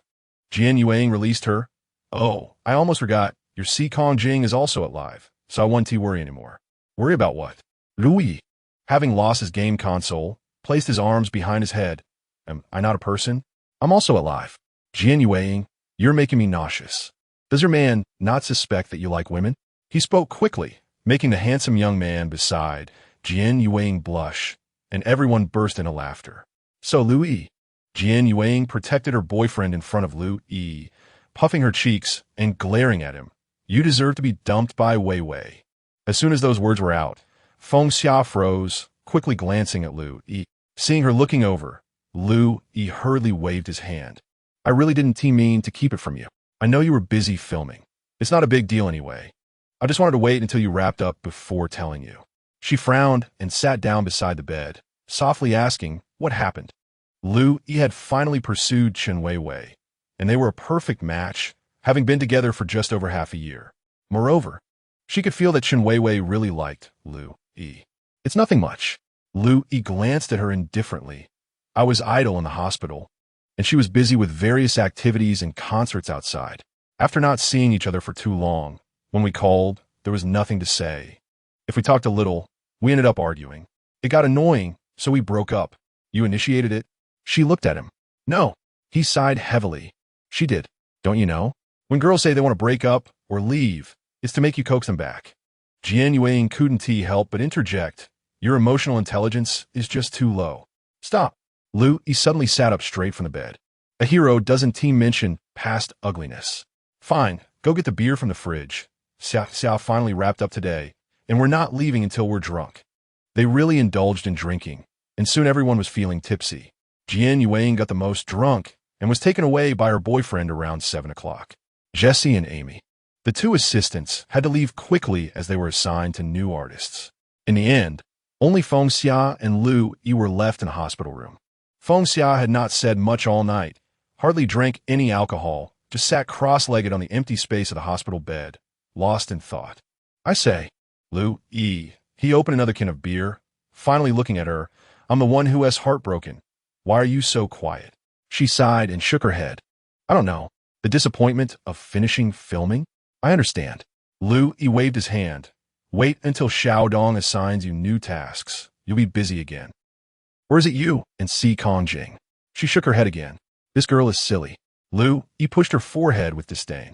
Louis. She slightly came back to her senses. Tell me the truth. Why did you break up with Wei Wei? I don't believe it's just because of boredom from time apart. When he heard her say that, he fell silent for a moment. And after a long while, he said, Do you really want to hear it? The truth? She hummed in agreement. I said, It's because of you. Do you believe it? His handsome face suddenly lost its usual playfulness. She felt her heart thump in disbelief as she looked up at him. Last time we were on the phone, we got into an argument, and I casually said, Xia is more sensible, much more likable than you. His hand lightly touched the beer can, and she began to cry. I had never heard her cry like that before, and then she brought up breaking up. She was momentarily speechless, and after a long time, she frowned and said, Louis, you're dragging me down with you. Her expression was serious, with a hint of complexity in her brows. Louis looked at her, and after a while he suddenly chuckled. Look at you so nervous. Oh, really? It's not because of you. It's just that she got tired of it. It's really nothing. Maybe in a while, it will be fine, and I'll propose getting back together. His expression returned to normal as he took big gulps of beer. Feng Xia let out a sigh of relief and rolled her eyes at him. You really scared me. If it's because of me that you two broke up, I might as well just end it myself to apologize. He was her best friend, and she always knew the boundaries regarding him and Chen Weiwei. She would never want to be the trigger between them. Come on. He didn't respond further, just clinked his beer can with hers, using alcohol to drown sorrows. Needing clarity, she nodded, forced a smile. All right, may our friendship last forever. MHM. He tilted his head back and drank more than half, his beautiful, bright eyes particularly shining in the night.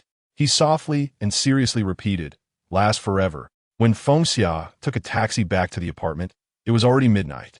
She closed the door, just regaining her senses when she suddenly froze. The living room lights were off, and moonlight streamed in from outside.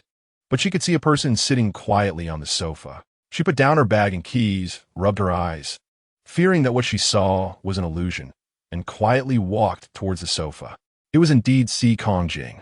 He had a coat draped over him and was holding a stack of scripts, but was already asleep, leaning on the sofa. She stared at him without blinking, and after a while, slowly squatted down in front of him. One sitting, one squatting, the room was so quiet, just the two of them. If the person you love is fast asleep, what would you do? I just hope time can stand still. Si Kongjing slept lightly and woke up after a while. As soon as he opened his eyes, he saw the person squatting on the floor, staring at him. He pursed his lips, set the scripts aside, and reached out his hand to her. She wanted to stand up, but realized her legs had gone numb from squatting for too long. Seeing this, a faint smile appeared on his face, and he bent down slightly, lifting her from the ground into his arms. Had a drink? He looked at her. MHM, a little. She leaned tiredly against his shoulder. I want to see Louis after coming back from a shoot, with Ying and the others. When did you arrive? 2 hours earlier than you. He rested his head against her forehead. Are you tired? She tightened her arms around his waist a bit. He stopped talking, picked her up, and walked towards the bedroom. She was so exhausted that she could barely keep her eyes open. As soon as she lay down on the bed, she wanted to sleep, but still mustered her last bit of consciousness to grasp the hem of his shirt, mumbling a phrase. Her voice was very soft, but he heard it clearly. Don't go. He looked at her cheek, and, after a while, leaned down to kiss her gently. Okay, I want to go. She had been worried he would leave and had jolted awake in the morning. Luckily, his arm was under her shoulder. This realization made the corners of her mouth curl up involuntarily. She moved her body and turned to look at him. Now he was so close to her within reach. So nice. Not long after. She hadn't reacted yet when his hand covered her eyes and then his warm lips pressed against hers, twisting and turning. I didn't shower. Her breathing became a bit hurried, gripping his shirt. I didn't brush my teeth either. I drank last night. Her face turned red. Hearing her say this, he paused his actions. She felt a little comforted but also inexplicably disappointed. Unexpectedly, after a brief pause, he reached to remove her bottom clothing. Her skin exposed, she trembled slightly and opened her eyes to look at him. Chill. He gently pulled her top up, leaned down, and kissed her white skin. Soon, their clothes were scattered around, and he pinned her down, claiming her intensely. His pace was quick, and his strength was heavy. She wanted to cry, but held it back, keeping her eyes wide open to watch him. Watching how he claimed her repeatedly, obsessively. The pleasure built up. She was drenched in sweat, feeling that all the pressure in her heart seemed unimportant now. Insecurities, worries, sadness, uncertainties. The emotions that had erupted just yesterday, morning instantly, turned into a calm sea. She only knew that at this moment, he belonged to her. Xia xia. Soon he was about to reach his climax, pressing down on her, folding her legs, whispering in her ear, "Move into my apartment this weekend." His voice was also breathless, but very firm. He went in too deep. Her body curled up for a moment. And after he said it 2 or 3 times, she finally nodded, obediently agreeing. The sky gradually brightened, and Si Kongjing carried her to shower. Then went to the kitchen to make breakfast. She genuinely had no strength left, and she should say it was being spoiled. Even wanted to eat breakfast in bed. He indulged her, feeding her bite by bite. I realize I've really raised a little cat. He wiped the corner of her mouth with his hand. The cutest little cat in the world. She blinked at him, "Si Kong, I'm full." Okay. He collected the bowls and chopsticks, glanced at his watch. It was almost time to go promote the fate deity in Q City today. I'll send you. She hurriedly got out of bed. "Leave the dishes, I'll wash them." As they walked to the door, he turned to look at her. "I'll be back this weekend. The apartment key is on your bedside table." Okay. She helped him tidy his collar. "I'll have Lu Yi help me move. You don't need to rush back." He stared at her without blinking.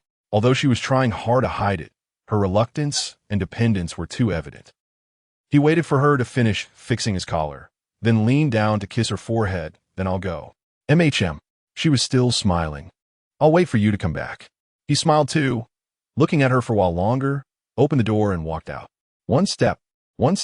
If he turned back at that moment, he would see the door gradually closing behind him, her smiling face watching him leave, tears streaming down her cheeks.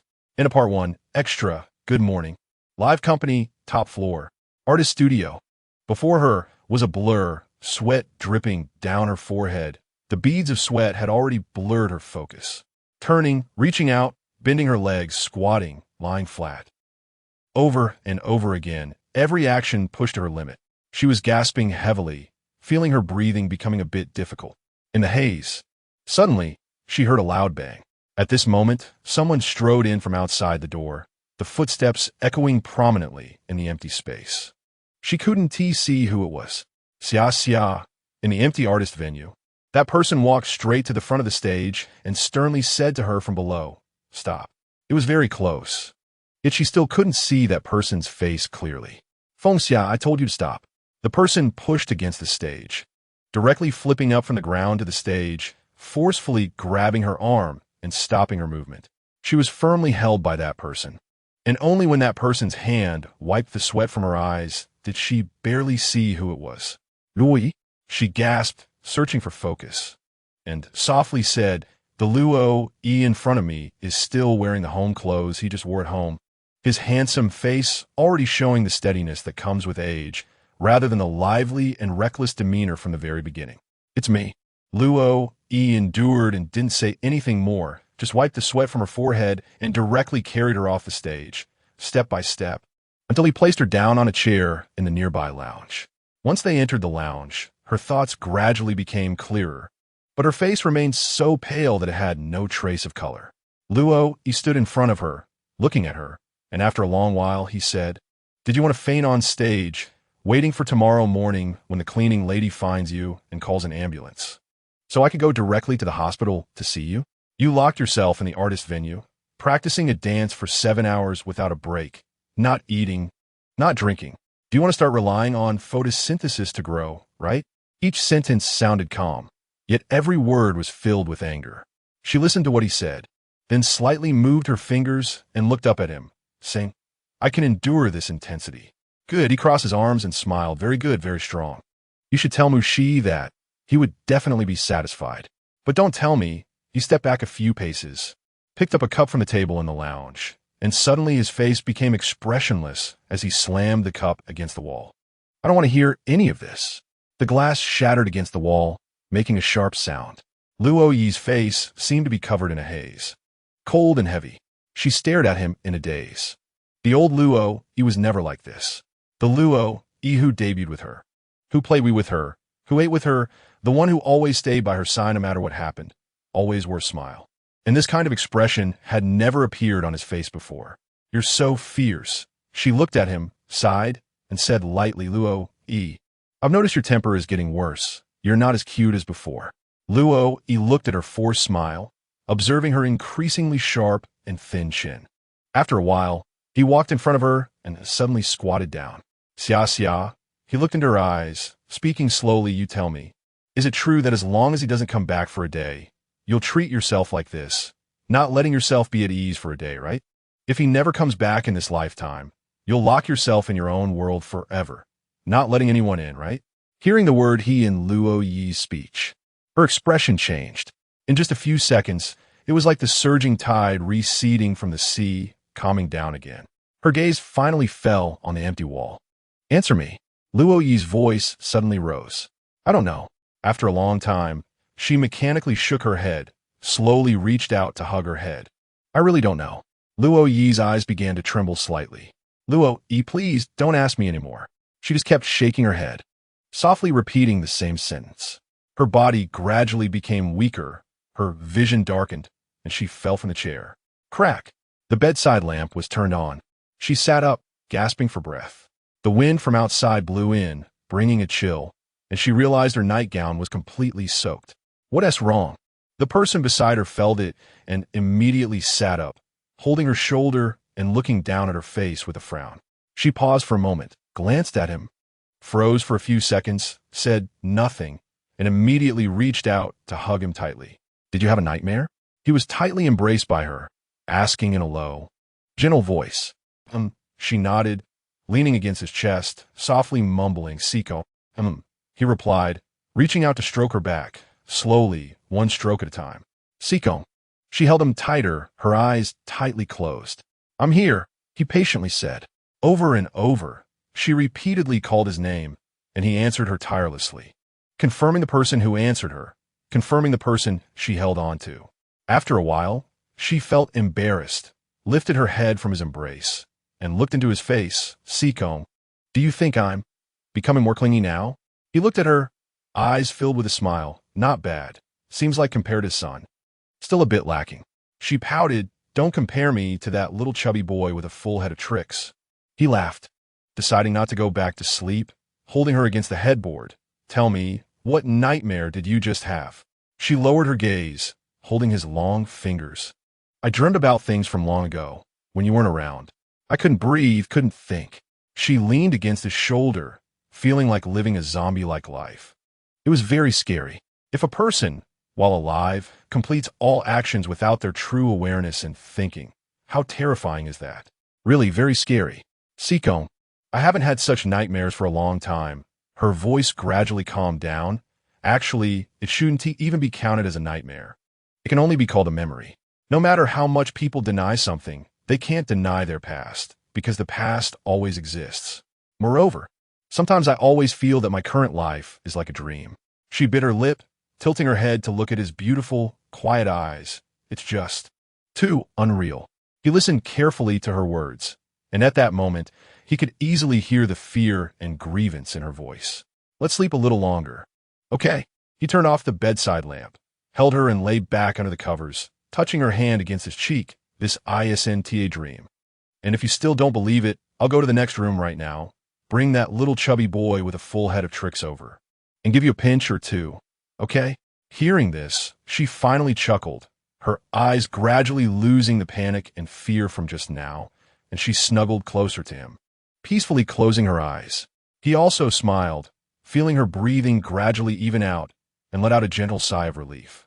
If it weren't for her sudden awakening tonight, he would have realized how long it had been since he thought about the past, remembering those 6 years, how he supported himself, how he tossed and turned in one nightmare after another, unable to sleep.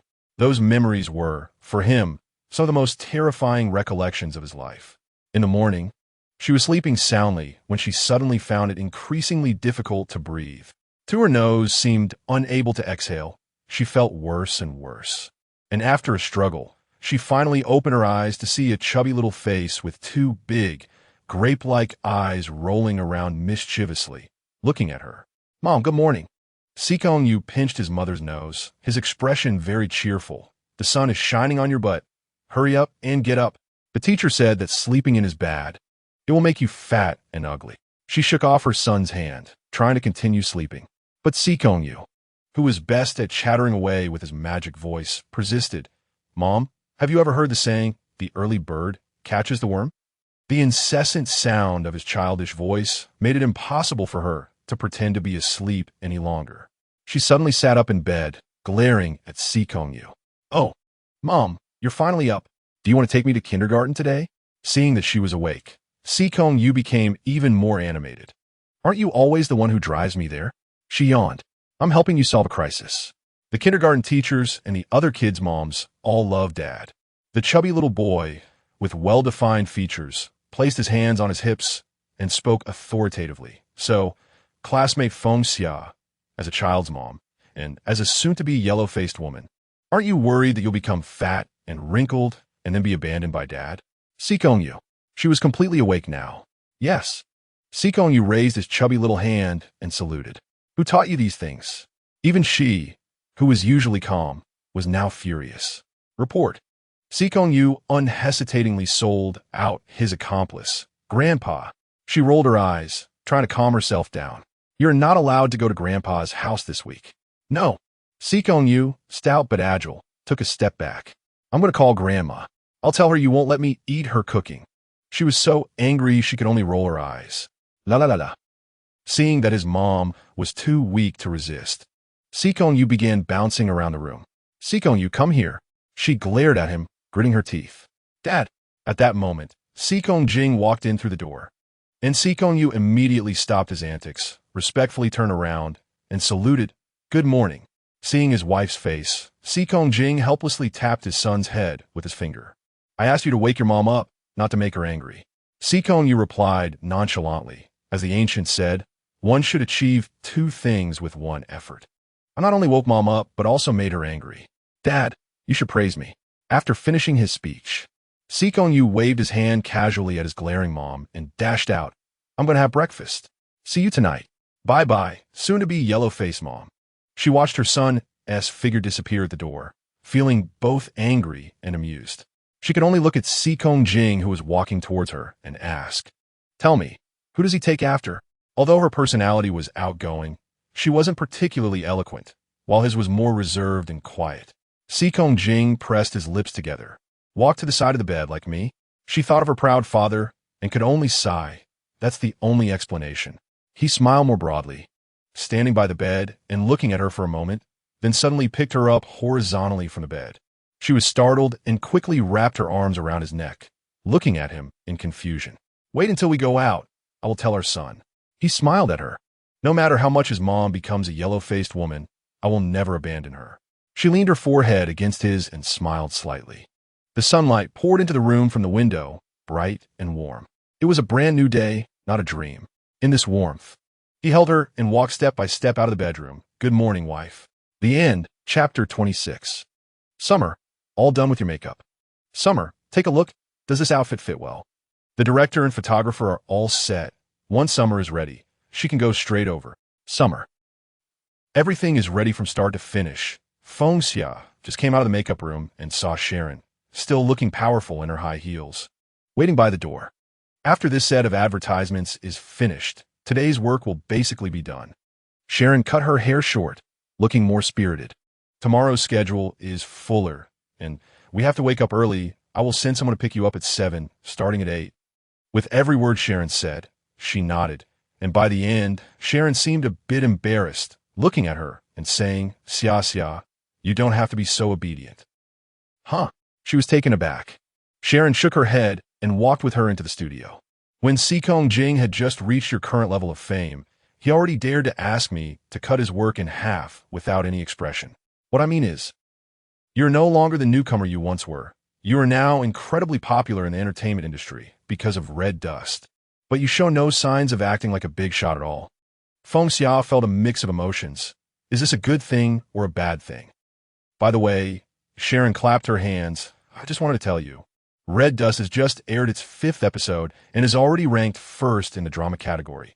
Hong Kong, Taiwan, and other regions in the Asia-Pacific want to buy the rights at the highest price. Hearing this, she also smiled. So those few months of hard work weren't in vain after all. The director called out, "You go shoot first." Sharon patted her shoulder and suddenly whispered in her ear, "Kong Jing won't finish work late today, either. I'll go check on him later. Just head back to the apartment after you finish." Okay. She adjusted her clothes and walked towards the studio. Sharon stood aside, watching Feng Xia enter the studio. After communicating with the director, she skillfully posed the way the director needed. She now looked quite elegant and composed.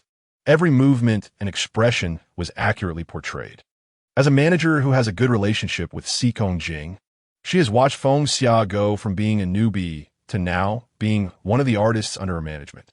Although they're still together, it is quite evident that Feng Xia is no longer the dependent and protected girl she once was behind Kong Jing. Sharon shook her head, feeling a bit emotional. A person, from being initially inexperienced and reckless to growing into someone more mature, this is an irreversible rule and inevitability. Moreover, a person's change is often the root of change in everything else. After finishing the advertisement and returning to the apartment, it was nearly 10 o'clock. Feng Xiao walked into the house, sat on the sofa, and casually turned on the TV. According to reports, after Feng Xiao left top and signed with her new company Live, she gained recognition from Live's young director Mu Shi, and her value in the entertainment industry has skyrocketed. Recently, with Red Dust, she has captured the hearts of countless movie fans, making her one of the hottest new actresses in the industry.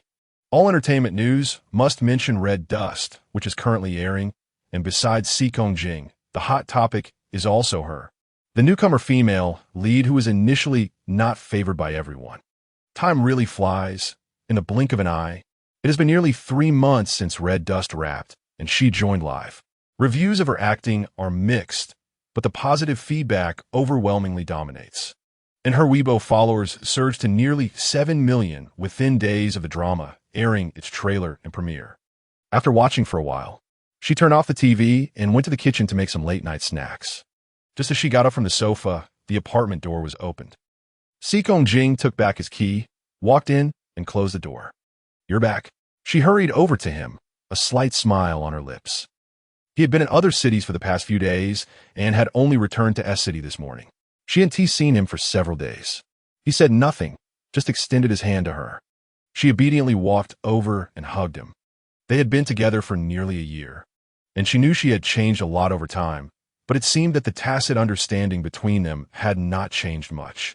Neither of them spoke. She quietly leaned against his chest, listening to his heartbeat, and a smile unconsciously appeared on her face, but suddenly she heard her stomach growl. "Hungry?" He looked down at her blushing cheeks, biting his lip.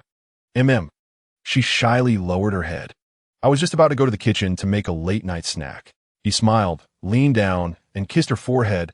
"Wait for me a moment." After she finished showering and dried her hair, she went to the kitchen to see him cooking. Reaching the kitchen door, she leaned against the wall and quietly watched his back for a while, then walked over and hugged him from behind. He paused in his movements, placing his left hand on her intertwined hands, gently squeezing them. "Kong," she leaned against his back, smiling. "The day after tomorrow is your birthday." He was facing away from her, his expression gentle, continuing to beat the eggs. "After this birthday, how old are you turning?" she asked. 24. He replied casually. "Oh." She nodded thoughtfully. "What's wrong?" He stopped his movements, pulled her in front of him. "Do you think I'm old?" "I don't think so." She quickly waved her hands, but her smile betrayed her. "I really don't. I just remembered that today in the lounge." The assistants were discussing that there is a generation gap between men and women who are 4 years apart or more. Kong Jing looked at her, his beautiful eyes slightly squinting, his tone warm. "Is there a generation gap between us?" "Absolutely not." She raised both hands, her smile bright at most. "Just a little bit." He knew she was joking, but pretended to be angry, lowering his head expressionlessly and pulling her closer, his hand gently caressing the skin at her waist. "Then we could try now to see if there really is a generation gap." She found herself trapped in his embrace and could only laugh, begging him to let her go. After they played around for a bit, her phone in the living room rang. I'll go answer the phone. The hem of her clothes had already been rolled up by him, but the phone kept ringing, so she could only blush, give him a quick kiss, and dash out of the kitchen.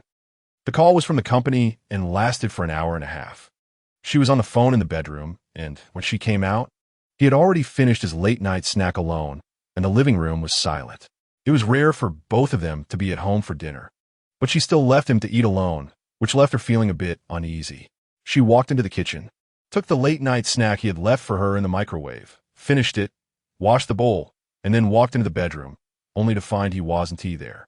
After searching around, she guessed he might be in the study, so she opened the door and walked in, seeing him sitting in front of the computer looking at something. Finished your late-night snack? He looked up at her as she entered. She nodded, softly asking, are you working? Just looking at the script, and discussing some issues about the next drama. He rubbed his temple, looking tired. If you're sleepy, you can go to bed first. I'll sort these things out.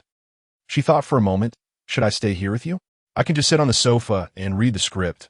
I won't disturb you. There might be 2 conference calls later. His voice softened a bit. You should go to sleep. Sharon said you need to get up early for work tomorrow.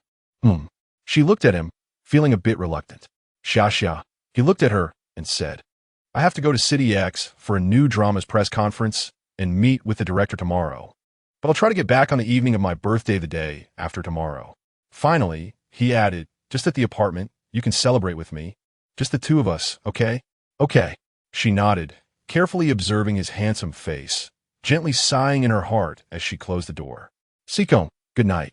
The next day she got up, and Sikong Jing had already left the apartment. Since the mortal world ended, she had seen him even less. Even during the rare times they were both in the apartment, they were perhaps busy with each other's work. She felt an indescribable emptiness in her heart as she finished her morning routine and waited for someone to pick her up for work. When she arrived at the company, her assistant informed her that Mushi had sent someone to tell her to go directly to his office to find him. So she took the elevator up. As the elevator door opened, someone walked toward her quickly. Just as she stepped out of the elevator, that person entered it, and she didn't even get a clear look at the person's face, only vaguely judging it was a woman. Ahead, the door to Mushi's office was slightly ajar. She gently knocked and pushed the door open. Upon entering the office, her gaze swept around, and she froze. Mushi was sitting in a chair, his clothes in disarray, with his suit lying on the floor. He only wore a wrinkled shirt, the collar undone, and there were faint, ambiguous red marks near the collar. Most importantly, Mushi's hands were tied behind his back with his own tie, and he had a sullen expression as he was trying to untie it. Hearing her footsteps, Mushi looked up and saw her. His expression was not unnatural.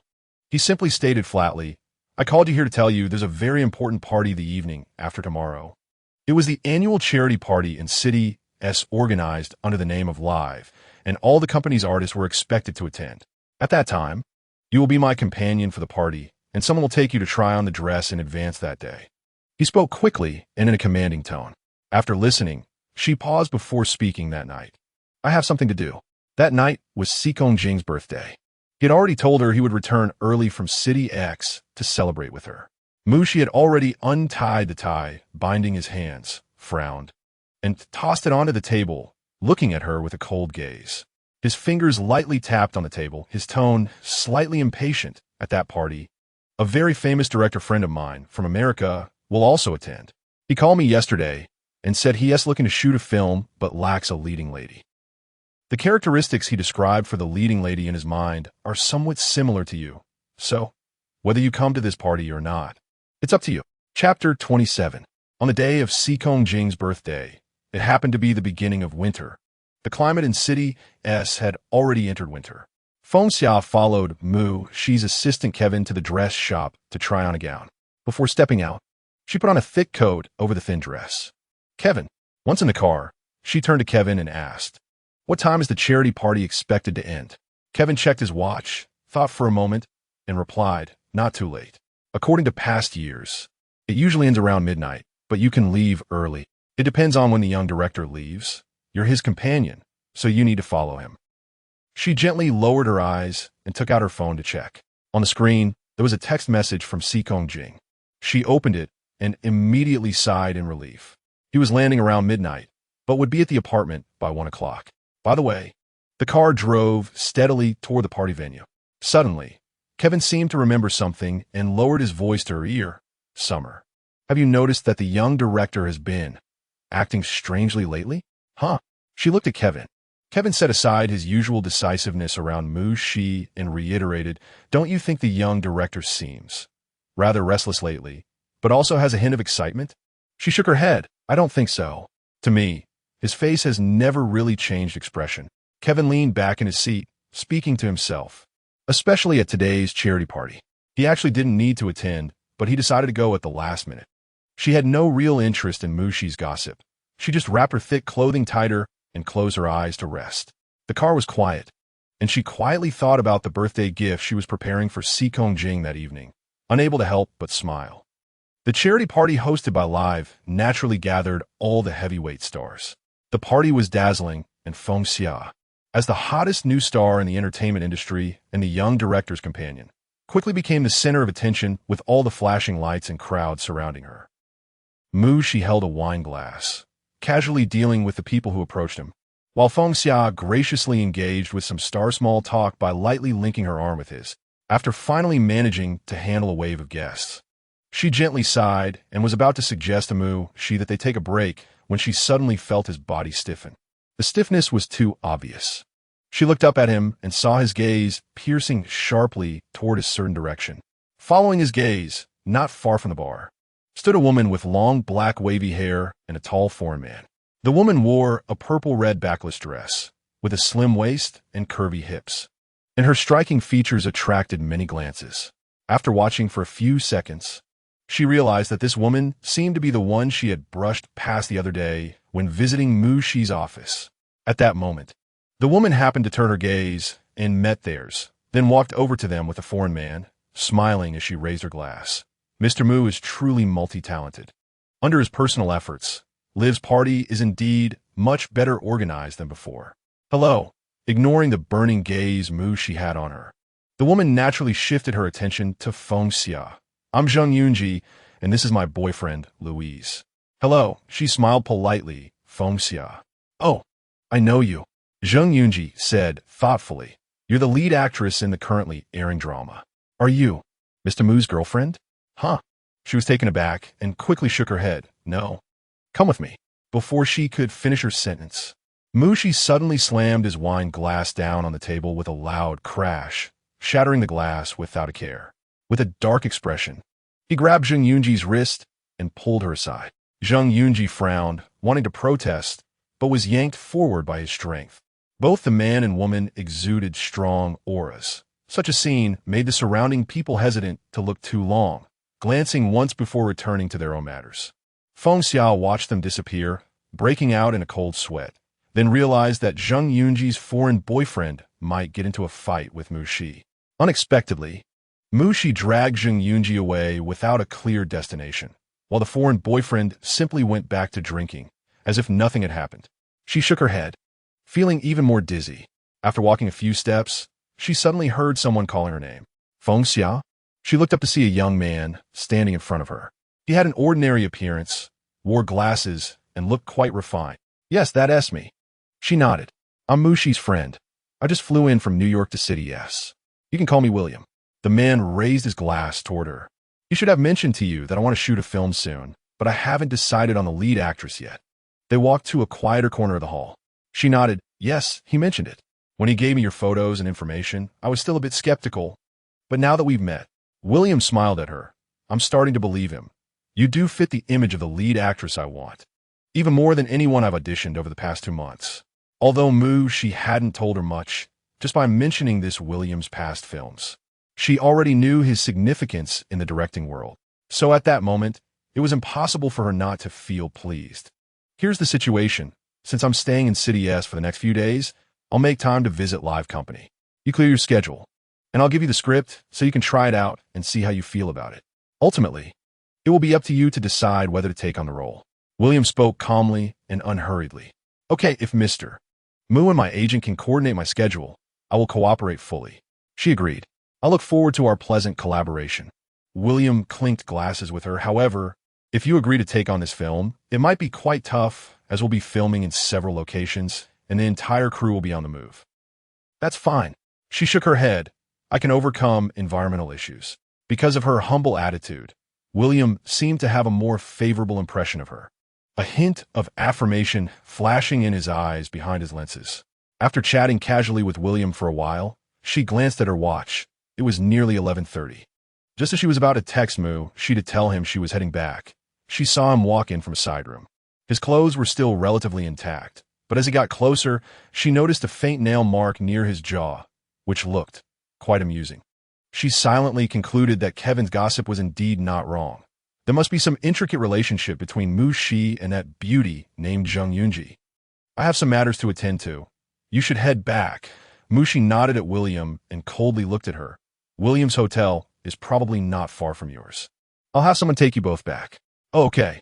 Thinking that Sikong Jing should be arriving at the apartment soon, she readily agreed and turned to leave. Wait a minute. Mu Shi loosened his tie, his gaze piercing as he looked at her. His voice dropped a few tones. I've just received some news, and I believe you have the right to know about this. What? She asked. Sikong Jing just sent me some documents, he said, rolling up his sleeves, his expression emotionless. It was just 10 minutes ago that he told me his contract has expired, and he will not be renewing with Live. Clearly, this decision has been a long time coming. All the documents he sent me are complete. Even the earliest one was from 3 months ago. 3 months ago? When they were filming Red Dust. Her heart sank, and her fingers dug into her palm painfully. The car has arrived, Mu Shi said, not saying anything more, signaling the driver to take them outside, then turning to walk out again. She felt somewhat dazed, and it took several calls from the driver before she slowly followed out of the hall. Throughout the journey, she hardly spoke, while William seemed to have had a drink and was in high spirits, chatting away to her. Out of politeness, she forced a smile and nodded along. The car first arrived at her apartment, and after saying goodbye to William, she got out of the car. Just a few steps away, she heard William call her name from behind, accompanied by footsteps coming closer. You forgot your bag, he said, handing it back to her. Thank you, she said, taking it, feeling a bit embarrassed and tucking a loose strand of hair behind her ear. At that moment, William's expression suddenly changed, but she didn't notice as she intended to turn away. Suddenly, he grasped her hand. Wait, William spoke in fluent English, his gaze carefully resting on her face for a few seconds before he lowered his head and gently kissed the back of her hand, my feminine lead. Feng Xiao was completely stunned by his action, frozen in place. After kissing her hand, he released it. I just saw you tuck your hair behind your ear, exposing your whole cheek. You look exactly like the heroine I've always wanted to find. Unrefined, natural. William's expression was somewhat intoxicated as he looked at her with delight. I'm almost completely certain I want to invite you to be the female lead in my new project. Seeing her still in shock, he quickly explained, sorry. Did I scare you just now? It's fine. She finally came back to her senses. Thank you, so. I'll go upstairs now. We can talk about work at the company. As she unlocked the door, she discovered the lights were on inside, and there were his shoes by the entrance. Her heart skipped a beat, and she hurriedly changed her shoes and walked into the living room. The lights in the living room were bright, and he stood with his back to her by the window. The window was open, and a cold breeze swept into the room. How long have you been here? She put down her bag and noticed his suitcase still sitting to the side as she walked over to him. When she reached his side, he still hadn't answered her, so she looked up at his profile curiously. Who was the person who just dropped you off? He asked in a cold tone. He asked Mu Shi's friend, a famous director from America, she replied, reaching out to close the window, giving a detailed answer. I attended the charity party for Live tonight, and Mu Shi asked me to be his companion. I left early, and he sent someone to take me back with his friend. He remained still. You didn't tell me you were going to this charity party tonight. His voice held no emotion. Her expression gradually darkened. Because it didn't affect me coming back to celebrate your birthday tonight, and besides, it wasn't that important. Sikong Jing turned around, looking at her in the thin, formal dress she wore. Did that director invite you to act? She replied. I guess it's for the lead role in his new movie.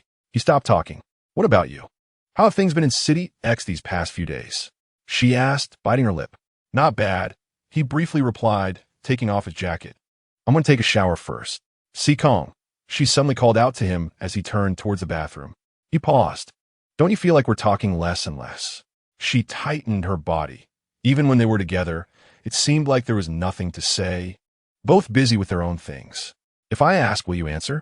He turned his back to her. Or, like today, if you go somewhere, do I have the right to know?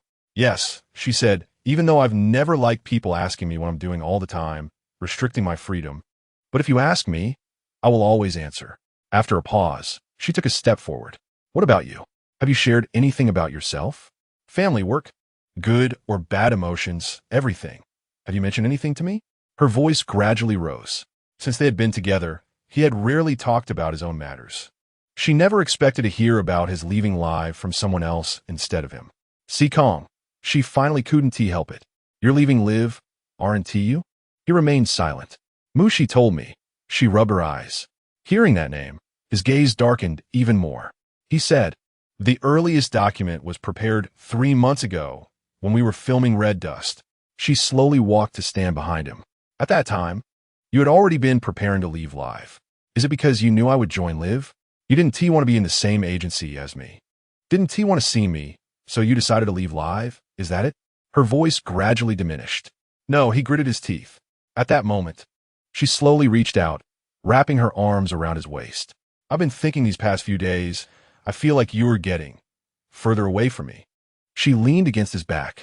I'm understanding you less and less, becoming increasingly unclear about what you're thinking, even when you're right beside me, within reach. I still feel that way. See, Kong, are you still by my side?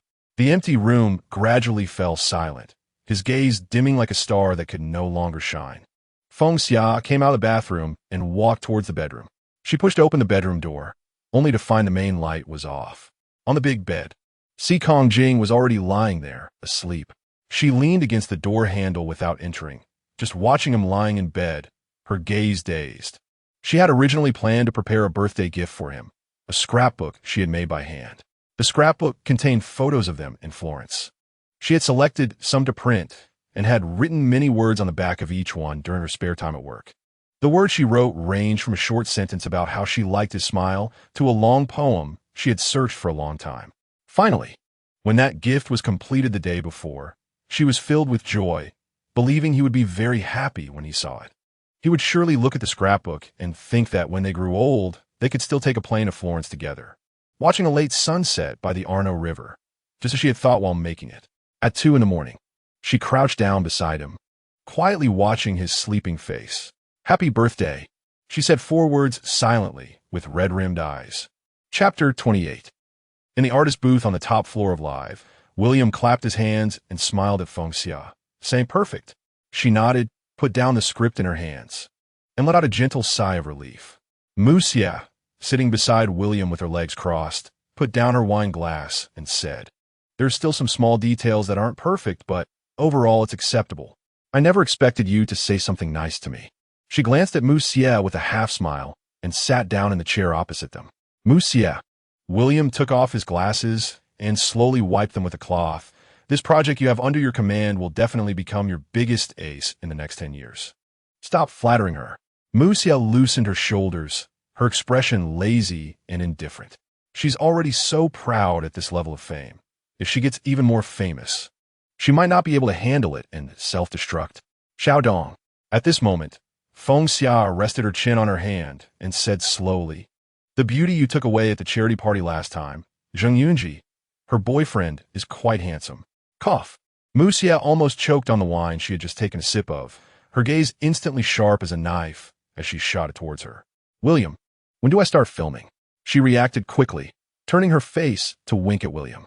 William smiled. In the next couple of days. Even the most powerful and unbreakable people have their vulnerabilities. Now, with deeper interactions, Mu Xia, who was once unfathomable to her, gradually started to seem more human, even more interesting. Hurry up and take her away. Mu Xia stood up from her chair, casting a cold glance at Feng Xia, and said to William, don't wrap up until you've peeled off a layer of skin from her. Feng Xia quietly made a face at him. Feng Xia.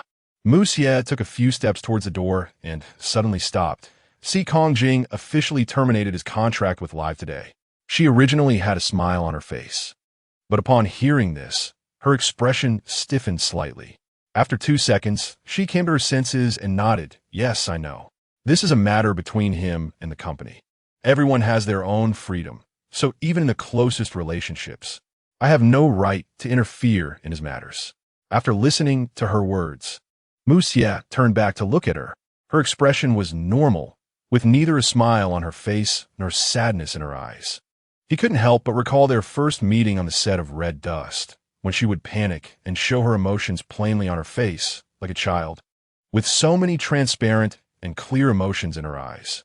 It was his recognition of her talent that brought her into this path. But now he wondered if it was right or wrong for her. By the way, there's one more thing, he pondered for a moment. You have been nominated for this year's Best Newcomer for the TV series Red Dust. Congratulations. There was a hint of faint admiration in his tone. She was stunned for a moment and suddenly smiled sincerely. I think Red Dust will compete for this year's Best TV Series award. After I finish filming William's movie. It should be 2 months until the nomination award ceremony. She stood up from the chair. So recently, I will focus on filming. Good luck. After a long time, Musia withdrew her gaze, said 2 words lightly, and turned to leave. The first stop for William's crew was in the northernmost city. Before leaving, she returned to her apartment to prepare some necessary luggage. The weather was getting colder, and it was freezing outside. She quickly used her key to open the door, and as soon as she opened it, a wave of warmth greeted her. Her movements paused, and she took off her shoes, walking into the living room. Si Kongjing was selecting CDs in front of the CD rack in the living room. The apartment had heating and floor heating. He was only wearing a white shirt and black pants, facing away from her, looking thinner than before. You're back. She stood behind him for a while, and only then did he slowly speak. She lowered her gaze. I came back to get some things. I'm going into the film crew tomorrow. He selected a CD, bent down, and placed it in the player. It's cold in the north. Prepare some heating supplies. Okay. She nodded in agreement, put down her bag, and walked to the bedroom. Opening the wardrobe, she stood in front of it, almost mechanically taking things out. The living room played a calm, yet somewhat lonely piano piece, and she was lost in thought. After closing the wardrobe door, she noticed he was quietly standing at the bedroom door, not knowing how long he had been watching her. The location of my new studio is not in S City. He took a few steps forward. It's in N City, the city where my parents are. Some resources there have been accumulated over the years. So the studio is located there. That's great. She put down the clothes in her hands and smiled slightly. Actually, Sikong, I've thought for a long time that you should establish your own studio. You see, many stars who are particularly famous in the entertainment industry have jumped out of their management companies to establish their own brands. You're so outstanding, it's about time. He kept looking at her, nodding after she finished speaking. Because the studio is not in S City, I won't be in S City often in the future. He seemed to be stating a line he had memorized. You can stay in the apartment when you come back. If I come to S City, I will still stay there. If you feel uncomfortable living alone, you can also stay in your old apartment and let this one remain vacant. After hearing this, her gaze gradually became somewhat blank. In a daze, her eyes slid from his face down to his jaw, arms, and then to his hands. Upon seeing his hands, her gaze trembled slightly. The ring he had been wearing had been taken off at some point, leaving his slender fingers empty. I understand. Her body swayed slightly. After a long time, she reached out to support the wardrobe door. It's okay, after I finish the movie, I'll see where to live. I might go stay in the company's apartment. Sikong, when you're busy with work, take care of your health. She walked in front of him, gently touching his sleeve. Whenever you have free time, make sure to catch up on sleep. That way, your mental state will be much better. Her tone was gentle, and after finishing, she looked up at him, revealing a slight smile. Just like usual, a fresh, flawless smile. Si Kongjing looked down at her, and his hand, which was hanging by his side, wanted to reach up to touch her hair, but after lifting it slightly and struggling for a moment, he ultimately put it back down. I just cooked some noodles in the kitchen. I'll go check if they are burnt. After a long time, he said this and slowly turned to leave the bedroom. She nodded, watching his figure leave the bedroom, then walked to the door and gently closed it. After pausing, she reached out to turn off the main light. With the light gone, she stood for a while, slowly sliding down along the door to sit on the floor, hugging her legs and burying her face slowly into her knees.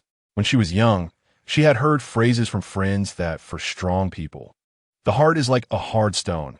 It can be scarred by cuts on the surface, but it seems there's no way to completely shatter the hard stone. But that's not how it is. The scars accumulated from each cut are equivalent to a chronic corrosive poison.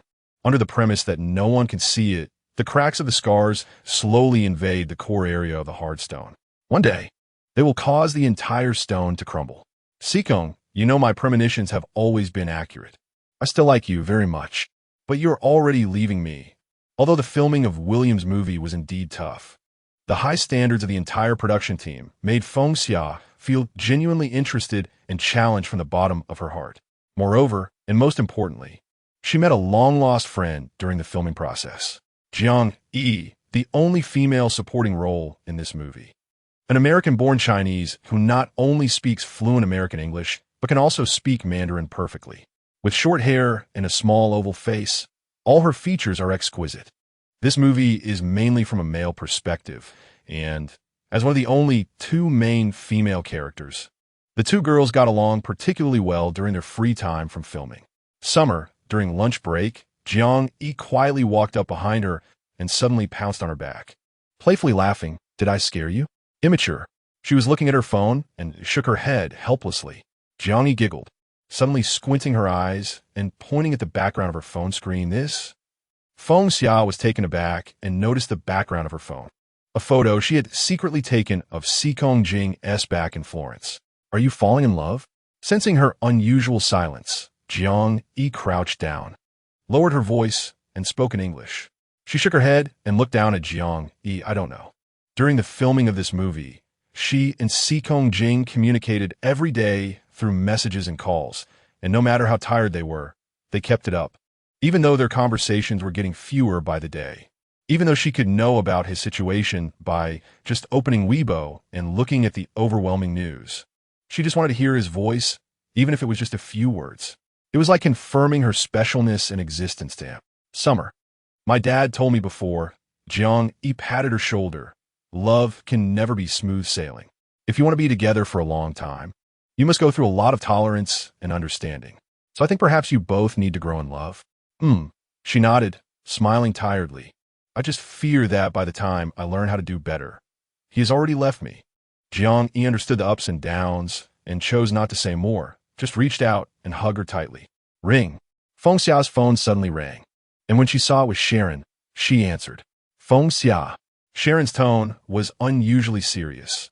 "Did you provoke that artist named Chuning while filming Red Dust?" She was taken aback. "Chuning?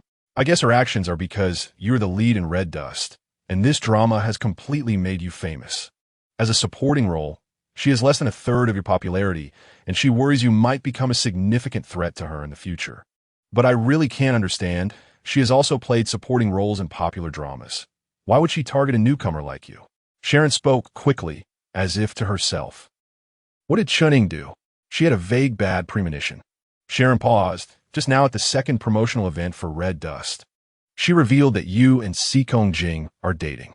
She held her phone, momentarily stunned.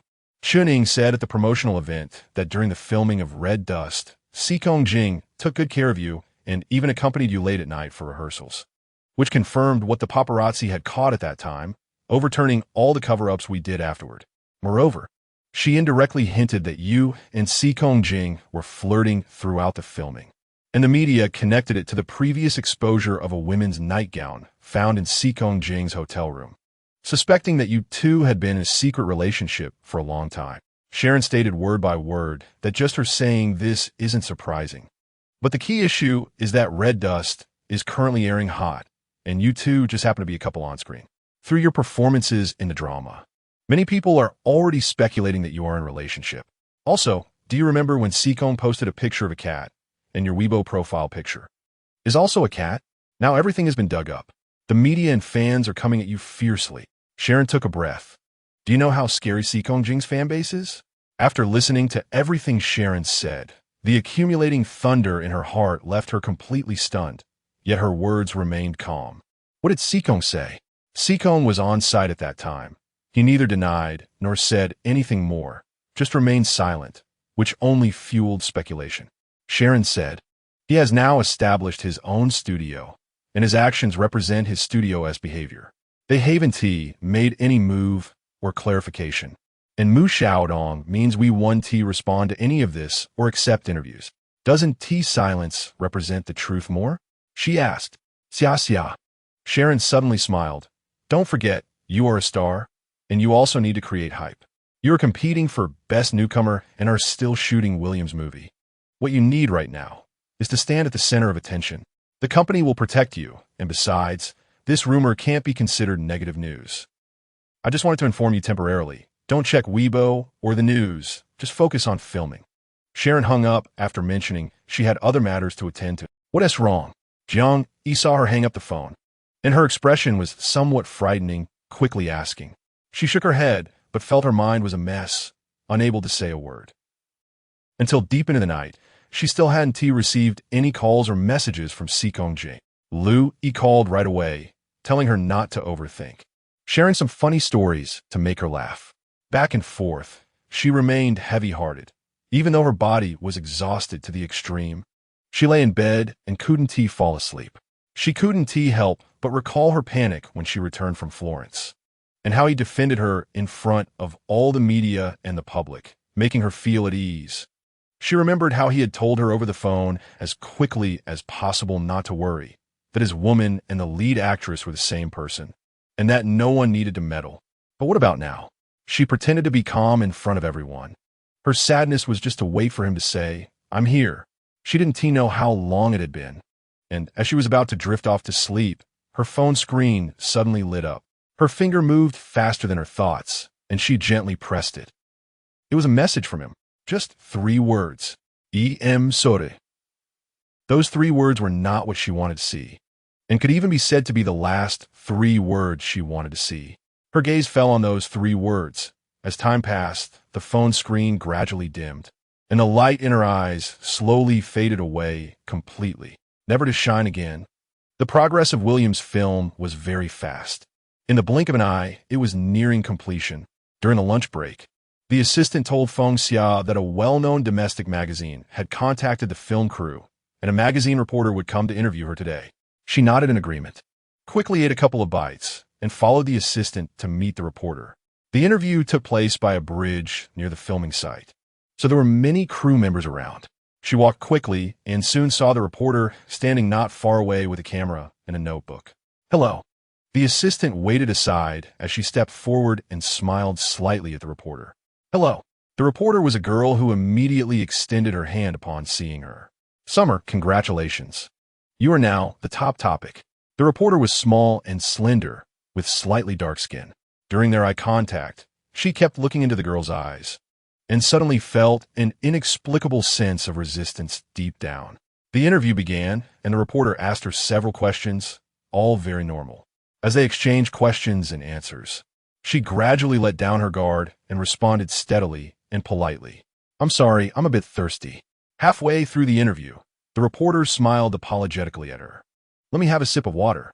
Feng Xiao nodded and turned her gaze to the side as she waited. Summer. At that moment, she suddenly heard the other person call her name. She turned her head at the sound, but in an instant, she didn't even see the other person's face clearly and only saw that the person was splashing a bottle of open mineral water straight at her face. Chapter 29, all the staff on set stood frozen in place, almost dumbfounded. The entire filming location was silent, with only the sound of the winter wind howling through the air. Feng Xia stood there, feeling the icy cold water on her cheeks and the damp clothes clinging to her upper body. It was very cold. You think you have any qualification to be worthy of Uranus? The girl threw the empty mineral water bottle on the ground and looked at her with a cold smile. Is it because of your face or your body? If it weren't for fear of being caught and thrown in jail, your face would have rotted by now. You look pure and innocent, but who knows how many shady dealings you have behind the scenes. Have you heard of green TBTCH? Don't tell me about being the new generation SJ girl leader. Just tell me, are you happy hugging Uranus' thigh? The girl spoke rapidly, her lips curling with disdain. Who doesn't know how you got to your position in Red Dust? After sleeping with the young director, you still want to borrow Uranus to get ahead? Save it. With those thoughts, you might as well focus on improving your acting skills. Every word was as sharp as a dagger, piercing through her heart. All the efforts she had made, the countless nights of hard work that went unseen, seemed to others to only amount to her current position. Even if she spent hours perfecting the same move, even if she never slept more than 5 hours a day, in the eyes of others, it could not compare to a scandal with Seekong Jing. Shut up. Before Feng Xia could react, someone suddenly walked over and yanked her back. Her gaze landed on the tall and slender figure, with a heroic profile. It was Lu Yi. You really acted well, Lu Yi said, looking at the girl, who was pretending to interview, but was actually just a crazed fan of Seekong Jing using the opportunity for personal gain. As a fan, if you genuinely care for Seekong Jing and want the best for him, would he be happy to see you hurt people who might not even be related to him? Or, if the person you hurt actually has something to do with him, would he be pleased? Your idol is just an ordinary person with his own life. He will eventually marry and have children. Are you prepared to spend your life harming those around him? Let me ask you, if your family, loved ones, and friends were hurt, how would you feel? The girl was left speechless by his barrage of words, unable to retort. Your apology won't be accepted. Pack your things and go back to your magazine, Lu Yi said expressionlessly, pulling Feng Xia's arm as he prepared to turn away. I think you should know who I am. After you return to your magazine, you can write whatever you want about how bad my attitude is and how terrible my character is. I want you mind. Come with me. With that, he called Feng Xia's assistant and led her toward the lounge. Once they reached the lounge and closed the door, he took a towel from his side and draped it over her shoulders. He then said to the assistant, "Go find the director and the costume designer. Don't mention what just happened. Just tell them there's a problem with Summer's costume. She can't wear this wet one." Okay. The assistant nodded and quickly left. You need to change out of those wet clothes in the changing room, Lu Yi said, looking at her. Just wear a jacket you brought. I'll wait for you outside. Feng Xia nodded slightly, saying nothing as she took her clothes and went to change. When she came out after changing, Lu Yi was on the phone. He looked up at her, said a few words into the phone, and then hung up. Put on my jacket too. He took off his jacket and handed it to her. It's cold. You might catch a chill. She didn't reach out to take it, just looked at him. Did you hear what I was talking about on the phone? He rubbed his nose, feeling embarrassed. Every time Mushi scolds me, you can hear it. You can go back now. It doesn't matter to me, she spoke up. No need, since we're already out. He draped the jacket over her shoulders and sat down in a chair, crossing his legs. Missing one rehearsal, one team matter. Besides, my leg just healed not long ago, and Mushi's been working me like a horse. Even with my good stamina, I can't handle it. Actually, I'm using this as an excuse to slack off while watching you. All right, he suddenly slapped his thigh. During dance practice these days, the stage director taught me a magic trick. I'll show you. Saying this, he pulled out a deck of cards from his pants pocket, eagerly explaining each step as he performed the trick, but in the end, he revealed a card that wasn't supposed to be the outcome. Damn it. He had intended to make her laugh, but it didn't work, and he dejectedly crumpled the cards in his hands, looking quite comical as he lamented. I practiced so many times. It always worked. While he was still muttering with frustration, he looked up and saw her face was covered in tears. Oh no. Fonda. He threw the cards onto the table. I know my magic trick failed miserably, but it shouldn't warrant this much crying, right? You're hurting my self-esteem. She stood there motionless, tears continuing to fall. He watched her for a moment, sighed, and finally stood up, reaching out to pull her into his embrace, gently patting her back. All right, no more crying, be good. The lounge was quiet as he held her in a loose embrace. His gaze soft. For such a crazed fan, it wasn't worth crying over.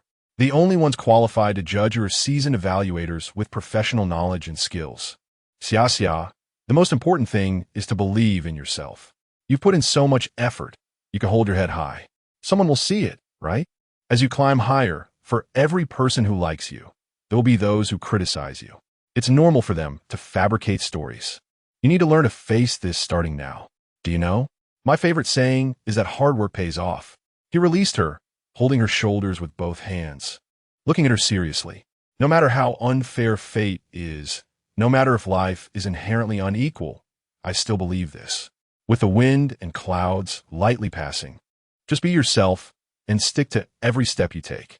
She gazed into his concerned, gentle eyes, nodding repeatedly, wiping away her tears, gradually calming her emotions. What Lu Yi could give her was always this, a sense of strength and sincere security. By his side, she felt incredibly stable, giving herself the firm confidence to become better.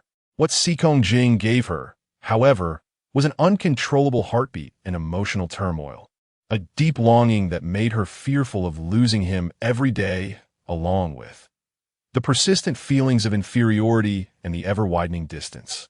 Louis looked at her slightly swollen eyes and cheeks from crying. He initially lifted his hand to caress her cheek, but paused for 2 seconds, holding back. Should he call Sikong and tell him about what just happened? No need. She was silent for a moment. No need to tell him. What his fans did and said to her really didn't need to be known by him. It wasn't his fault, and besides, she really didn't want the entertainment industry to create more incidents around her, interfering with their relationship. It should be said that their already precarious relationship was all she had left to protect and cling to in front of him. 2 months later, Williams' film officially wrapped up shooting, and there was just under half a month until the new year. The final stop for the film shoot was in S City. On the day of wrapping up, it happened to snow heavily. The entire crew happily booked a private room in a hot pot restaurant near the set to celebrate the wrap party. After a few rounds of drinks, William and several other actors were toasting and chatting. Feng Xia had not drunk much and was talking to Jiang Yi when the door to the private room suddenly opened. Come, let me add a seat. Liu Yi walked in with a smile. William, you can order some more dishes. I'm hungry. Everyone in the film crew was happy to see him and greeted him warmly. Waiter, please add it here. Jiang Yi smiled upon seeing him, snapped her fingers at the waiter, and ambiguously pointed to the seat next to Feng Xia. Viang Yi. Feng Xia looked at Jiang Yi and helplessly spoke in a low voice. I think he's great. Jiang Yi rested her elbow on Feng Xia's shoulder, watching Liu Yi walk over. Last time when I wasn't here, he chased away that reporter who said nasty things to you and splashed water on you. The whole crew secretly said he is the best boyfriend of this century. I told you, he is not my boyfriend. He is a very good friend. She shook her head. Just because he is not your boyfriend doesn't mean it can't develop into a boyfriend. Jiang Yi, always straightforward, raised her eyebrows without hesitation. I know that the one on your phone's home screen is your boyfriend, but don't you think he hasn't done what a boyfriend should do at all? When you were filming, Liu Yi came to see you several times, and the whole crew got familiar with him. But how many times has he come to see you? Not once. She was left speechless, took a deep breath, and didn't respond. Xia, listen to me. Jiang Yi's tone was serious. Now that the filming is over, you can take a few days off and think about your relationship. I can feel that you haven't been in a good mood while filming. I will be by your side. After saying that, Jiang Yi patted her shoulder. I'm preparing to develop in my home country and settle in S City, so I'll always be by your side. Actually, it's not that my mood has been bad. She was silent for a moment, smiled at Jiang Yi, and said, having a friend like you is the best fortune. There are many kinds of happiness, not just from one source. Remember what I said. Love is never everything in life. Jiang Yi posed like a love guru. Come, cheers. Feng Xia's eyes sparkled for a moment. She reined in the emotion she had just released, nodded, and raised her glass. After the wrap party ended, the entire crew dispersed. Jiang Yi went directly back to the hotel because she had to return to the United States the next day. Feng Xia said goodbye to William and got into Liu Yi's car. When is your new album being released? She asked him after fastening her seatbelt. Next week, Liu Yi replied, pulling out of the garage and handing her something. A sample CD. I kept 2 copies. Take one home and listen to it. Mushi was like forcing a duck onto a perch. I wrote the songs in the hospital, and once he chose them, we immediately started producing the new album. As soon as I was discharged, he had me go into the recording studio. A mischievous yet charming smile gradually appeared on his face. I really didn't expect a music album named after Liu Yi, my first solo album, to have a global premiere. Just thinking about it is so impressive. You've always been amazing. She tucked the CD away and smiled. I really can't wait to see how your new album will sweep the entire music charts. By the way, he suddenly remembered something. I think the awards ceremony is next week, right? You are nominated for Best Newcomer at the TV Festival. Yeah, I think it's on Wednesday. She thought for a moment. It just so happens to be on the same day as my new album release. He furrowed his brows. I had my assistant reserve a seat for you at the release party. It's fine, she said nonchalantly. I'll come over after the ceremony. I should have enough time. Liu Yi, she paused and said, do you have time now? Can you help me move some things into your car upstairs? Huh, Move things? Why? He asked, puzzled. I'm planning to move back to my old apartment, she said calmly. You help me move some today, and then come back tomorrow to help me move a little more. I don't have many things. He was taken aback, immediately looking at her. Her face showed no fluctuations, quietly staring out the car window. His expression became somewhat complicated. He wanted to say something, but hesitated. When they arrived at the apartment, Feng Xia turned on the heating, and they organized things together for a while before she went to the kitchen to get some water. As she walked back to the bedroom, she found Yi facing away from her, looking at something, his shoulders shaking, seemingly laughing. What are you looking at? She walked around to his front and, upon seeing what he held, her face turned red. Where did you get that? He was holding a photo of her from elementary school, during a time when her hair was very short, and she was particularly mischievous, looking almost like a boy. It was quite a sight to behold. She had never even shown it to Sikong Jing. Seeing her reaction, he burst into laughter, tears coming out from laughing so hard, and quickly stuffed the photo into his pocket. Leave me a copy. I want to enlarge it and hang it up at home. Ha. Of course, she refused, reaching out to grab it, but he wouldn't let her, teasing her by holding it above his head. They began playfully chasing each other, just like usual. Suddenly, a sound of keys unlocking the door echoed. The two of them happened to be standing at the bedroom door, directly facing the front door. Sikong Jing walked in, holding the doorknob, standing at the entrance, quietly observing them. Sikong, Feng Xia, who hadn't seen him in 2 months, was momentarily stunned. Finally managing to organize her words, You're back from In-City? Yeah, I've been back for a few days. Their essay promotional event. He closed the door and walked into the room. His gaze shifted and landed on the open box sprawled on the floor, and his expression changed dramatically. Today was the wrap of the movie, so I asked Yi to come help me organize some things. She looked at him, quickly stepping closer, her tone trembling yet gentle. I thought about it for a few days. I still want to move back to my old apartment. Since you said you've been busy these past few days, I didn't mention it.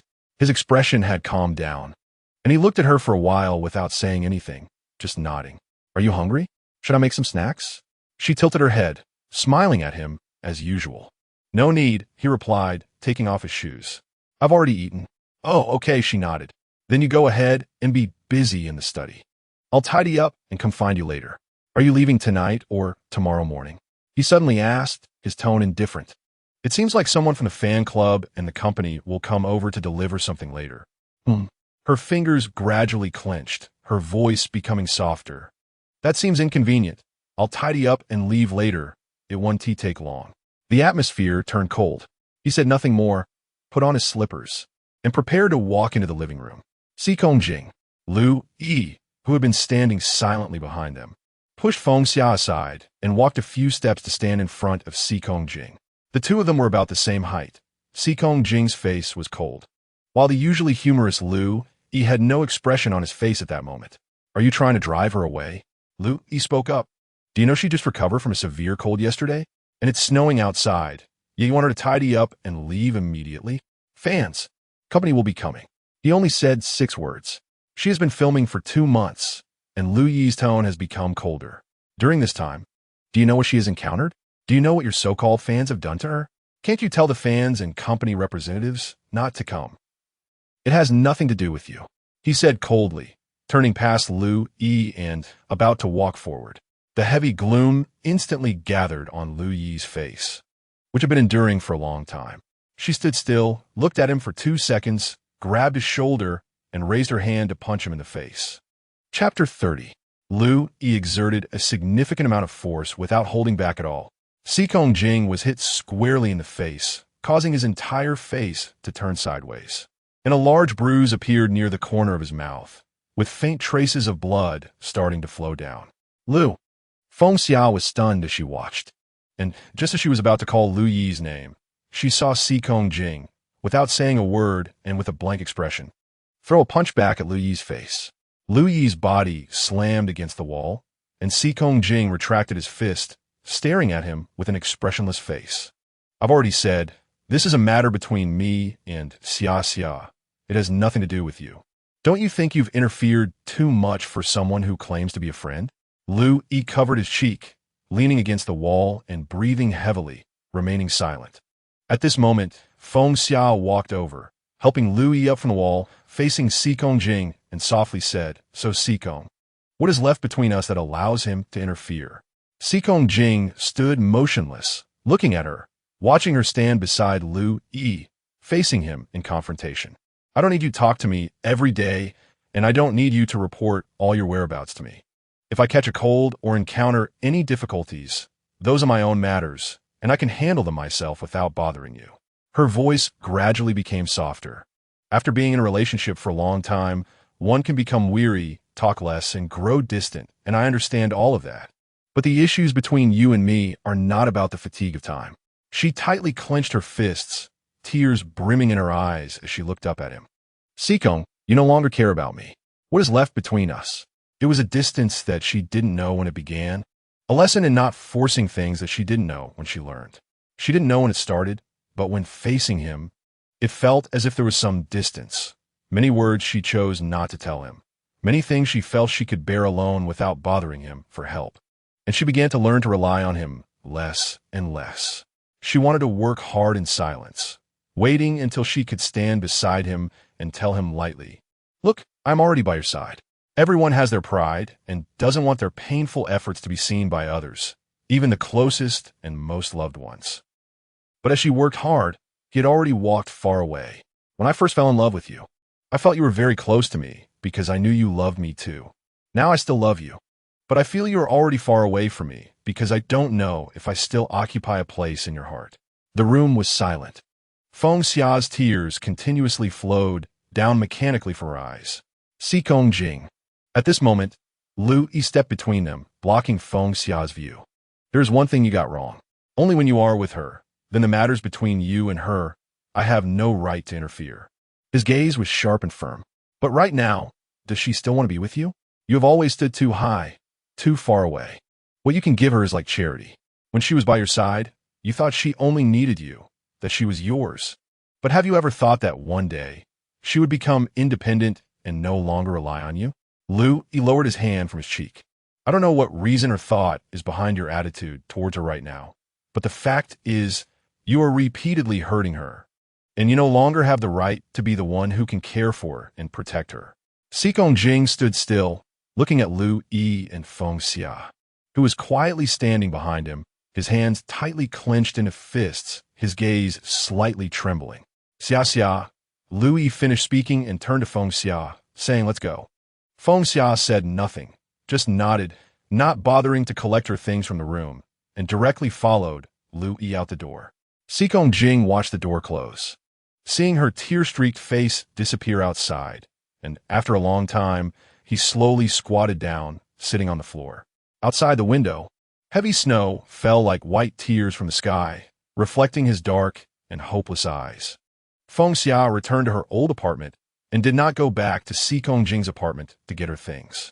Soon, the day of the awards ceremony and the launch of Lu Yi's new album arrived.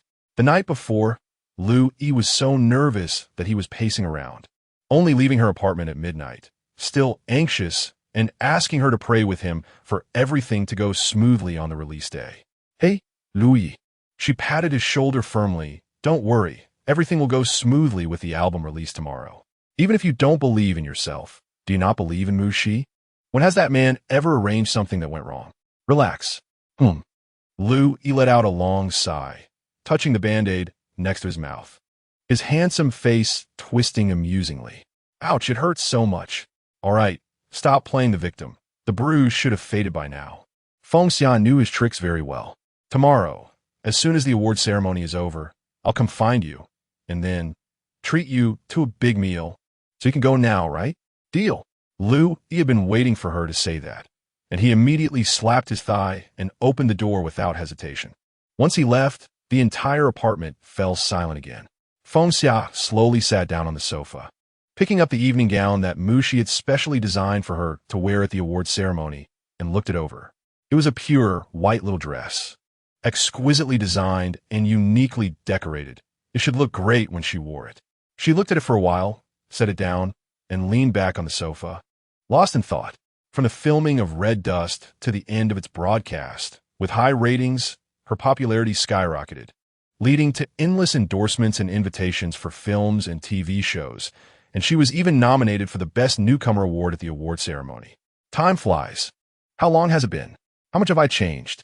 Just then, the television was playing entertainment news, with the host standing in front of a large screen, smiling broadly. Tomorrow night's award ceremony will be a star-studded event, with nearly all members of the popular TV series Red.As in attendance. Jing, who has established his own studio and is hailed as the Asian Little King, will surely create the biggest wave when he appears tomorrow. Let's wait and see. The sound of the television echoed in the room, filling her ears. She quietly watched for a while before reaching out to turn off the TV. The night of the award ceremony, she and Mushi attended the red carpet together. Mushi wore a casual black suit, which made his whole aura more dazzling, while she wore a white little dress. Walking beside him, the contrast of black and white perfectly matched, with flashes from the cameras almost never stopping. As they walked to the center, Mushi entered the venue first, and the host kept her behind to ask her a few questions. Whether about the TV series or some personal matters, she answered them all gracefully and perfectly.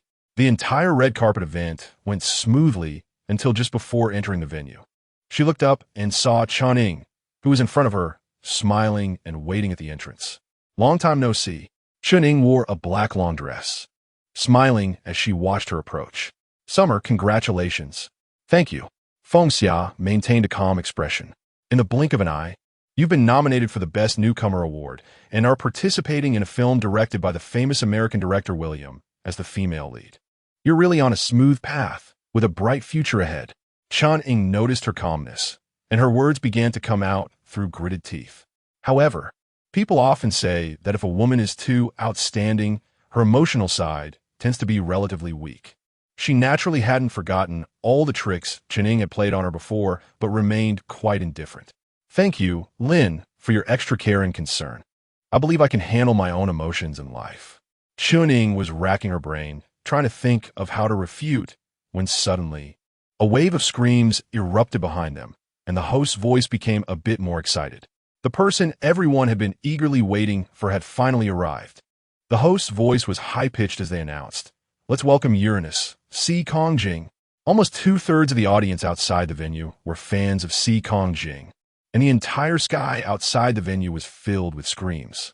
Fengxia turned to look and saw Jing stepping out of the car, dressed in a casual shirt and jacket, slowly walking up the red carpet. Every move he made was graceful. Your best leading actor has arrived. Channing noticed that her expression showed no joy and smiled. It seems that no matter how successful you become, you can never match even a corner of his. She seemed to hear nothing, just watching him gradually approach in her line of sight, her heart aching slightly. The awards ceremony officially began, and Red.As lived up to expectations, winning the Best Drama Award and Best Director Award. Next came the Best Actress Award and then the Best Actor Award. She sat in the audience, watching Jing win the Best Actor Award without a hint of suspense, observing him calmly giving his acceptance speech. Seeing him smile slightly as he shook hands with the presenter and watching him casually acknowledge the audience. He had never changed, whether when they were first together or now. He had always been the most dazzling and remarkable star. The next award was for Best Newcomer. After the host finished speaking, they handed the card with the name to the presenter. The big screen immediately focused on the faces of several candidates, and Fengxia saw her own face appear on the big screen. Holding her breath in anticipation, she then heard the presenter say, "The Best Newcomer Award goes to Fengxia." With a bang, it was like fireworks exploding in her ears, making her heart tremble. The audience erupted in warm applause as she slowly stood up and walked toward the stage. She had thought about winning this award, but the other candidates were also quite outstanding. She had been questioned about her acting skills multiple times, so she maintained a calm attitude about winning and truly didn't dare to be overly confident. Fengxia, the presenter, a seasoned film critic, handed her the trophy and smiled as they shook hands. "Your performance in Red.As was excellent, receiving unanimous recognition from the judges. So you must believe that you can go even higher." "Thank you." Her heart surged, and she gratefully nodded to the presenter. "Congratulations, Fengxia. Do you have any thoughts you'd like to share with everyone after winning?" The host asked. "Well, She held the microphone, took a moment to steady her breathing, and then said, "First of all, thank you, everyone. To be able to win this award is an affirmation from the judges and the audience. I am very happy and feel very honored. I want to work harder to create better works for you." After a few sentences, she gradually relaxed. "Next, I want to thank the director and the whole crew for their encouragement and guidance. I also want to thank Mushi, my boss, who is also my mentor and friend." The big screen then switched to Mushi's face. He remained calm, but had a hint of a smile. "Thank you for giving me this opportunity to become better." She smiled. "Of course, I must also thank my good friend, Lu Yi. He couldn't be here today because it's the release party for his new album, but his words, 'Heaven rewards diligence,' have always been my belief in moving forward. Finally, thank you again. Everyone, having his trophy today, I believe I will do better day by day, continuously showing you more different sides of me. Until that day, when you mention Feng Xia, what you think of will no longer be a vase or a newcomer, but a talented and respected female artist." As the last word fell, the audience immediately erupted into incredibly enthusiastic applause. Her speech, especially the ending, was truly inspiring. As she walked off the stage, many crew members from Red.As came up to shake her hand and hug her. She was very happy, smiling and accepting everyone's praise. "Congratulations." Unknowingly, she found herself beside Si Kongjing's seat. He was sitting quietly, looking at her with a calm gaze.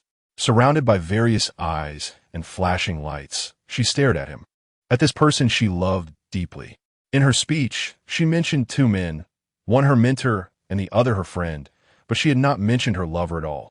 No one knew how much she wanted to proudly present her love for this brilliant person to the public, to tell everyone that he was hers and that she deserved him. But not now. In her eyes were countless words, yet in the end, only two words remained as she left his side with a proper smile. "Thank you. Thank you, Si Kong. Thank you for letting me love you so much." After the award ceremony, Feng Xia and Mu Shi left the venue together. As they reached the entrance, Mu Shi casually asked her, "The company has organized a celebration banquet for you. Are you going?" "No." She glanced at her watch. "I promised Lu Yi to go to his release party. Next time, I'll treat everyone to dinner." "Okay." Mu Shi didn't say much more, as if he had something urgent to attend to, and quickly got into his car. The assistant's car came up right away. She lifted her skirt and got in, closing the door and giving the assistant the address. As the car started and left the venue, she leaned back in her seat, letting out a long sigh. But as she relaxed, it seemed she heard someone outside calling her name. "Xiaohe, did you hear someone calling me?" she asked the driver. "No," the assistant shook his head. "Summer, you must be too tired. Just rest for a bit." She rubbed her brow, thinking she must have misheard. "Summer."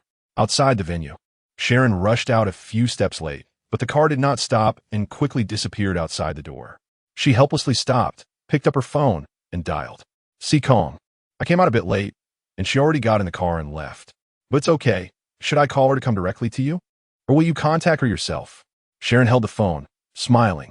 You guessed early on that she would win the award and secretly prepared a proposal banquet for her for so long. Today you can finally show it to her. I estimate she will be overjoyed. On the other end of the line, Si Kongjing was standing in a luxurious hotel suite next to the venue, his gaze falling on the exquisitely decorated walls, ribbons, balloons, and the red wine and French cuisine nicely arranged on the dining table. "Do you know where she went?" "To the live celebration banquet?" He withdrew his gaze and asked lightly. "It seems not." Sharon shook her head, suddenly smacking her thigh. "I remember now. Today is Lu Yi's new album release party. She seemed to have told me she was going." Si Kongjing held the phone, slowly walked to the dining table, pulled out a chair, and sat down, picking up two small brocade boxes from the center of the table. He held two brocade boxes, playing with them in his hands for a while. Then he thought, "I'll just call her myself." In a moment, the car would arrive at the venue for the press conference. Suddenly, Feng Xiao's phone in her bag rang. Upon hearing that specific ringtone, she shivered, opened her bag, and answered the phone. "I'm at the hotel next to the venue." Si Kongjing's voice came softly from the other end. "Do you have time to come over?" His voice was calm and deep, as usual.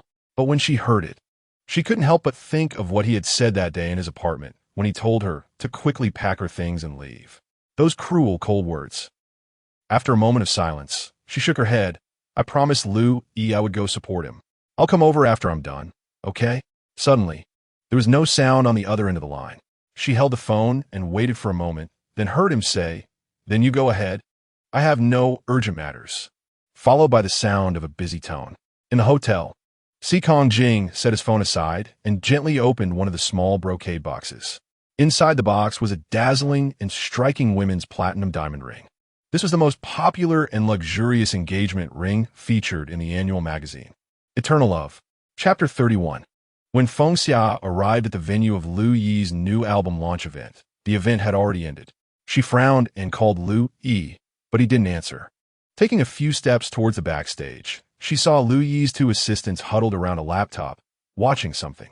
As she walked past them, she was about to ask where Lu Yi was when she noticed that the screen was playing an interview with Kong Jing from yesterday's advertisement endorsement. Uranus. One of the reporters held the microphone, smiling at Kong Jing. "I heard you're going to collaborate with the currently popular water beauty Anne on the movie Mist, and it's rumored that after the press conference in N-City, you and him will have dinner together at a Japanese restaurant nearby." He maintained a calm expression, as the producer and screenwriter were also present, and they discussed some movie-related topics during the meal.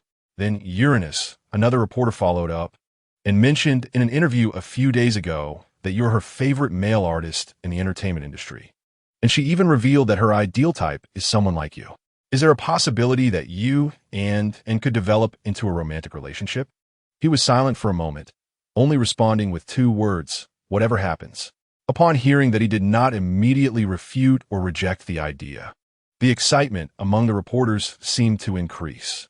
A female reporter quickly asked excitedly, "Uranus, your chemistry with Summer has driven many fans crazy.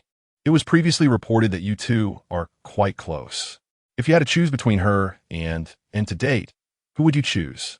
Feng Xia stood still, watching the indifferent expression on his face as he answered, "I wouldn't choose someone from the industry as my girlfriend. Water beauty and," he had said after returning from the N-City press conference, to let her leave the apartment. Whatever happens, he had once told her these two words, and he answered similarly when faced with others. Someone from the industry. She was indeed someone from the industry. She heard his three answers, but felt neither sad nor happy, as if she had become numb and didn't know how to face it. Lu Yi's two assistants. Upon seeing this, couldn't help but exclaim, "Just look at it. Who in this circle can compare to Uranus? I think girls like Summer and no matter how beautiful they are, should have given up by now." Before the assistant could finish, she turned to look and found Feng Xia standing right behind them, leaving them startled. Summer. Feng Xia lowered her gaze, showing no signs of anger, and simply asked, "Do you know where Louis is?" Over there in the second lounge," the assistant replied, trembling. She thanked them and turned to head towards the lounge. Gently knocking on the door, she waited for a while but didn't hear a response. She then reached for the doorknob and pushed the door open. Upon entering, she noticed two people inside. Lu Yi was leaning against the makeup table, looking at the woman opposite him with a complex expression, and that woman was Chun Weiwei. Hearing the door open, both Lu Yi and the woman looked over. She froze, and upon seeing Chun Weiwei's face, her heart sank, taking a step back. "Xia Xia." Lu Yi's eyes lit up as he walked towards her, smiling. "I just saw the news. I knew it. This is what you deserve. You performed so well, you'll definitely win an award." She felt Chun Weiwei's sharp gaze on her cheek, and she awkwardly shifted her body. "How did it go on your side? Was the launch successful?" "Of course." Lu Yi walked up to her, but suddenly furrowed his brows. Without thinking, he reached out to fix the scarf around her neck that had loosened from her earlier movement. "I just heard from the person in charge that the first song's online listens have already exceeded 1 million. She smiled at that, just about to say something, when suddenly someone ran over from behind and said, "Mercury, the event manager is waiting for you in the side hall. It seems there's something he wants to tell you." "Oh, okay." Lu Yi responded, patting her shoulder. "I'll be back soon. Wait for me." Feng Xiao nodded, watching him leave before she too was about to exit the lounge. However, Chun Weiwei called out to her from behind, "Wait a minute." She sighed lightly, turned around, and met Chun Weiwei's gaze. "I have something to say to you." Chun Weiwei's expression was neutral. Sharon parked the car in the hotel's underground garage and took the elevator upstairs. When she reached the suite door, she knocked curiously, and when the door opened, She widened her eyes at Sikong Jing. I mean, what do you want me to do as a third wheel at your engagement party? Sikong Jing didn't respond, merely stepped aside to let her in. Hey, where?'S Xia. Sharon entered the suite, scanning the room. She didn't come. His expression was indifferent. Can you help me tidy up the room? Throw everything away. The French food hasn't been touched. Have the waiter heat it up for a late-night snack. I'll take your car. Sharon was stunned, standing in disbelief as she looked at him. He stopped talking and walked to the dining table, picked up 2 small brocade boxes and put them in his pocket, then turned to leave the suite. Sikong Jing. Sharon finally reacted, shouting with her hands on her hips. Do you think I'm your manager? You want me to come over and be your servant on such a big day? 3 years of friendship. Do we still need to be so polite? He stood with his back to her, slowly putting on his shoes at the door. Sharon rolled her eyes and took a deep breath, suddenly calling out to him again. What's wrong? He turned around with his hand on the doorknob. Sikong.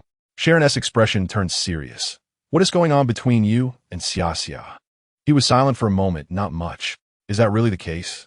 Sharon frowned and took a few steps forward. Since the first day I met you, you've always been like this, keeping everything bottled up, never willing to say anything, isolating yourself behind a barrier, shutting everyone out.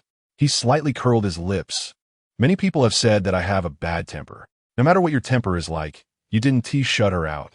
So how much you like her, I don't know. How much she likes you, I can't see. I really don't understand. Ever since she joined Live, the two of you have become increasingly strange. Moreover, not long after she joined, you terminated your contract and became independent. Sharon spoke urgently. Sikong Jing stood there, silent. Is it really that hard to be honest? Is it really that hard to clarify things? Being in the entertainment industry is already a mix of fish and dragons. Many things are just misunderstandings and accidents, true and false. As her lover, can't you tell the difference? Why push each other further away, so politely? Sharon looked at him, sighing. I've been in this circle for almost 10 years, and I've seen too many such things. How many celebrity couples end up going their separate ways? I really don't want you two to end up like this. What if the misunderstandings have piled up to the point where they can't be clarified? He finally spoke. If I just want to know the truth about one thing. Soon another matter will come up, and even if I know she's not in the wrong, I still witness such things with my own eyes. I don't want to question her about anything, but I can't control my attitude toward her. His face was shrouded in an unshakable gloom, his voice faint and heavy. Then there was nothing to ask, nothing to mention, even to reduce the frequency of meetings. Sharon stood still, hesitating to speak. Sikong, you asked me before how to make both people feel secure in the fastest and most effective way. I answered that perhaps the guarantee of marriage would be effective, but now I realize that I might be wrong. Given your current situation and mindset, even if she agrees to the proposal, I know. He raised his hand to signal her to stop speaking, turned his body, opened the door, and walked slowly out. Chun Weiwei closed the door to the lounge and sat down on the sofa. Feng Xiao looked at her, standing still. Congratulations. Chun Weiwei moved her fingers, her tone flat. You're developing well, very talented, with potential, and you deserve the reputation you have now. Thank you, she said. Feng Xiao. Actually, your luck isn't just in your acting career. After a moment, Chun Weiwei's gaze quietly fell on her face. She didn't know how to respond, only remaining silent. I broke up with Lu a few months ago. Chun Weiwei leaned back on the sofa, covering her forehead with her hand. I'm not afraid to tell you, I still like him. I should say, I've always liked him. She took a deep breath, wanting to say something, but Chun Weiwei continued. However, it seems impossible between me and him. Feng Xia tightened her fists, sensing that she shouldn't continue listening to what was coming next. Actually, I have very good male friends too. Chun Weiwei smiled. Because of my personality, I'm not the delicate type, perhaps even less so than you. I've always played well with boys since I was young. So at first, when I saw you and Lu getting along so well, I didn't think much of it. I thought, who doesn't have a couple of close friends of the opposite sex? Moreover, you also have Sikong Jing. Chun Weiwei continued, but later I changed my mind. Do you remember when I came to the tea house in T-Town, and he asked you to deliver something, and then we were caught by paparazzi? We were called back to the company for a meeting, and during the meeting, when he was asked how to punish it, he didn't hesitate at all. Just said one thing. Feng Xia must not be shelved. Chun Weiwei said, lowering her hand from her forehead, looking at her. In moments of urgency, the subconscious actions people take are always the most genuine, and the first person he mentioned was you. Her expression became increasingly complex.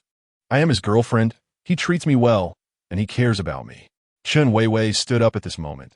But can you understand that in a relationship, there is always the shadow of a third person? When you have a cold or fever, he rushes to you. When you encounter difficulties, he will come to your side without hesitation. Even on our anniversary, he would forget the day while running around for your matters. And when I ask him, he only replies, Xia Xia and I are the best friends. She needs me. I must be by her side. But in my view, that is no longer the feeling between friends. Chen Weiwei stood up, walked in front of her. It's the purest concern and affection from a man to a woman. Feng Xia's face suddenly lost all color. Every word from Chen Weiwei struck her heart like a hammer. Impossible. She was very clear about her feelings for Lu Yi.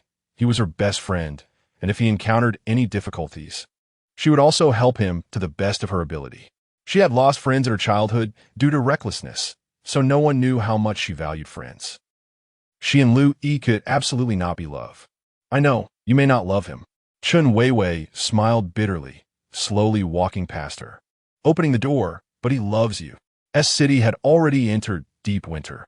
She sent a text to Lu Yi telling him she had left. And only after coming out of the conference hall did Feng Xia realize that in her rush, her coat had been left in her assistant's car. The cold wind blew in gusts, and she felt extremely cold, waiting at the door for quite a while, but still couldn't get a taxi. The conference hall wasn't too far from her apartment, and since she had something on her mind, she simply decided to walk slowly to her apartment. By the time she reached the bottom of the apartment building, her lips were slightly purple from the cold. She took out her key card from her bag to enter the building, and it was only after a while that she finally warmed up a bit. When she reached her floor and the elevator door opened, she looked up and was stunned to see Sikong Jing quietly standing by the window outside her apartment. Sikong. She stepped out of the elevator, suddenly remembering that he had mentioned in the call for her to go to the hotel. Hearing her voice, Sikong Jing turned around. I'm sorry. She walked up to him. Lu Yi's new album release conference. I just went to the venue. It's okay. He shook his head, looked at her in silence for 2 seconds, then took off his coat and draped it over her. His coat carried the scent she was most familiar with, cold yet gentle. She lowered her head, her gaze trembling, her nose suddenly feeling a bit sore. Do you want to go sit inside? She clenched her fists, looking up at him. The car will arrive soon. I still need to take a flight back to N-City. He said, it's okay. Let us just talk here. The two fell silent for a moment. Standing opposite each other quietly, she clenched her fists. I just saw you being interviewed while endorsing the advertisement. He responded with a hum. That, and some of the things you said. She stammered. The things I said to the media. You don't need to take them to heart. He interrupted her before she could finish. It's just empty words, said without emotion, merely to handle the situation. He and T answered her so patiently in a long time, and she couldn't help but recall how he had treated her differently than anyone else with tenderness and tolerance in the beginning. She nodded, wanting to say something more when she heard his phone ring. Okay, I'll come down now. He answered the call, said a few words, and hung up. The car had arrived. She handed back his coat, suddenly asking, Sikong, did you want to tell me something when you asked me to go to the hotel? He put his coat back on and casually touched 2 hard brocade boxes in his pocket. Nothing. He took a step forward. Just wanted to have dinner with you. Xia Xia, congratulations, you're amazing. At that moment, hearing his familiar deep voice, she couldn't help but feel her eyes welling up. Keep it up. He walked past her, backward. You will achieve more and higher level awards. Tears silently slipped from the corners of her eyes. She stood there, watching him walk to the elevator, reaching out to press the elevator button. Soon, the elevator door opened, and just as he stepped out, he stopped again. At this moment, her face was already full of tears, his hand clenched tightly into a fist. Suddenly, he turned around, striding back, and forcefully pulled her into his embrace. She had already taken a few steps forward, rushing up to tightly hug his waist, crying until her throat choked. He raised his hand to caress her hair, closing his eyes to hide the deep pain beneath. Xia Xia, don't cry. I will learn to give you up, because I love you too much. Chapter 32. Spring goes, winter comes, a year passes in the blink of an eye. The winter in S City remains as cold as ever, and in recent days, it has been mixed with rain and snow, with temperatures dropping close to freezing. In stark contrast to the weather, the movie The Last Chord, as the first film of the new year, has a particularly grand promotional campaign ahead of its release, becoming a hot topic of entertainment not just in the city, but across the country. Feng Xia plays the female lead, with her friend Jiang Yi appearing as the female second lead. The two of them, along with the director and other main cast members, made appearances at the press conference, creating a lively atmosphere. During the QA session, almost all the attention was focused on Feng Xia, discussing aspects unrelated to the film itself. Summer, the host said, holding the microphone and smiling at Feng Xia. It's rumored that after the release of The Last Chord, you might venture into singing as you performed the theme song for the film. Feng Xia's hair had grown long, slightly curled by the wind, and a natural coffee color complemented her delicate features under light makeup. Actually, I sang the theme song for The Last Chord as a supporting vocalist. The main vocalist is a very talented senior, so I felt a lot of pressure and thought I might sing poorly. After I left the recording studio and listened to it, luckily, the main vocalist was so outstanding that my parts didn't seem too embarrassing. Plus, with the post-production, I hope it will sound pleasant to everyone. With that, she smiled calmly. As for whether I can venture into singing, that depends on what my boss thinks. The words of Director Mu will definitely be supportive.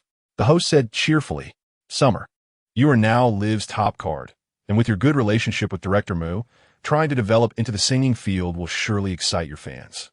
If I really pursue singing, I will strive for perfection, she said gently. Of course, if Summer really becomes a singer, there's also Lu Yi's assistance, the musical genius and king of dance. It's foreseeable that he will be a great guide for you. The host suddenly had a teasing expression.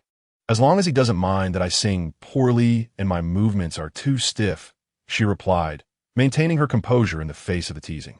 The host then glanced at the card in hand and shifted the topic, saying that actors trying the singer path often have successful examples like the all-rounder Si Kongjing.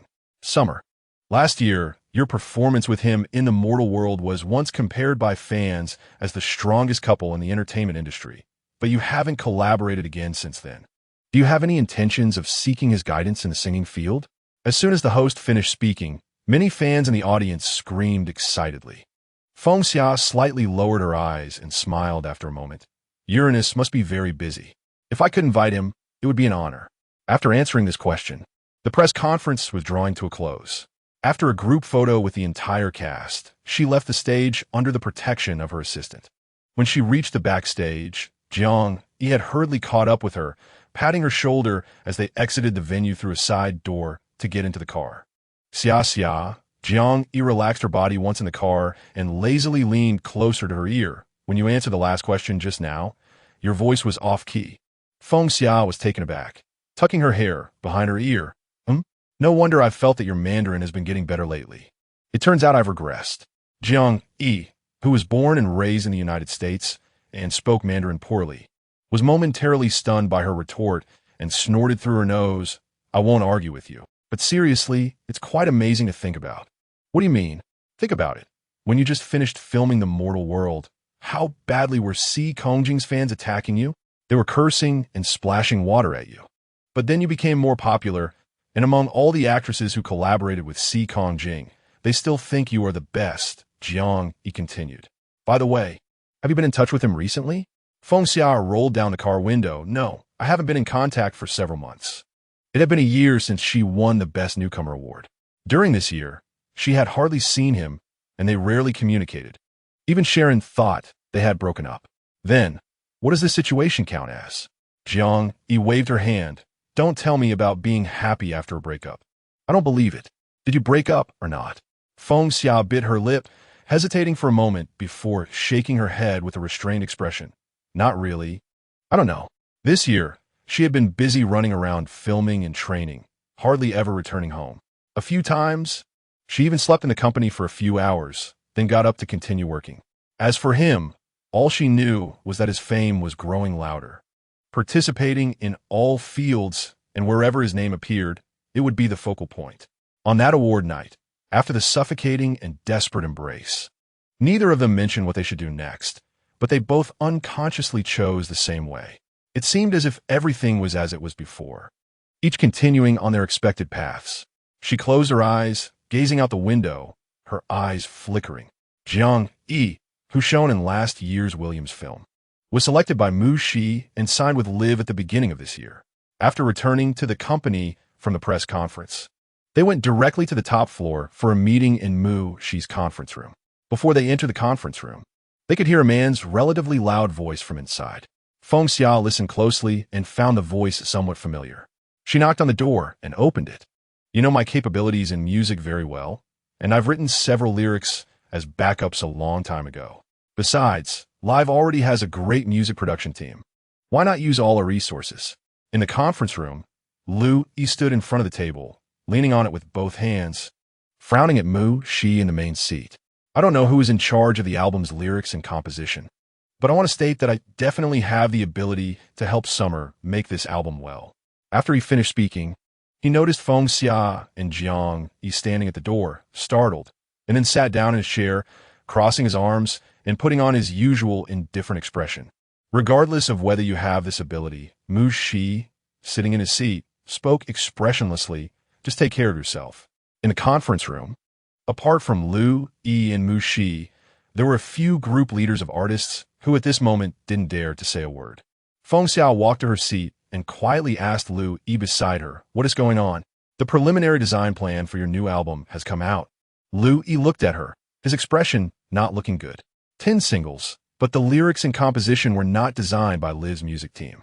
She was taken aback after hearing this and looked towards Mu Shi. Seeing her gaze, Mu Shi leaned back against the chair and dialed the internal line, saying in a deep voice, "Send the materials in." He had just hung up the phone when the conference room door opened again. Feng Xiao looked up, nearly choking on the sip of water she had just taken. The person who came in was not Mu Shi's assistant Kevin at all.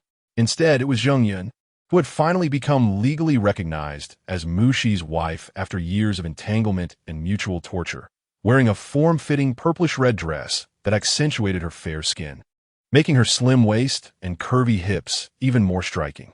This scene can only be described in one sentence: standing gracefully, exuding charm.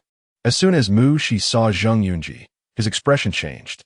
But Zheng Yunji had already walked a few steps in front of him, holding a stack of documents in her arm. "The security downstairs at your company has been diligent for over a decade. I was thinking, if 10 beautiful women walked in with electronic bombs hidden in their bras, they would undoubtedly let them through without a second thought. You probably would have turned into pieces by now." As soon as she finished speaking, Jiang-E couldn't help but laugh out loud. Mu Shi's face turned red and pale, and after pondering for a moment, he turned to several team leaders and said sternly, "You all go back first. If there's anything, I'll have someone convey it." The team leaders dared not say much, quickly exchanged glances, and left at the fastest speed. "Why did you send them away?"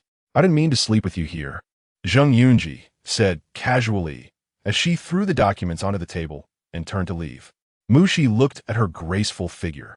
His handsome face darkened to a degree that could rival iron, and only when she reached the door did he speak in a deep voice, "On your way back, have a driver take you to the supermarket." "Huh? Why?" Zheng Yunji stopped and turned back. "We're out of stock at home." Mu Shi opened the document folder and revealed his usual arrogant confidence, adding, "Or if you don't want to buy, that's fine too. I don't mind." As soon as he finished speaking, Jiang-E laughed so hard that he rolled off his chair. Feng Xia and Lu-E also struggled to hold back their laughter. Zheng Yunji stood at the door, feeling like she had been stabbed in the heart, and, after a moment of silence, she flushed and slammed the door shut as she left. Feng Xia. Once the door closed, Mu Shi returned to his previous cold and tough demeanor, saying, "Your development in the acting field has reached a point where you need to expand into new paths. With the release of Harmony, I will pause all your upcoming work. You just need to focus on this one thing." As he spoke, he handed the documents to Feng Xia and pressed the remote control. The wall projected the concept outline of an album and its main tonal style. She looked down, reading the documents while watching the projection. All post-production and promotion will still be handled by Live. Mu Shi calmly pressed the button, but stated that all the lyrics and compositions for the 10 songs in the album would be handled by another person. Upon hearing this, her heart suddenly skipped a beat. Yesterday, Seekong Jing's studio sent over the collaboration agreement. Mushi's gaze was cold and sharp. The clauses on the contract were very clear, stating that it would be under Seekong Jing's personal name, not the studio's background or name, for your first debut solo album's lyrics and composition. Those 3 words hit her heart heavily, one by one. Louis's expression also became complex, his eyes flickering, but he didn't say anything. I accepted this contract. Mushi stood up from his chair. So tomorrow he will send the lyrics and compositions directly to the company and will take time to come to live to guide you on specific parts. I don't care about your personal emotions or circumstances. I just need you to throw yourself into what you need to do and cooperate with him. Feng Xia tightly clenched the folder in her hand, and after a moment, she nodded slightly, unable to articulate her feelings.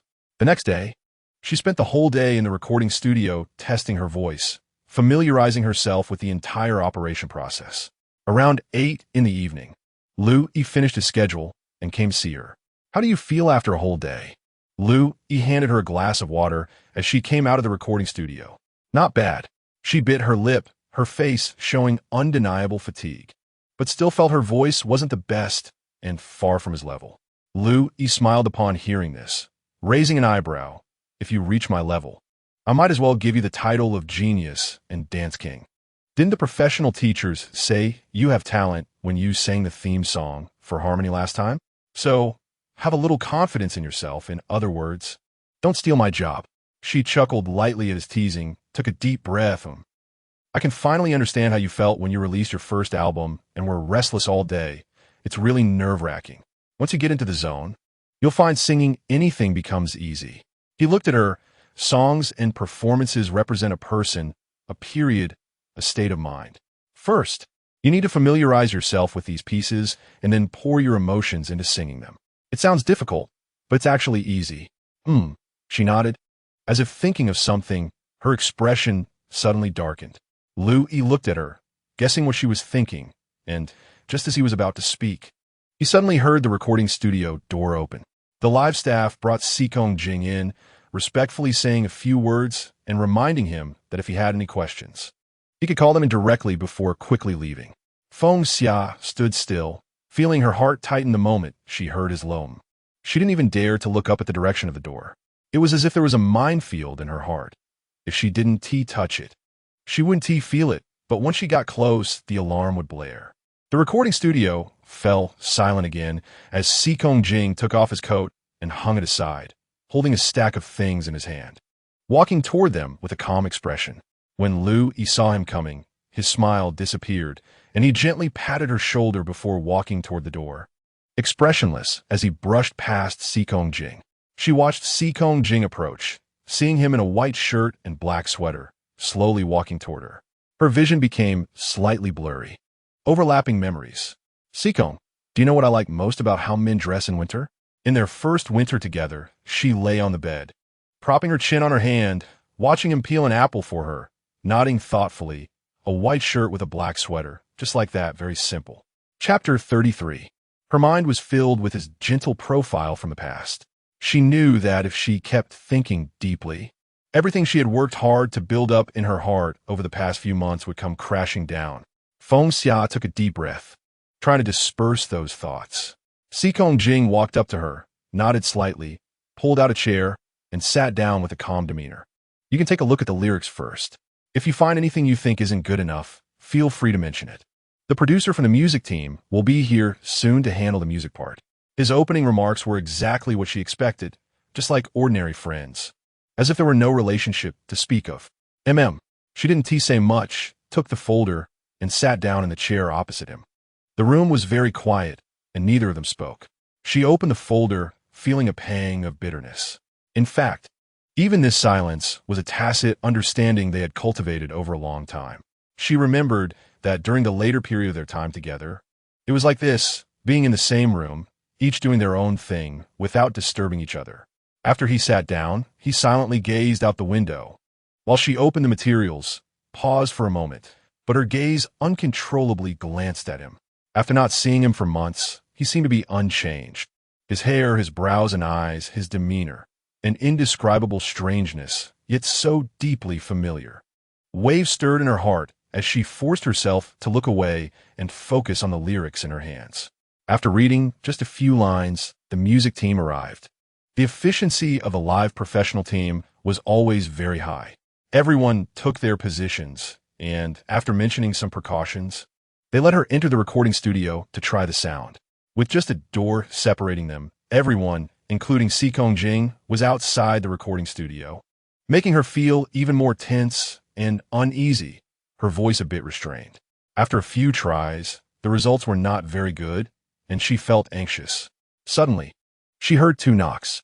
Looking up, she saw Si-Kong Jing, expressionless, tapping on the window and making a gesture to her. She was taken aback, realizing that his action meant for her to come out of the recording studio. So she took off the headphones and opened the door. Don't be nervous for the initial sound check. I will first sing the album's first title song to let you feel the overall effect, and then you could try again. He walked past her into the recording studio. You can hold the lyrics and look at them while singing. The professional team members beside them showed surprised and delighted expressions at his decision to sing personally and quickly prepared the music part. She held the lyrics, standing outside the door, watching him put on the headphones. Summer. At that moment, the staff handed her a pair of headphones, saying, "Put these on." You can hear the sounds inside. She took the headphones, watching him calmly face the microphone. Gradually, the sound of the song began to play in her ears. A series of guitar sounds, deep and tranquil. I've waited for you too long, long enough that I can't remember your smile. I've waited for you too long, long enough that the painting you gave me has melted away. His hoarse voice gradually echoed in her ears. You've been gone too long. I always thought you had forgotten me. Do you still remember the 3 words I said to you under the starry sky? Faint, gentle. The voice appeared many times in her memories and dreams. I still remember your trembling eyelashes when you were asleep. Do you still remember the flowers I secretly bought for you? As she listened, her thoughts seemed to be pulled away, and the scenes before her were from the time they were together. In the city of flowers, on the green brick stones, surrounded by heart-shaped flowers. The very center was that summer. On the hilltop, engagement, vows, happiness. She remembered it so clearly, the fear that had already been brewing in her heart at that time. Now, it has come true. The content of the lyrics was clear to her, piercing her heart, gradually making it bleed. In the past, she knew that in his heart, that place was only for her, and no one else could enter. But now, perhaps no one else has entered, but in his heart, she probably would no longer be there. As the song reached its climax, the staff outside the recording studio were captivated, and she looked at his cheek through the window, but could no longer bear to listen. She took off the headphones, turned to the side, restraining herself from making any thoughtless moves. After Si-Kong Jing finished singing, he walked out of the recording studio, and she didn't look at him again, taking the lyrics inside to hand over to him. She had a good memory since childhood. So even though she had only heard him sing once, and he hadn't finished, when the music started, she accurately hit every matching beat. The first time, the second time, she gradually became familiar with this song, holding back all her feelings in her heart, singing every line related to their memories. By the third round, she could sing the entire song completely without looking at the lyrics. Summer's professionalism was indeed well-deserved. After almost continuous singing for over 10 times without rest, the staff outside the recording studio nodded in approval, indicating it was almost time for the first official recording. Feng Xia cleared her throat, didn't say much, and made a gesture indicating she was ready. The music started, and the entire recording studio was empty of any other medium. She faced the microphone, listened to the music in her ears, and closed her eyes. Si-Kong, how have you been this year? After months, without contact, without hearing your voice, what have you been busy with? What have you been thinking? Have you ever thought of me? As the song gradually approached its end, she opened her eyes and looked at Si-Kong Jing standing outside the recording studio. Are you still willing to shorten our time difference? Are you coming back? I've been waiting for you for a long time. She didn't want to think about what the lyrics of this song meant. She didn't want to guess if there was even a slight possibility that it meant he still cared about her. Do you still need me? I'm willing to compromise everything for you. In fact, during this year without him, she had already grown a lot. She had moved past the stage of being oblivious to the world, only knowing how to love him in her own world, tightly holding onto the feelings between them. Living in this world with so many thoughts, troubles, family, work, friends, Her heart was like a clear mirror. How could they give up everything for each other? After singing the last line, she took off the headphones, her face already covered in tears. The sound in the headphones faded, and the staff outside the recording studio gave her a thumbs up. She raised her hand to wipe her cheeks, revealing a smile, and opened the door. Outside the door, where Seokong Jing had been standing, there was no one anymore. She looked up and saw him slowly walking toward the exit, with the lyrics and music already completed. The only thing left for Feng Xia to be responsible for in the new album was the recording of her singing. Since his first visit to the recording studio, Seokong Jing had not come back. She spent the entire day immersed in the recording studio, eating very little and not talking much, just training daily with experienced teachers to achieve the best effect and condition for her voice. During this time, besides Lu Yi and Jiang Yi, Chun Weiwei also visited her a few times, and the three of them even came together on several occasions. She didn't actually know what the current situation of Lu Yi and Chun Weiwei was. She didn't ask, and Lu Yi didn't say anything. In fact, many things were like this. What once seemed to be a knot, looking in another direction, was actually flat and not free. Perhaps Chun Weiwei's coldness and confrontation with her in the past were due to Lu Yi's relationship. But now, no matter what their relationship is, she only knows that they are all her friends. Moreover, she herself is like this, so why should she care about others' feelings? The recording of a new album soon came to an end. The moment she took off her headphones after finishing the last song, she felt a sense of relief wash over her. Summer, you did great. After leaving the recording studio, the instructor smiled and shook her hand. Trust me, this album will definitely be a hit, and it will open the door for you on this path. I hope so. She drank half a bottle of water and shook her head gently. But I'm afraid my songs won't leave a deep impression on people. So many singers. What is my personal style?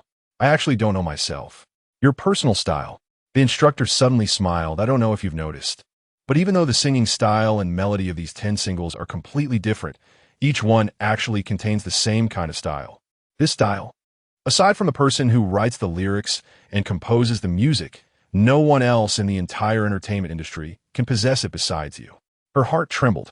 This style is called Saikongjing style romance. The instructor looked at her face, not with intense and passionate words and music, but with a slow, slightly subdued tenderness. She looked at the instructor, opened her mouth, but found herself speechless.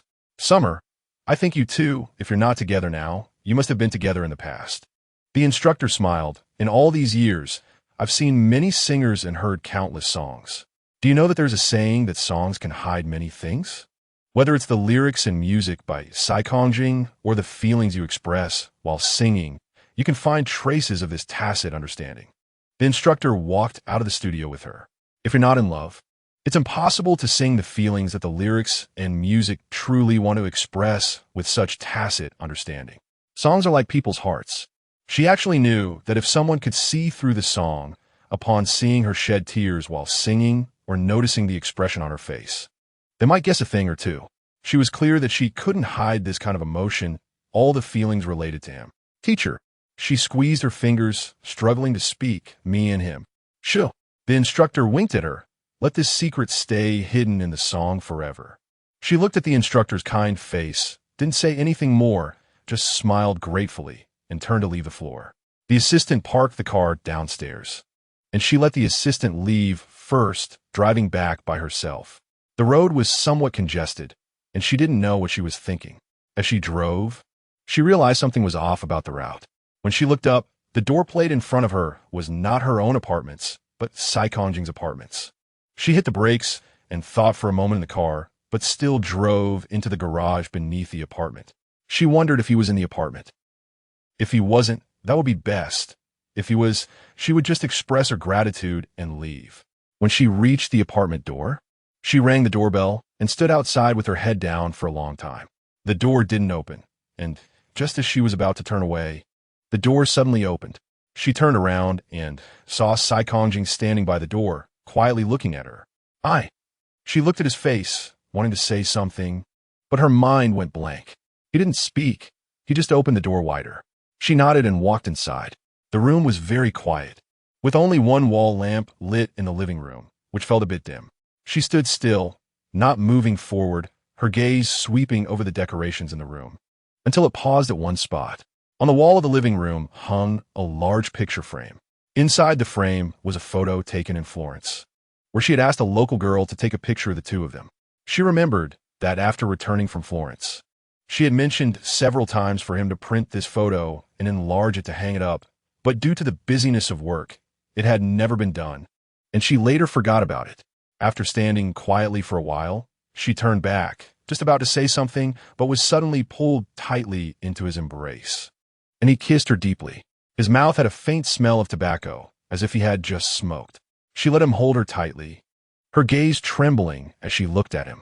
After a while, she raised her arms and hugged his neck tightly. If this were a dream, she would willingly lose herself in it. Feng Xia had never seen Sai Kongjing act so passionately and forcefully before. They were entangled all the way. He held her tightly, and along the way, he had already removed all her clothes. Before they even reached the bedroom, he had pressed her against the wall and entered her body. Everything about him felt unfamiliar to her.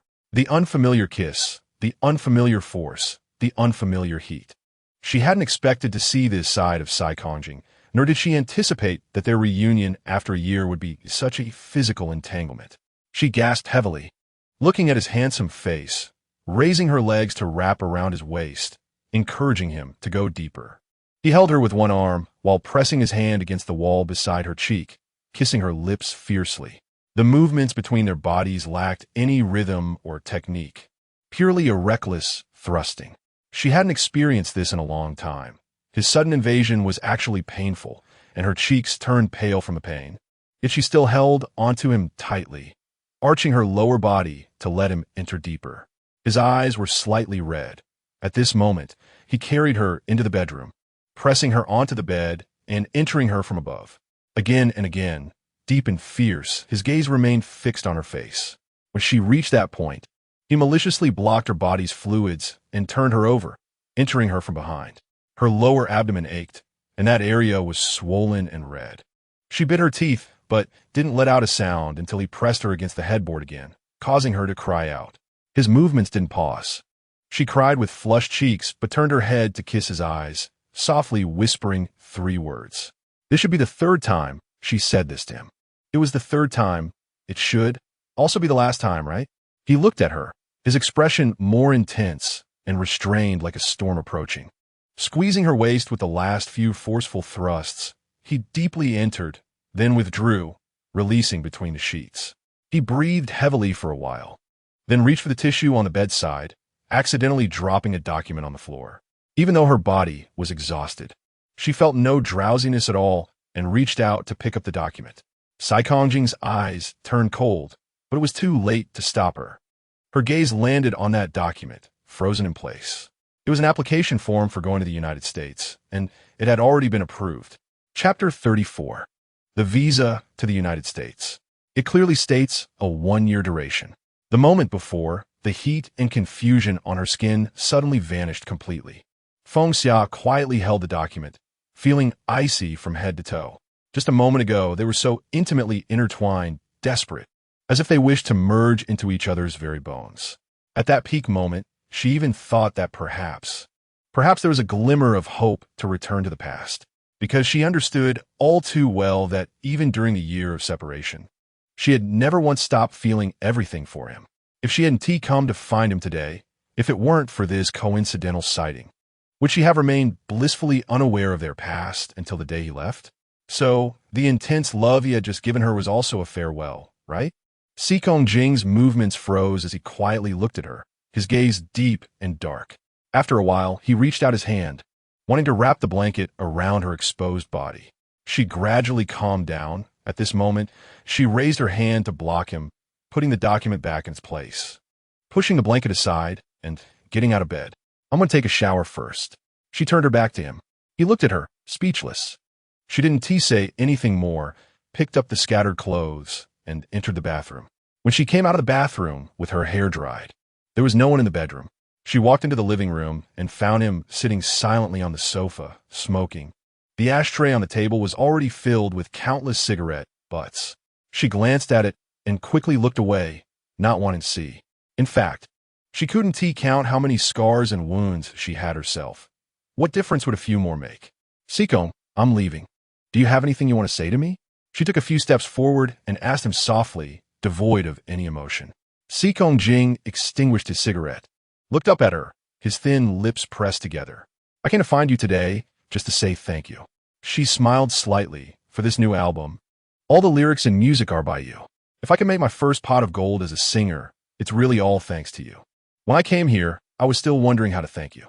Her voice was mechanical and smooth, but you're going abroad, and for what I know of you, you've never cared about little gifts or returns. Moreover, she walked to the door, turned her head back. If what just happened can be considered a thank you gift, then I guess I didn't come in vain. Upon hearing her words, he suddenly stood up from his sofa, his eyes filled with a suppressed fury. Sikong, if you take your body as a thank you gift, then I can only give it to you. She took a gentle breath, holding the doorknob, speaking in a very ordinary tone. I won't give it to anyone else. Nor do I want to. Calm, terrifyingly calm. His hands are already clenched so tightly that the veins bulged, and at that moment, with a click, she reached out and opened the door. Feng Xia, he called out sharply to stop her. Hearing his voice, her nose felt sour, but she didn't turn back. Did Sharon tell you? Your title song's MV is being filmed in G-City. He, out of her sight, almost dejectedly sat back on the sofa, cradling his head in his hands, burying himself lower and lower, his voice growing fainter. In a few days, I will go over. She closed her eyes, slowly walking out the door. Thank you. G-City. Feng Xiao walked out of the airport, got in the car, opened her phone, and refreshed Weibo. The news about Sikong Jing going to the United States hit the front pages of all entertainment magazines the day after she visited him. Uranus Studio released an official statement saying that Sikong Jing would be heading to the U.S. at the end of the month to take on a role in 2 consecutive Hollywood productions. Once this news broke, it caused an uproar in the entertainment industry, with various opinions emerging. Fans expressed their excitement and were unable to accept that Sikong Jing would be out of their sight for nearly a year. Other artists also expressed various sentiments, mostly blessings, but there were also regrets, and Weibo was almost entirely filled with discussions on this topic every day. The most popular male artist in the entertainment industry, suddenly leaving at the peak of his career to develop elsewhere. Although he was going to play a role in a Hollywood blockbuster, it still meant leaving the area he had been developing in for years. Moreover, the studio announced that he wouldn't have any other announcements this year and would focus solely on filming in the U.S., compared to changing places for development. Some speculated that this seemed more like a sign of gradually withdrawing from the industry. Sharon, sitting in the passenger seat, turned to look at her, complaining, I can't stand being in G-City for even a day. It's so hot in summer that you can bake into a pancake, and in winter, it's so cold you could be blown into an ice sculpture. She looked up from her phone. I still have to wear short sleeves and shoot the MV outdoors later. Be grateful. Sharon nodded, suddenly looking very happy as she hummed a tune.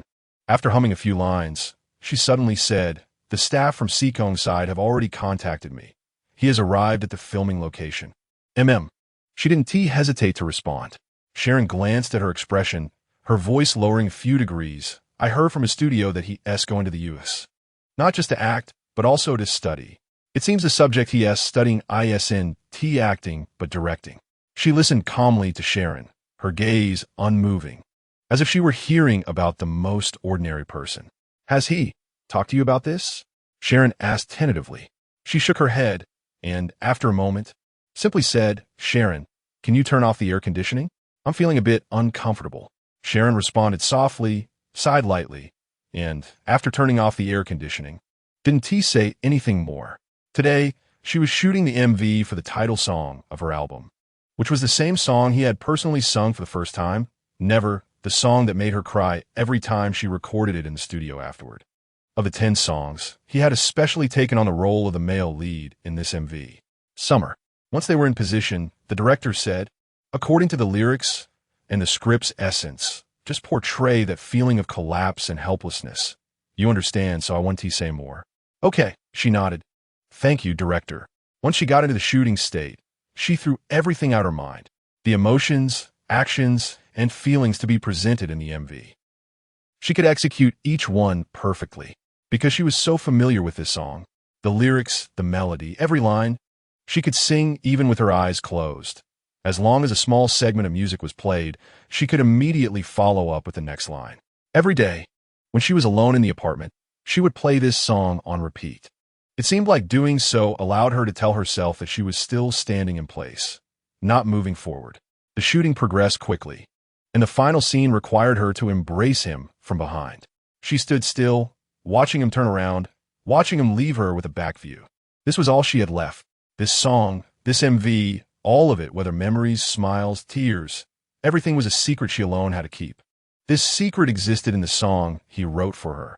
In this world, there will never be a second person who knows this secret. Her gaze trembled slightly as she finally took a few steps forward and embraced him from behind. At the moment, her arms wrapped around his waist. She could feel his body shudder slightly. Click! At that moment, the director shouted cut, clapping his hands vigorously. Great, very, very good. The other crew members also began to applaud. She released her hands from around his waist and bowed to everyone. I have something to tell you. At this point, she could hardly control her emotions. Just as she was about to turn around, she heard his low voice behind her after the filming crew leaves. Let us meet by the Qinghai River. G-City was actually very familiar to her. The filming location was not far from the Qinghai River. As night fell, she stood by the bridge, recalling when she came to G-City to visit him while he was filming Destiny Deity. At that time, she was simple and happy, without worries, willingly standing in the love he gave her, smiling and frowning all for him. Behind her, footsteps gradually approached. She didn't turn around, waiting for him to reach her side. After finishing the MV today, I won't have any other commitments. Sikong Jing stood beside her, his profile expressionless. I'll take a 2-week break and then go to the United States. I want to go there to complete some things. In his eyes, the stars in the night sky were reflected. Things that could only be accomplished after leaving here and going there. She slowly nodded. You always do your best at everything. You will definitely succeed. He said nothing more. The two stood by the calm river under the night sky, both lost in their thoughts. Sikong, do you remember the last time you came here? The anecdotes you told me? After a long while, she extended her hands, resting them on the bridge railing. Sikong Jing stood quietly. You mentioned Sun Yat's son, Li Bai, and childhood sweethearts. She turned back to look at him, right? My memory isn't very good, but every word you said to me. She paused, gently touching the side of her eye with her finger. I remember it all here, and I won't forget in the future. A faint smile appeared on her cheek, as if recalling those moments.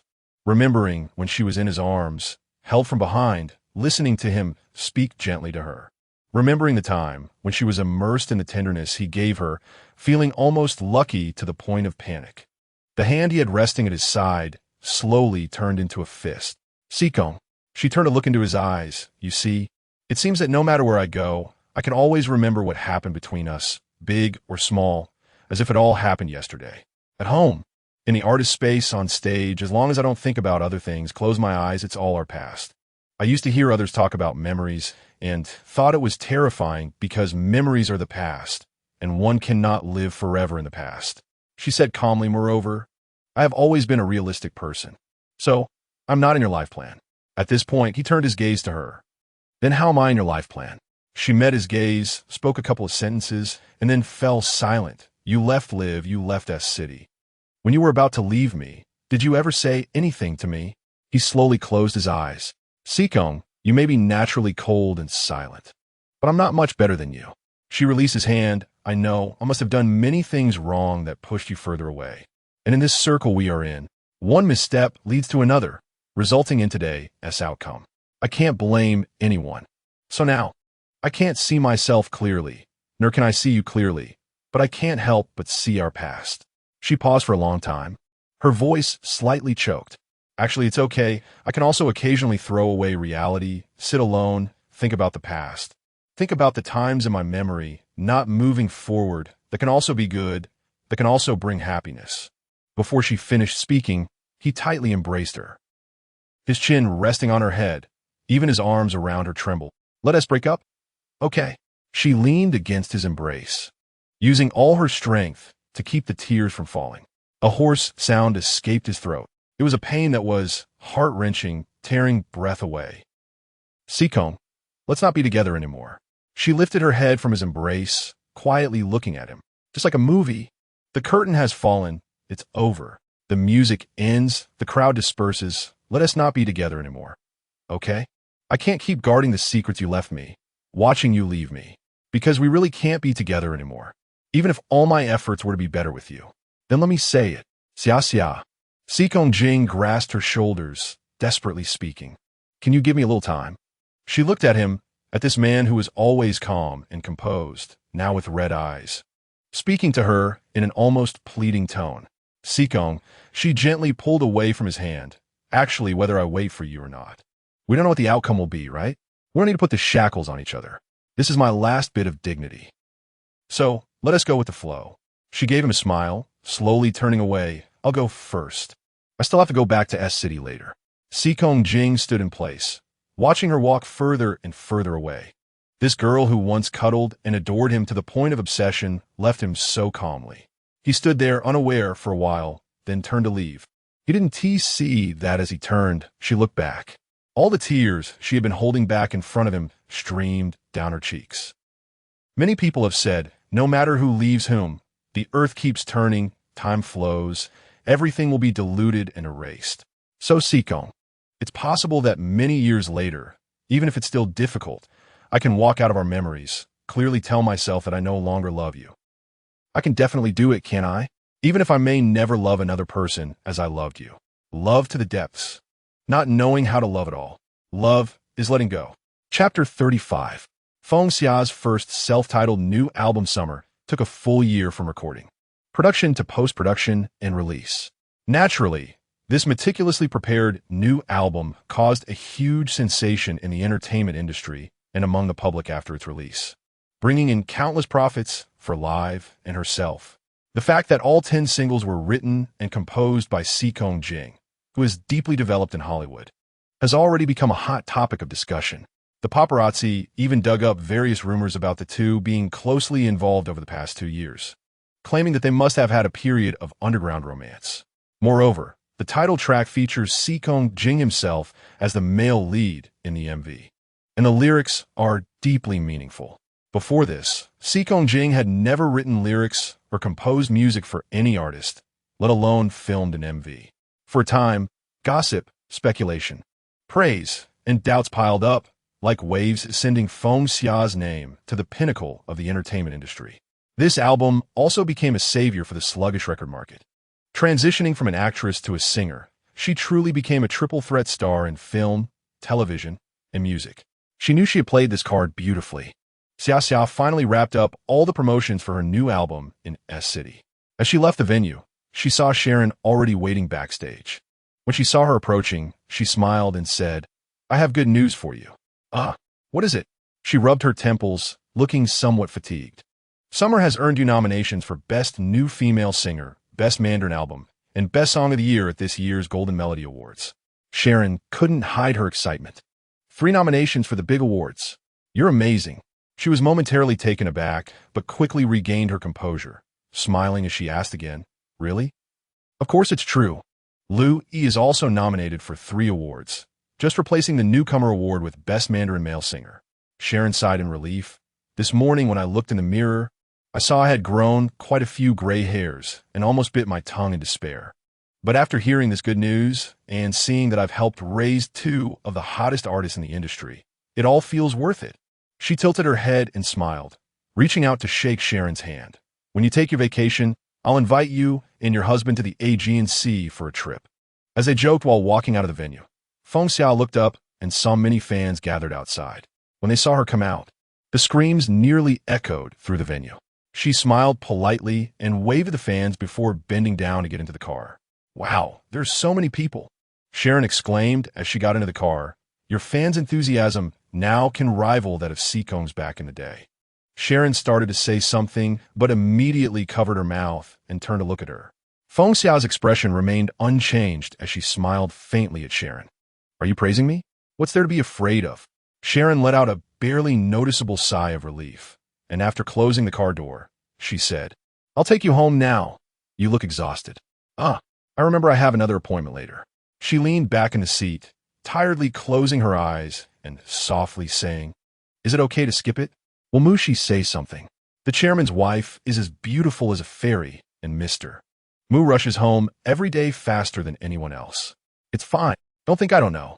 You've been practicing the choreography and barely sleeping 3 or 4 hours a day. Sharon's tone had a hint of concern. Xia xia. Artists with your level of fame rarely work as hard as you do. I'm not saying you should slack off in your career, but girls should take care of themselves. Looks and youth are fleeting, you know? Yeah, I know. She opened her eyes and looked at Sharon with some helplessness. But I can't go home to catch up on sleep now. Tonight is my brother and sister-in-law's wedding. Please take me to the wedding venue. Her brother, Feng Yixio, was a very famous writer, and considering she was also a public figure, the wedding was kept very simple and secretive, attended only by the closest family and friends. Upon arriving at the wedding venue, she went directly to the bride's lounge. Her brother's wife, Yi Tianqing, was a university lecturer, beautiful, gentle, and they had a very good relationship. Xia xia. Yi Tianqing, all dressed up, immediately welcomed her as she pushed the door open. Sister Yi. She paused and quickly smiled. No, I should change that to sister-in-law. It's still easier to call me Sister Yi, Yi Tianqing said, pulling her sit on the sofa. Sit down and rest for a bit. Have you been working hard these past few days? You look a bit pale. I'm okay. She stuck out her tongue, her eyes full of gentle smiles, just a bit sore all over. Sister Yi, congratulations on your marriage. After over 10 years, you two are finally having your wedding. I'm even happier than you both. Yi Tianqing looked at her, her expression somewhat moved. I haven't forgotten. I hesitated several times during this period. If it weren't for you pushing me from behind, I would have missed your brother because of those trivial feelings of inferiority. But luckily we have today. Yi Tianqing gently held her hand. I think missing out is the most regrettable thing. It's not easy for people to connect and be together in life. So really, thank you, Xia xia. Feng Xia shook her head, but at that moment, some scenes suddenly flashed in her mind, slowly emerging from the depths of her memory. By the way, Xia xia, do you have a boy you like now? Yi Tianqing smiled. I often see rumors on TV about you and that famous male singer Lu Yi. No, he's just a very good friend. She playfully stuck out her tongue. I'm so busy all day that I don't even have time to sleep. Or would I have time for romance? By the way, where are you and my brother planning to go for your honeymoon? Yi Tianqing's face slightly flushed. We picked a lot of places, but in the end, my brother said to go to Florence. She was momentarily taken aback, and after a while said, that sounds fun. Before you go, I'll recommend some travel routes. Okay. Yi Tianqing smiled and nodded. Isn't the Arno River beautiful? Yeah. She paused, her eyes misty with emotions that were almost impossible to see. There's a beautiful story about that bridge, and when the time comes, my brother will definitely tell you. The wedding officially began. The entire venue was decorated exquisitely, yet warmly. Feng Xia sat at the table, turning to see Feng Yixio and Yi Tianqing exchanging rings on stage, her lips curving into a smile. Daughter, amid the background music, Feng Zhuoluan sitting to her left suddenly patted her shoulder. She turned her head. When your mom and I got married, it was much more grand than this scene. Feng Zhuoluan raised his eyebrows. Don't be fooled by your mom's strong appearance. She cried so much during the wedding ceremony that her makeup got ruined. She chuckled and made a shushing gesture, pointing behind him. Be careful not to let mom hear. Look at your brother and sister Yi. Feng Zhuoluan patted her shoulder lazily and said, actually, their being together is not only due to their feelings for each other, but also because of many other factors. However, in the end, all those factors still depend on their feelings for each other. Dad. She shook her head. Stop showing off your literary talent. It sounds like a tongue twister. Feng Zhuoluan smiled at her, his eyes still carrying the charm of his youth. What your dad wants to tell you is if you walk slowly and understand slowly, it doesn't really matter. What's important is that you're gradually experiencing this path he once walked, thinking of what he thought at that time. So, sometimes, an ending also means a new beginning. Give yourself more time. There's really nothing wrong with that. If you have faith, then that faith, no matter what you go through, won't change. On the contrary, it will grow stronger over time. Do you understand? If your faith is a person, then no matter the distance of time or how much you want to forget, he will always be your faith. She stared blankly at Feng Zhuoluan and after a while suddenly laughed. Dad, are you worried that your daughter won't find a satisfactory partner in the future? Feng Zhuan looked at her expression, which was calm, yet subtly stubborn, hesitated, and then, for the sake of his age, snapped his fingers. Of course I'm not worried, but your current achievements are on par with your brother's. So you can't lose in love either. However, don't expect to have the extraordinary happiness your mom and I have. She felt helpless listening to him and could only lean her head against her eternally proud dad's shoulder. 2 months later, it was the Golden Melody Awards ceremony. That evening, Feng Xia attended the gala with Lu Yi and Chen Weiwei, and the flashlights hardly stopped while walking the red carpet. As soon as she entered the venue and took her seat, someone gently tapped her shoulder. She turned her head to see a middle-aged woman who looked somewhat familiar. Feng Xia. The woman smiled at her. Do you remember me? She paused for a few seconds and suddenly said, Manager Wang? If she wasn't mistaken, this person should be Wang Ku, the vice president of Top, who had helped her during the time when she and Xikong Jing almost got exposed in Florence. Yes. Wang Ku nodded, a well-maintained smile on her face. Congratulations on being nominated for 3 awards this time. Thank you, Manager Wang. She also smiled sincerely. Back when you were at Top, I really wanted to help make you famous. Wang Ku smiled again, sitting down beside her. I have a knack for predictions, but unfortunately, your contract happened to expire just as Live was poaching talent. This time at the Golden Melody Awards, I just happened to be a judge. At the time, I didn't know which song was yours, but as soon as I heard Never, I knew it had to be your song. She listened quietly, nodding. Do you know why? Wang Ku continued steadily. There are some songs, some emotions that only those who have gone through certain experiences can express. I've been through that too, so I understand it very well. Feng Xia's pupils suddenly widened, as if she understood something all at once. Let me tell you a secret. Wang Ku mischievously winked, leaning closer to her ear and whispering, My husband is. Upon hearing that name, Feng Xia's mouth fell open. That name belonged to the most popular male artist of the previous generation in the entertainment industry. I've known him for almost 30 years, and we've been married for over 20 years. But in the beginning, we really went through a lot of things that now seem frightening to think about. I once thought that he and I could never be together. Wang Ku's face showed a gentle smile. So when I first saw you, I felt you were very much like me. She didn't know how to respond, just staring at Wang Ku. You've come this far, which is really not easy and well-deserved. So keep going well. Wang Ku then stood up, looking at her gently. Next time I see you, I'll tell you the rest of the story. At that moment, the music for the opening of the ceremony started playing. She watched Wang Ku leave, her gaze blank for a long time before coming back to her senses. The awards ceremony began, and Lu Yi and Chen Weiwei won Best Male and Female Mandarin Singer, while she won Best New Artist, Best Mandarin Album, and never took home the award for Song of the Year. A newcomer in the music scene receiving 3 nominations and winning all 3 awards was unprecedented. Feng Xia stood on stage holding 3 trophies, listening to the thunderous applause around her, still somewhat in disbelief. Was it really heaven looking after her, granting her so much luck and opportunity?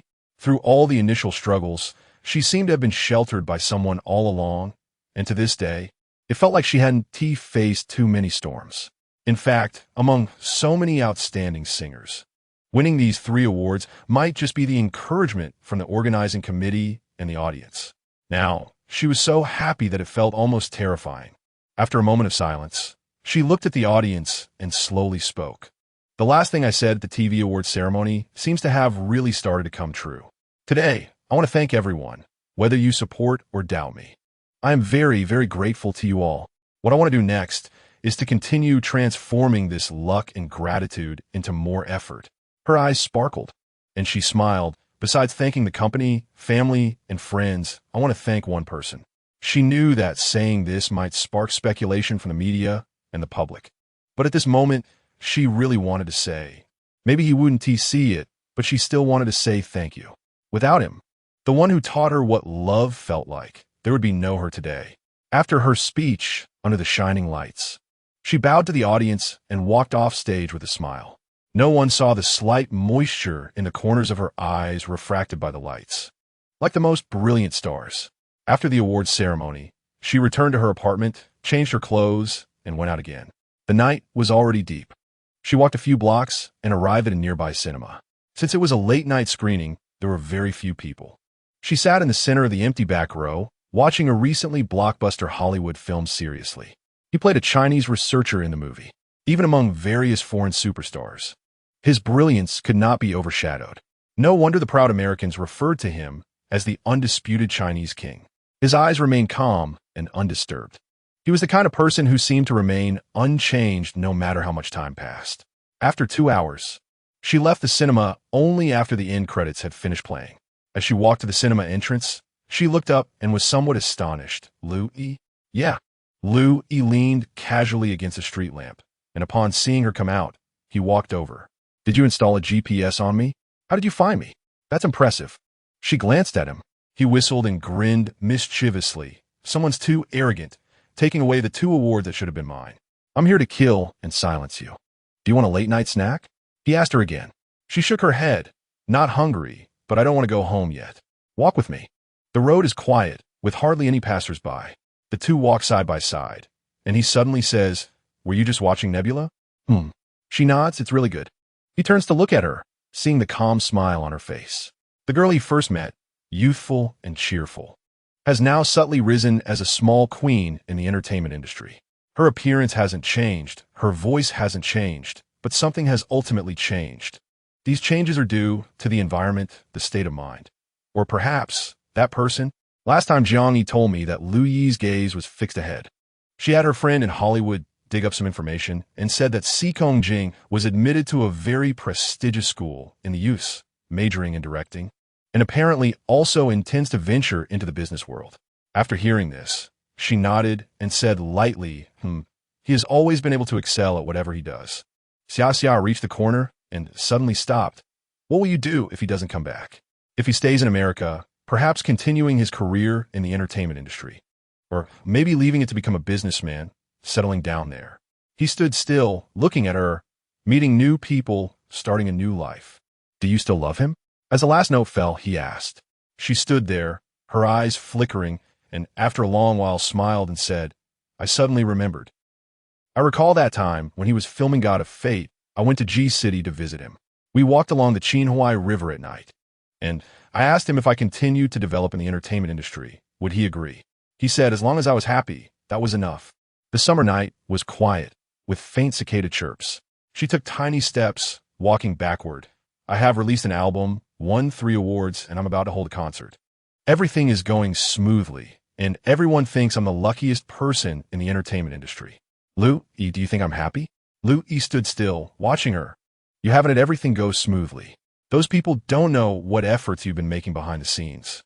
She had once practiced dancing to the point of nearly fainting. She had once had a high fever, trying to get a scene just right with 37 NGs.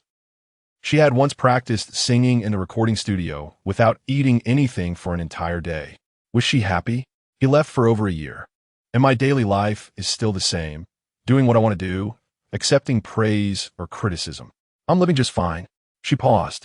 I don't know what he does every day, what he thinks if he has met another wonderful girl.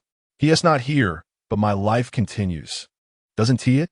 She stretched out her arm, her voice gradually lowering, so if he doesn't come back, I will still live like this. If I don't live like this, what else can I do? She tilted her head, smiling. Her smile was truly bitter, so bitter that Lu-yi's palms gradually tightened. Forgetting this person, not thinking of him again, that was really a bit difficult. She shook her head self-deprecatingly. Even if I don't think about it, others will make me think. In conversations with Sharon, she would naturally mention him from time to time, though her parents and brother didn't say anything. They were still worried that she hadn't moved on. And just now, what Wang Ke said at the award ceremony made her feel even more lost. Her songs were written by him, her MVs were shot by him, and there was still that diamond ring in her drawer. No matter what she saw, she could think of how they were together back then. This person had left so many traces in her life. How could she forget? I walked the path he walked, thinking of what he thought at that time. She articulated each word. If this continues, I should be able to see clearly why we couldn't continue being together back then. I follow this trajectory you once walked, as if walking beside you. You know, I'm stubborn. Until I see clearly, I might be able to forget. She quietly lifted her lips, so, before that, I force myself. Then, I will wait patiently, until I reach the end. I still love you. Into the middle part. Extra. You can hear it. UCLA, University of California, Los Angeles. The winter in Los Angeles isn't very cold. After class, Sikong Jing put on a jacket over his shirt and slowly walked out of the classroom. The path was quiet, with all the flowers and plants lush and vibrant. This prestigious institution for cultivating talent in business and film arts has a particularly elegant environment on campus. Sikong, someone patted his shoulder from behind.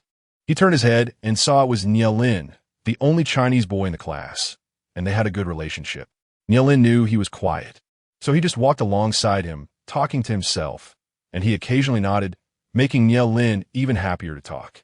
By the way, last night, I watched a few of the movies you acted in before. They were really amazing. Nielin gestured excitedly for a while, then suddenly mustered the courage to ask, Sikong, I want to ask you a question. I've always wanted to know. You were the most popular male star in the entertainment industry in China, and after coming to America, you've shot several films in Hollywood and developed so well. Why did you stop taking roles afterward? He looked at him with a calm gaze. Because I came here to study. Nielin was taken aback. What I mean is, I actually think you really don't need to study directing. You've already reached the peak in acting. With such a reputation, why suddenly switch to directing? His gaze was flat, but he didn't answer. By the way, Nielin suddenly thought of something and smiled slyly. Just now, a girl from the class next door asked me to ask you if you'd like to go out for a drink tonight. You know, there are quite a few girls asking me to find you. You're quite the celebrity at UCLA. If it weren't for the fact that her figure is too good, I wouldn't have mustered the courage to ask you. After hearing this, Sikong Jing shook his head almost without thinking. As they chatted, they had already reached the school gate. Nielin seemed to have known he wouldn't agree and wasn't angry. Tonight my dad is holding a banquet. A few uncles from the business world that you met last time will be there. They all have a good impression of you and want to invest in a project together, seeking your opinion. Are you coming tonight? Sikong Jing pondered for a moment. I'll go back and put my books away. Nielin admired him immensely and was very pleased to hear this. Then I'll come pick you up later. There weren't many people at the banquet. Sikong Jing held a glass of wine, standing with Nielin's father and a few middle-aged men. This project is feasible. After a long discussion, he loosened his tie. I'm willing to take 20 of his shares. Based on this trend, we can recover costs by the end of the year. Seeing him say this, the other middle-aged men nodded in agreement. Xiao Jing, Nielin's father, always admired him. After 3 rounds of drinks, he began to joke, you're preparing to be a director while also doing business. A man as outstanding as you making so much money in America, yet I don't see you mingling with women. Are you preparing to go back and find a wife? He took a sip of wine, merely curling his lips slightly. Xiao Jing, my wife's niece is very beautiful. A well-bred young lady, gentle and graceful. I think she is a good match for you. A middle-aged man laughed. If you don't mind, you can meet her. No need to trouble yourselves. He politely nodded to them, saying lightly, it's a bit stuffy in here. I'll step outside for some fresh air. Stepping out of the villa, he stood in the garden for a while, feeling that the slight tipsiness had eased a bit. He stood quietly, his gaze drifting aimlessly. At this moment, a slightly angry voice came from behind. Nielin jogged over, slamming 2 bottles of wine onto the ground. My girlfriend and I had another fight. At this rate, I'll end up in a mental hospital sooner or later. Come drink with me for a bit, I'm so damn annoyed. After cursing to himself for a while, Nielin directly grabbed a bottle and tilted his head back to drink. After downing more than half, he looked at him with a frown. Why aren't you drinking? At this time, Sikong Jing turned his head. I can't drink too much. Huh, why not? Nielin said, it's not like you can't drink. He pondered for a moment. I used to drink so much that I ended up in the hospital for a gastric lavage, lying there for several days. As soon as he said this, Nielin was instantly stunned, dropping the wine bottle. You? Gastric lavage? He nodded slightly. 2 weeks before coming to America, I drank from morning till night, every day. No way, Sikong, don't lie to me. Nielin shook his head and burst into laughter. In my life, I've never seen a man with more self-control or restraint than you. How could you possibly lose control to the point of needing a gastric lavage? Do you know? Sometimes I even feel like you're a fake person.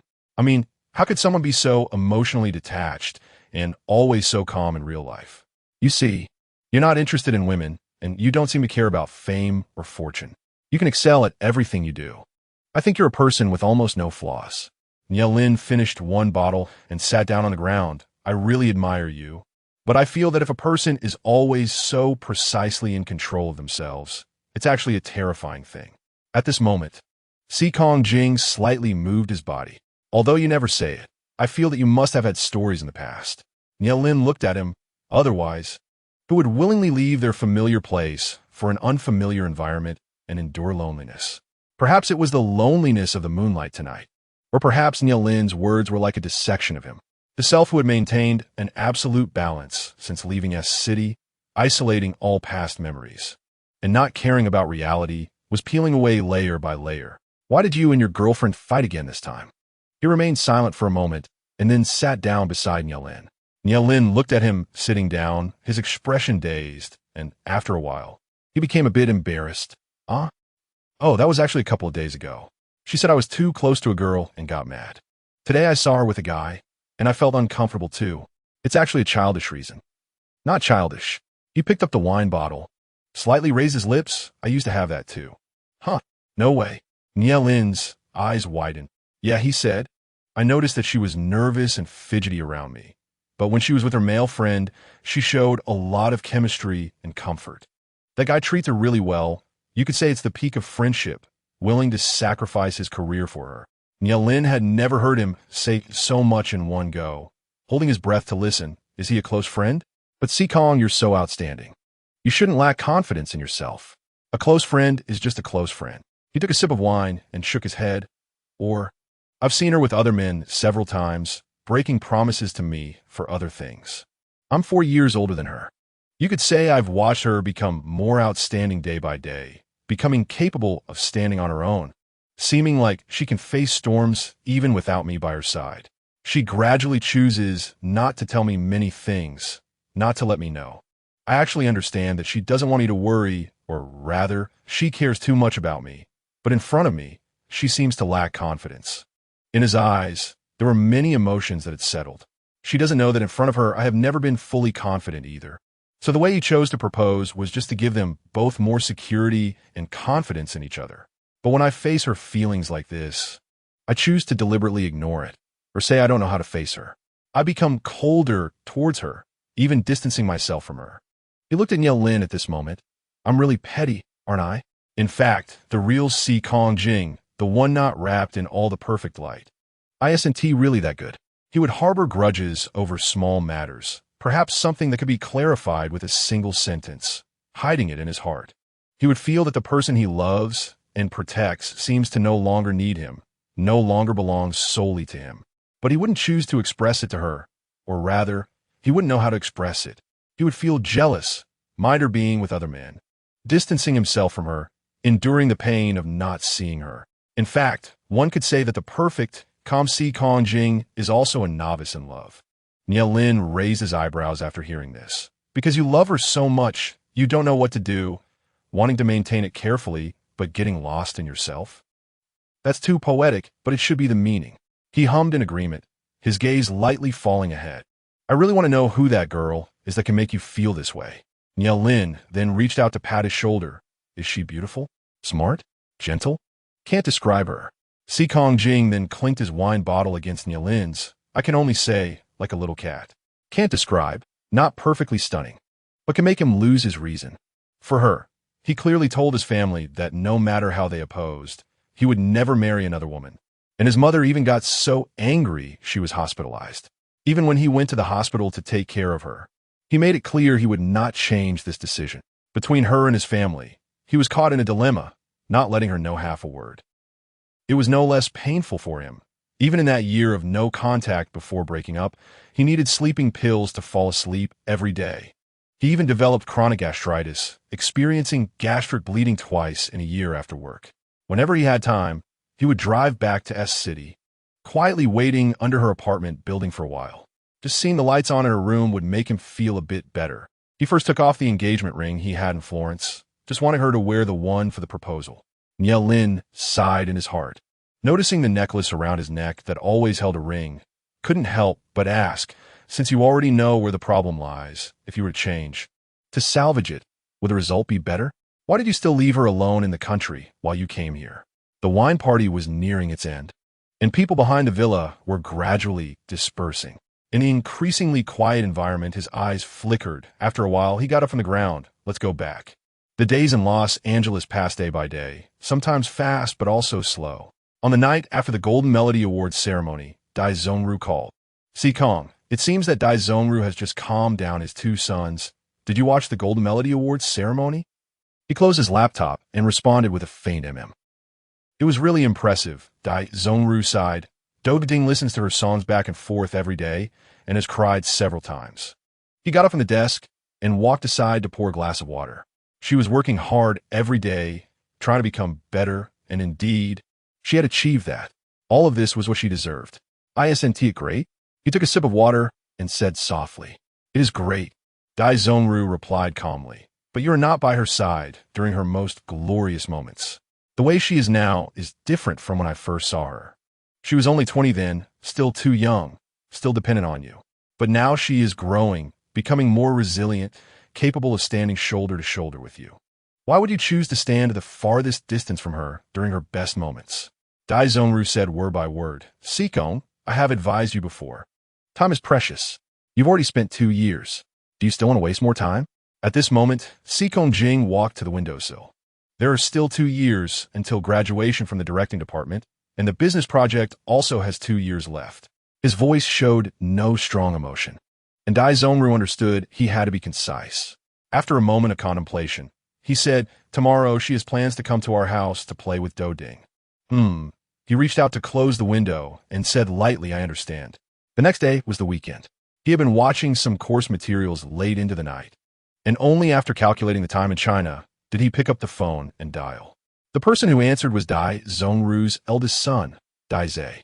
Little Fatty had grown tall, and his voice had changed a bit. After answering the phone, he politely asked who it was. "It's me, Uncle Si-Kong," he said. Dai Zhe had been warned by his father earlier, so he didn't raise any alarm and said, "Hello, Uncle." He listened quietly on the phone and heard in the background what seemed to be her laughing with Dai Zhongru's wife, Sanyi. On the other end, Dai Zhe blinked and quietly said into the phone, "Uncle, wait for me a moment." "And Xia." Little Fatty then hid the phone behind him and asked, "Can you come over for a bit?" Feng Xia walked over and sat beside him, patting his head. "Little Fatty, what is wrong?" "And Xia." Dai Zhe showed a cute expression and asked, "Can you sing a song for me? I want to hear you sing because Mom listens to your CD every day, and I want to hear a live version, okay?" The child, inheriting his parents' good looks, was truly unbeatable when he acted cute. Feng Xia was taken aback and, without thinking much, said, "Which song do you want to hear?" "I want to hear Never," Dai Zhe said. There was a slight change in her expression, but she still said, "Okay." Dai Zhe obediently thanked her, quietly adjusted the receiver closer to her. Her voice gradually flowed into the receiver at this moment. The unaccompanied singing had more penetrating power than when accompanied by music. So familiar, so affectionate. Si-Kong Jing held the phone, listening quietly, imagining her expression while singing this song. After the song ended, Dai Zhe clapped hard, raised the phone, and said with a smile, "Aunt Xia, can you pick up the phone, okay?" Feng Xia didn't hear the phone ring, so she was a bit confused, but the child had already walked away. She picked up the phone, held it to her ear, and said hello. Hearing that brief word, his eyes turned slightly red, and he even held his breath. It seemed like a wrong call, and no one spoke. After listening for a while, her clear voice came through, "Little Fatty, I'm hanging up now." The phone was filled with beeping sounds, and his gaze slowly fell on the photo on the bedside table in the bedroom. There are, for years left. Actually, it's quite fast. 1 year passes like a dream, waiting for you to achieve what you want, and waiting for myself to achieve what I want. Then, let me use the rest of my life to compensate for the time and fate spent. Until the end, I will definitely find you. Our next encounter will surely be the best ending.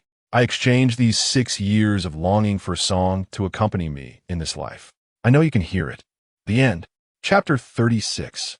For years later, Hong Kong, Red Hall. The spotlight had yet to be turned on. In an atmosphere where nothing could be seen on stage, waves of screams from thousands of fans erupted one after another, even spontaneously forming a wave of people, creating an overwhelming scene that seemed never to calm down. And at this moment, everyone was shouting one name loudly: Si-Kong Jing, Uranus. A person whose looks, character, talent, and skills were all impeccable. Someone so popular in the entertainment industry that every appearance could nearly cause the scene to spiral out of control. Someone who had won countless awards, excelling in acting, singing, and film, achieving excellence in everything. A person who even now, being referred to as the new generation king, Lu Yi, seemed utterly incomparable to.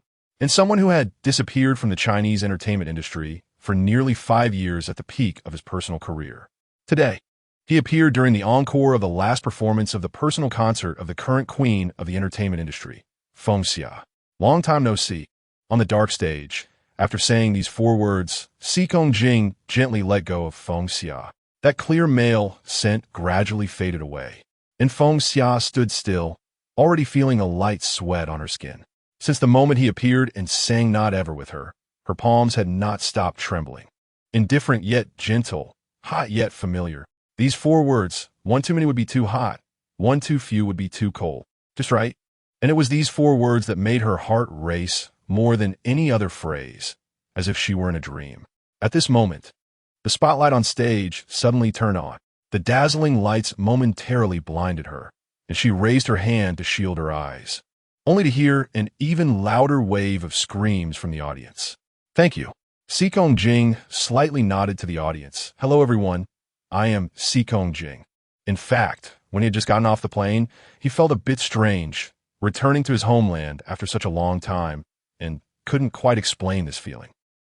For years, 5 years, the end of his speech had a slight upward lilt, prompting the audience to scream even louder, everyone shouting that number 5. Feng Xia stood beside him, almost holding her breath as she listened to his voice, completely unaware of the expression on her face. 5 years? He chuckled softly. That's not long, is it?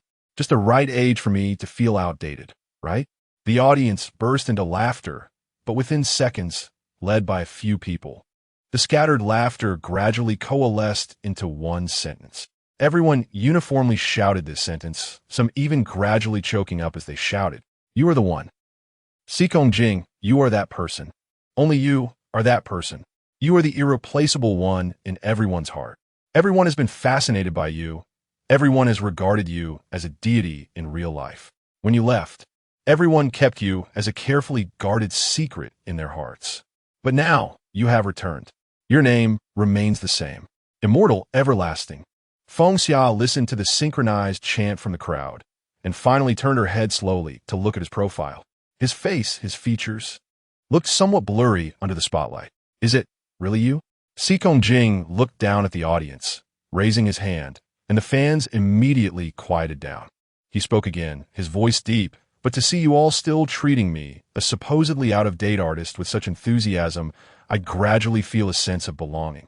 As soon as he finished speaking, another wave of screams erupted from the audience. All right, then, today Estar is only summer, he said. Turning to look at her, my presence today is merely to compliment her, to congratulate her on the successful completion of her personal concert's final performance. Congratulations, Summer. He looked at her under the lights, his gaze calm. Actually, you are the one in everyone's hearts. She clearly saw that in his eyes reflected a slightly flustered version of herself, a self who had experienced many storms and should be indifferent to everything. The fans in the audience, at this moment, followed him, loudly cheering for Summer again. He looked at her for a few seconds, turned, waved to the audience, and strolled towards the backstage. Feng Xia stood still, listening to the cheers for him and her, motionless as she watched his figure gradually disappear behind the curtain. After completing the second encore, the concert officially ended. Feng Xia returned backstage, and just as she pushed open the dressing room door, she saw Jiang Yi standing with her arms crossed, frowning and talking to Sharon about something. What is going on here? Jiang Yi's voice was unusually cold. Sharon, why did Xikong Jing suddenly appear at Xia Xia's concert? Did you discuss this with Xia Xia? This is her own concert. Didn't you make any arrangements without her consent? Was this decided by Mu Shi? Or did you decide this on your own? I know you used to be Xikong Jing's manager and have a good personal relationship with him, but have you ever respected Xia Xia? Jiang, he seemed a bit angry. How do you know whether Xia Xia wants to see him or not? Sharon, who already had a fiery temper, was also getting angry at Jiang Yi's words. Xikong arrived in Hong Kong this afternoon, and after he landed, he contacted me. I immediately told Director Mu about this, and he approved it and said to keep it a secret from Xia, arranging for Sikong to appear during the final encore segment. Is Sikong some kind of monster? How do you know Xia doesn't want to see him? You have a good relationship with Xia, and so do I. I wouldn't do anything to harm her. Would Xia want to see him? Jiang Yi scoffed. How much feelings has Xia invested in him? And in the end, he just turned around and went to America without saying a word. Do you not understand how she has been alone these past few years? And he left for so long. It's fine that he's back, but why did he choose to come to Xia's concert? To show off to Xia? Or to mock her? The two women's voices clashed fiercely, and Feng Xia let go of the doorknob, closing the door. Hearing the sound of the door closing, the two behind the screen stopped talking, and after a moment, they walked out from behind the screen. Upon seeing her, Jiang Yi stepped forward, hesitated for a few seconds, and called her Xia.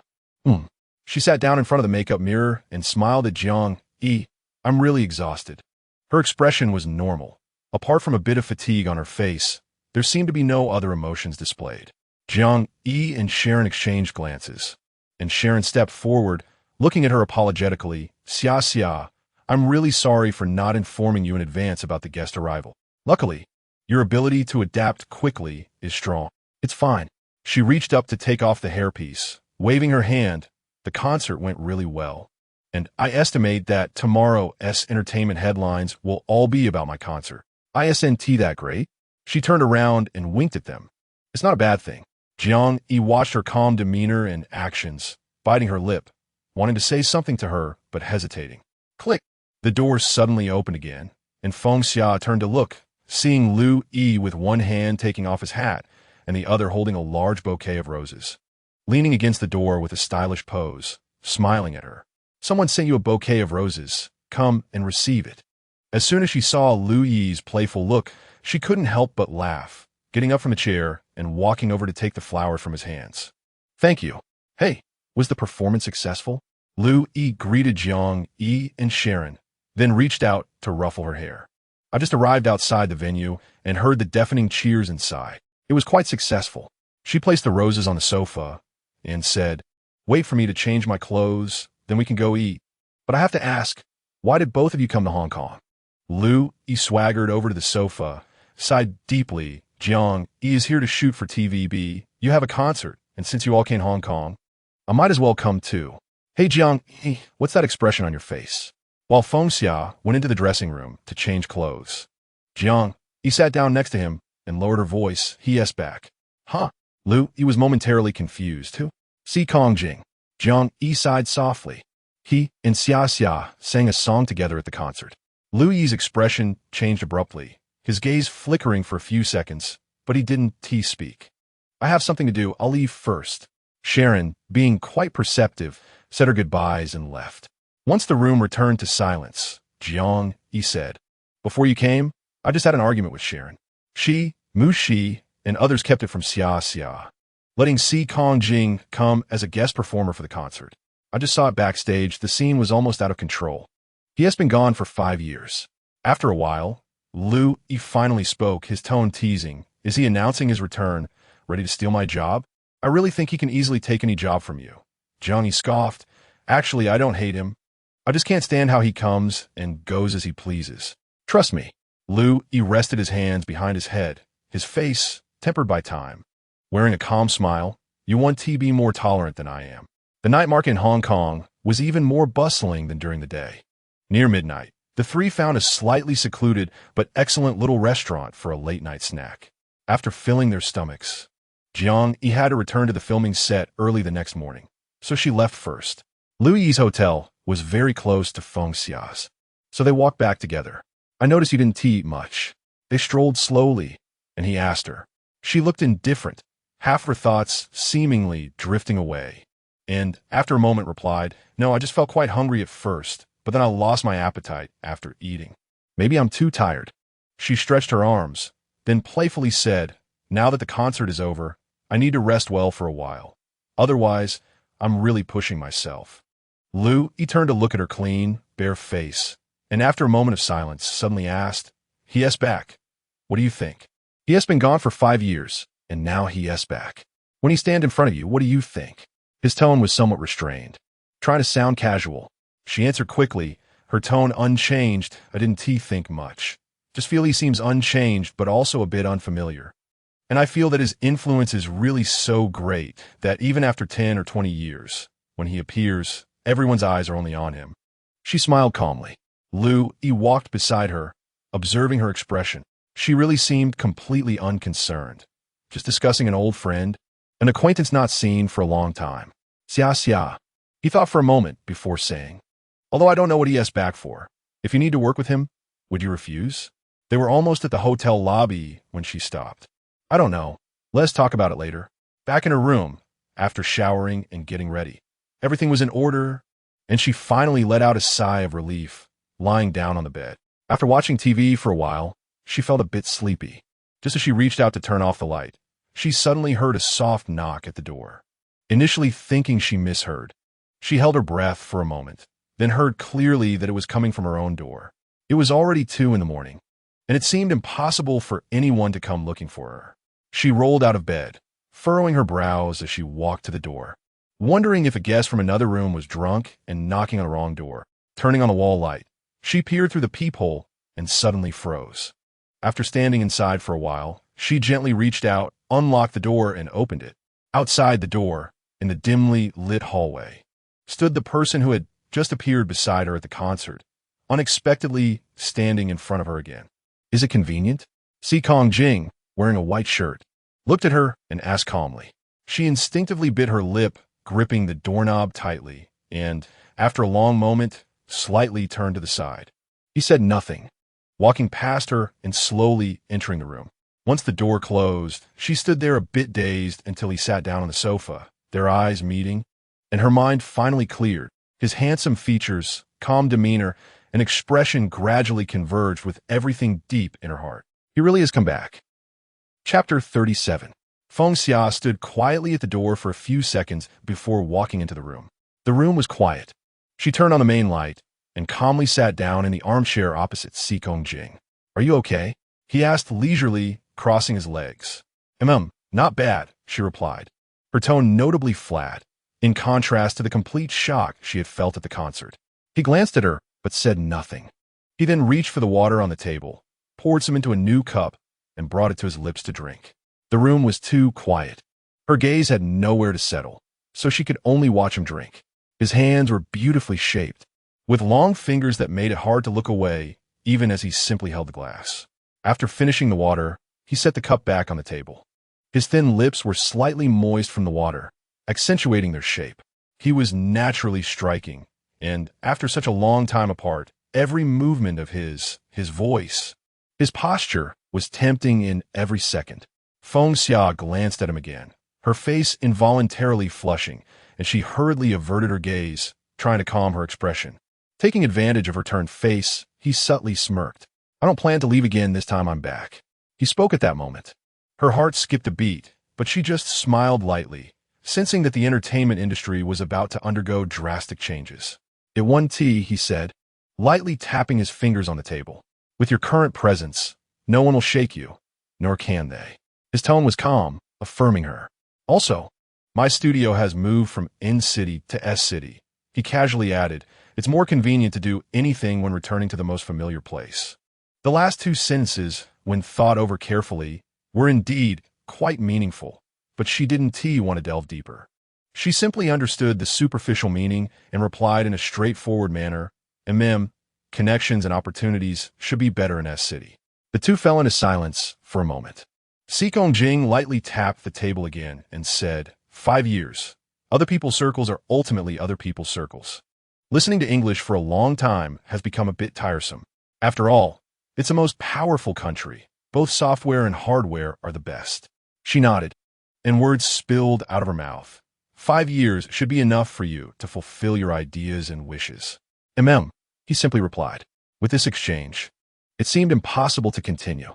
She sat quietly, appearing calm, but her mind was racing with countless thoughts. It's late. I should head back. He made no attempt to stay longer, standing up. Get some rest. Okay. She also stood up, following him an arm's distance.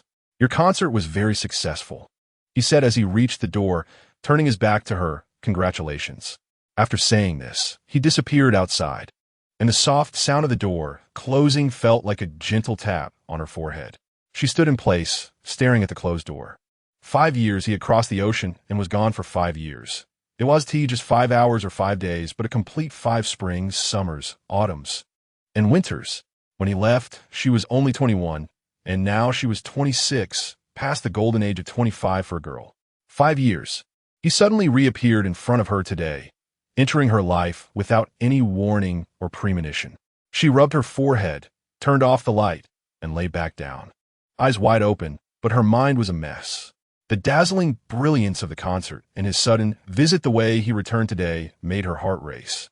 But everything he said afterward felt neither like an old friend nor like reminiscing, not warm, and certainly not a willingness to rekindle old ties, whether near or far. She couldn't see through his thoughts from his words.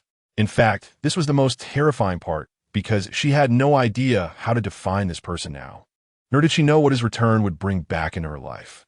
Related or unrelated, familiar or unfamiliar. After lying there for a while, she slowly closed her eyes. Yes, the person who had left the most important mark in her life had returned, but Feng Xia, you must not forget that during the 5 years he was gone, life taught you the greatest gift, which is to go with the flow. The right to barge into your life belongs to others. But whether he truly enters your life or remains a passerby ultimately depends on you. The next day, she flew back to S City, and after landing, she first reported back to the company. During the flight, Sharon had been too shy to talk to her, but once they got into the car, she apologized again. Xia. I'm really sorry for the completely unplanned situation you faced at the concert yesterday. It's fine. She shook her head, patting Sharon on the shoulder. I told you yesterday, it's really okay. Seeing her expression truly calm and composed, Sharon couldn't help but feel a bit emotional. She had worked hard to reach where she was today, perhaps only with that person as her belief, but now that person had really come back.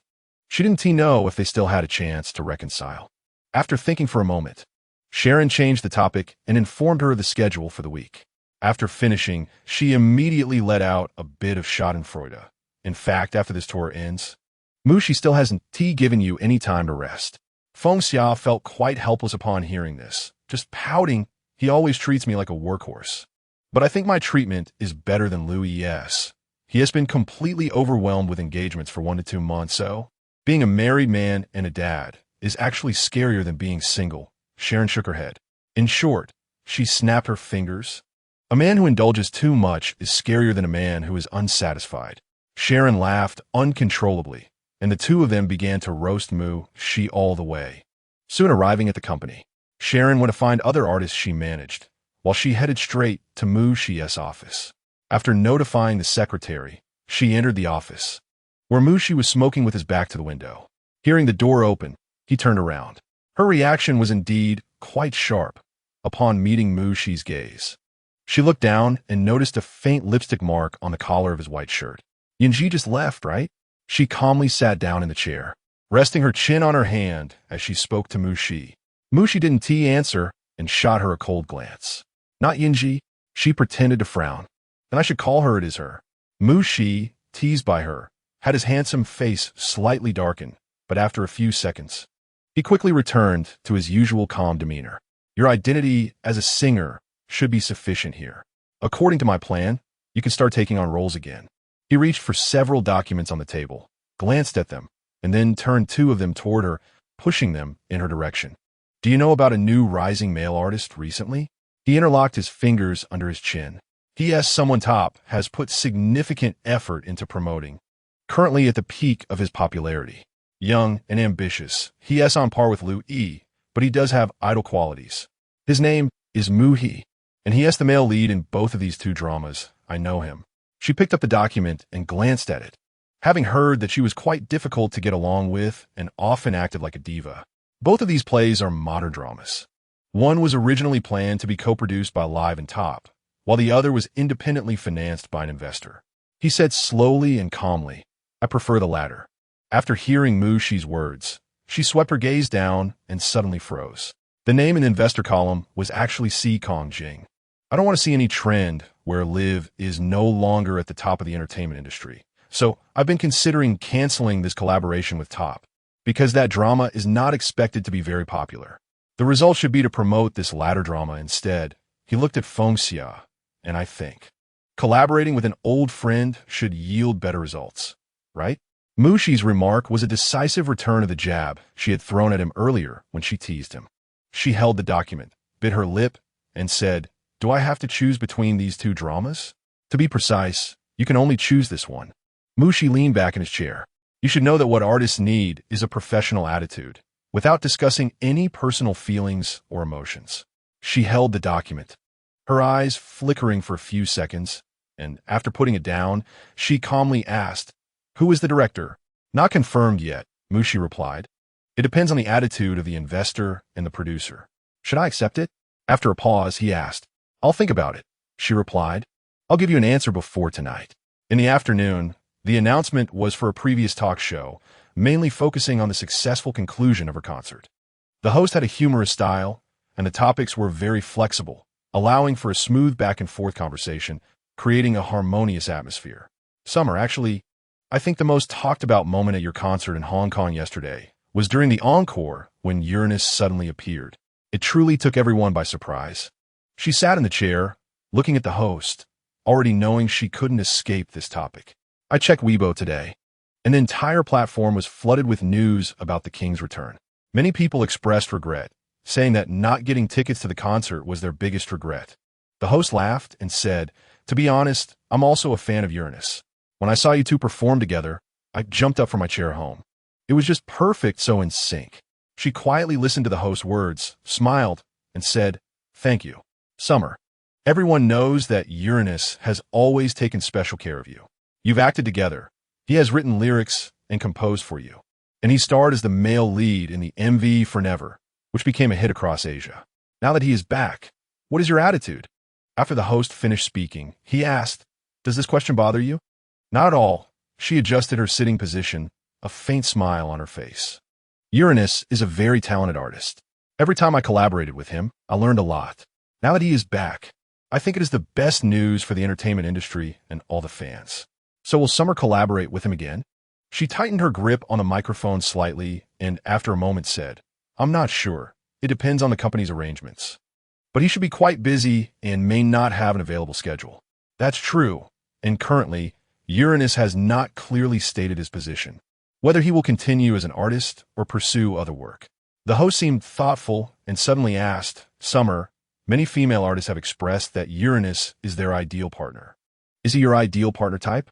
The audience watching the show couldn't help but gasp softly, their expressions eager. This question was what everyone had been wanting to know, especially after seeing them perform together at the concert yesterday. Si Kongjing and Feng Xia were the only pair that everyone had fantasized about as the best official couple in the entertainment industry for so many years. Everyone believed they must have once loved each other, and everyone hoped they would always be together. To avoid bringing any external interference, they kept their thoughts to themselves. It was a match that was so perfect that they couldn't bear to bring it up. Feng Xia looked at the host, her eyebrows moving slightly. And after a long while, she smiled faintly. "The ideal partner in my heart probably wouldn't be someone in the entertainment industry." A hint of disappointment appeared on the host's face. "So, Summer, what is your current view on love?"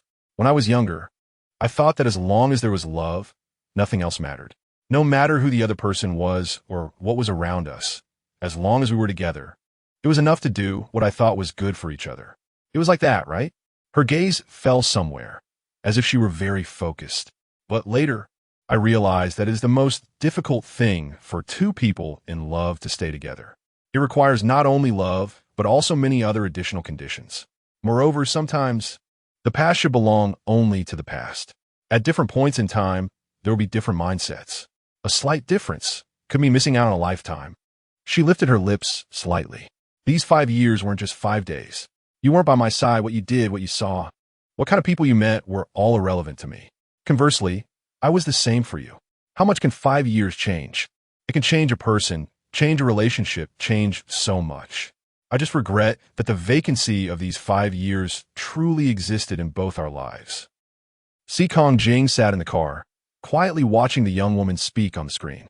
After the show ended, he reached out to turn off the screen and drove the car to the small side door of the broadcasting building.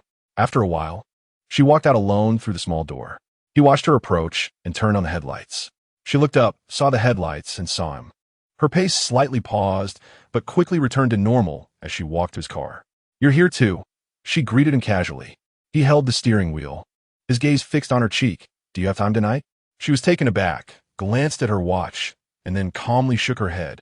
"I have something to do tonight." Seekong Jing continued to watch her expression as she spoke, noting her calmness, which even carried a hint of coldness. "Then I'll leave first." She seemed to be in a hurry, didn't look at him much, just waved her hand, goodbye. She turned to leave.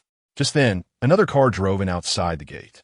He sat still in the car, watching her quickly walk towards that car, a gentle smile on his face. She bent down and warmly said a few words to the person inside before getting in. He couldn't see who was sitting in the driver's seat, only the outline of a man. As the sky darkened, the expression in his handsome face mirrored the dimming light, dark and lacking luster. Chapter 38. After getting into the car, Feng Xia made a call to Mu Shi, telling him that she would take that role. It was the role in the play produced by Seekong Jing. She gave herself a convincing reason. She had to truly practice what she preached and believe that she could remain unaffected in the face of all this, regardless of whether this person returned to her life. Her trajectory would not change. Work, life, and feelings would not undergo any changes. As dusk fell, the car smoothly drove onto the overpass. She hung up the phone and quietly watched the sunset. The fading sun resembled the darkness in Seekong Jing's eyes just before they parted ways. At that moment, Feng Yixio, who was driving, reached out and patted her arm, prompting her to turn back. "Xia Xia?" Feng Yixio glanced at her. She smiled, "Brother. Are you really free tonight? No additional matters. All engagements are over." He smiled gently. "I had already scheduled time with you several days in advance, but I was still worried there might be changes. Everyone around me knows my work principle," she said. "Everything related to family comes before work matters." "That's good," he said, lightly tapping the steering wheel. "I have a meeting about my new book tonight that I must attend.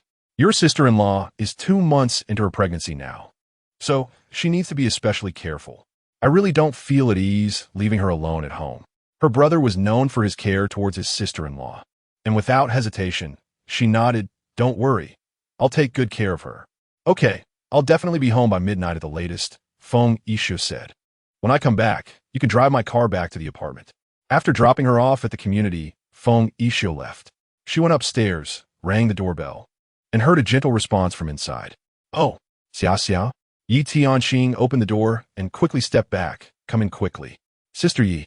She turned around to close the door and linked her arm with Yi Tianqing's. "Take it slow. My brother is going to a meeting tonight and specifically asked me to come over to look after you." "Ah, he's such a troublemaker." Yi Tianqing shook her head. Though she scolded her husband for being overly cautious, there was a sweet smile on her face. "You have no idea. He manages me so much that I have no freedom at all. He even won tea, let me get up to pour a glass of water." Feng Xia couldn't help but laugh. "Actually, my brother is quite authoritarian at heart. But Sister Yi, think of it this way," she said playfully. "Who would want to face the storms alone when they can be cherished in someone else's hands? So, isn't it good to live your life comfortably in his care?" Yi Tianqing also smiled. After sitting down on the sofa, she looked at her. "Xia Xia, you're so busy, and he still insisted you come over. I really feel bad. Family doesn't speak of outside matters." She covered Yi Tianqing with a blanket. "Just sit still. If you need anything, just tell me. I'll help you. Have you had dinner?" Yi Tianqing thought for a moment. "There are leftovers from lunch in the microwave. Let us heat them up and eat together." After dinner, the two of them sat on the sofa chatting. It had been a while since Feng Xia last visited her brother and sister-in-law. As they talked, she glanced around and suddenly gasped when her eyes fell on a large portrait hanging on the wall, its colors very soft. The painting depicted Feng Yixio and Yi Tianqing standing together, remarkably lifelike. "This painting was sent over by your brother after he had it commissioned," Yi Tianqing said, following her gaze with a gentle expression. "A few days ago, we were cleaning the house, and I picked out some photos with him, and he chose one to make into a portrait. Is this photo taken in Florence?" She turned back. "Yes," Yi Tianqing nodded. "We took this one by the Arno River during our honeymoon. I liked it very much back then." She fell silent. Yi Tianqing noticed the atmosphere had suddenly turned somber. Seeing the expression on her face, she quickly connected the dots, but was still organizing her thoughts when Feng Xia spoke again. "It's really beautiful," she said slowly, as if reminiscing. "When I saw the sunset reflecting on the river, I was completely stunned. You know, when nature presents its most beautiful side in front of you, it's beyond any description. I thought to myself, I must go back there with the person I love, even in old age as long as my health allows. I would still go." That was the happiest moment of her life so far. Beautiful scenery, companionship, vows. Like a dream she often revisited, wanting to escape it, yet never achieving that desire. This time, could she truly break free? "Xia Xia, he is back, right?" At that moment, Yi Tianqing looked at her and said, "I saw in the news that during your concert, he made a surprise appearance and sang with you." She picked up the cup of water on the table. "I hope you don't think I'm being nosy," Yi Tianqing said, thinking for a moment. "You're a wonderful girl. Without you, I might not have had the courage to stand by your brother's side. So, I truly hope you can be happy too." After a pause, Yi Tianqing added, "Being with the one you love is the happiest." She finished her water, set the cup back on the coffee table, and revealed a calm smile. "So, if there is no love anymore, then it shouldn't continue, right?" Yi Tianqing was taken aback, but she didn't continue. At that moment, she slid down from the sofa, gently leaned close to Yi Tianqing's belly, and said with a smile, "Baby, your Annie is here to see you." Yi Tianqing looked down at her, allowing her to talk to the baby in her belly as she pleased. At this moment, she was no longer the queen on a grand stage, nor the unbreakable artist in front of the media and the public, and certainly not the Feng Xia who changed herself for someone since the age of 20. She was just an ordinary girl, playful, lively, gentle, her face showing expressions like a child. A girl who needed someone who understood her, loved her, and could protect her to accompany her. Yi Tianqing watched for a while, feeling a deep sense of affection in her heart, and gently reached out to tousle her hair. 2 nights before the new drama was set to begin filming. It was the birthday of Dai Zhongru and Shan Ye's youngest son, diva.As. Feng Xia originally had work that night, but after careful consideration, she decided to rush over. The birthday party wasn't held outside, but was a small private gathering at the Dai family's home, inviting only a few very close friends. When Feng Xia arrived, dinner was already halfway through. As she entered and greeted everyone with apologies, she glanced around and didn't see the person she thought would definitely be there. The mental preparation she had made earlier now felt like a punch to a cotton ball. "Happy birthday, little friend diva.As." She placed a large box of the racing model on the coffee table and walked over to diva.As, giving his tender little face a kiss. "Thank you, and Xia Xia," she said. Dai Zhongru looked at his son gently. "Thank you, and Xia Xia." Diva.As waved his chubby little hand and giggled at her. "Xia Xia, come sit down quickly. These people are eating the dishes way too fast. Luckily, I saved a plate for you early on." Dan Yi brought out a plate of food from the kitchen and invited her to sit down. She sat on the chair and saw that the dishes were to her liking, unable to resist making a joke. "This table full of dishes probably won't suit the birthday boy Pang's taste, but they're just right for me. I'll celebrate my birthday in a few days. And let us have this table again." The other people present had smiles on their faces. Dai Zhongru remained composed, exchanged a glance with his wife Dan Yi, and then turned to his eldest son Dai Zhe. "Aunt Xia Xia, guess who made today's dishes?" Dai Xiaoping tilted his head and asked. "It shouldn't be your mom." She picked up some food, took a bite, and nodded happily. "Logically, it should be your dad who has such good cooking skills." "Wrong answer," Dai Xiaoping said seriously. "Aunt Xia Xia, these dishes were all made by Uncle Sikong. Dad had an emergency surgery today and couldn't come back to cook, so Uncle Sikong helped out." Her expression stiffened slightly. "Dad," Dai Xiaoping turned to Dai Zhongru, "Uncle Sikong is so pitiful. He made so many dishes but didn't eat a single bite before going back to work in the study." Dai Zhongru kept his expression steady. "Yes, Dad left food for Uncle Sikong. We could take it to him later." "Aunt Xia Xia," Dai Xiaoping turned to her again, his big eyes blinking. "Could you take some food to Uncle Sikong?" She lowered her gaze, paused for a moment, put down her chopsticks, stood up, and nodded. She gently knocked on the door twice and heard a faint response from inside. Holding the plate with one hand and the doorknob with the other, she opened the door. In the study, Sikong Jing sat in a chair with a computer and a pile of documents in front of him. When he saw her enter, he only nodded at her with a calm expression clearing a space on the table for her to place the food. She walked to the table and set down the tray. It's just been heated. It's from Brother Dai and Yi. Thank you, he nodded. She slightly lifted the corners of her lips, polite and appropriate, then slowly turned to walk towards the door of the study. Just as she took a couple of steps, he suddenly spoke up from behind her. You're joining the crew the day after tomorrow. Have you read the script for Voice of Color? I have, she replied, still facing away from him, handling it in a businesslike manner. The script is good.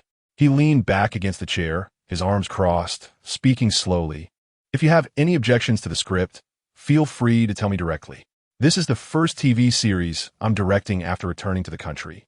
And I'm also the producer and director, so there will inevitably be some imperfections. So he is the director of this drama. Her fingers moved slightly. I don't think there will be any issues. You have also directed in Hollywood, so facing the challenges of a TV series upon returning shouldn't be a problem. Is the food still to your liking? After a brief silence, he leaned forward, picked up his chopsticks, and continued. For the past few years abroad, I've been cooking for myself. Over time, it should taste better than before. She still didn't turn around, her voice slightly cold as she replied. I haven't tried it yet, but my taste in food has changed from before, so I probably won't love it. He waited for her to finish. Calm and unhurried. You used to like spicy food. Perhaps it will come to like sweet food in the future. So, just because you liked something before doesn't mean you still do now.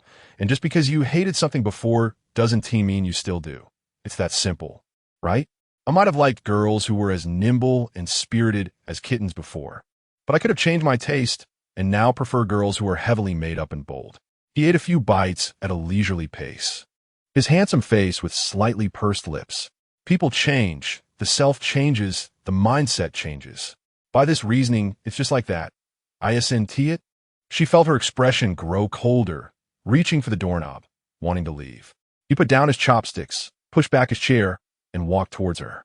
Since she had been facing away from him, she didn't turn around, and he moved to her side, looking at her profile, and asked softly, The man who picked you up this afternoon is Lu Yi, right? If not him, then who?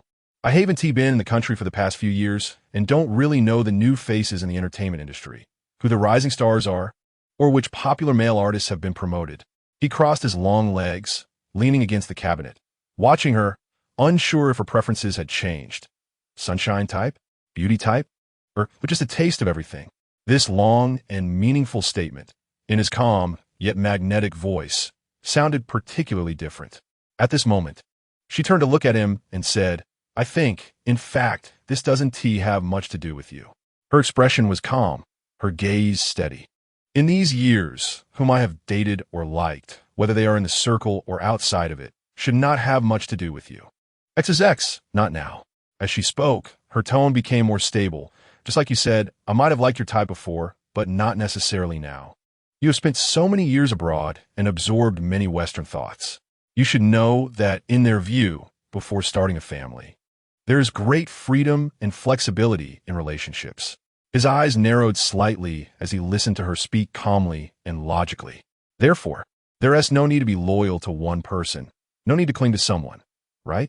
After she finished speaking, she smiled at him and was just about to reach for the door when it suddenly swung open from the outside.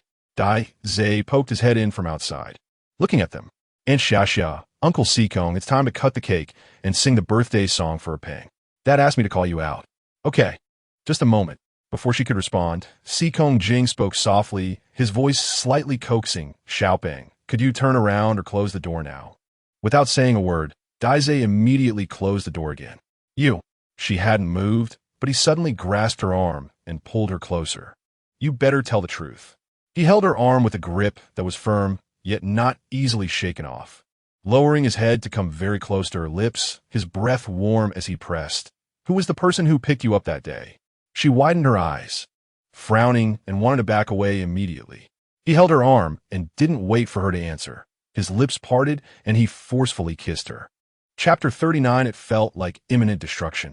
Long lost, shivering, intense, unfamiliar, rejection, acceptance.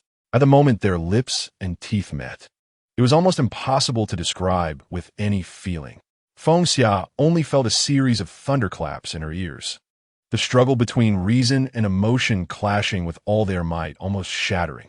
The person kissing her seemed like Si Kong Jing, yet also not like him. Si Kong Jing should always be gentle, calm, and rational. Si Kong Jing would always be poised, never revealing the slightest bit of emotion. Si Kong Jing should always face everything, including their feelings, with an indifference she could never match. So how could Si Kong Jing treat her with such intense emotions and ungraceful movements? The attitude between their lips and teeth felt less like a kiss and more like a bite. She looked at his brows and eyes, so close to her. After 5 years, they were once again without distance. After a few seconds of suffocation, before she could push him away, he had already released her. Sorry. His handsome face, which had just shown a hint of anger, was now devoid of it, only the half-shadow left by the light. After saying these 2 words, he slightly raised his hand and gently wiped away the small bloodstain on her lips. She stood still, waiting for his hand to leave without moving. They faced each other in silence, the atmosphere in the room quiet and strange. Gradually, her expression finally returned to normal. The person who came to pick me up that day was my brother. She slightly turned to the side. Telling you this does not mean it has anything to do with you. I don't need anyone's control, nor do I need anyone to tell me what I should do. Her hand grasped the doorknob, and before opening the door, she glanced back at him. A glance devoid of attachment. You wouldn't want to force me, would you? After she said this, she turned and left. Even though I know there's no one in this world who understands how to re-enter my world better than you. But if my world does not open to you, then you also have no way to come in. So, Si Kong, don't force me. Click, the study door slowly closed.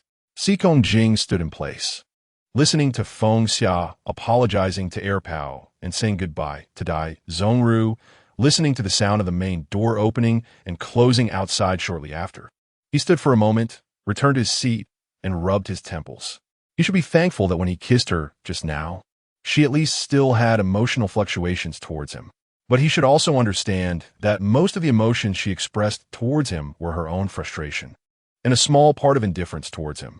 At least, neither part was love or hate, not one of those 2 feelings that could revive a relationship.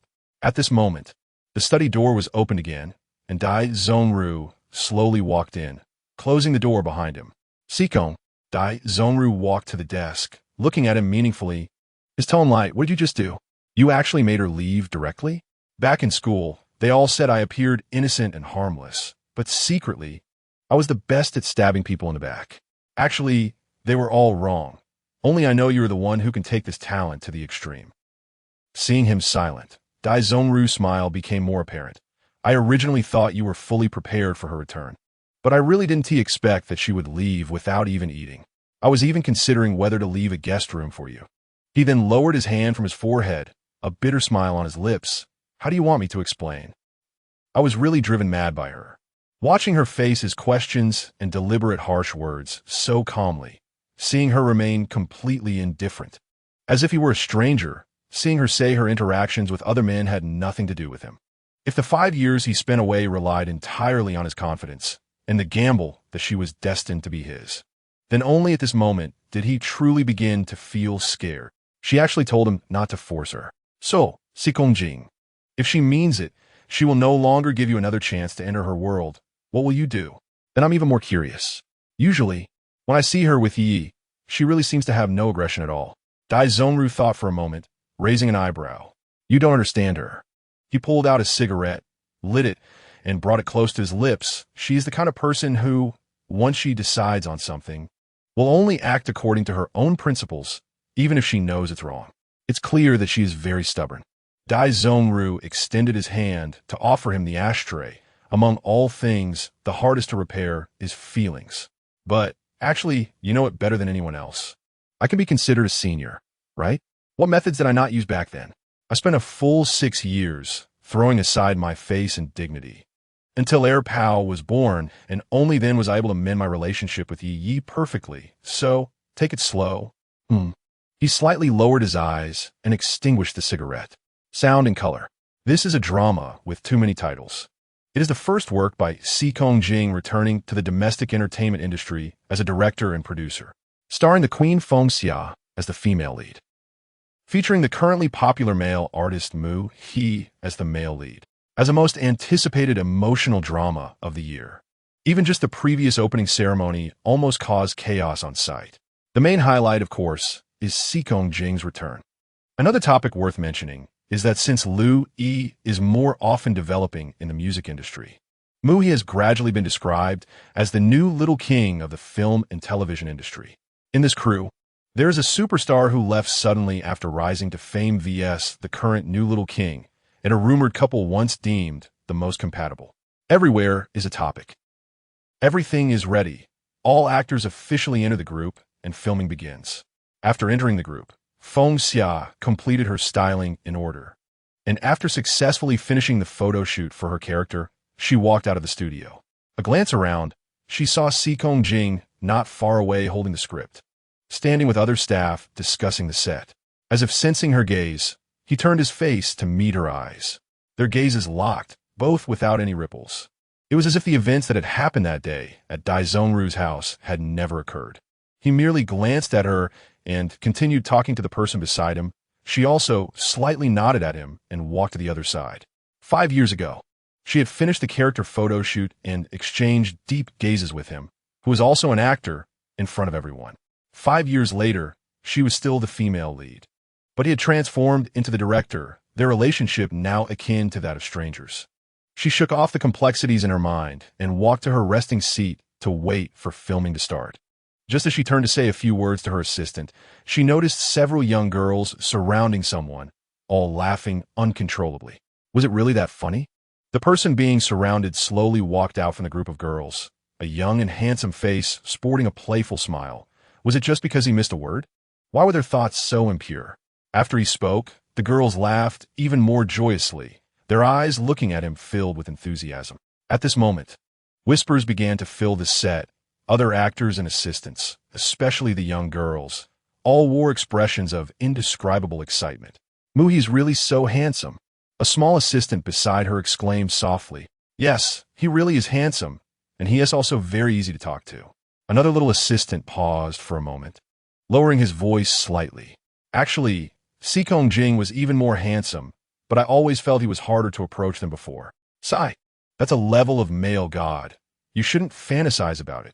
It's already good enough to just catch a glimpse."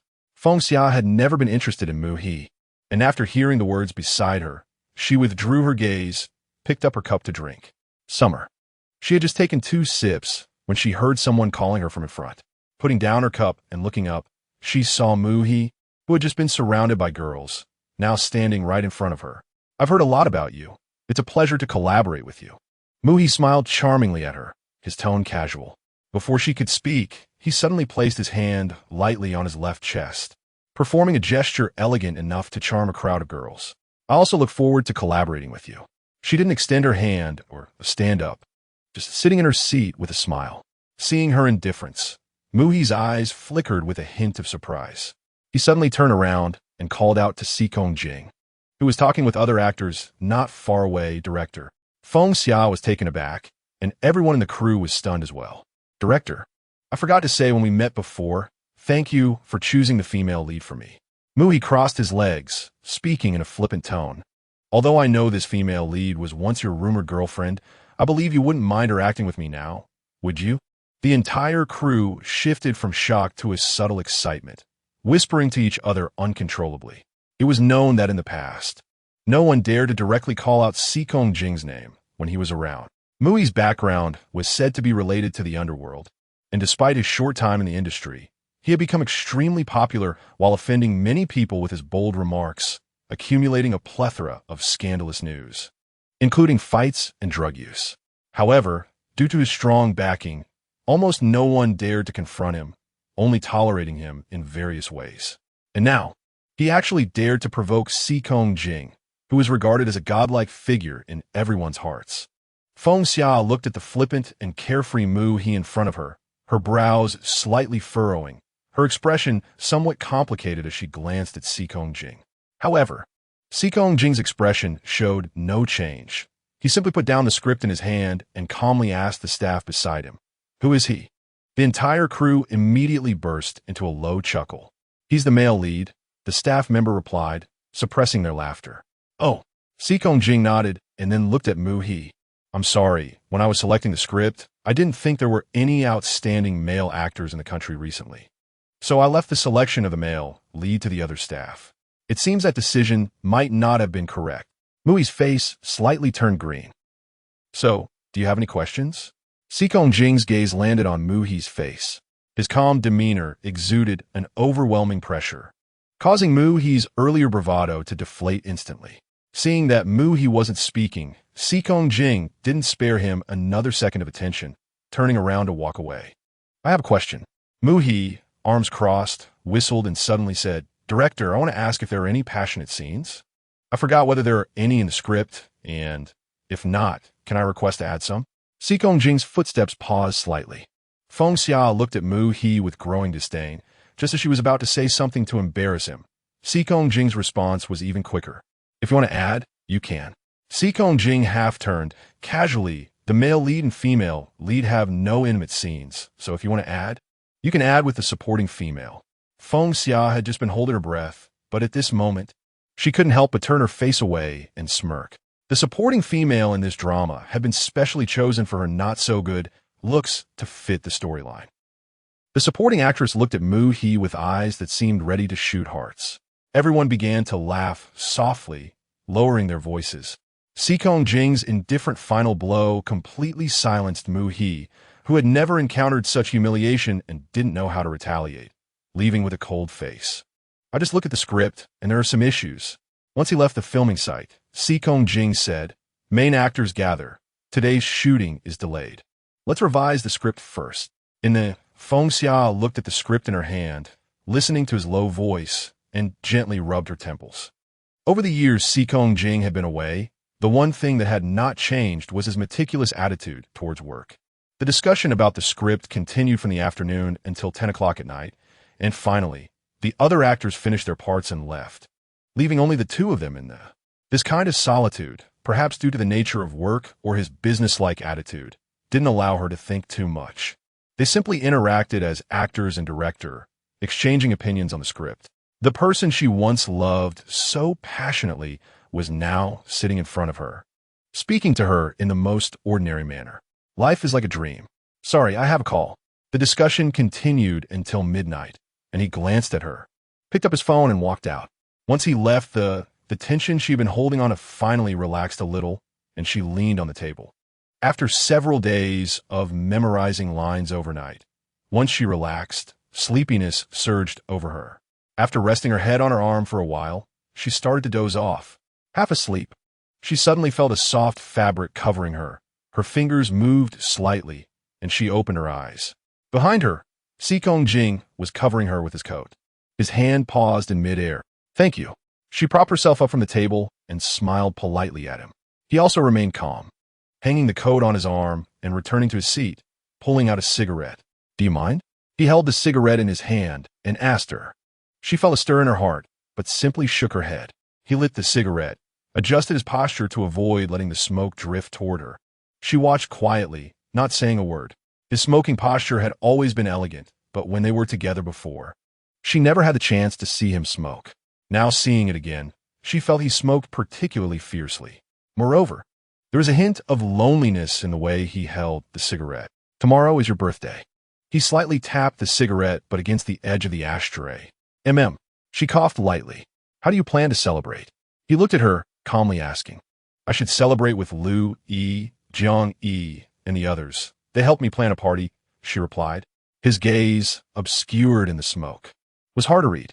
After a long silence, he extinguished the cigarette, reopened the script. "We'll have fun." Chapter 40. After Sikong Jing finished saying those 5 words, he did not say anything more, just lowered his head and continued to revise the script in front of him. Feng Xia looked at his calm expression, and the feeling that had been inexplicable since his return surged back up. Fortunately, this brief conversation also made her earlier drowsiness disappear, and she picked up her pen to continue the unfinished revisions. The two of them almost worked until midnight before they reached a consensus on the unreasonable parts of the script. Sikong Jing sent the revision notes to the screenwriter via email, using his notebook for further modifications. When they left the lounge, it was already 2 in the morning. Under the dim streetlights, he took a few steps, paused, nodded slightly at her, and softly said, "Happy birthday." She turned her head to look at him, her gaze resting on his cheek, quietly. It was past midnight, and this new day marked the first day of her 26th birthday. And he, her former lover, had returned and was the first to wish her a happy birthday on this day. "Thank you." After a long while, she curved her lips and smiled at him. The next day, filming officially began for Sound and Color. Over the past few years, Feng Xia had also acted in a few TV dramas and films while playing in the music industry, so her qualifications and acting skills were no longer a concern. She was able to perfect her part while also collaborating pleasantly with everyone in the cast, which was entirely chosen by Seekong Jing, except for the male lead Mu He, who was being crazily pursued by an irrational little girl and, in her eyes, was utterly talentless. Click! At that moment, Seekong Jing, sitting behind the monitor, called out in a deep voice and stood up from his chair. The scene came to a halt as both she and Mu He paused their actions. She wore a helpless expression, while Mu He looked very unhappy. Since the morning shoot, Mu He had been NG'd nearly 30 times, and everyone in the crew knew very well how poor his acting skills were. With someone as strict as Seekong Jing, there was no way he would have a good outcome. "Your eyes aren't right." Seekong Jing walked over to them, looking at Mu He with a blank expression, and said, "I already told you, what I want is not a zombie's gaze, but a human's gaze." A suppressed laugh rippled through the crew, and she took a step to the side, unable to help but curl her lips. Mu He turned pale with anger, clenching his fist, unable to hold back his frustration. Once a crew is established, the possibility of temporarily replacing an actor is low, so I need everyone to do their best. Seekong Jing was slightly taller than Mu He, his gaze slightly lowered, but if an actor truly can't produce the effect I want, no matter how troublesome it is, I will replace them. Isn't he just a washed-up artist? Once a king? Mu He crossed his arms and sneered, "What qualifications do you have to be a director? And what qualifications do you have to criticize my performance?" The entire room fell silent, with disbelief etched on the faces of all the staff and other actors. Feng Xia furrowed her brows slightly and couldn't help but look up at Seekong Jing, feeling a twinge of worry in her heart. Unexpectedly at that moment, his gaze happened to meet hers. "Feng Xia, you're in trouble." He didn't say anything to Mu He, just looked at her with a calm expression. With that simple glance, she understood immediately. Under the gaze of everyone in the room, she suddenly took a few steps back, circumventing Mu He, and looked at him. "Hello, may I ask who you are? I wonder if you remember me."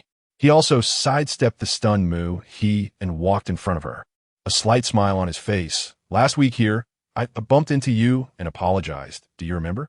She showed a puzzled expression. "I don't seem to remember very well." "That's all right."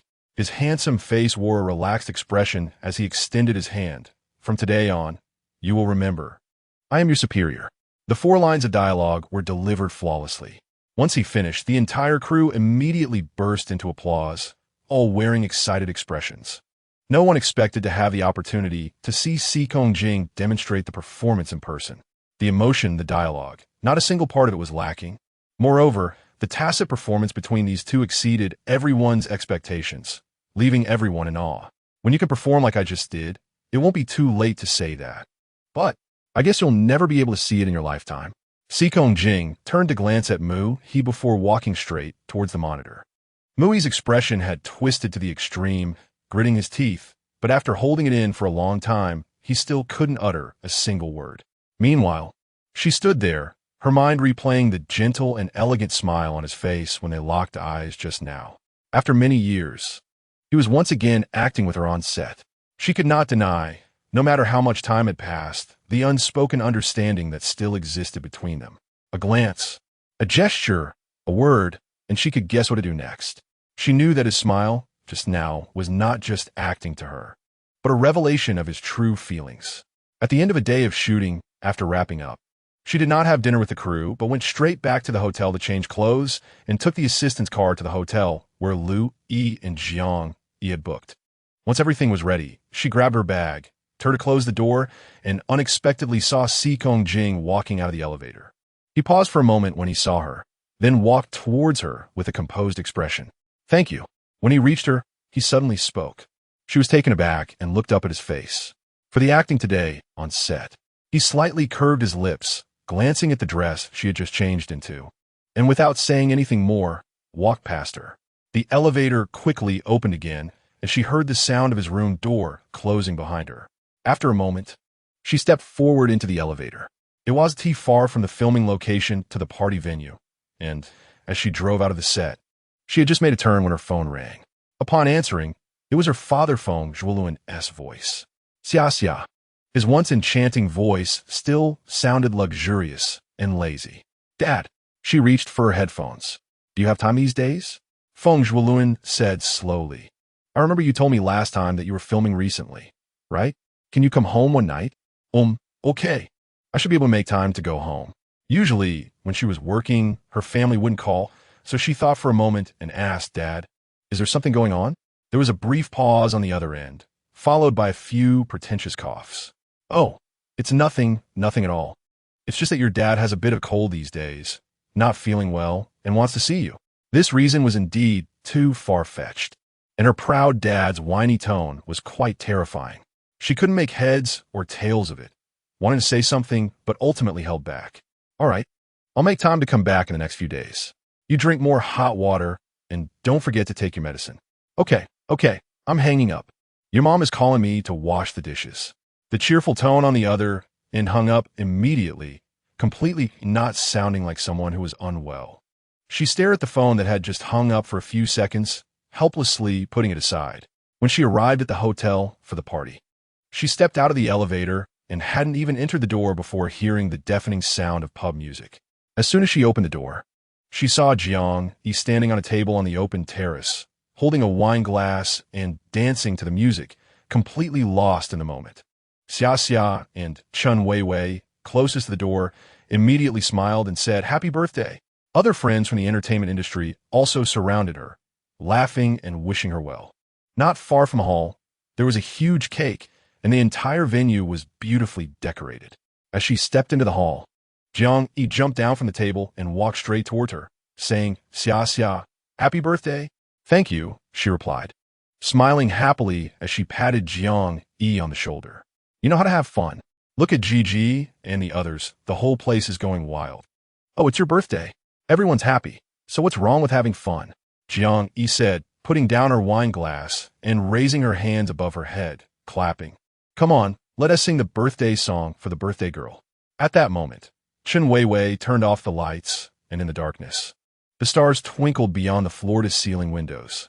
She was pushed to the giant cake by Jiang Yi and the others. Everyone started singing the birthday song in unison. Jiang Yi, being playful, insisted that after singing in Chinese, everyone sing it again in English. After 2 rounds, even Feng Xia couldn't help but laugh uncontrollably. Jiang Yi looked at her and said, Xia, hurry up and make a wish. Be sincere. She nodded, crossed her hands, and closed her eyes. This wish must be made well. Summer, you should wish to find Mr. Right soon. That's right. A beautiful girl like you shouldn't have to struggle so much. You should meet a good man soon, get married, have kids, and retire. Louis, someone cheered. Shoo, don't make noise, Jiang Yi interrupted. With her eyes closed and a smile on her lips, amidst the noise around her, she suddenly saw Si Kongjing's calm face flash before her eyes. Okay, I'm done wishing. After a moment, she opened her eyes and blew out all the candles. Everyone cheered, and she took the knife from Jiang Yi to cut the cake. Hey, the lights turned back on, and while others were dividing the cake, she suddenly remembered something. Jiang Yi, where's Louis? Ah, him. Jiang Yi paused, suddenly showing a slightly ambiguous smile. Oh, I almost forgot. He missed the birthday song because he is preparing another surprise for you. Come on, I'll take you there. Jiang Yi led her all the way to the top floor of the hotel.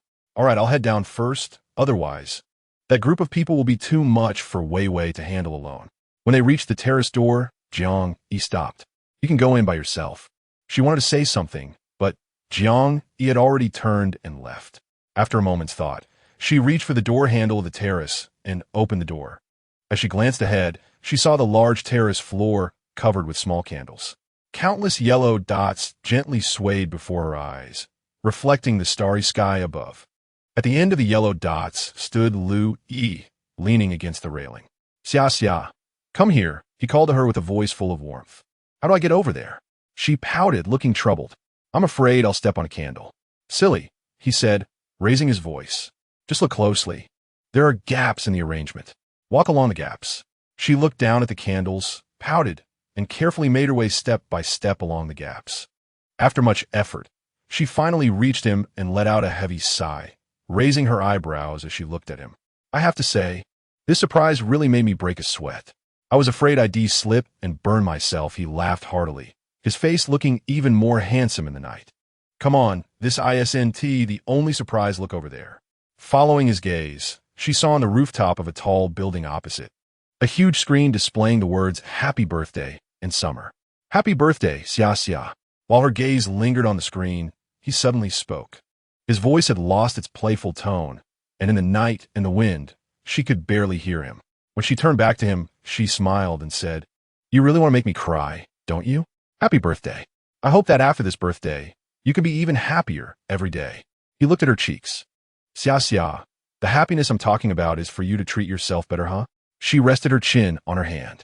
What's wrong with how I treat myself? His eyes seemed light in the night. Others only see your good fortune. But who knows how much effort you've put in to rightfully carry the title of queen? No one knows better than I do. He stepped closer to her. In these 5 years, how you've worked hard every day to become better for someone, no one knows better than I do. His tone was almost serious as she looked at him, her pupils slightly trembling. A girl's best 5 years have been spent so hard. And I want to know, where's the person you loved so much during these tough times? He stepped right in front of her, placing his hands on the railing beside her. You've fallen down so many times, faced so many difficulties, and held back tears backstage alone. When you took those few short breaks to look at his photos and videos, where was he? He let you guess everything about your relationship alone. Walked away without looking back, and now returns as if nothing happened. How can he deserve such treatment from you? He hasn't treated you well enough. Not even a fifth of what I can do. What reason or excuse does he have to make you turn back? In such close proximity, his focused gaze reflected the stars and the light. In your hardest times, when you cried and missed him, he cruelly walked away, leaving no trace of himself in your life. In these 5 years, has he ever thought about what it took for you to get to today? Every day, when you needed him the most, he wasn't by your side. Then now, you shouldn't need him anymore. Xia Xia, he hasn't done well enough. He gently shook his head, and in her astonished gaze, he suddenly reached out and embraced her. Let me take his place, okay? To the south of the hotel was a small grove. Si Kong Jing slowly walked out of the hotel and sat down on a wooden bench next to the grove. Sitting quietly, he took out a small box from his pocket. Inside lay a diamond ring, the one he had used to propose to her in Florence. He looked at the ring, touched the necklace around his neck, and after a while, gently closed his eyes. At that time, the sunlight covered the summit of Fiesole, casting soft colors on the stones. What a beautiful moment. The scenery was exceptionally good, and she smiled like a flower in his arms, holding his hand as he placed the diamond ring on her finger. Happy birthday, Mrs. Si Kong in the future. If we once loved so deeply, yet must part, please let me hold on to this last thought. Chapter 41. Feng Xia was completely at a loss for how to react. The night was quiet, and she was surrounded by the refreshing masculine scent that belonged to Lu Yi. The person she considered a longtime friend was now holding her tightly in his arms, saying these words to her. His tone was anything but joking. Let me replace him. Is that okay?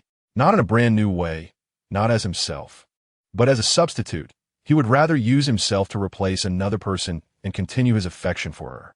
She buried her face in his chest, listening to his deep voice resonate in her ears. Those countless details, hints, and traces from the very beginning until now flashed before her eyes one by one. Throughout all these years since they met, he had always been by her side, accompanying her in laughter, supporting her in strength, helping her strive, and empowering her. He had seen her at her most embarrassed, her most unglamorous moments, her pain, tears, insecurities, and despair. He understood her better than anyone else, and was even willing to give everything he had to fulfill her wishes. She knew how good he was to her. Everyone in the world, her family, friends, the media, fans, knew how good he was to her. She was fully aware of his cherish, sincerity, and protection, and she was doing her best to reciprocate. But today, This goodness suddenly was formally declared by him, transforming from friendship into love. Her thoughts were in chaos, and she couldn't help but recall that her brother Feng Yishio had once excerpted a passage from a published book for her. A person who knows how to cherish you, who loves you silently and accompanies you, is worth spending a lifetime with more than the person you love. But ultimately, he is not the person you love. So now, should she accept this love from the man she had always regarded as a close friend? Louis. At this moment, she slightly pulled away from his embrace.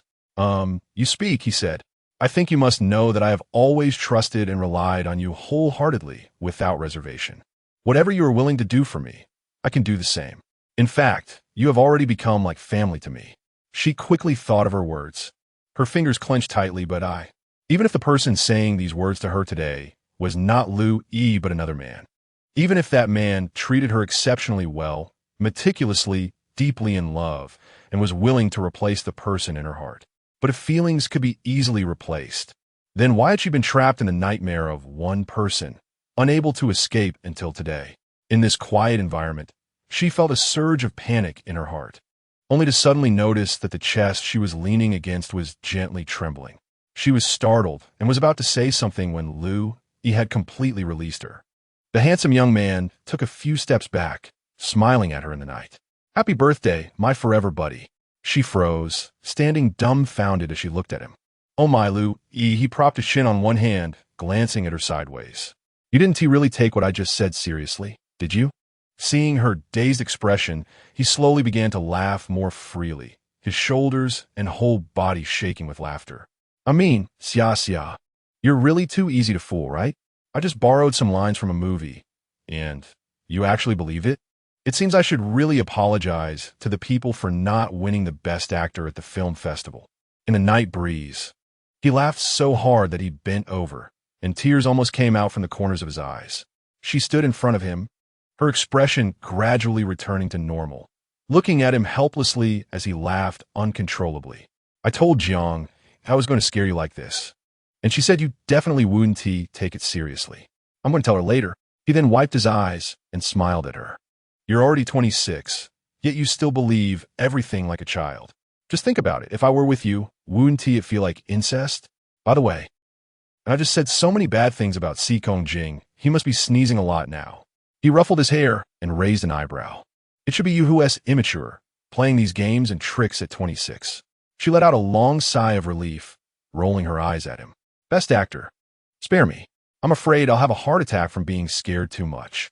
He laughed heartily, teasing her a few more times as usual, then looked at his watch and said, It's really getting late. Are you going to play a bit more or head back to the set? You have to get up early for filming tomorrow, right? She thought for a moment. I'll drive myself back. I'm really a bit tired and can't play anymore.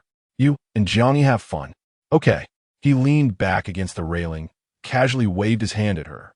Then I want to see you off. I'm too lazy to walk through the candle maze. Be careful on your way. She nodded, said goodbye to him, and slowly walked back along the path she came. The rooftop door closed, and his smile gradually faded away. He pressed the button to turn off the lights on the opposite building, looking at the quiet candlelight on the ground. After a while, he slowly slid down to sit. In the empty rooftop, he rubbed his cheeks with both hands and, after a long time, lowered his head to rest it on his knees. After a while, the rooftop door was gently opened again. Chun Weiwei stood behind the door, her gaze dull and lifeless, quietly watching him from this distance. Feng Xia drove back to the hotel, taking the elevator directly to her floor. As she walked to her room, her gaze fell, and she suddenly saw a small box on the floor. Picking up the box and entering the room, she closed the door behind her and gently opened the box. Inside lay a necklace, a simple silver chain without any pendant. This necklace seemed to be made of the same material as the one Sikong Jing always wore. Just as her thoughts broke off, her phone rang. She saw the number on the screen, hesitated for a moment, and then answered. Happy birthday. On the other end of the line, Sikong Jing said softly. The timing was just perfect, 1 minute before this day was to end. The first and last person to say happy birthday to her was him. She held the small box for a long time, eventually closing it, opening her suitcase, and carefully placing the small box in a compartment that wouldn't easily get crushed. Thank you. After doing all this, she replied. "Are you free tomorrow night?" he asked in a gentle voice. Her mind was still wandering, so she didn't answer. He asked again. I should be free." She tightened her fist, her voice gradually cooling. "Is there something going on? I'll be waiting for you in the Hotel CAF at 8 o'clock that night." He did not answer her question. After hanging up, she sat on the bed with her phone that was beeping with a busy signal, rubbing her furrowed brow. The next day, filming for Voice and Color continued. Muhi's previous arrogance, which was oblivious to others, had been significantly weakened by Seokong Jing. But her acting was still as poor as ever. Seokong Jing strived for perfection in every detail, causing the progress of the shoot to slow down. And the entire crew was almost grumbling. Muhi's face was completely unwatchable. After a long day of exhausting filming, when Feng Xia had just changed her clothes in the evening, her father Feng Zhuoluan called, urging her to come back home tonight. From Feng Zhuoluan's tone, it seemed unusually urgent, and she worried something might have happened. She sent a text to Seokong Jing and had her assistant drive her back to the city. As soon as she opened the door, she saw her parents, Feng Zhuoluan and Rong Zihan, sitting at the dining table, along with a young man. The three of them were chatting. "Dad, Mom." She put down her keys and walked towards the dining table. "Xiaxia's back." Rong Zihan smiled when she saw her. "Let's eat while it's hot. The dishes are just ready." Feng Zhuoluan looked radiant, showing no signs of discomfort. He pointed to the seat next to the young man. "Xiaxia, come sit here." She glanced at her dad, said nothing more, and sat down. "This is your uncle Fu Zheng's distant nephew, Fu Yu," Feng Zhuoluan said leisurely. "A talented young man from Imperial College, just returned to the country." "Hello." The young man smiled gently at her. Feng Xia couldn't help but admire the strong genes of the Fu family, and nodded politely. "Hello." "Fu Yu, don't be polite, eat more." Feng Zhuoluan poured some wine for Fu Yu. "My Xiaxia doesn't like men who are too thin. A sturdier build is better." Fu Yu smiled lightly and simply replied, "Okay." Feng Xia picked up her chopsticks and glanced at Feng Zhuoluan again. "Xiaxia." After the meal began, Feng Zhuoluan smiled and said, "I saw the news a couple of days ago. Your concert in Hong Kong was a great success, especially the last show." She responded. "That's Seokong Jing. Has he returned from America?" Feng Zhuoluan asked again. She picked up a vegetable dish. 5 years. He really came back quickly." Feng Zhuoluan took a sip of wine. "He's 30 now, right?" She sighed. "Dad, are you feeling better from your cold? Didn't you tell me yesterday that you were coughing so much you couldn't even speak?" Feng Zhuoluan was taken aback and immediately started coughing. "Oh, not yet, don't mention it. I couldn't sleep well at night because of the cough." Rong Zihan looked at her husband helplessly and then served a bowl of soup to Feng Xia, watching her with concern. "The weather has been fluctuating lately. Take care while filming." "Okay, Mom." She smiled at Rong Zihan. "Fu Yu." Feng Zhuoluan leaned back in his chair. "Don't you think that once a girl turns 25, it's really time to find someone to accompany and take care of her, rather than relying on herself to struggle outside all day? After all, we aren't team men, right?" Fu Yu, with his refined table manners, put down his chopsticks before speaking. "Uncle, I think matters of the heart should happen naturally. It's not necessary to rush into it just because a certain age has been reached." His voice was calm and pleasant, and Feng Xia slightly turned her head to look at him. "That's true," Feng Zhuoluan said slowly. "By the way, Fu Yu, Xiaxia's profession, do you think you can accept it?" Feng Xia felt uncomfortable, but Fu Yu remained calm, stating that regardless of the environment, what matters is the person himself. "Good." A hint of appreciation flashed in Feng Zhuoluan's eyes, and he turned to Feng Xia. "Xiaxia, I believe that if you go with the flow, you shouldn't force anything. The past is the past. One must look forward and not miss the beauty of the present because of past constraints, right?" At this point, she was already very clear about what her dad was plotting and could only lower her head to eat. Fortunately, Feng Zhuoluan didn't say more, and the meal was finally over. She wanted to make an excuse to leave early. But Feng Zhuoluan was already smilingly telling Fu Yu to drive her back to the set. After going downstairs and getting in the car, she fastened her seatbelt and said to Fu Yu, "Thank you for the trouble. No need to be polite." Fu Yu replied casually, adjusting her seat to make it more comfortable. During the drive from the city to the hotel, the two engaged in small talk. Just a few exchanges made her feel the essence of the talented Imperial College graduate her dad described. He was poised, knowledgeable, and rational. He was indeed a very charming man.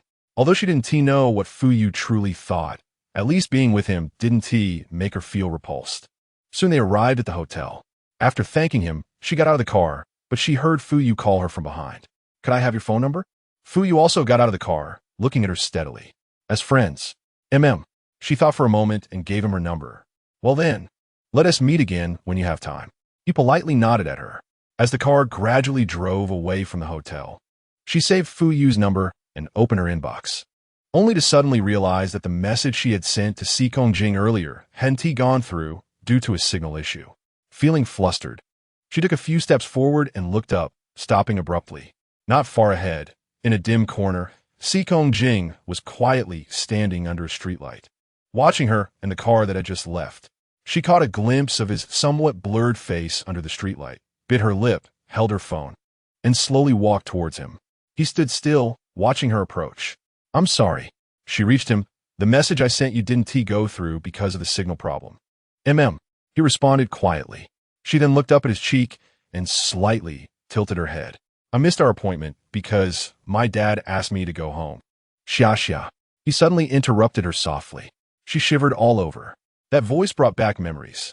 These two words, when he called her like that back when they were together, always made her feel incredibly soft inside. Hearing him call her gently with that voice made her clearly feel how cherished she was by him. This was a feeling that no one else could give her.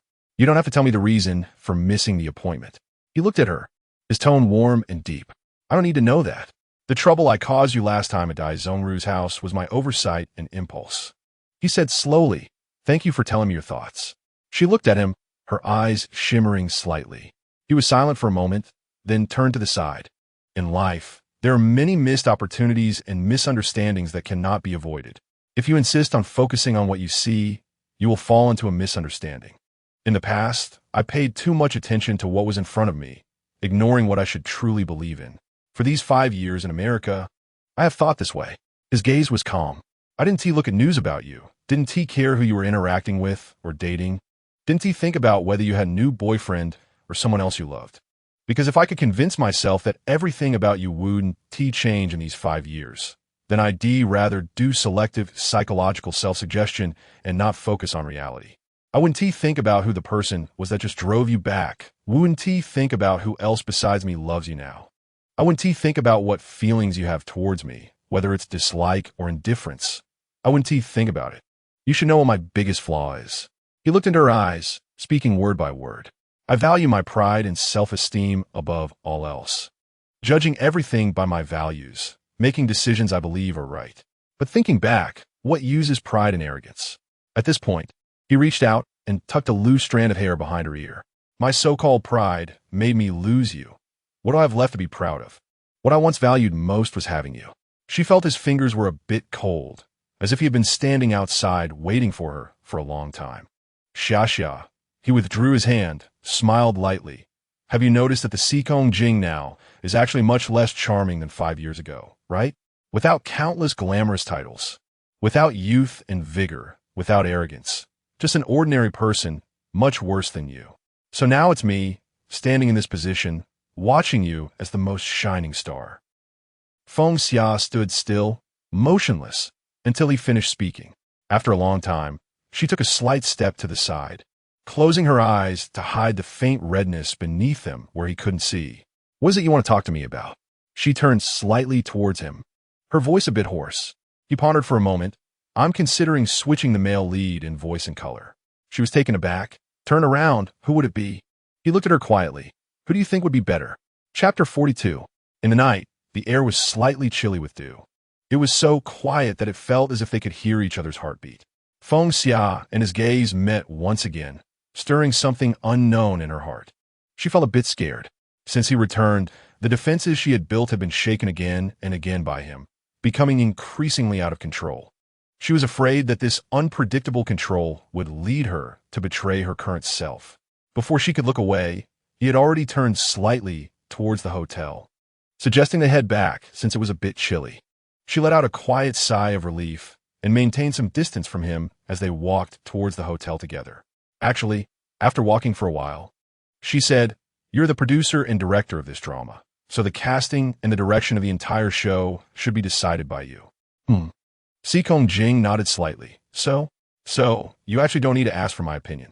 She looked down at her footsteps, her voice calm. His pace did not stop, and there was no change in his expression. Just when she thought he would not continue the topic, he suddenly spoke up. You're my leading lady, right? So, who else has more right to express her opinion than you? As he said this, he turned his head and looked at her seriously. His gaze was bright and full of meaning. In fact, it has always been said that conversations at night make it easier for people to let down their guard, and his words and tone felt like a kind of seduction. This seduction had slowly begun to seep into her heart. She struggled to maintain the crumbling defense in her heart, holding on to her last bit of reason and calm. Aside from me, the screenwriter, assistant director, and other key creative members can express their opinions. I believe the crew is a whole, not a platform for one person to act on a whim. Changing the male lead is not a small matter, and we must consult everyone's opinion. As they spoke, they were almost at the hotel entrance when he stopped, casually changing the topic. You go up first, I'll smoke a bit here. Rest early, good night. He nodded at her. All the words she had just said melted away in his calmness. Feng Xia looked at his still unperturbed face, paused for a moment, said good night, and quickened her pace into the hotel. He watched her figure disappear into the elevator and then took out his phone to make a call. Seekong? A male voice came from the other end, sounding a bit sleepy. Still sleeping? He asked. Yeah, what's up? The voice on the other end seemed clearer now. I said, you finally remembered your buddy across the ocean? We spent 5 years in the U.S., together, inseparable, and you still. Before the other party could finish, he interrupted, Nielin. Okay, I surrender. The person named had to behave properly. What do you need from me? I'm filming this drama, which I publicly claim to be independently funded, but in reality, it's a joint investment with you. Now, I want to fire the male lead. He pulled out a cigarette. How? Are you asking for my opinion? Nielin said playfully. The male lead I want to fire has some background. I don't want him to do anything weird that could harm my interests and those of my people after I fire him. He ignored Nielin's teasing and got straight to the point. You handle his backer. If you can't, I'll do it myself. Remember, keep it discreet. Also, allocate some shares to Live Chairman Mushi. There was a pause on the other end for a few seconds, and when Nielin spoke again, his tone was more amused. Seekong Jing, I never thought you were such a personal gain opportunist. In my view, it must be that the female lead is too tempting, and someone wants to step in personally. Seekong Jing raised an eyebrow slightly, not too stupid. He admitted that it was so direct and thorough that Nielin was taken aback, then laughed even more. Once I finish this busy period, I definitely want to go back to see this girl. She really is a miraculous healer. A 5-year zombie can come back to life so quickly after returning home. He paused for a moment, then threw the cigarettes from his hand and pocket into a nearby trash can. The revolution has yet to succeed. No one, not even Feng Xia, expected Seekong Jing to make such a decision. Voice and color, the filming crew temporarily halted work, with public reasoning stating that some issues arose during filming, possibly requiring reshoots, with the overall content being very vague. Fortunately, the entire crew was quite professional, and all matters related to the halt were handled very well. Although Feng Xia couldn't understand Seekong Jing's reasoning for doing this, she also did not, and could not, actively ask him. After tidying up her luggage in the hotel, Sharon's call came in. Voice and color, I've received the news about the halt. Sharon said, well, what's the next job? She asked. No work, a week off. Sharon's voice sounded a bit unusual. Xia, take a good rest. She was stunned upon hearing this. A week off? Was it approved by Mushi? Yes, I have confirmed it. Chairman Mu approved your week off. Sharon seemed to be trying hard to hold something back. She could hardly believe it and wanted to confirm something with Sharon when the doorbell rang. Wait a moment, she said into the phone, walked to the door, and without checking who it was, opened it directly. When she saw the person standing at the door, she was momentarily frozen, unable to say a word. I'm going to Taiwan with the filming crew now. Seekong Jing stood in front of her. One of the staff can't go due to family matters, so there's an extra ticket. Would you like to see the new filming location? He looked at her. She held the phone that was still connected, momentarily stunned as she looked at him. Xia, Sharon's voice came from the phone again, making both of them hear it clearly. A week off, confirmed.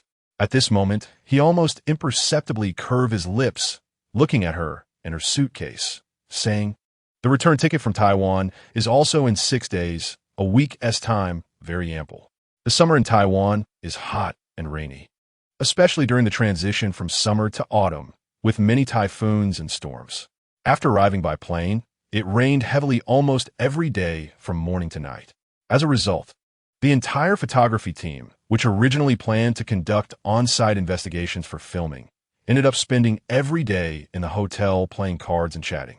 Feng Xia had a good temperament and a good relationship with the photography team, and since she was already on vacation and had nothing else to do, she gathered with everyone every day, and her mood was quite good. Except for one thing. The normally uninterested Sikong Jing surprisingly participated in group activities, leaving other staff members astonished and allowing her to see him every day from the moment she opened her eyes to play until the end. Time passed quickly, and on the afternoon of the 5th day, the weather in Taiwan finally cleared up. The professional team naturally handled things with ease, and, after bringing equipment, they headed straight to the filming location. Feng Xia had no tasks, so after arriving at the destination, she stood aside watching the others work. "Director, I think this place is great. The overall atmosphere is much better than in S City," a staff member said at this moment. Sikong Jingzheng slightly bent down to look at the instrument, then straightened up and turned to look at the others. "Is everyone in agreement?" The director replied. "Everyone thinks it's pretty good." Others echoed at this moment. "All right," he pondered for a moment. "What does Feng Xia think?" She had been lost in thought, and at that moment, her gaze focused, meeting his eyes, causing a momentary fluster. "It's quite good." He captured all her expressions in his eyes and then said to everyone, "Then let's move the shooting location here. Today's work ends here, and we will continue tomorrow." All the equipment was packed and loaded onto the van. Feng Xiao walked at the back, and just as she was about to get on the van, someone suddenly patted her shoulder from behind. Sikong Jing raised his hand to signal the driver, lowered his head to look at her, and, after a moment, she looked at him in confusion. "I still need to go to a place. Do you want to come?" The driver, following his gesture, started the vehicle carrying other staff, but his voice was not very clear amidst the noise. She shook her head, indicating she didn't hear him clearly. "I said." The vehicle behind them had already turned and left. Before she could react, he had slightly bent down, looking into her eyes. "There's a school festival at a nearby amusement park. Do you want to go together?" The school festival at this Taiwanese university was incredibly lively. The entire amusement park was bustling with people, yet very orderly. Almost every performance and activity at the booths was new and eye-catching. Feng Xia tied her hair up, wearing a pair of framed glasses with no makeup as she walked among the crowd, while Sikong Jing, without any facial embellishments, just wore a hat and walked slowly beside her. The school festival was a specific event for Taiwanese schools, and being a girl, she was very curious to see such an event for the first time, wanting to be discreet while also carefully observing the activities around her. Due to her identity, she couldn't openly participate in the activities in front of everyone. After walking around the amusement park with the crowd, she finally saw a booth with fewer people. As she approached, she discovered the sign said "Catch Fish," and beside it was an inflatable pool filled with many goldfish. "Do you want to play?" he asked softly from behind her. The girl in charge of the booth, wearing thick glasses, timidly approached and asked if they wanted to give it a try. Before she could say anything, he had already handed over the money and walked over to the pool, squatting down to pick up the small net for catching fish. She looked at his profile, her mind filled with worries and dilemmas, yet her feet moved unconsciously forward, joining him by picking up a net. The bright sunlight just moments ago gradually faded, with the sunset casting a soft glow on the water's surface, shimmering gently. In just a few minutes, he had caught many small fish, leaving the girl at the booth in shock, while she had caught nothing. "First, dip the net just below the surface. Don't go too deep. When the fish swim by, quickly lift the net," he said in a low voice, slightly amused. She glared at the water's surface in mild frustration, and his voice sounded in her ear. She glanced at him, a bit flustered, but tentatively tried to follow his instructions. In his eyes, however, there was only her instinctive, unguarded glance. In the end, the two of them filled both small buckets with fish. "What should we do with these?" She stood up from the edge of the pool, holding the bucket filled with fish, instinctively looking at him. He said nothing, just took the bucket from her hand and returned both buckets to the girl at the booth, saying, "Thank you." At that moment, the sunset shone down its last layer of light, allowing the girl with poor eyesight to finally see the faces of the two in front of her clearly, her mouth dropping open in surprise. "Sure." Sikong Jing looked at the girl's astonished expression and gently touched his lips with his index finger.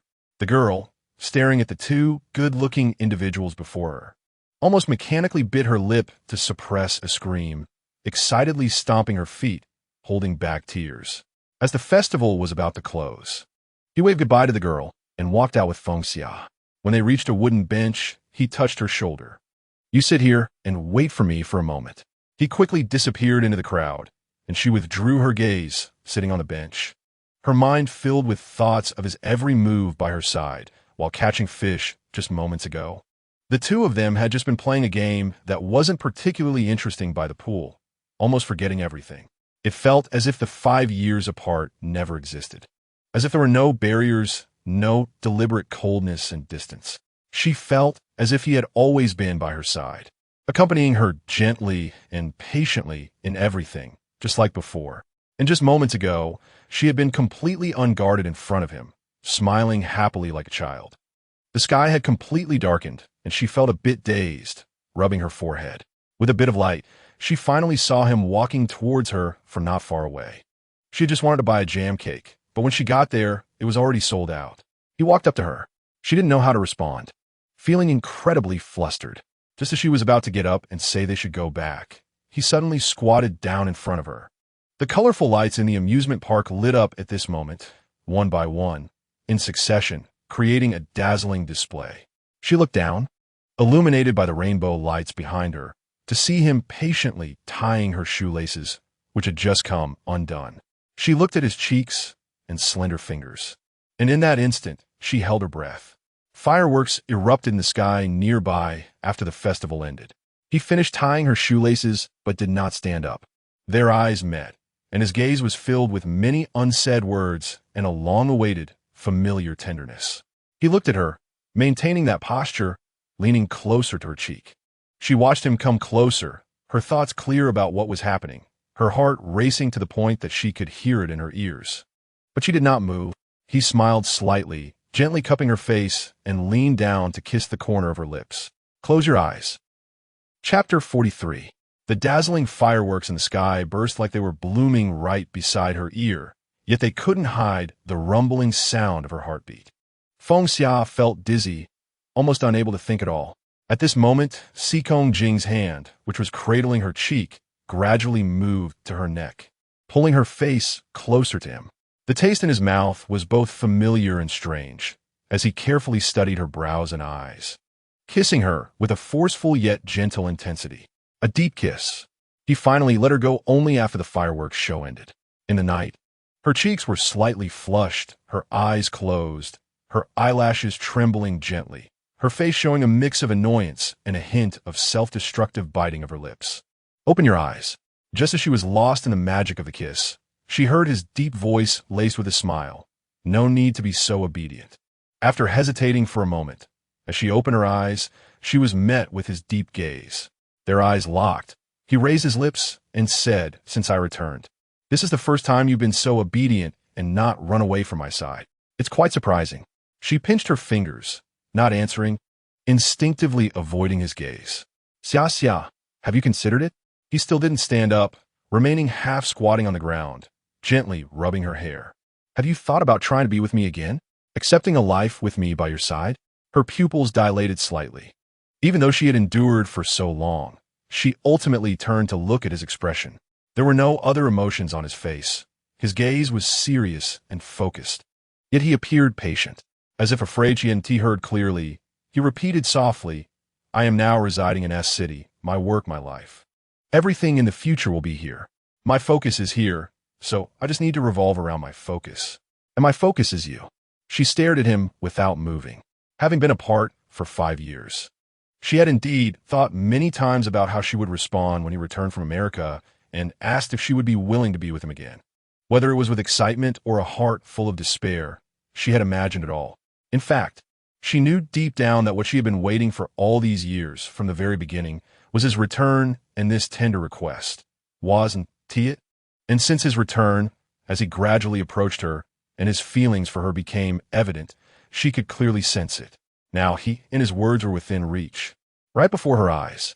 All she had to do was reach out her hand to touch the dream she had for the past 5 years. Feng Xia, do you still want to return to the side of the person you once loved the most? Do you still have the courage and heart for it? After a long time, she lowered her gaze and softly spoke, "Give me some time." His eyes flickered for a moment. He straightened his body and looked down at her. Okay. She sighed softly in her heart and stood up from the chair. But Xia, standing opposite, he reached out to take off her framed glasses. There is one thing I can no longer ask for your opinion on. I've given you time to consider. She looked up in confusion. After returning from Taiwan this time, I will move the filming location of the color and sound crew to Taiwan and replace Muhi. His voice was steady and deep. I will take on the role of the male lead myself. The restart of the color and sound crew dropped a heavy bombshell into the entertainment industry, which had been in a state of excitement since Seekong Jing's return. The popular idol Mu, he was dismissed from his role as the male lead, which would now be played by the producer and director, Seekong Jing himself. Undoubtedly, all news media and online platforms were occupied with this announcement, and Seekong Jing's Weibo comments and shares surged to over 100,000. In just over a month since his return, he had clearly announced to all the popular news stars who emerged while he was gone that his status as an unshakable king had never changed. After finishing her makeup, Feng Xia was still unable to calm down while waiting on the resting area. The ambiguous and chaotic night at the garden party seemed to be just around the corner. She was also the first to know that he would personally take on the role of the male lead. Hollywood businessman, producer, director. After going around in circles, his identity had once again transformed into an actor who would perform alongside her in a duet. Xia, her assistant, who had been with her for many years, gently patted her shoulder, excitement evident in her voice. I never thought that one day I could watch you and Uranus act together at such a close distance again. Now that I think about it, I still remember how stunning you both were during the filming of Red Dust. Listening to her assistant speak, her gaze fell on Seekong Jing, who was not far away, finishing his makeup and talking to the assistant director while wearing a suit. Actually, the assistant hesitated, blushing yet serious. Actually, my friends and I have never been part of the Muhi fan club. We've always discussed that his trip to America was just to prevent your scandal from affecting your career. Because I noticed how he cared for you differently during the filming of Red Dust 5 years ago. Completely different from how he treated others. Although everyone thinks Uranus is like a male god, we all believe that only you are worthy of him. If you two really got back together, I think everyone would genuinely wish you happiness. After saying this, the assistant looked at her with a sincere smile. Each word struck her heart like a hammer. After a while, she finally met the assistant's gaze, reached out to pinch her assistant's cheek, and smiled. You've been following me every day. How could you not know? Impossible, don't gossip. Just then, an announcement was made that filming would begin, and she closed her eyes to calm herself down, standing up from the chair and slowly walking toward the set. Seekong Jing was already waiting for her on set. As she approached him, he nodded slightly. She seemed unrestrained and smiled at him. They began to act from the top, and the scenes that Muhi had needed to retake multiple times were all completed in one go. By the end of the morning, the progress of the shoot was almost twice as fast as before. Cut! The assistant director shouted, laughing and applauding. As expected of the top 2 stars in the entertainment industry, watching you two act together is a complete joy without any additional guidance needed. The chemistry is natural and flawless. Isn't that right, everyone? Others echoed the assistant director's sentiments, all wearing expressions of lingering excitement. She listened to the praises from others with a faint smile, her gaze instinctively meeting his. Just an arm's length apart, he was also looking at her, his eyes flickering slightly, as if carrying something deeper, feeling a rush of emotions. 5 years ago, she had been a panicked and confused newcomer acting alongside him, who was her lover at the time. 5 years later, they had been apart, yet she could now set aside all personal feelings while performing professionally with him to achieve the best outcome. See, this is change, isn't it? This is what I learned while you weren't here. I should no longer be easily influenced by anything. Even you. She sighed lightly, comforting herself in this way. During lunch, all the actors sat together to eat. With Mui gone, the atmosphere in the crew was harmonious. Feng Xia was chatting with other actors when she saw Si Kongjing, who had been watching the monitor replay, walking toward them with a water bottle in hand. There happened to be an empty seat next to her, and before she could say anything, he naturally sat down beside her. "Do you smoke?" the deputy director asked as he saw him come over, casually offering him a cigarette. He shook his head, saying he was trying to quit. She sat beside him listening and unconsciously glanced at him. "Uranus, what dishes should we order?" his assistant quickly asked. His gaze swept lightly over the menu as he quietly replied. "Stir-fried green peppers and shredded potatoes, boiled beef, spicy chicken." "Huh?" The assistant seemed a bit puzzled. "I remember you didn't used to like spicy food." He didn't respond. On the side, Feng Xia, hearing what he said, didn't think much of it. At that moment, feeling a bit thirsty, she put down her chopsticks and quietly asked her assistant, "Could you give me a bottle of water?" "Thank you. I haven't opened this one yet." She spoke softly, but he had already heard her. At that moment, he calmly handed her the water bottle he had in his hand. A flash of nervousness crossed her face, but she couldn't refuse in front of everyone else, so she could only take it and say thank you. "Summer, do you want to order anything else?" "You're eating too little," her assistant said at that time. Let me think." She opened the water bottle and took a few sips. "The dishes I ordered, besides the stir-fried green peppers and shredded potatoes." She was still drinking water when she heard the deep voice of Si Kongjing beside her say, "The other 2 portions are for Summer." She choked on the water. Everyone immediately fell silent. Feng Xiao's assistant and Si Kongjing's assistant exchanged glances, their eyes shining. It was still like before. In this scene, Si Kongjing faced all the gazes, maintaining a calm expression as he reached out and gently patted her back, saying, "Drink water slowly." Her entire back stiffened. Everyone gasped. A few staff members had quietly taken out their phones to check Weibo. After completing this series of actions, he turned to the deputy director and said, "Please hand me the script." The deputy director handed him the script with an ambiguous expression, but didn't dare to tease him because of his usual demeanor. He began to read the script nonchalantly, but she could no longer sit still. She got up for a chair, wanting to go to the lounge. At this rate, they would soon be filming the scene where the male and female leads establish their relationship. He circled parts of the script with a pen and said, "The parts one asked the screenwriter to revise last time can also be added in." The deputy director, being his longtime partner and quick-witted, immediately responded, "The kiss scene and the passionate scene, I know, have already been added." Feng Xia completely froze beside her seat. Everyone present was on the verge of going crazy. He put down the script and the pen, then turned to look at her standing beside him, a handsome smile on his face that only she could see. "I'm sorry for being impolite from now on. Please take care of me." The weather began to cool gradually. With their professionalism and the long-standing, unbroken tacit understanding, the filming progressed remarkably quickly. In about a month and a half, they were nearing 2/3 of the entire drama. The remaining third was also close to the end, so there would be quite a lot of intimate scenes between the male and female leads. One morning, Feng Xia, wearing a coat, sat in the borrowed house waiting for the filming to start. Yet she didn't feel cold at all. Instead, she felt an inexplicable restlessness.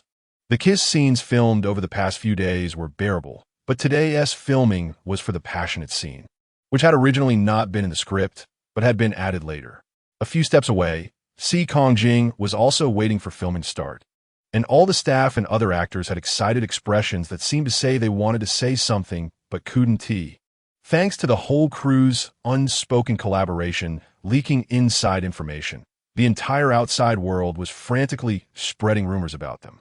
She clearly remembered that a couple of days ago, she had sneakily glanced at the gossip magazine her assistant was reading, with the cover headline reading "Behind the Scenes of Sensual Colors. Si Kongjing cares for Feng Xia in every way, ambiguous love overflowing." The unraveling romance of the king and queen. Yesterday, when they were filming the kiss scene, reporters even came to visit the set, pushing this wave of public gossip to its peak. After a month and a half of acting together, she truly felt like she was about to crack under the pressure. The mental fortitude and comfort she had painstakingly built up had collapsed once again. "All right, let us get started now." The deputy director cleared his throat at this moment, saying that other unrelated personnel should wait in the living room, leaving only the male and female leads and filming crew in the kitchen. Those driven out by the deputy director all wore disappointed expressions, glancing back 3 times. Feng Xia's assistant couldn't help it, and, just before leaving the room, hurriedly whispered in her ear, "Summer, no matter how you explain it now, I don't believe you at all. You must be with Uranus. This is the voice of the people." After saying that, she even put her hands together in front of her. She didn't know how to respond to that. After all personnel had cleared out, the deputy director pretentiously cleared his throat again and asked Feng Xia, "Are you ready?" Over there, Si Kongjing, dressed in a white home shirt and black pants, leaned against the countertop. She bit her lip, steeling herself to nod. "Start." The deputy director made a hand gesture. The filming began. Si Kongjing slowly straightened up and quietly looked at her, asking, "Are you thirsty?" The kitchen was particularly quiet. She stood at the kitchen door and softly replied, "Juice, or..." He opened the refrigerator, his back to her. "Since you just recovered from your cough a few days ago, you should drink purified water." After saying that, he closed the refrigerator, washed a cup, and poured some water. She stood there, watching his tall figure and the way he moved, her face uncontrollably turning slightly red. "Come here." He put down the cup. The way they spoke and the scene completely unlocked the long-sealed memories in her mind. It felt so familiar. She hesitated for 2 seconds, then walked over and obediently stood beside him. He unexpectedly chuckled softly, pulling her closer and letting her lean against the countertop, then leaned down to kiss her forehead, saying, "Why are you standing so far away?" These were clearly scripted lines, but now spoken by him made her mistakenly think it was reality. Seeing her face slightly reddened, his smile deepened. "Drink some water." She nodded, wanting to reach for the cup, but he had already picked it up first. He tilted his head back and took a sip, then put the cup down, gently lifted her chin, and leaned down to kiss her. She was stunned. This wasn't he in the script at all. He pried her lips apart, giving her the water, then gently held her lips with his. As he kissed her, he lifted her entirely off the ground and placed her on the countertop, his fingers slipping beneath the hem of her thin clothing. She had no choice but to wrap her arms around his neck, her heart nearly jumping out of her chest. His palm felt a bit hot, gliding over her smooth skin. Between kisses, his hand gradually unhooked her bra, then lightly caressed her white silhouette. Because she was cradled in his arms and he intentionally held her close, the camera couldn't capture this detail. She trembled all over, her face flushed red. And at that moment, she could no longer resist the urge to push him away, but she felt something hard and hot gradually between her legs.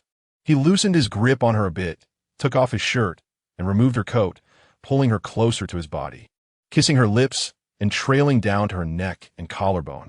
Only she knew that the desire between their lips was real. She had been in the entertainment industry for so many years, never filming passionate scenes, and there were very few kissing scenes, as it was her principle. Only twice. Once in the film Red Dust, which he also starred in years ago, and once in the one he designed today, Sound and Color. They were on set, truly engaging in these acts in front of many eyes and cameras. Click. The passionate scene part ended, and the assistant director professionally called out, "Continue, hold your breath."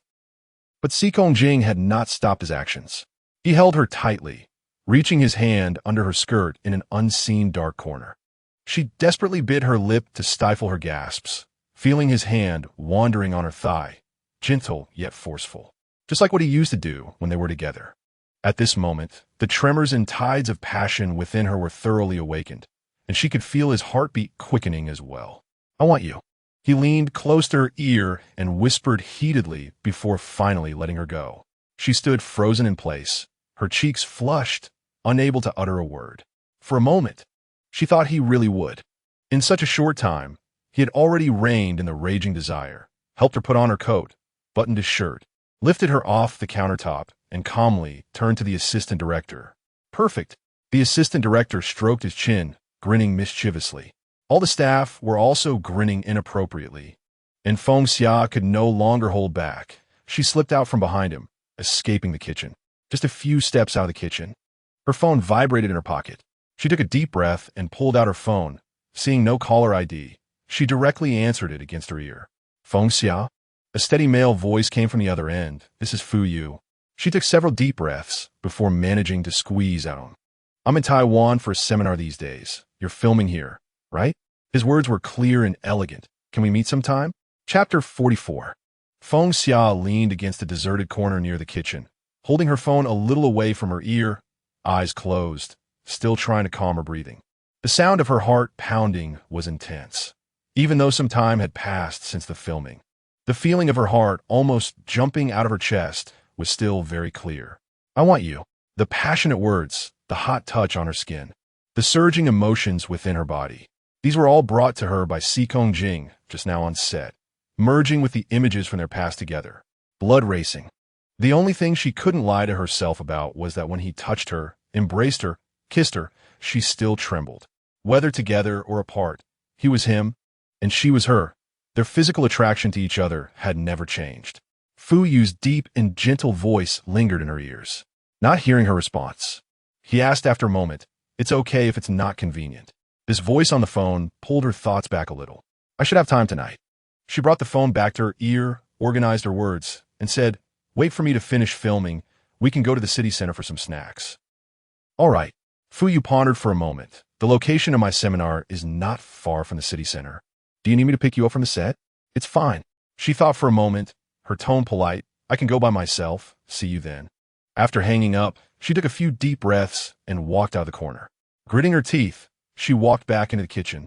And as soon as she looked up, she saw Seekong Jing and the assistant director standing behind the monitor, watching the part they had just filmed.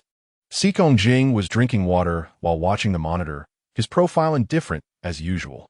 She stared at his hands and lips for a few seconds, feeling her face heat up again. The assistant director looked up at her and immediately rubbed his palms together, smiling. Feng Xia, the effect was very good. I estimate many people will be nosebleeding while watching this drama. You two acted so into it, so vividly. Seekong Jing also turned his head to look at her, then raised his lips and glanced at the assistant director. The assistant director quickly made a gesture to zip his lips, continuing to work with his eyes on the monitor. Who was on the phone just now? He walked over to her, adjusting her coat as if no one else was around. She bit her lip, feeling a bit uneasy and shrinking back. It was my dad's friend's nephew. He covered the shallow kiss mark he had just left on her neck with her coat, nodding. The one who sent you back to the set last time? His voice was devoid of any emotion, yet she felt a bit stiff all over. We're having dinner together tonight. Only after saying that did she realize, but there was no time to feel regret. The impulse when he just returned from a youth's, angrily telling him that her matters had nothing to do with him.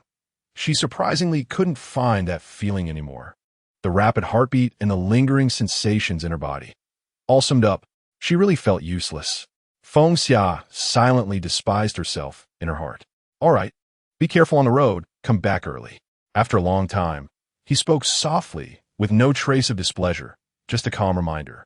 She glanced up at him, tightening her fingers. Her father, Feng Zhuoluan's closest friend, Fu Zheng, was an elder she had greatly admired since childhood. His looks, abilities, and skills were impeccable. The only slight drawback being his somewhat cold nature, which was compensated by the fact that he cared deeply for his wife.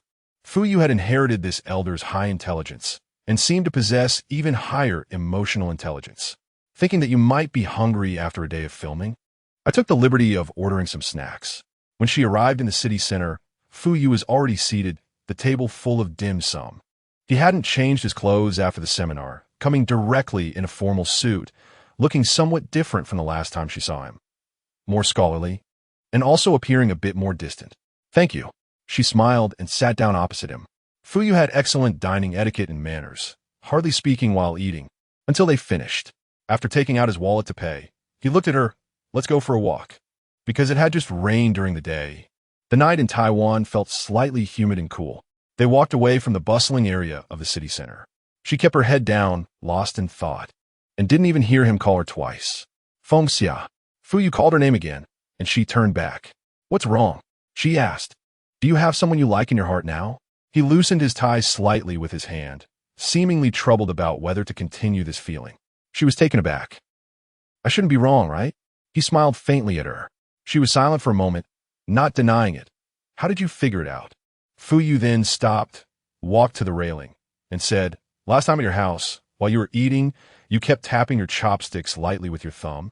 And when you listened to your dad talk, you would unconsciously bite your lip. Today, during our meal, you kept frowning and instinctively wrapped your coat tighter. He stated slowly, these are all signs of emotional turmoil. She raised her eyebrows. Imperial college student, studying psychology? He shook his head, lightly tapping the railing with his finger carelessly. Just the logical thinking of an engineering student combined with a naturally decent observation ability. She sighed deeply, then rubbed her forehead, feeling very troubled. He didn't speak, seemingly waiting for her to continue. I feel happy, but also very scared. Her gaze drifted a bit. Usually people would say, a good horse doesn't turn back, right? But I really can't simply measure my relationship with him with such a phrase. Every moment spent with him now makes her feel like her heart can't bear it, even more than 5 years ago. His indifference, his tenderness, his smile, his gaze. He seemed like the old Seekong Jing, yet completely different. She thought until her head hurt, but could only draw this conclusion. If she were to reject him and leave him now, it was becoming very difficult for her again. The determination she had at the beginning now seemed like a joke. I really can't explain it clearly.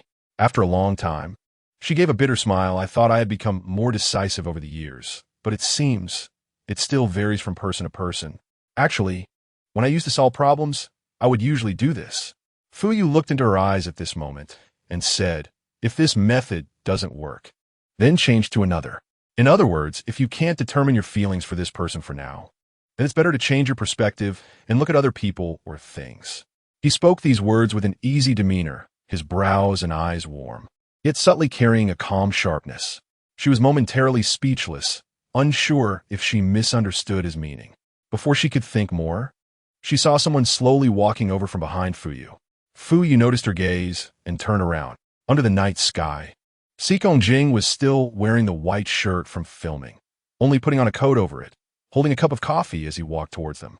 Her eyes widened slightly, watching him walk closer. Seekong Jing stopped beside them, but his gaze only fell on Feng Xia.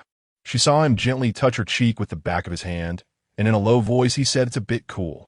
After speaking, he lowered his head to carefully look at her, slightly furrowing his brow. He first stuffed the coffee in his hand into her hands, then took off his coat and draped it over her, wrapping her up completely. She didn't know what to do and could only stand still in place. The streetlight was dim, and she suddenly noticed a cut above his left eyebrow. Any mark on his face, no matter how small, would look very conspicuous. This wound was not small, and upon seeing it, she immediately reached out to touch it. When they wrapped up for the night on set, it was too dark to see the surroundings clearly, and she was suddenly scratched by a thorn on a plant. He let her touch his hand, taking in the expression on her face, saying it didn't hurt much and it was okay. Did you disinfect it?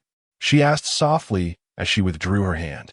He shook his head, unusually patient, saying the first aid kit was in the lounge, but the lounge was locked after they finished shooting. She bit her lip, saying she would go back to ask the manager. But before she could finish her sentence, he took her hand and pulled her slightly behind him. He then stepped forward a little, finally meeting Fu Yu's gaze. Hello. Fu Yu's eyes flickered lightly, and he smiled faintly. We have to shoot in the morning, so I'm taking her back now. He looked at Fu Yu, speaking slowly. It's chilly tonight, and she might catch a cold if she stays out too long. You're Xia Xia's friend, so after we finish shooting and return to S City, I'll treat you to dinner. Thank you, Fu Yu said, adjusting his collar. However, I will be in the UK for academic exchange until the end of the year. The two men's gazes met evenly, crossing each other. That's a bit of a pity. Seekong Jing slightly turned his body. Let's arrange to meet next time if there's time. Fu Yu nodded slightly, his expression unreadable. After leaving the bridge, Seekong Jing led Feng Xia forward. The moonlight was like water, the path was quiet, and her hand was held tightly in his dry and a gentle hand. After taking a few sips of the coffee he bought, her gaze wandered, not daring to say another word to him, enduring the urge to distance herself from him a little. The boyfriend your dad introduced you to is quite good, he said at that moment. His IQ and EQ seemed to be quite high. She was taken aback for a moment, then bit her lip and replied affirmatively, he is good. She thought he would be angry, but to her surprise, he didn't say anything. He just stopped, leaned down, and zipped up her coat.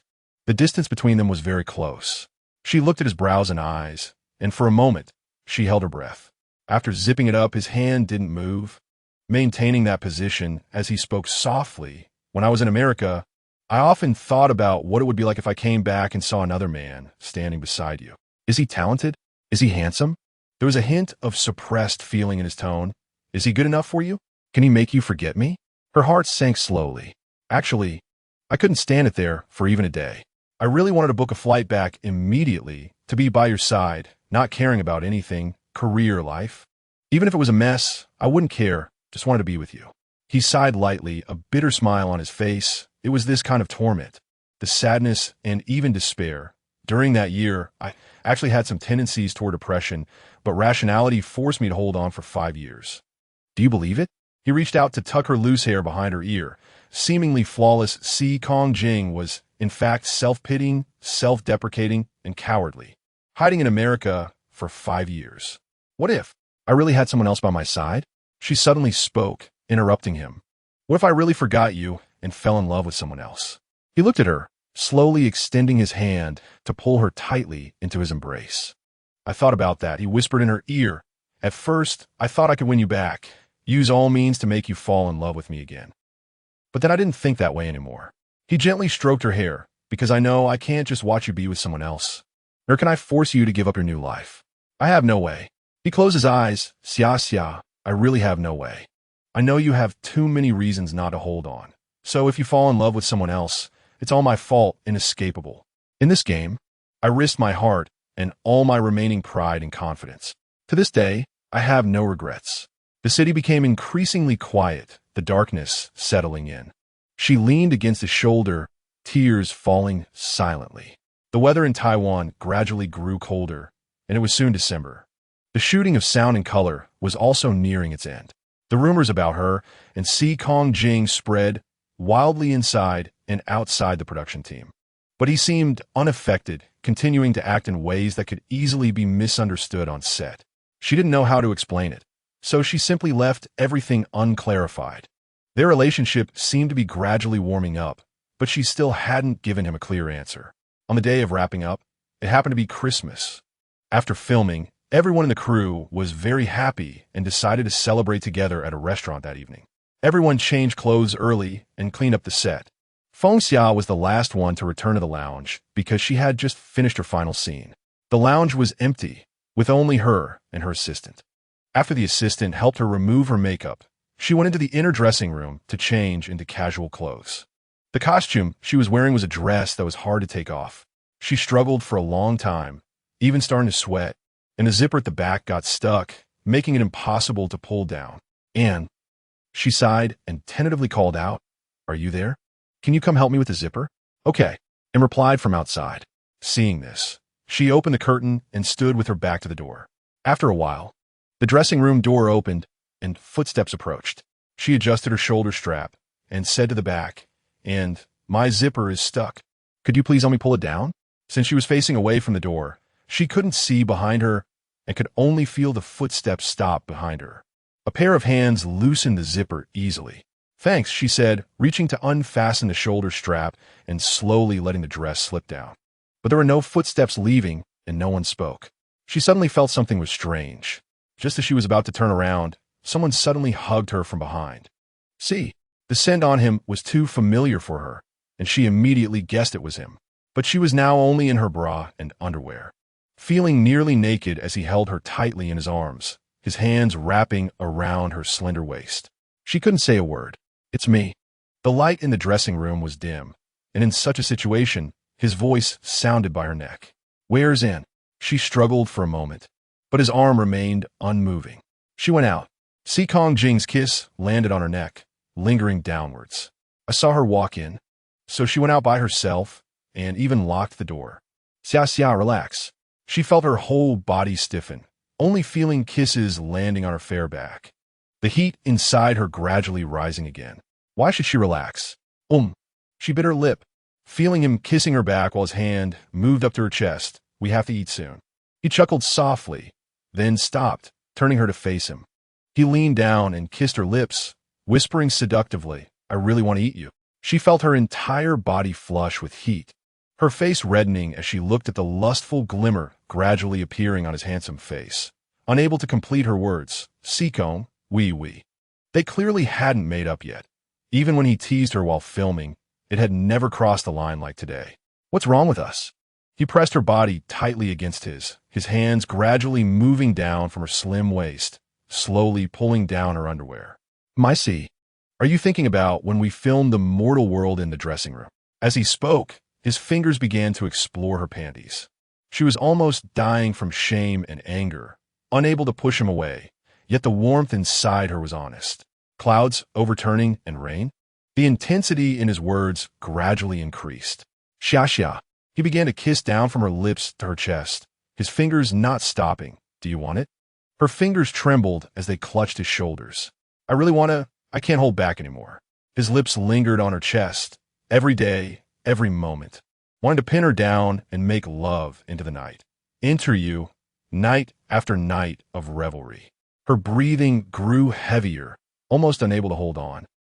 Just then, her phone in her clothes suddenly rang, one call after another, relentless.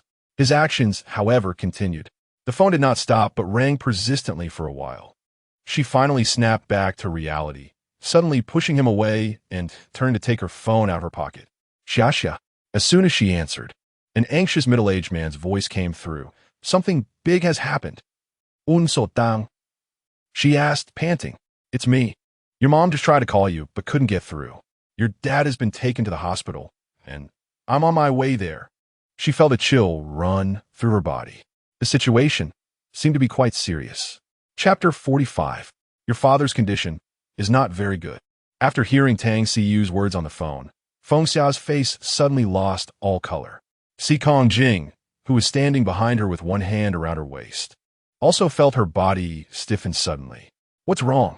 He furrowed his brows slightly and leaned close to her ear to ask softly, "Who was on the phone?" She turned her head blankly to look at his cheek. "It's my dad's friend. He said my dad is in the hospital." He had rarely seen her so flustered, so he quickly reached for her clothes to wrap her up and said calmly, "Ask your uncle which hospital your dad is in now." Her fingers gripping the phone were already turning pale, and she could only try to control her emotions and pass Si Kongjing's question to Tang Siyu. After Tang Siyu reported the name of the hospital, she mechanically repeated it to Si Kongjing. After hearing the name of the hospital, he bent down to pick up the rest of her clothes and handed them to her, then reached out to take the phone from her hand. "You change your clothes first. I'll wait for you outside." He held the phone in his hand, leaned down to kiss her forehead, and said softly, "Don't worry, I'm here." She looked at his calm expression and instinctively nodded, then saw him put the phone to his ear, talking as he turned and walked out of the changing room with big strides. By the time she changed her clothes as quickly as possible and came out, he had already finished his second call. "I've already had my assistant book the earliest flight back to S City. It's in an hour and a half. We're going to Kaohsiung Airport right now." He handed her phone back to her, looking at her steadily as he said, "When we exit the airport, take the fast lane. I will make sure you see your dad in the hospital within 4 hours." He delivered a series of words cleanly and decisively, leaving her in a daze. She felt a fleeting, hard-to-describe feeling in her heart at that moment, a feeling that hadn't appeared in a long, long time. Not knowing what to say, she finally just nodded. He looked at her for a few seconds, reached out to wrap his arm around her shoulders, and opened the door to the lounge to walk out. Once they got into Si Kongjing's assistant's car, she immediately wanted to call her mother, Rong Zihan. But when she opened the call log, she saw a call to her mother already made by Tang Siyu. "I just called your mom." He spoke up while sitting next to her. She was taken aback and turned to look at him. "Your mom is at the hospital waiting for news about your dad. She said your dad suddenly fainted at home, and it was quite scary because his breathing was very weak, so she was frightened. I remember Dai Zhongru once told me that this situation could be due to intermittent shock, which is likely caused by a sudden lack of blood supply to the brain." He gently wrapped her hand in his and continued softly. "After arriving at the hospital, they will do a 24-hour dynamic electrocardiogram to check the situation and then make a further diagnosis."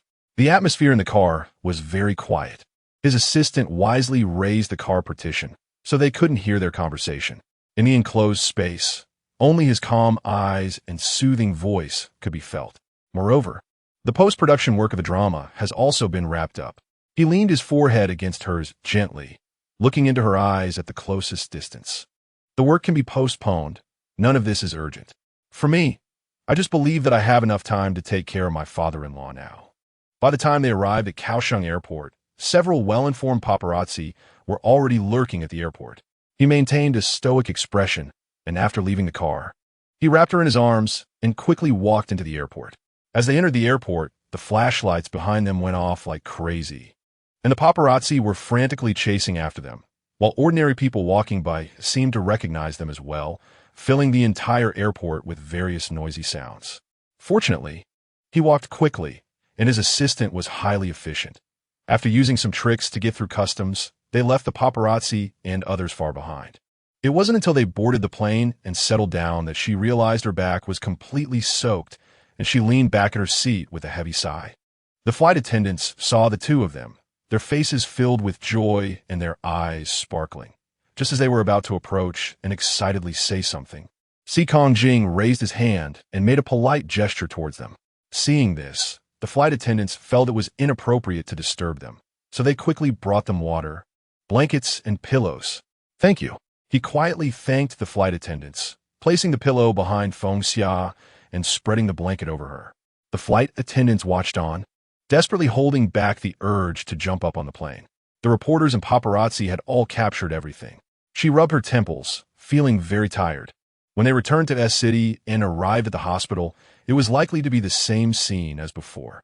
Her father, Feng Zhuolun's condition was still unclear, and she was already overwhelmed, still needing to consider how to explain their extremely high-profile appearance earlier. Rumors? No. It should be said that explosive news must have spread everywhere by now. You don't need to worry about this. He tucked the blanket around her. Resting her head on his shoulder, "I will handle everything. You just sleep for a while, and I'll wake you when we get there." She gently hummed in response, closing her eyes against his shoulder. 5 years ago, he wasn't like this. In the past, even when encountering big events, he never seemed to explain anything to her. She knew he wasn't unwilling to tell her, but his pride wouldn't let him articulate every word clearly. But tonight, he spoke to her a lot, short enough to assure her not to worry, long enough to analyze her father's fainting, reducing her anxiety. Every word, every sentence, was heartfelt. Sleep. He gently rubbed her hair at that moment. At 1 o'clock in the morning. By the time they arrived at the hospital where Feng Zhuolun was, it was exactly 4 hours after she received Tang Siyu's call. He took her straight up to the 4th floor of the hospital and walked to a patient room. She immediately stepped forward and gently opened the door. Inside the room, Rong Zihan and Tang Siyu, sitting by the hospital bed, turned around when they heard the door open. "Mom," she walked quickly with light footsteps. "How is Dad now?" "The situation has stabilized," Rong Zihan said in a low voice, reaching out to gently hold her hand. "The doctor said it was due to a sudden lack of blood supply to the brain, but fortunately, it's not serious." Lying in the hospital bed, Feng Zhuolun no longer looked like the usually lively and charming dad. His cheeks and lips looked somewhat pale. She stood by the hospital bed and looked at him, suddenly feeling her nose tingle. "It's okay, don't worry now, Xia." Tang Siyu raised an eyebrow beside her. "When I was on the phone earlier, I was being deliberately exaggerated. I just felt that your dad really wanted to see you. Moreover, the situation at that time was quite scary. I've known your dad for over 20 years and have never heard him say he was unwell. A demon can live for 1,000 years, you know? This comfort, although quite clumsy, did slightly ease her previously tense nerves. Is this sudden return going to affect the filming?" Rong Zihan looked at her, then glanced behind her. "Hey, where's that boy from earlier?" She was taken aback, turned to look at the hospital door. She thought Seekong Jing would follow her in, but found no one at the door, and the door was closed. "You just call me," Rong Zihan said, slightly raising her lips, calmly asking for the specific name of the hospital I was at, which route was most convenient from the airport, the specific ward number, and even speculating about your dad's condition, telling me not to worry too much, saying he would bring you back soon. Nowadays, it's rare for a boy to handle things so systematically in such an urgent situation. She stood there, feeling her heart soften more and more. He really was quite good-looking. Tang Siyu touched his chin and interjected, "He could compete with me back in the day." She chuckled, held Rong Zihan's hand, and said, "Mom, don't stay up late. Staying up late is bad for your health. Let Uncle Tang take you home now." "And you?" Rong Zihan sighed softly. You're the one who's the most tired. Your brother should be arriving soon. Let him take the night shift. No need, Mom. You call brother now and tell him not to come to the hospital for the time being. Sister, you just gave birth, and the baby is still small. She shook her head. I slept on the plane, so I'm not tired now. I'll just stay here with Dad. You all go back. She stayed by the hospital bed until 3 in the morning, got up to check the 4 and heart monitor, tucked the blanket around Feng Zhuolin, and thought about going out to get some water or coffee to refresh herself. As she closed the hospital door and looked up, she saw Si Kongjing just stepping out of the elevator. He was still on the phone, rubbing his forehead and saying something into his phone. She stood still, waiting for him to finish the call and walk up to her. I just went downstairs to deal with the reporters and paparazzi who were following us. He reached out to help her button the top button of her coat, then instructed the studio to provide accurate information to various media outlets. Also, don't worry. The crew won't be upset about our absence at the wrap party. How's her dad doing? After he finished speaking, he quietly asked. Feng Xia looked at his slightly haggard brows, her eyes almost imperceptibly red. It's nothing serious. She spoke with restraint. It's pretty much what you just said. Well, that's good. He smiled gently. If you rest well, he'll be as healthy as before. She didn't say anything, and, after a moment, suddenly stepped forward and gently hugged him. Just now in the hospital room, when she turned around and saw he wasn't there, her heart actually sank for a moment. She thought he would leave after dropping her off. Just like 5 years ago, after saying goodbye. He walked away without looking back. But now he was really standing right in front of her. He used to disdain dealing with the media and paparazzi, and he never interacted much with the crew. There were many things he would never do and many words he would never say before. At that moment, she suddenly realized what that indescribable feeling in her heart was in the lounge in Taiwan. It was relief, it was peace of mind. After 5 years, after he returned, she could finally let go of all her strength and defenses in front of someone. Not needing to use her will to support herself against all the unknown storms. It's been 6 years, Feng Xia. Can you finally try to take a gentle breath? No need to worry. No need to be afraid. Because he is here. So as long as you stand behind him, it's enough. Is that okay? The corridor was quiet without any other sounds. A hint of deep softness flashed in Si Kongjing's eyes as he reached out and held her tightly in his embrace. At 6 in the morning, the doctor came to check again, removed the respirator, and said that Feng Zhuolun's overall condition had stabilized and was not serious. Feng Xia and Si Kongjing had stayed by the hospital bed all night, and upon hearing this news, they both breathed a sigh of relief. Feng Xia inquired further about Feng Zhuolun's condition, while Si Kongjing recorded what the doctor said on his phone and took some notes. When the doctor left, Rong Zihan and Tang Siyu returned to the hospital. Before leaving, Rong Zihan made soup at home, and after arriving at the ward, she let Feng Xia and Si Kongjing wash up first, then filled a bowl with soup to cool it down for them to drink later. "Hen in." A deep male voice suddenly rang out in the ward. Rong Zihan paused in pouring the soup and immediately turned to look at the bed. "Wow, Hualun, you're awake." Tang Siyu, who was reading a newspaper nearby, jumped up from his chair. Cough, cough. Feng Zhuolun, lying in bed, coughed a few times. Feng Xia, who had just come out of the bathroom, looked up and saw the scene, her eyes widening as she rushed to the bedside. "Dad." Rong Zihan gently helped Feng Zhuolun sit up against the pillow. Although his complexion was a bit pale, he looked much better than last night. "Well, your dad isn't going to die just yet." Feng Zhuolun coughed a couple of times and reached out to hold Feng Xia's hand. Feng Xia's nose tinged with tears as she smiled with squinted eyes. "At this time, you should stop being stubborn, Dad. Last time you pretended to be sick to scare me home, and this time you almost scared Mom and me to death. Do you know how terrifying it is to have intermittent shock?" Cough, cough. Feng Zhuolun weakly raised an eyebrow. "What's so scary about that? As long as it's not kidney deficiency, it's not a problem." Tang Siyu was laughing so hard he was rolling on the floor, while Rong Zihan was choked up and shot him a fierce glare. "Uncle." Si Kongjing walked out of the bathroom and slowly approached the bedside. Feng Zhuolun glanced at him, and after a moment, calmly turned his head to ask Rong Zihan, "Who is he?" Rong Zihan pressed her lips together. "He's your daughter's friend. He brought your daughter back from Taiwan yesterday, and even called me to speculate about your condition, comforting me not to worry too much. Plus, he stayed with you all night last night. Entertainment industry superstar." Si Kongjing.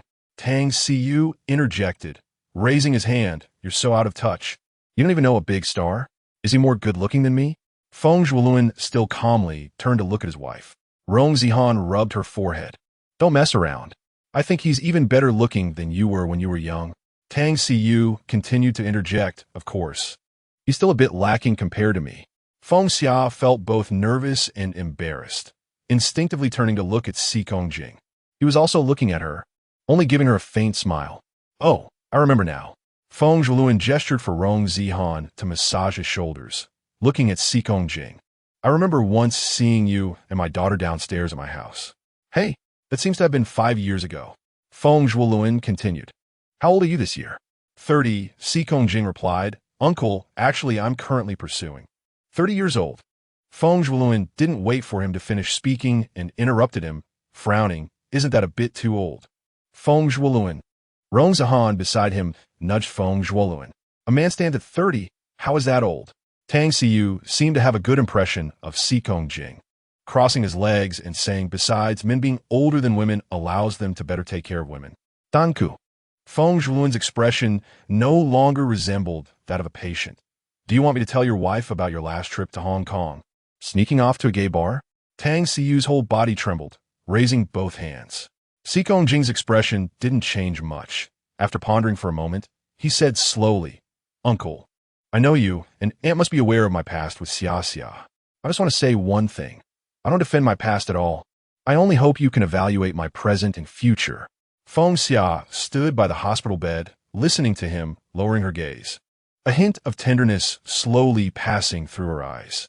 Lying on the hospital bed, Feng Zhuolun glanced at Xikong Jing a few times and then quietly observed his daughter. Xia Xia. After a long time, Feng Zhuolun said slowly, Where's Fu Yu? Huh?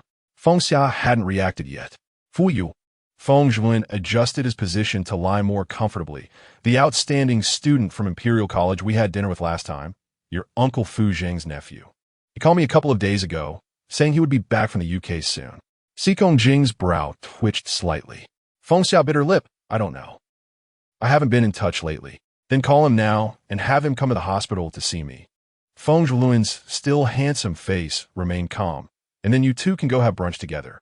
Xikong Jing maintained his good demeanor, but the expression on his face had already stiffened slightly, with his father giving the impression that if she didn't make the call, he would make things harder for Xikong Jing, and with Xikong Jing's unreadable expression, Feng Xia found herself in a difficult position when the hospital room door was open again. Feng Yixio walked in gracefully, holding breakfast in his hands. Tang Siyu had been holding back for a long time, and at that moment, he couldn't help but burst out laughing, rolling onto the floor. He had experienced it deeply in the past. Having a brother-in-law was truly terrifying. Chapter 46. Feng Yixio walked into the ward and closed the door behind him. As soon as he raised his eyes and saw Xikong Jing standing closest to the door, his expression slightly changed, but within seconds, he quickly returned to normal. He walked up to Xikong Jing, nodded gracefully and calmly, and after a few seconds of deliberation, said, Thank you. These two words contained a certain amount of affirmation. Xikong Jing looked into Feng Yixio's eyes and felt a slight relief in his heart. At least his performance last night and today seemed to have made his future brother-in-law's attitude towards him a little better than he had expected. You're being polite, he said, pursing his lips and smiling politely. How's my sister-in-law and the baby? As soon as the words sister-in-law were spoken, everyone in the ward showed different expressions. Feng Zhuolun, lying on a hospital bed, frowned and immediately wanted to say something, but Rong Zihan, who was accompanying him, quickly squeezed his shoulder and shook her head at him. At this moment, Tang Siyu was quite perceptive and chose not to continue involving himself in the Feng family's matters, quietly bending down and sneaking out of the ward. Feng Xia's ears turned slightly red. They're relatively stable, mother and baby are safe, and now they are resting at home. Feng Yixio replied calmly after a pause. Then you should go back now. He continued, you must have a lot to do. It's already been a hassle for you to stay in the hospital for so long. It's my and Xia Xia's rudeness. His words were like a merciless counterattack, immediately widening the distance again. Feng Yixio was indeed always gentle, but for someone who wanted to take his sister away, Even the best-tempered man should have his own set of strong attitudes and methods. Seekong Jing slightly squinted his eyes, and after a moment, nodded. All right, then I'll leave first. Uncle, take care of your health in the hospital. I'll come to see you when I have time. He looked at the hospital bed. Aunt, please take care of your health as well. No need for that. Feng Zhuan lazily lifted his eyelids, showing no courtesy, and turned to continue urging Feng Xia. Hurry up and call Fu Yu. Let him come over for dinner. Oh, and by the way, you should also call your uncle Fu Zheng over. Feng Xia bit her lip and hesitated to take out her phone from her pocket. Seekong Jing quietly watched Feng Xia for a moment, then turned and slowly walked towards the exit of the ward. Xia. Rong Zihan looked at Feng Xia. Why don't you go out and see him off? Just as Seekong Jing reached the door, he paused at the sound, and Feng Xia's movement of taking out her phone also froze. Han. Feng Zhuoluan raised his eyebrows, dissatisfied, crossing his arms. No. Stop it. Rong Zihan ignored him, took the breakfast that Feng Yishio had brought and a bowl of soup, shoved them into his hands, and calmly ordered, Eat breakfast. Feng Yishio sat down by the hospital bed, glanced at Feng Xia, and was also in a state of turning a blind eye. With her mother's help, she quickly walked out of the ward to accompany Seekong Jing to the elevator. Originally feeling a bit nervous standing beside him, she was surprised when the elevator door closed, and he immediately hugged her gently from behind. Let me hold you for a little while, he sighed softly, resting his head against her neck. She pursed her lips, not pushing him away, standing still obediently. Xia. He leaned into her ear, his voice carrying a hint of fatigue. The opportunities one had in my early years were ones I didn't grasp well. Now, if I want to start over, the difficulty will undoubtedly multiply. She understood what he meant, lowered her gaze gently, not knowing what to say. Although taking shortcuts is self-inflicted, I am mentally prepared. The elevator reached the first floor, and he finally released her, gently kissing her hair. Because right now, what I lack the least is patience. When Feng Xia returned to the ward, she still felt a bit dazed. She wasn't unaware of how good someone was at pretending to be pitiful to gain sympathy. But it seemed she really was falling for it. What a failure! Feng Zhuoluan scolded her as she walked in, glaring at her from the hospital bed. Look at how you just were. You look just like a little wife. Did you forget how you struggled alone for 5 years? Did you forget how you missed him to the point of madness when he was nowhere to be found? Xia. I always thought you were a strong and stubborn child when you were little. Why you seem so weak now? Seeing she remained silent, Feng Zhuoluan continued to rant. You've surrendered after just a little time and effort he put in upon returning. If he suddenly decides to walk away and not say a word, what will you be? Dad, Feng Yishio, who was peeling an apple at the side, interjected, Don't be anxious. I guess Xia hasn't agreed to him yet. Huh? Would she dare to agree? Feng Zhuoluan glared at Feng Xia. She weakly rubbed her forehead. Dad, I actually have just as many worries as you do. No one knows better than I do about the empty time and hurt of these 5 years. But I just feel too tired. Her gaze drifted to a point in the air. In these 5 years, I've already been exhausted. If you ask me to continue opposing him now, I will be even more tired. She wasn't lacking in self-respect or her own stubbornness. She was just tired. The struggles and efforts of these 5 years. The time he wasn't by her side, even with the help of Mu Shi and Lu Yi. She had already tasted the bitterness of life. She really just wanted to stop. When she saw that he returned to her side with all the preparations and a once-in-a-lifetime gamble, she truly found it hard and had no strength to easily say no.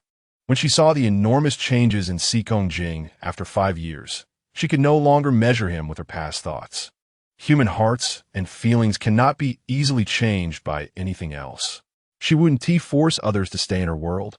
Once they left, she wouldn't open her heart to that person again.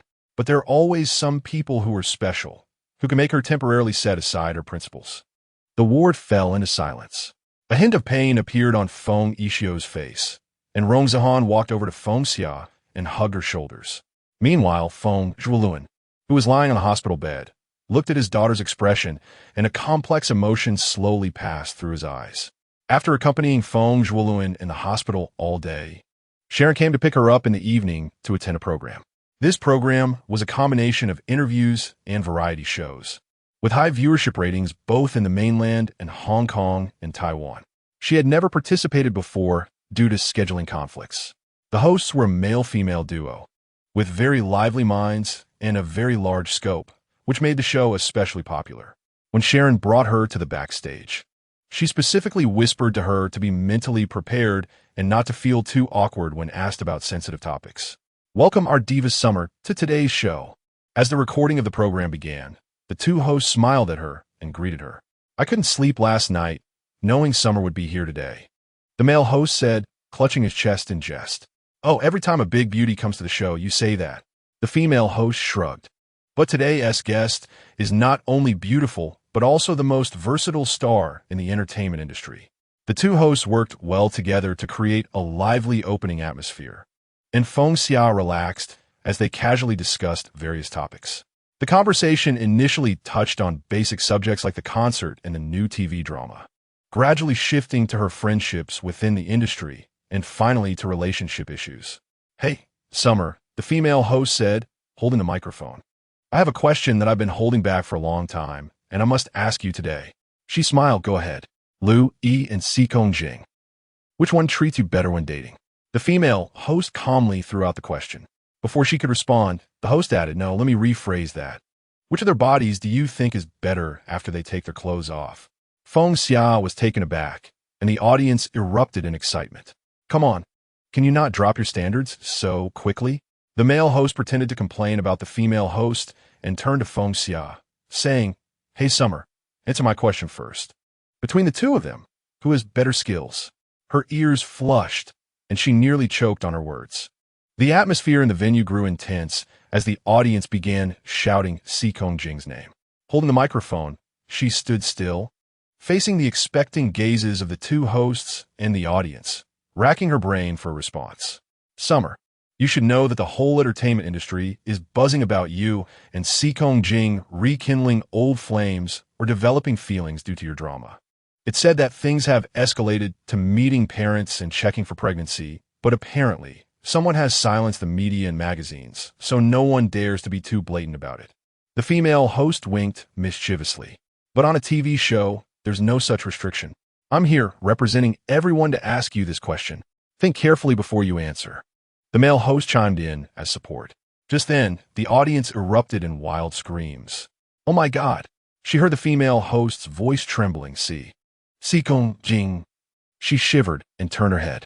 At that moment, Xikong Jing, who she had just seen at the hospital earlier that day, walked onto the stage in casual attire, holding a microphone. Hello, everyone, he said politely and calmly as he approached the stage. Both hosts, quick on their feet, were momentarily stunned. The male host, holding the microphone, looked at Xikong Jing standing next to Feng Xia and laughed. I already predicted that today's viewership would break the year's highest record. Welcome, Uranus. The female host smiled brightly at Feng Xia. It seems the queen has arrived. So how could the king not be here? Feng Xia was still a bit dazed, but she heard Xikong Jing whispering to her, a voice only they could hear. You don't need to say much. I'll answer. Oh my. The female host observed them closely and remarked, look at them, already whispering as soon as they get on stage. The audience below screamed, and Feng Xia felt her face heat up, forcing herself to calm down. Uranus, you've been in the entertainment industry for so many years and rarely appear on variety shows. The male host continued. It's said in the industry that you read cold and noble, right? Xikong Jing replied calmly. I just prefer to be quiet most of the time. I think you came today specifically for Summer, didn't you? The female host cleverly transitioned. Since you're here, how about you answer the question we just asked Summer? The audience cheered loudly. Xikong Jing had already heard the question backstage and glanced at Feng Xia. Smirking, the answers to the three questions should all be Xikong Jing, right? As soon as he said this, the entire recording studio nearly went wild.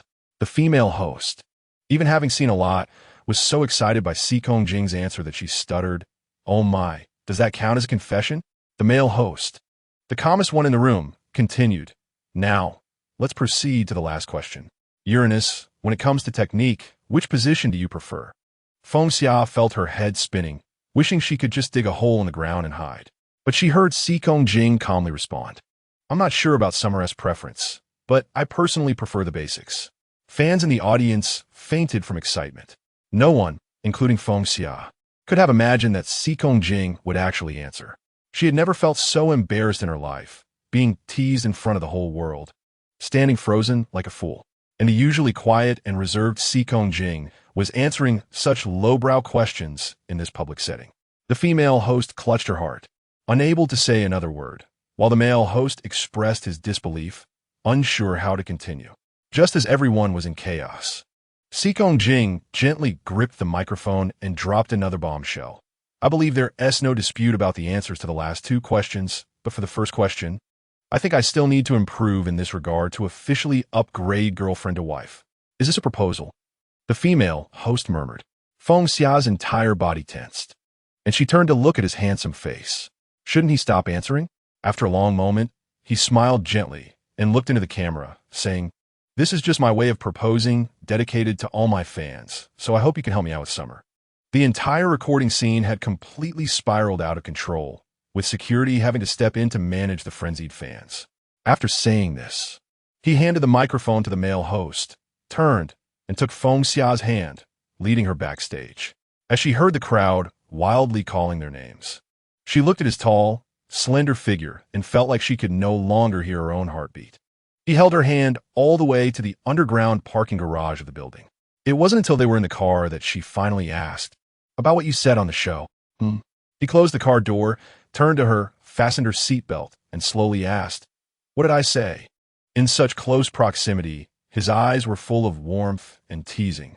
Why was he so calm after saying such earth-shattering things? "Oh." His voice lifted slightly. "Are you asking whether my answer to their question about which position I prefer is true?" She froze, her face instantly turning red, shaking her head vigorously in response. But it was too late. Of course it's wrong. He slowly leaned closer to her and gently kissed the tip of her nose. "My favorite position is you up, me down." Until the car left the building and headed straight towards the hospital, she still felt as if she were being burned on a furnace. Where did that silent, reserved, and few-spoken Si Jing go? Feng Xia silently thought about what kind of person he had been poisoned by Western culture during these 5 years in America and let out a long sigh. What's wrong? He made a turn and glanced at her, still thinking about what happened in the program earlier. "Don't worry too much," he said softly. "Some parts that are over the line will definitely be cut before the show airs." She bit her lip, but I already told their director to keep the last segment. He had a faint smile at the corner of his mouth. "I still need to gather the people on my side before dealing with my father-in-law and brother-in-law, right?" What he said was not really the point. "Sikong." The car quickly drove to the hospital downstairs. At this moment, she thought for a moment and called his name. He stopped the car steadily and turned to look at her. She stared straight ahead, silent for a while, then spoke. "When filming sound and color, I was actually hesitating every day and even once thought about quitting. I feel like I have violated the principles and defenses I initially set for you, and I really dislike myself. In the beginning, I told you not to interfere with my freedom, and I didn't need anyone to control my thoughts. But now when I face you, I don't have that confidence I had back then." Her tone was low, I admit. "Maybe I still have some feelings for you, but as my dad said, maybe if this continues, it could lead to the same ending. I'm even a bit scared now." She turned to look at him. "With everything you do and every word you say, I can't say no because you've arranged everything so well. And it seems like everything is under your control, Sikong. I'm a bit afraid of you." Si Jing had been quietly watching her speak when suddenly he reached out and gently pressed her shoulder. She looked at him, expecting him to say something angrily. But unexpectedly, he said nothing and just suddenly turned to the side. In her astonished gaze, he actually turned his head and kissed her lips. It seemed he had no intention of waiting for her reaction. He didn't push in deeply, but, while kissing her lips, gently licked the corner of her mouth. It was the most ambiguous and seductive way of kissing. Her head felt like it was going to explode. But to her surprise, within a few seconds, he had already left her lips, casually touching her hair.